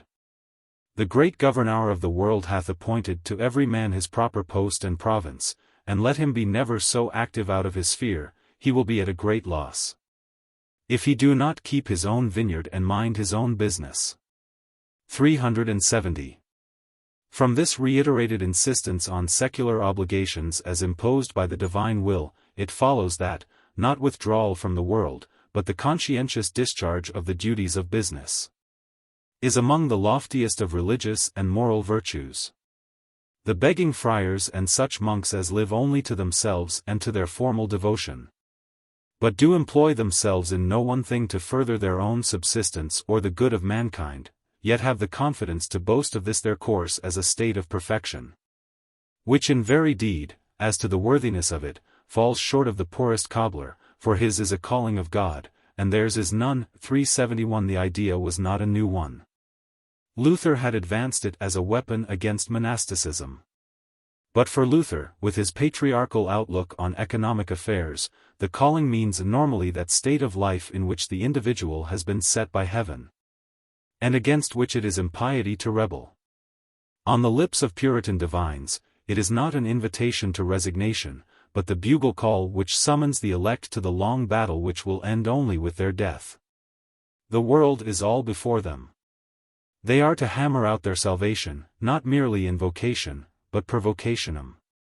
The calling is not a condition in which the individual is born, but a strenuous and exacting enterprise, to be undertaken, indeed, under the guidance of Providence, but to be chosen by each man for himself, with a deep sense of his solemn responsibilities. God hath given to man reason for this use, that he should first consider, then choose, then put in execution. And it is a preposterous and brutish thing to fix or fall upon any weighty business, such as a calling or condition of life, without a careful pondering it in the balance of sound reason. 372. Laborar est orare. By the Puritan moralist the ancient maxim is repeated with a new and intenser significance. The labor which he idealizes is not simply a requirement imposed by nature, or a punishment for the sin of Adam. It is itself a kind of ascetic discipline, more rigorous than that demanded of any order of mendicants, a discipline imposed by the will of God, and to be undergone, not in solitude, but in the punctual discharge of secular duties. It is not merely an economic means, to be laid aside when physical needs have been satisfied. It is a spiritual end, for in it alone can the soul find health, and it must be continued as an ethical duty long after it has ceased to be a material necessity. Work thus conceived stands at the very opposite pole from good works, as they were understood, or misunderstood, by Protestants. They, it was thought, had been a series of single transactions, performed as compensation for particular sins, or out of anxiety to acquire merit. What is required of the Puritan is not individual meritorious acts, but a holy life, a system in which every element is grouped round a central idea, the service of God, from which all disturbing irrelevances have been pruned, and to which all minor interests are subordinated. His conception of that life was expressed in the words, "Be wholly taken up in diligent business of your lawful callings, when you are not exercised in the more immediate service of God." 373 In order to deepen his spiritual life, the Christian must be prepared to narrow it. He is blind in no man's cause, but best sighted in his own. He confines himself to the circle of his own affairs and thrusts not his fingers in needless fires. He sees the falseness of it, the world, and therefore learns to trust himself ever, others so far as not to be damaged by their disappointment. 374 There must be no idle leisure. Those that are prodigal of their time despise their own souls. 375 Religion must be active, not merely contemplative. Contemplation is, indeed, a kind of self-indulgence. To neglect this, i.e., bodily employment and mental labor, and say, "I will pray and meditate," is as if your servant should refuse your greatest work and tie himself to some lesser, easy part. God hath commanded you some way or other to labor for your daily bread. 376 The rich are no more excused from work than the poor, though they may rightly use their riches to select some occupation specially serviceable to others. Covetousness is a danger to the soul, but it is not so grave a danger as sloth. The standing pool is prone to putrefaction, and it were better to beat down the body and to keep it in subjection by a laborious calling, than through luxury to become a castaway. 377 So far from poverty being meritorious, it is a duty to choose the more profitable occupation. If God show you a way in which you may lawfully get more than in another way, without wrong to your soul or to any other, if you refuse this, and choose the less gainful way, you cross one of the ends of your calling, and you refuse to be God's steward. Luxury, unrestrained pleasure, personal extravagance, can have no place in a Christian's conduct, for every penny which is laid out, must be done as by God's own appointment. Even excessive devotion to friends and relations is to be avoided. It is an irrational act, and therefore not fit for a rational creature, to love anyone farther than reason will allow us. It very often taketh up men's minds so as to hinder their love to God. 378 The Christian life, in short, must be systematic and organized, the work of an iron will and a cool intelligence. Those who have read Mill's account of his father must have been struck by the extent to which utilitarianism was not merely a political doctrine, but a moral attitude. Some of the links in the utilitarian code of Mail were forged, it may be suggested, by the Puritan divines of the 17th century. The practical application of these generalities to business is set out in the numerous works composed to expound the rules of Christian conduct in the varied relations of life. If one may judge by their titles, Navigation Spiritualized, Husbandry Spiritualized. The Religious Weaver 379, there must have been a considerable demand for books conducive to professional edification. A characteristic specimen is The Tradesman's Calling, 380 by Richard Steele. The author, after being deprived of a country living under the Act of Uniformity, spent his declining years as minister of a congregation at Armourers' Hall in London, and may be presumed to have understood the spiritual requirements of the city in his day, when the heroic age of Puritanism was almost over and enthusiasm was no longer a virtue. No one who was writing a treatise on economic ethics today would address himself primarily to the independent shopkeeper, as the figure most representative of the business community. And Steele's book throws a flood of light on the problems and outlook of the bourgeoisie. In an age before the center of economic gravity had shifted from the substantial tradesman to the exporting merchant, the industrial capitalist and the financier. Like Baxter, he is acquainted with the teaching of earlier authorities as to equity in bargaining. He is doubtful, however, of its practical utility. Obvious frauds in matters of quality and weight are to be avoided. An honest tradesman ought not to corner the market, or accumulate 2 or 3 callings merely to increase his riches, or oppress the poor. Nor should he seek more than a reasonable proportion of gain, or lie on the catch to make his markets of others' straits. But Steele rejects as useless in practice the various objective standards of a reasonable profit, cost of production, standard of life, customary prices, which had been suggested in earlier ages, and concludes that the individual must judge for himself. Here, as in many other cases, an upright conscience must be the clerk of the market. In reality, however, the characteristic of the tradesman's calling, as of the age in which it was written, is not the relics of medieval doctrine which linger embalmed in its guileless pages, but the robust common sense, which carries the author lightly over traditional scruples on a tide of genial, if Philistine, optimism. For his main thesis is a comfortable one, that there is no necessary conflict between religion and business. Prudence and piety were always very good friends. You may gain enough of both worlds if you would mind each in its place. His object is to show how that agreeable result may be produced by dedicating business, with due reservations, to the service of God. And he has naturally little to say on the moral casuistry of economic conduct, because he is permeated by the idea that trade itself is a kind of religion. A tradesman's first duty is to get a full insight into his calling, and to use his brains to improve it. He that hath lent you talents hath also said, Occupy till I come. Your strength is a talent, your parts are talents, and so is your time. How is it that ye stand all the day idle? Your trade is your proper province. Your own vineyard you should keep. Your fancies, your understandings, your memories, are all to be laid out therein. So far from there being an inevitable collision between the requirements of business and the claims of religion, they walk hand in hand. By a fortunate dispensation, the virtues enjoined on Christians, diligence, moderation, sobriety, thrift, are the very qualities most conducive to commercial success. The foundation of all is prudence. And prudence is merely another name for the godly wisdom, which comes in and puts due bounds to his expenses, and teaches the tradesman to live rather somewhat below than at all above his income. Industry comes next, and industry is at once expedient and meritorious. It will keep the tradesman from frequent and needless frequenting of taverns, and pin him to his shop, where you may most confidently expect the presence and blessing of God. If virtue is advantageous, vice is ruinous.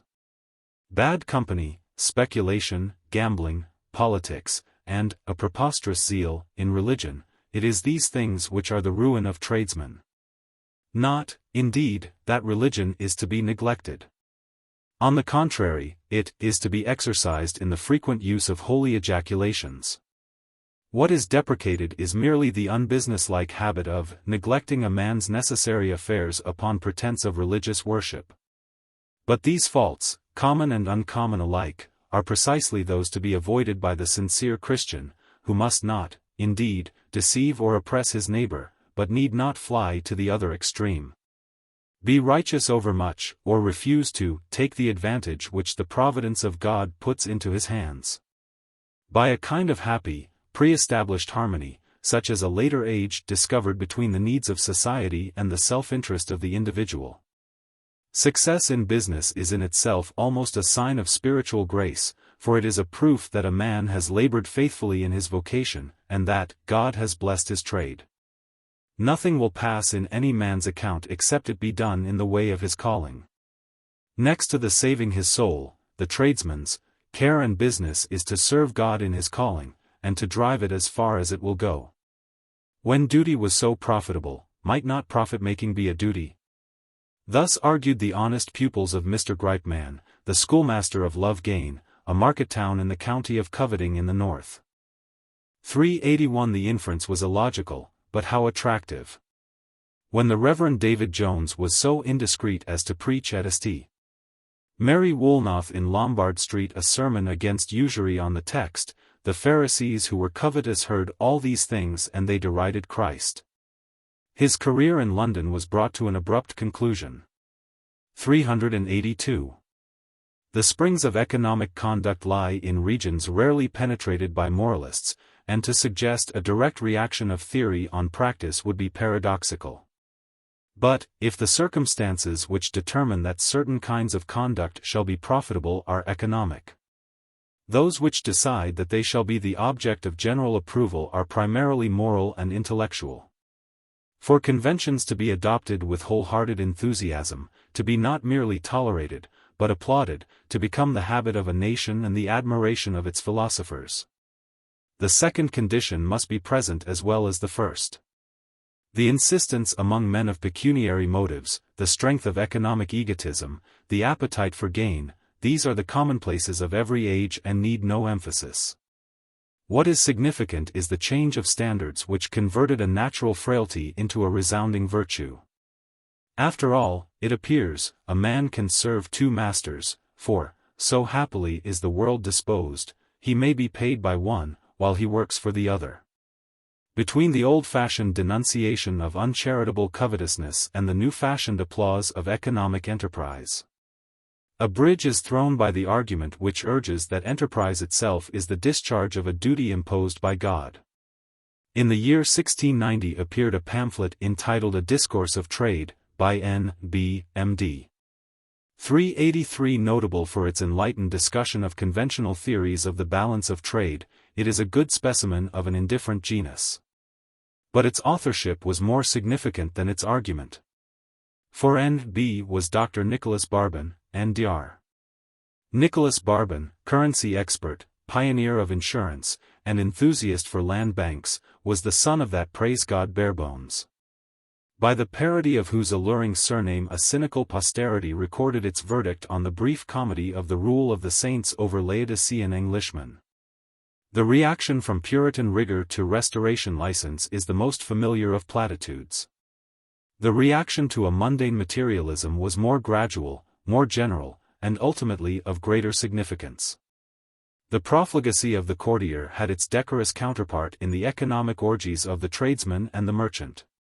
Votaries, not of Bacchus, but of a more exacting and more profitable divinity, they celebrated their relief at the discredit of a too arduous idealism. By plunging with redoubled zest into the agreeable fever of making and losing money. The transition from the Anabaptist to the company promoter was less abrupt than might at first sight be supposed.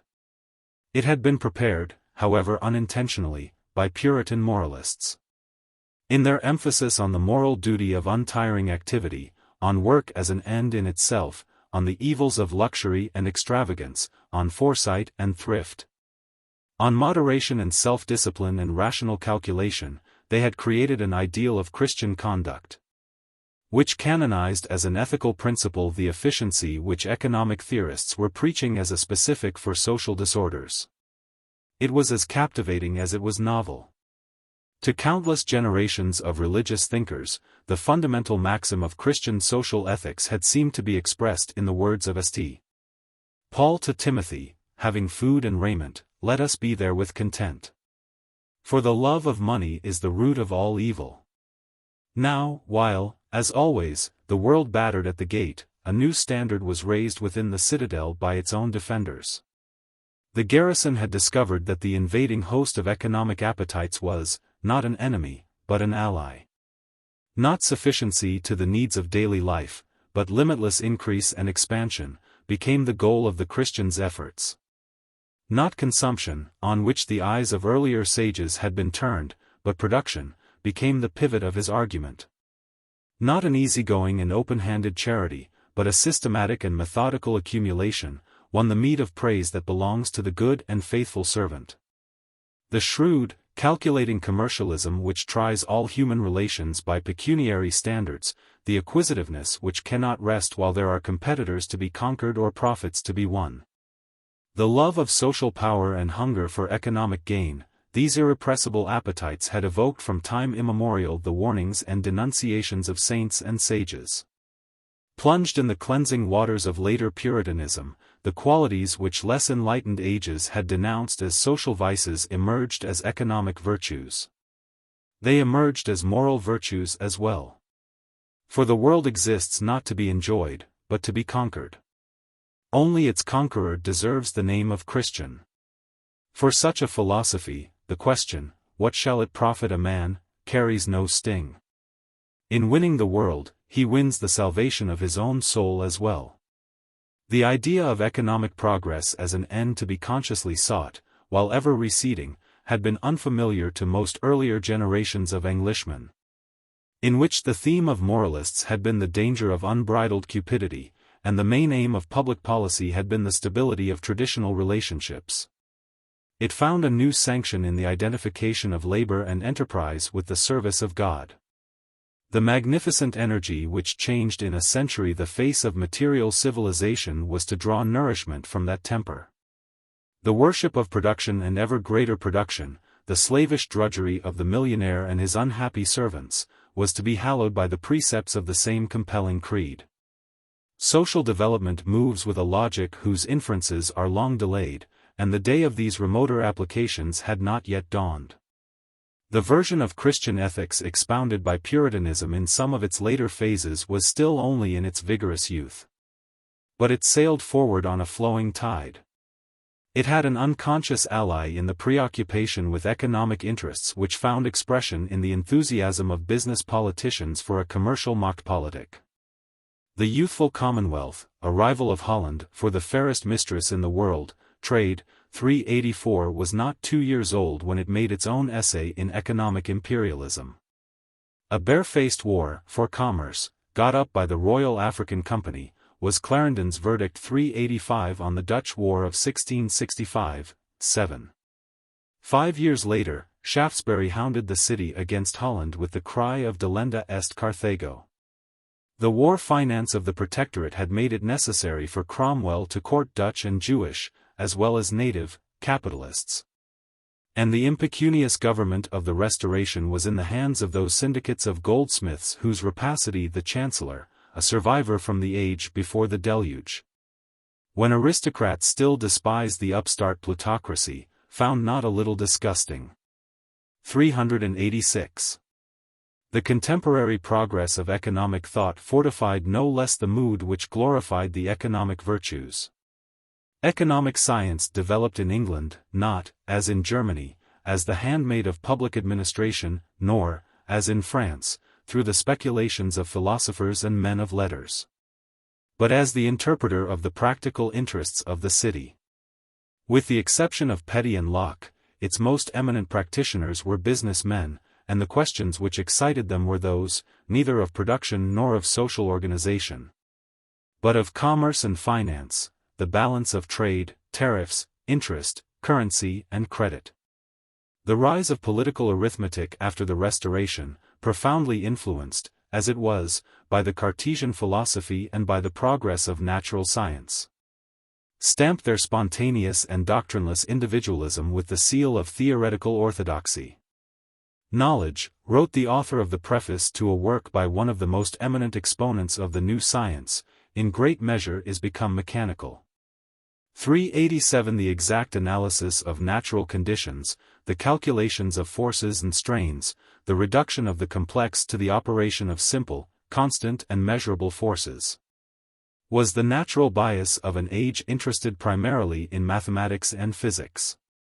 Its object was to express itself in terms of number, weight or measure, to use only arguments of sense, and to consider only such causes as have visible foundations in nature, leaving those that depend upon the mutable minds, opinions, appetites and passions of particular men to the consideration of others. 388. In such an atmosphere, the moral casuistry, which had occupied so large a place in the earlier treatment of social and economic subjects, seemed the voice of an antiquated superstition.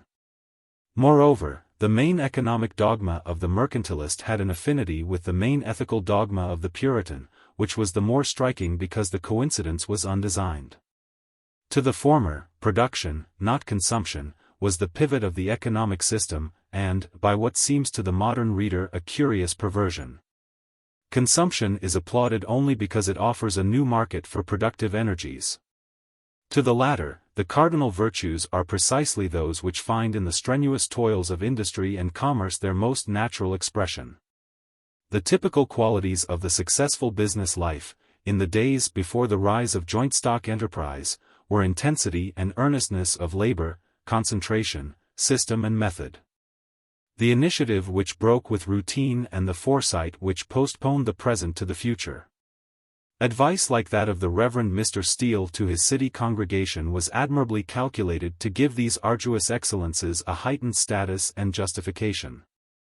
The lean goddess, abstinence, whom Mr. Keynes, in a passage of brilliant indiscretion, has revealed as the tutelary divinity of Victorian England, was inducted to the austere splendors of her ascetic shrine by the pious hands of Puritan moralists. Such teaching fell upon willing ears. Excluded by legislation from a direct participation in public affairs, dissenters of means and social position threw themselves into the alternative career offered by commerce and finance, and did so the more readily because religion itself had blessed their choice. If they conformed, the character given them by their critics, opinionating, relying much upon their own judgment, ungrateful, as not holding themselves beholden to any man, proud, as thinking themselves the only favorites of God, and the only wise or virtuous among men. 389, disposed them to the left in questions of church and state. The names of the commercial magnates of the day lend some confirmation to the suggestion of that affinity between religious radicalism and business acumen which envious contemporaries expressed in their sneers at the Presbyterian old usurer, devout misers, and extorting ishban. 390 The 4 London members elected in 1661 had not only filled the ordinary civic offices, but had held between them the governorship of the East India Company, the deputy governorship of the Levant Company, and the masterships of the Salters and Drapers Companies. 2 of them were said to be Presbyterians, and 2 Independents. 391 of the Committee of Leading Businessmen who advised Charles II's government on questions of commercial policy, some, like Sir Patience Ward and Michael Godfrey, represented the ultra-Protestantism of the city, while others, like Thomas Papillon and the two Hublins, were members of the French Huguenot Church in London. 392 In spite of the bitter commercial rivalry with Holland, both Dutch capital and Dutch ideas found an enthusiastic welcome in London. 393 Sir George Downing, Charles II's envoy at The Hague, who endeavoured to acclimatise Dutch banking methods in England, and who, according to Clarendon, was one of the intriguers who prepared the War of 1665-7, had been reared in the Puritan severity of Salem and Harvard, and had been a preacher in the regiment of Colonel Oakey. 394 Patterson, who supplied the idea of a joint-stock banking corporation, which Michael Godfrey popularized in the city and Montagu piloted through Parliament, was, like the Magnificent Law, a Scotch company promoter, who had haunted The Hague in the days when it was the home of disconsolate Whigs. 395 Yarrington, most ingenious of projectors, had been an officer in the parliamentary army, and his book was a long sermon on the virtues of the Dutch. 396 Defoe, who wrote The Idyll of the Bourgeoisie in his Complete English Tradesman, was born of nonconformist parents, and was intended for the ministry before, having failed in trade, he took up politics and literature. 397 In his admirable study of the iron industry, Mr. Ashton has shown that the most eminent ironmasters of the 18th century belonged as a rule to the Puritan connection. 398 They had their prototype in the 17th century in Baxter's friend, Thomas Foley, who from almost nothing did get about £5,000 per annum or more by iron works. 399 To such a generation, a creed which transformed the acquisition of wealth from a drudgery or a temptation into a moral duty was the milk of lions. It was not that religion was expelled from practical life, but that religion itself gave it a foundation of granite. In that keen atmosphere of economic enterprise, the ethics of the Puritan bore some resemblance to those associated later with the name of Smiles. The good Christian was not wholly dissimilar from the economic man. Chapter 4. The New Medicine for Poverty. To applaud certain qualities is by implication to condemn the habits and institutions which appear to conflict with them. The recognition accorded by Puritan ethics to the economic virtues, in an age when such virtues were rarer than they are today, gave a timely stimulus to economic efficiency. But it naturally, if unintentionally, modified the traditional attitude toward social obligations. For the spontaneous, doctrineless individualism, which became the rule of English public life a century before the philosophy of it was propounded by Adam Smith, no single cause was responsible.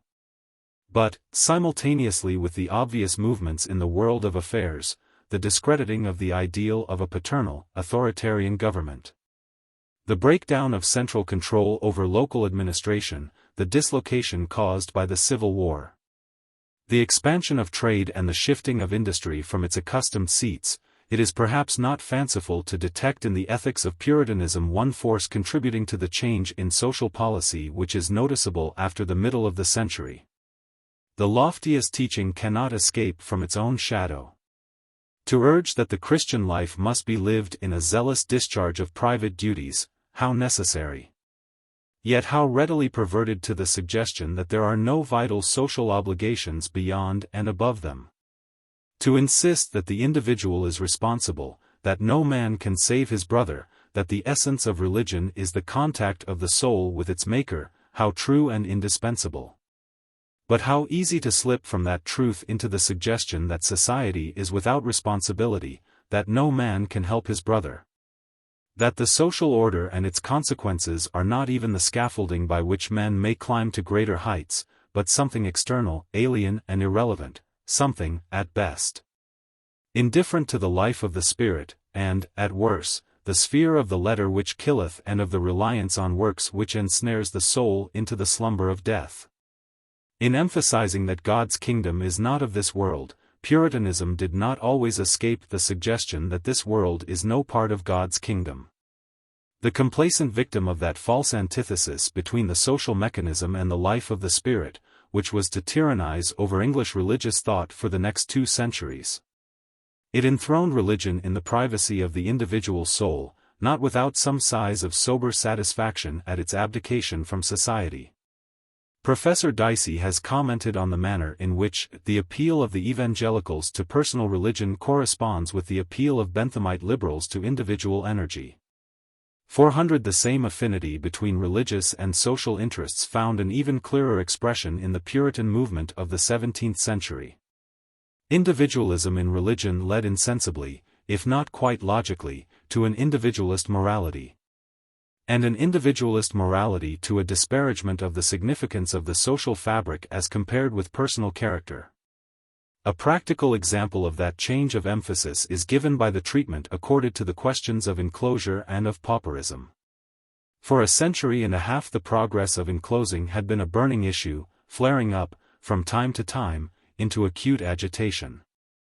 During the greater part of that period, from Latimer in the 30s of the 16th century to Laud in the 30s of the 17th, the attitude of religious teachers had been one of condemnation. Sermon after sermon and pamphlet after pamphlet, not to mention statutes and royal commissions, had been launched against depopulation. The appeal had been, not merely to public policy, but to religion.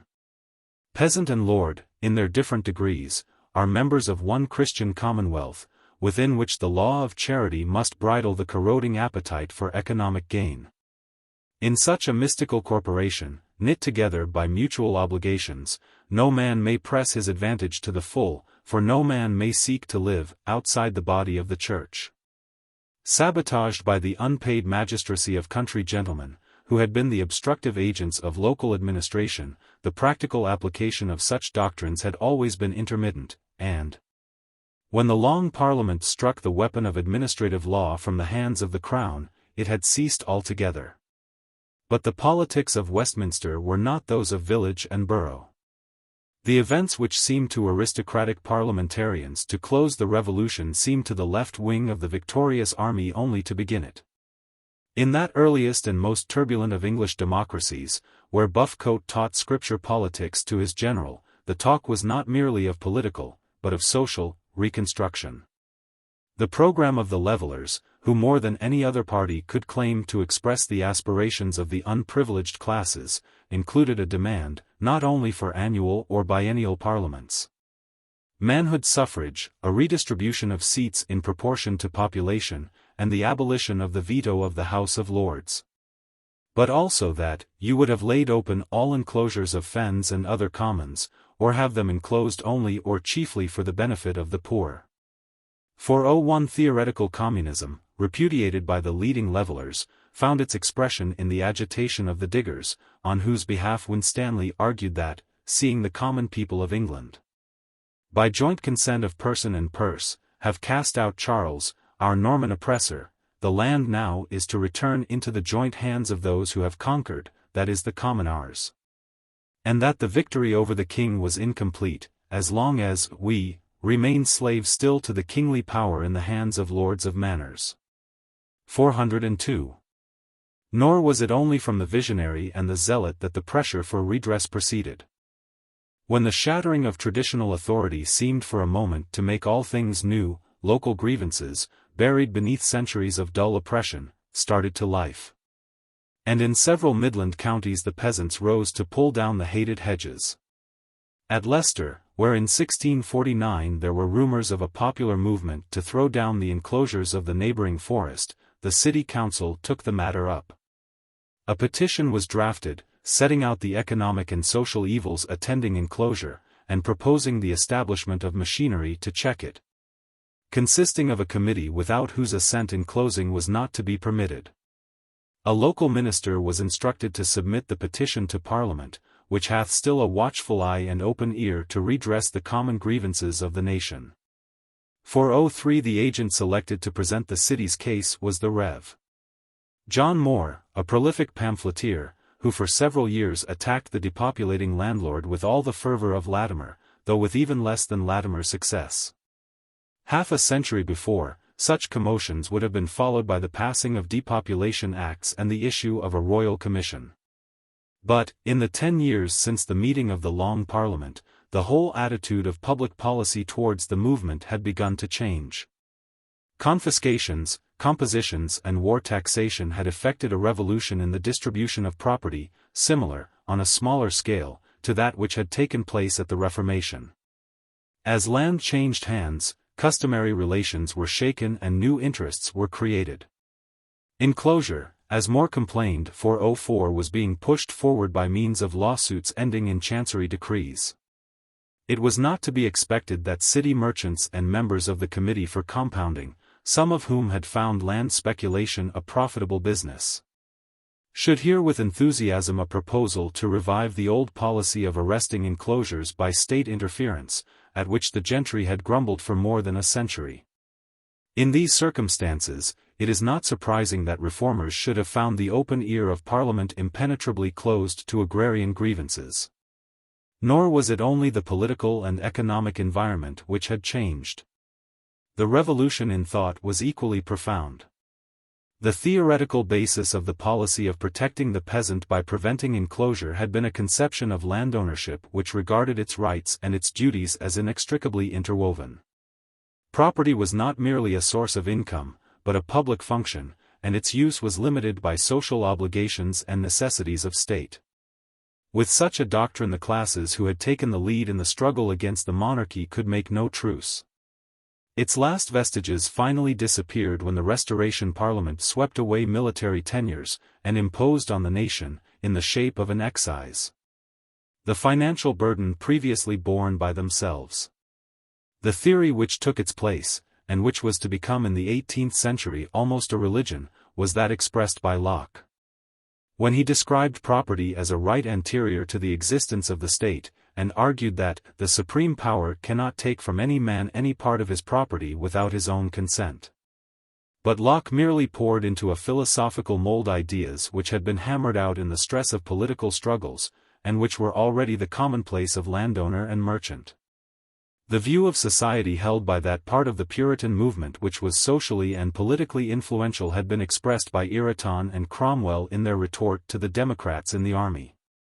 It was that only the freeholders really constituted the body politic, and that they could use their property as they pleased, uncontrolled by obligations to any superior, or by the need of consulting the mass of men, who were mere tenants at will, with no fixed interest or share in the land of the kingdom. 405 Naturally, this change of ideas had profound reactions on agrarian policy. Formerly a course commending itself to all public-spirited persons, the prevention of enclosure was now discredited as the program of a sect of religious and political radicals. When Major General Whalley in 1656 introduced a measure to regulate and restrict the enclosure of commons, framed, apparently, on the lines proposed by the authorities of Leicester, there was an instant outcry from members that it would destroy property, and the bill was refused a second reading. 406 After the Restoration, the tide began to run more strongly in the same direction. Enclosure had already become the hobby of the country gentleman. Experts advocated it on economic grounds, and legislation to facilitate it was introduced into Parliament. Though its technique still remained to be elaborated, the attitude which was to be decisive in the 18th century had already been crystallized. The change of policy was striking.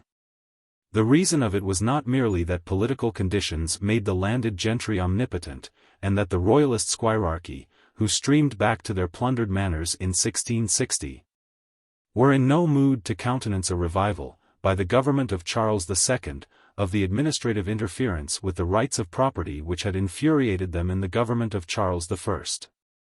It was that opinion as to social policy had changed, and changed not least among men of religion themselves. The pursuit of economic self-interest, which is the law of nature, is already coming to be identified by the pious with the operation of the providential plan, which is the law of God.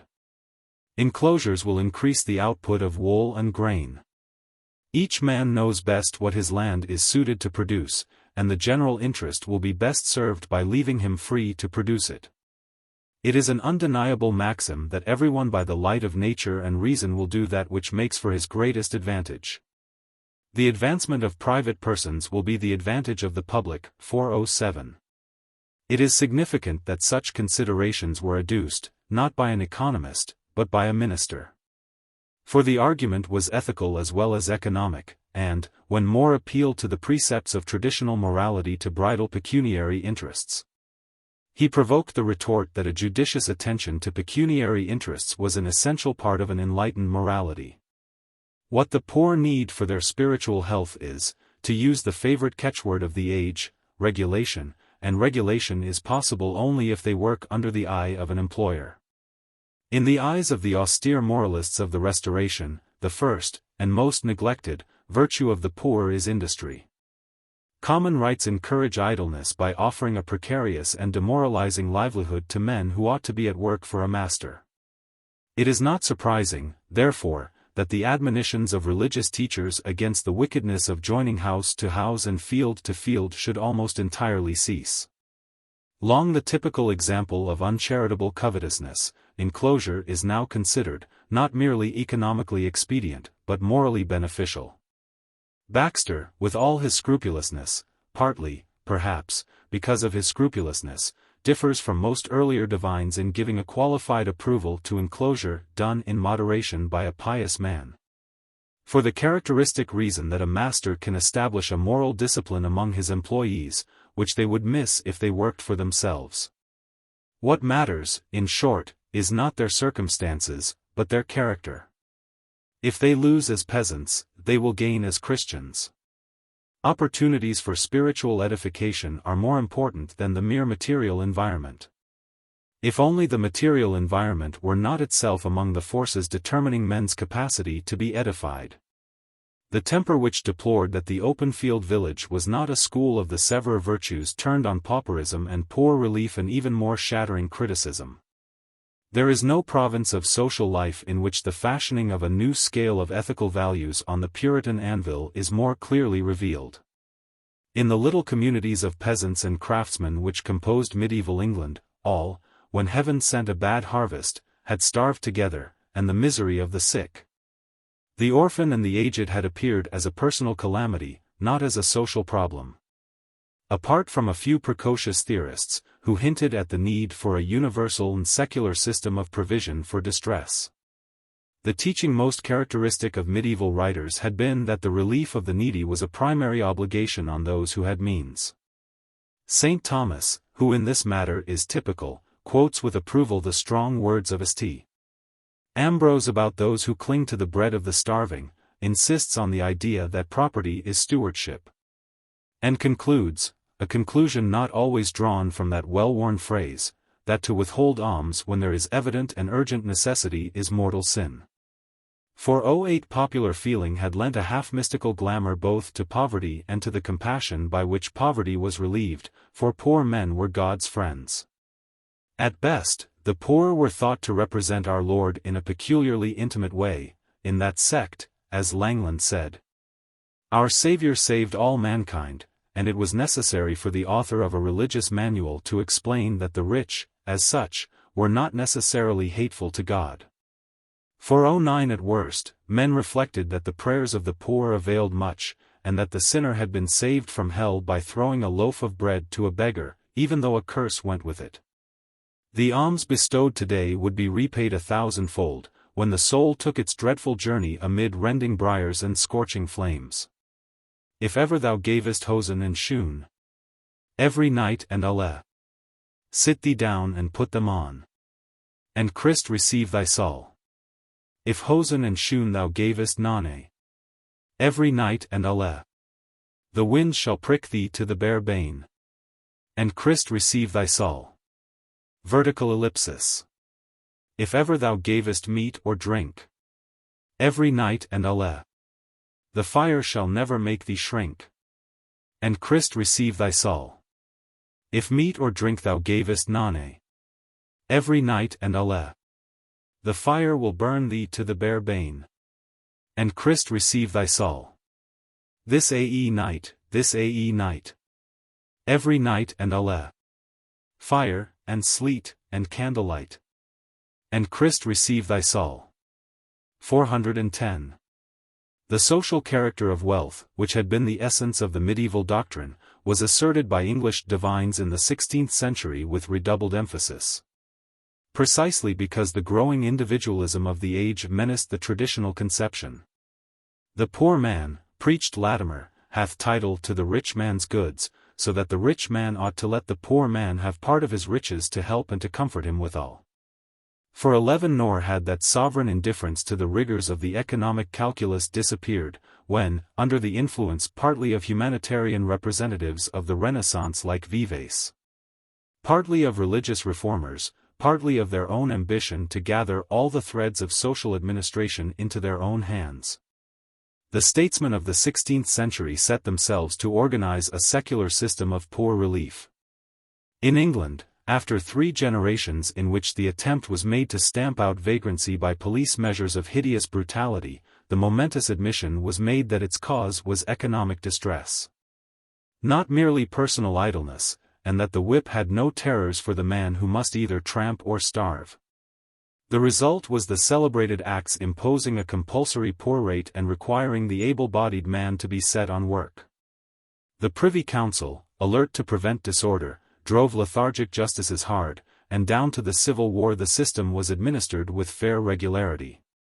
But the Elizabethan poor law was never designed to be what, with disastrous results, it became in the 18th and early 19th centuries, the sole measure for coping with economic distress. While it provided relief, it was but the last link in a chain of measures, the prevention of evictions, the control of food supplies and prices, the attempt to stabilize employment and to check unnecessary dismissals of workmen, intended to mitigate the forces which made relief necessary. Apart from the poor law, the first 40 years of the 17th century were prolific in the private charity which founded almshouses and hospitals, and established funds to provide employment or to aid struggling tradesmen. The appeal was still to religion, which owed to poverty a kind of reverence. "It was thy choice, whilst thou on earth didst stay, and hadst not whereupon thy head to lay." 412. "What, speak you of such things?" said Nicholas Ferrer on his deathbed to one who commended his charities. "It would have been but a suitable return for me to have given all I had, and not to have scattered a few crumbs of alms here and there." 413. It was inevitable that, in the anarchy of the Civil War, both private charity and public relief should fall on evil days. In London, charitable endowments seemed to have suffered from more than ordinary malversation, and there were complaints that the income both of Bridewell and of the hospitals was seriously reduced. For 14 in the country, the records of quarter sessions paint a picture of confusion, in which the machinery of presentment by constables to justices has broken down, and a long wail arises that thieves are multiplied, the poor are neglected, and vagrants wander to and fro at their will. For 15 the administrative collapse of the Elizabethan poor law continued after the Restoration. And 23 years later Sir Matthew Hale complained that the sections in it relating to the provision of employment were a dead letter. For 16 always unpopular with the local authorities, whom they involved in considerable trouble and expense, it is not surprising that, with the cessation of pressure by the central government, they should, except here and there, have been neglected. What is more significant, however, than the practical deficiencies in the administration of relief, was the rise of a new school of opinion, which regarded with repugnance the whole body of social theory of which both private charity and public relief had been the expression. "The general rule of all England," wrote a pamphleteer in 1646, "is to whip and punish the wandering beggars, and so many justices execute one branch of that good statute, which is the point of justice, but as for the point of charity, they leave it undone, which is to provide houses and convenient places to set the poor to work." For 17 the House of Commons appears to have been conscious that the complaint had some foundation. In 1649 it ordered that the county justices should be required to see that stocks of material were provided as the law required.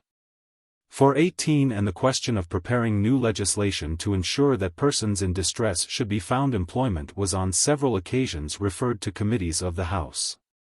For 19 nothing seems, however, to have come of these proposals, nor was the Elizabethan policy of setting the poor on work that which was most congenial to the temper of the time. Upon the admission that distress was the result, not of personal deficiencies, but of economic causes, with its corollary that its victims had a legal right to be maintained by society. The growing individualism of the age turned the same frigid skepticism as was later directed against the Speenhamland policy by the Reformers of 1834. Like the Friends of Job, it saw in misfortune, not the chastisement of love, but the punishment for sin. The result was that, while the penalties on the vagrant were redoubled, religious opinion laid less emphasis on the obligation of charity than upon the duty of work. And that the admonitions which had formerly been turned upon uncharitable covetousness were now directed against improvidence and idleness. The characteristic sentiment was that of Milton's friend, Hartlib, "The law of God saith, he that will not work, let him not eat." This would be a sore scourge and smart whip for idle persons if none should be suffered to eat till they had wrought for it. 420. The new attitude found expression in the rare bursts of public activity provoked by the growth of pauperism between 1640 and 1660. The idea of dealing with it on sound business principles, by means of a corporation which would combine profit with philanthropy, was being sedulously preached by a small group of reformers. For 21 Parliament took it up, and in 1649 passed an act for the relief and employment of the poor and the punishment of beggars, under which a company was to be established with power to apprehend vagrants, to offer them the choice between work and whipping, and to set to compulsory labor all other poor persons, including children without means of maintenance. 422. 8 years later the prevalence of vagrancy produced an act of such extreme severity as almost to recall the suggestion made a generation later by Fletcher of Saltoun, that vagrants should be sent to the galleys. It provided that, since offenders could rarely be taken in the act, any vagrant who failed to satisfy the justices that he had a good reason for being on the roads should be arrested and punished as a sturdy beggar, whether actually begging or not. 423. The protest against indiscriminate almsgiving, as the parade of a spurious religion, which sacrificed character to a formal piety, was older than the Reformation. But it had been given a new emphasis by the Reformers. Luther had denounced the demands of beggars as blackmail, and the Swiss Reformers had stamped out the remnants of monastic charity as a bribe ministered by popery to dissoluteness and demoralization.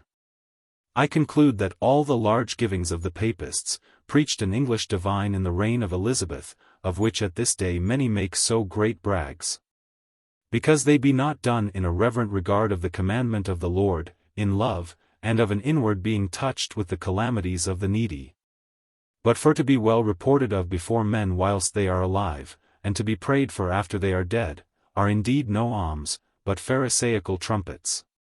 For 24. The rise of a commercial civilization, the reaction against the authoritarian social policy of the Tudors, and the progress of Puritanism among the middle classes, all combined in the next half-century to sharpen the edge of that doctrine, nurtured in a tradition which made the discipline of character by industry and self-denial the center of its ethical scheme. The Puritan moralist was undisturbed by any doubts as to whether even the seed of the righteous might not sometimes be constrained to beg its bread, and met the taunt that the repudiation of good works was the cloak for a conscienceless egoism with the retort that the easygoing open-handedness of the sentimentalist was not less selfish in its motives and was more corrupting to its objects. As for idle beggars, wrote Steele, happy for them if fewer people spent their foolish pity upon their bodies, and if more shewed some wise compassion upon their souls. For 25. That the greatest of evils is idleness, that the poor are the victims, not of circumstances, but of their own idle, irregular and wicked courses. That the truest charity is not to enervate them by relief, but so to reform their characters that relief may be unnecessary. Such doctrines turn severity from a sin into a duty, and froze the impulse of natural pity with the assurance that, if indulged, it would perpetuate the suffering which it sought to allay. Few tricks of the unsophisticated intellect are more curious than the naive psychology of the businessman, who ascribes his achievements to his own unaided efforts. In bland unconsciousness of a social order without whose continuous support and vigilant protection he would be as a lamb bleating in the desert. That individualist complex owes part of its self-assurance to the suggestion of Puritan moralists, that practical success is at once the sign and the reward of ethical superiority. No question, argued a Puritan pamphleteer, but it, riches, should be the portion rather of the godly than of the wicked, were it good for them. For godliness hath the promises of this life as well as of the life to come. For 26 the demonstration that distress is a proof of demerit, though a singular commentary on the lives of Christian saints and sages, has always been popular with the prosperous. By the lusty plutocracy of the Restoration, roaring after its meat, and not indisposed, if it could not find it elsewhere, to seek it from God, it was welcomed with a shout of applause. A society which reverences the attainment of riches as the supreme felicity will naturally be disposed to regard the poor as damned in the next world, if only to justify itself for making their life a hell in this. Advanced by men of religion as a tonic for the soul. The doctrine of the danger of pampering poverty was hailed by the rising school of political arithmeticians as a sovereign cure for the ills of society. For, if the theme of the moralist was that an easygoing indulgence undermined character, the theme of the economist was that it was economically disastrous and financially ruinous. The poor law is the mother of idleness, men and women growing so idle and proud that they will not work, but lie upon the parish wherein they dwell for maintenance. It discourages thrift. If shame or fear of punishment makes him earn his daily bread, he will do no more. His children are the charge of the parish and his old age his recess from labor or care. It keeps up wages, since it encourages willful and evil-disposed persons to impose what wages they please upon their labors. And herein they are so refractory to reason and the benefit of the nation that, when corn and provisions are cheap, they will not work for less wages than when they were dear. For 27 to the landowner who cursed the poor rates, and the clothier who grumbled at the high cost of labor. One school of religious thought now brought the comforting assurance that morality itself would be favored by a reduction of both. As the history of the poor law in the 19th century was to prove, there is no touchstone, except the treatment of childhood, which reveals the true character of a social philosophy more clearly than the spirit in which it regards the misfortunes of those of its members who fall by the way. Such utterances on the subject of poverty were merely one example of a general attitude, which appeared at times to consign to collective perdition almost the whole of the wage-earning population. It was partly that, in an age which worshipped property as the foundation of the social order, the mere laborer seemed something less than a full citizen. It was partly the result of the greatly increased influence on thought and public affairs acquired at the Restoration by the commercial classes, whose temper was a ruthless materialism, determined at all costs to conquer world markets from France and Holland, and prepared to sacrifice every other consideration to their economic ambitions. It was partly that, in spite of a century of large-scale production in textiles, the problems of capitalist industry and of a propertyless proletariat were still too novel for their essential features to be appreciated. Even those writers, like Baxter and Bunyan, who continued to insist on the wickedness of extortionate prices and unconscionable interest, rarely thought of applying their principles to the subject of wages. Their social theory had been designed for an age of petty agriculture and industry, in which personal relations had not yet been superseded by the cash nexus. And the craftsman or peasant farmer was but little removed in economic status from the half-dozen journeymen or laborers whom he employed. In a world increasingly dominated by great clothiers, ironmasters, and mine owners, they still adhered to the antiquated categories of master and servant, with the same obstinate indifference to economic realities as leads the 20th century to talk of employers and employed, long after the individual employer has been converted into an impersonal corporation. In a famous passage of the Communist Manifesto, Marx observes that the bourgeoisie, wherever it got the upper hand, put an end to all feudal, patriarchal, idyllic relations, pitilessly tore asunder the motley feudal ties that bound man to his natural superiors, and left remaining no other bond between man and man than naked self-interest and callous cash payment. For 28, an interesting illustration of his thesis might be found in the discussions of the economics of employment by English writers of the period between 1660 and 1760. Their characteristic was an attitude towards the new industrial proletariat noticeably harsher than that general in the first half of the 17th century, and which has no modern parallel except in the behavior of the less reputable of white colonists towards colored labor. The denunciations of the luxury, pride and sloth, for 29 of the English wage earners of the 17th and 18th centuries are, indeed, almost exactly identical with those directed against African natives today.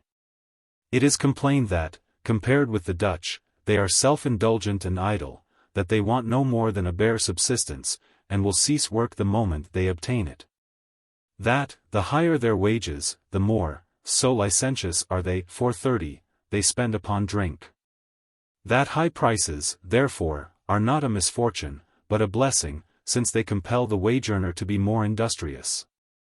And that high wages are not a blessing, but a misfortune, since they merely conduce to weekly debauches.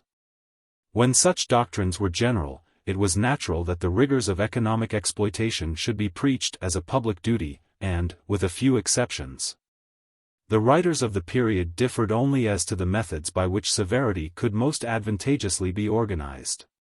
Pollexfen and Walter Harris thought that salvation might be found by reducing the number of days kept as holidays. Bishop Berkeley, with the conditions of Ireland before his eyes, suggested that sturdy beggars should be seized and made slaves to the public for a certain term of years. Thomas Alcock, who was shocked at the workmen's taste for snuff, tea, and ribbons, proposed the revival of sumptuary legislation. 431 The writers who advanced schemes for reformed workhouses, which should be places at once of punishment and of training, were innumerable. All were agreed that, on moral no less than on economic grounds, it was vital that wages should be reduced. The doctrine afterwards expressed by Arthur Young, when he wrote, "Everyone but an idiot knows that the lower classes must be kept poor, or they will never be industrious." For 32 was the tritest commonplace of Restoration economists. It was not argued, it was accepted as self-evident. When philanthropists were inquiring whether it might not be desirable to re-establish slavery, it was not to be expected that the sufferings of the destitute would wring their hearts with social compunction. The most curious feature in the whole discussion, and that which is most sharply in contrast with the long debate on pauperism carried on in the 16th century, was the resolute refusal to admit that society had any responsibility for the causes of distress. Tudor divines and statesmen had little mercy for idle rogues. But the former always, and the latter ultimately, regarded pauperism primarily as a social phenomenon produced by economic dislocation.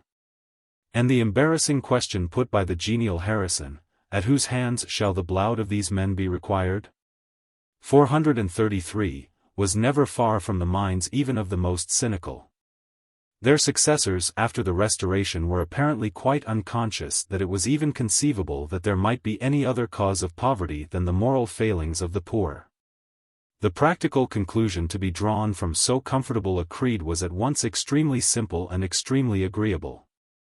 It was not to find employment under the Act of 1601, for to do that was only to render the poor more bold. It was to surround the right to relief with obstacles such as those contained in the Act of 1662, to give it, when it could not be avoided, in a workhouse or house of correction, and, for the rest, to increase the demand for labor by reducing wages. The grand discovery of a commercial age, that relief might be so administered as not merely to relieve, but also to deter, still remained to be made by utilitarian philosophers.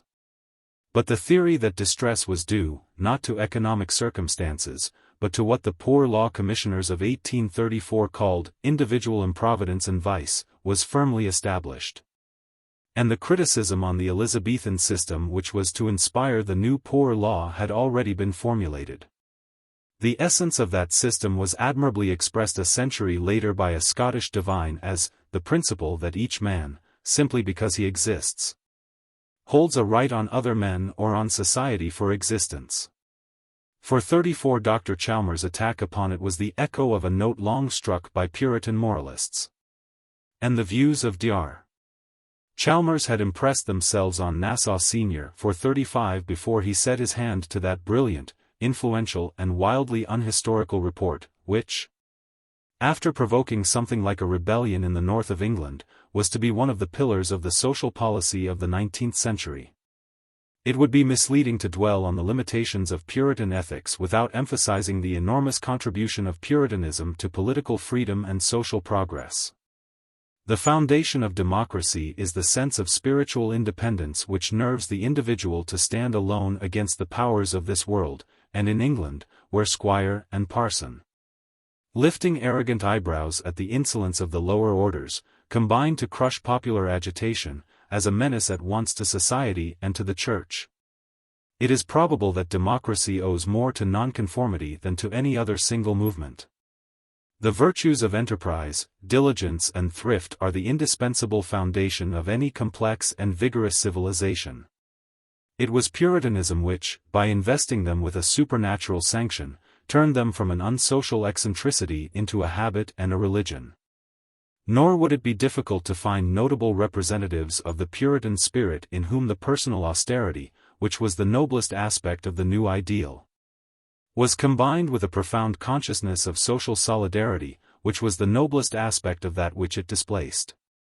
Furman the philanthropist, and Bellers the Quaker, whom Owen more than a century later hailed as the father of his doctrines, were pioneers of poor law reform. The Society of Friends, in an age when the divorce between religion and social ethics was almost complete, met the prevalent doctrine, that it was permissible to take such gain as the market offered. By insisting on the obligation of good conscience and forbearance in economic transactions, and on the duty to make the honorable maintenance of the brother in distress a common charge. 436. The general climate and character of a country are not altered, however, by the fact that here and there it has peaks which rise into an ampler air. The distinctive note of Puritan teaching was different. It was individual responsibility, not social obligation. Training its pupils to the mastery of others through the mastery of self, it prized as a crown of glory the qualities which arm the spiritual athlete for his solitary contest with a hostile world, and dismissed concern with the social order as the prop of weaklings and the Capua of the soul. Both the excellences and the defects of that attitude were momentous for the future. It is sometimes suggested that the astonishing outburst of industrial activity which took place after 1760 created a new type of economic character, as well as a new system of economic organization. In reality, the ideal which was later to carry all before it, in the person of the inventor and engineer and captain of industry, was well established among Englishmen before the end of the 17th century. Among the numerous forces which had gone to form it, some not inconsiderable part may reasonably be ascribed to the emphasis on the life of business enterprise as the appropriate field for Christian endeavor, and on the qualities needed for success in it, which was characteristic of Puritanism. These qualities, and the admiration of them, remained, when the religious reference, and the restraints which it imposed, had weakened or disappeared. Chapter 5. Conclusion. There is a certain man that shortly after my FYRST sermon, Bange asked if he had been at the sermon that day, answered, "Yeah." "I pray you," said he, "how liked you Hym? "Marry, sighed he, even as I liked Hym always, a seditious fellow." Latimer, 7 Sermons before King Edward VI. Societies, like individuals, have their moral crises and their spiritual revolutions. The student can observe the results which these cataclysms produce, but he can hardly without presumption attempt to appraise them. For it is at the fire which they kindled that his own small taper has been lit. The rise of a naturalistic science of society, with all its magnificent promise of fruitful action and of intellectual light. The abdication of the Christian churches from departments of economic conduct and social theory long claimed as their province. The general acceptance by thinkers of a scale of ethical values, which turned the desire for pecuniary gain from a perilous, if natural, Frailty into the idol of philosophers and the mainspring of society, such movements are written large over the history of the tempestuous age which lies between the Reformation and the full light of the 18th century. Their consequences have been worked into the very tissue of modern civilization. Posterity still stands too near their source to discern the ocean into which these streams will flow. In an historical age, the relativity of political doctrines is the tritest of commonplaces. But social psychology continues too often to be discussed in serene indifference to the categories of time and place. And economic interests are still popularly treated as though they formed a kingdom over which the zeitgeist bears no sway. In reality, though inherited dispositions may be constant from generation to generation, the system of valuations, preferences and ideals, the social environment within which individual character functions, is in process of continuous change. And it is in the conception of the place to be assigned to economic interests in the life of society that change has in recent centuries been most comprehensive in its scope, and most sensational in its consequences. The isolation of economic aims as a specialized object of concentrated and systematic effort, the erection of economic criteria into an independent and authoritative standard of social expediency, are phenomena which, though familiar enough in classical antiquity, appear, at least on a grand scale, only at a comparatively recent date in the history of later civilizations. The conflict between the economic outlook of East and West, which impresses the traveler today, finds a parallel in the contrast between medieval and modern economic ideas, which strikes the historian. The elements which combine to produce that revolution are too numerous to be summarized in any neat formula. But, side by side with the expansion of trade and the rise of new classes to political power, there was a further cause, which, if not the most conspicuous, was not the least fundamental. It was the contraction of the territory within which the spirit of religion was conceived to run. The criticism which dismisses the concern of churches with economic relations and social organization as a modern innovation finds little support in past history. What requires explanation is not the view that these matters are part of the province of religion, but the view that they are not. When the age of the Reformation begins, economics is still a branch of ethics, and ethics of theology. All human activities are treated as falling within a single scheme, whose character is determined by the spiritual destiny of mankind. The appeal of theorists is to natural law, not to utility. The legitimacy of economic transactions is tried by reference, less to the movements of the market, than to moral standards derived from the traditional teaching of the Christian Church. The Church itself is regarded as a society wielding theoretical, and sometimes practical, authority in social affairs. The secularization of political thought, which was to be the work of the next 2 centuries, had profound reactions on social speculation, and by the Restoration the whole perspective, at least in England, has been revolutionized. Religion has been converted from the keystone which holds together the social edifice into one department within it. And the idea of a rule of right is replaced by economic expediency as the arbiter of policy and the criterion of conduct. From a spiritual being, who, in order to survive, must devote a reasonable attention to economic interest, man seems sometimes to have become an economic animal, who will be prudent, nevertheless, if he takes due precautions to assure his spiritual well-being. The result is an attitude which forms so fundamental a part of modern political thought, that both its precarious philosophical basis and the contrast which it offers with the conceptions of earlier generations, are commonly forgotten. Its essence is a dualism which regards the secular and the religious aspects of life, not as successive stages within a larger unity, but as parallel and independent provinces, governed by different laws, judged by different standards, and amenable to different authorities. To the most representative minds of the Reformation, as of the Middle Ages, a philosophy which treated the transactions of commerce and the institutions of society as indifferent to religion would have appeared, not merely morally reprehensible, but intellectually absurd. Holding as their first assumption that the ultimate social authority is the will of God, and that temporal interests are a transitory episode in the life of spirits which are eternal. They state the rules to which the social conduct of the Christian must conform, and, when circumstances allow, organize the discipline by which those rules may be enforced. By their successors in the 18th century, the philosophy of indifferentism, though rarely formulated as a matter of theory, is held in practice as a truism which it is irrational, if not actually immoral, to question, since it is in the heart of the individual that religion has its throne. And to externalize it in rules and institutions is to tarnish its purity and to degrade its appeal. Naturally, therefore, they formulate the ethical principles of Christianity in terms of a comfortable ambiguity, and rarely indicate with any precision their application to commerce, finance, and the ownership of property. Thus the conflict between religion and those natural economic ambitions which the thought of an earlier age had regarded with suspicion is suspended by a truce which divides the life of mankind between them. The former takes as its province the individual soul, the latter the intercourse of man with his fellows in the activities of business and the affairs of society. Provided that each keeps to its own territory, peace is assured. They cannot collide, for they can never meet.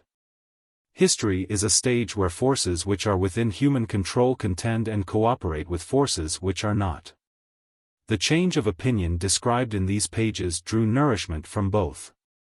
The storm and fury of the Puritan Revolution had been followed by a dazzling outburst of economic enterprise.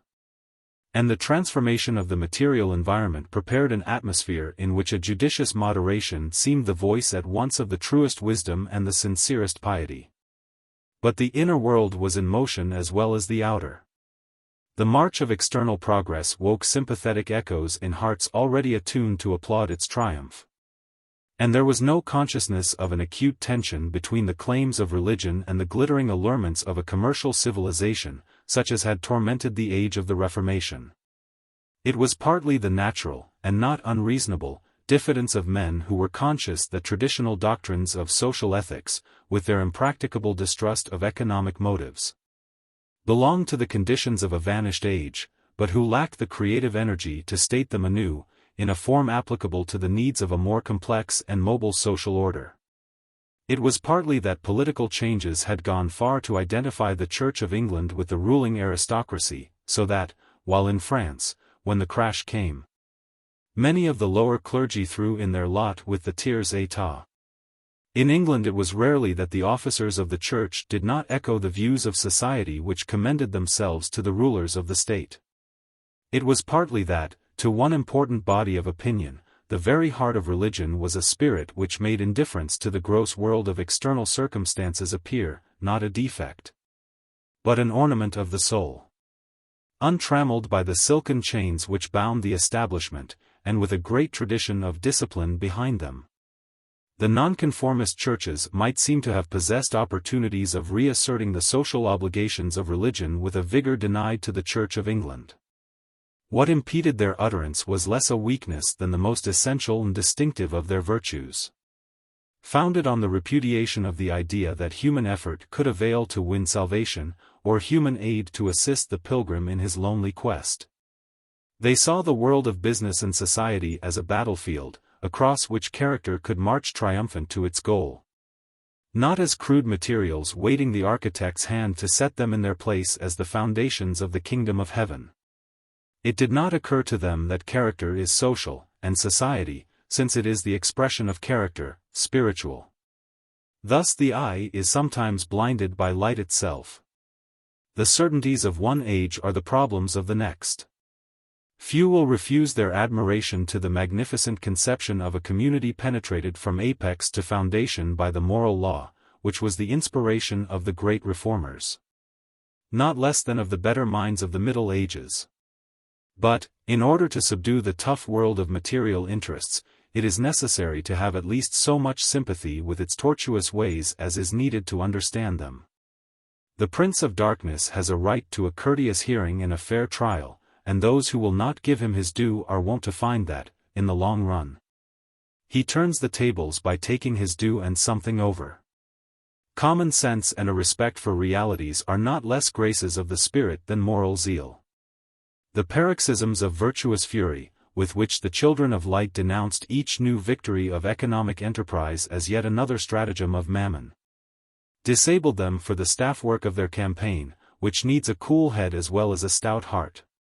Their obstinate refusal to revise old formulae in the light of new facts exposed them helpless to a counterattack, in which the whole fabric of their philosophy, truth and fantasy alike, was overwhelmed together. They despised knowledge, and knowledge destroyed them. Few can contemplate without a sense of exhilaration the splendid achievements of practical energy and technical skill, which, from the latter part of the 17th century, were transforming the face of material civilization, and of which England was the daring, if not too scrupulous, pioneer. If, however, economic ambitions are good servants, they are bad masters. Harnessed to a social purpose, they will turn the mill and grind the corn. But the question, to what end the wheels revolve, still remains. And on that question the naive and uncritical worship of economic power, which is the mood of unreason too often engendered in those whom that new Leviathan has hypnotized by its spell, throws no light. Its result is not seldom a world in which men commands a mechanism that they cannot fully use, and an organization which has every perfection except that of motion. Nens Vernunft und Brox Alien. Nur tyrischer als Jeds Tier zu sein. The shaft of Mephistopheles, which drops harmless from the armor of reason, pierces the lazy caricature which masquerades beneath that sacred name. To flatter its followers with the smiling illusion of progress won from the mastery of the material environment by a race too selfish and superficial to determine the purpose to which its triumphs shall be applied. Mankind may wring her secrets from nature, and use their knowledge to destroy themselves. They may command the aerials of heat and motion, and bind their wings in helpless frustration, while they wrangle over the question of the master whom the imprisoned genii shall serve. Whether the chemist shall provide them with the means of life or with trinitrotoluol and poison gas, whether industry shall straighten the bent back or crush it beneath heavier burdens, depends on an act of choice between incompatible ideals, for which no increase in the apparatus of civilization at man's disposal is in itself a substitute. Economic efficiency is a necessary element in the life of any sane and vigorous society, and only the incorrigible sentimentalist will depreciate its significance. But to convert efficiency from an instrument into a primary object is to destroy efficiency itself. For the condition of effective action in a complex civilization is cooperation. And the condition of cooperation is agreement, both as to the ends to which effort should be applied, and the criteria by which its success is to be judged. Agreement as to ends implies the acceptance of a standard of values, by which the position to be assigned to different objects may be determined. In a world of limited resources, where nature yields a return only to prolonged and systematic effort, such a standard must obviously take account of economic possibilities.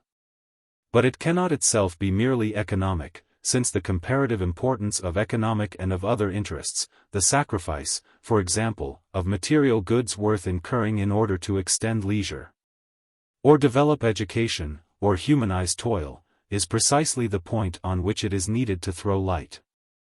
It must be based on some conception of the requirements of human nature as a whole, to which the satisfaction of economic needs is evidently vital, but which demands the satisfaction of other needs as well, and which can organize its activities on a rational system only in so far as it has a clear apprehension of their relative significance.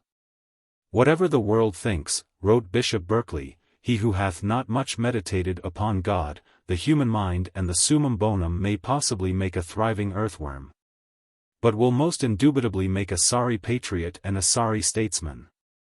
The philosopher of today, who bids us base our hopes of progress on knowledge inspired by love, does not differ from the bishop so much, perhaps, as he would wish.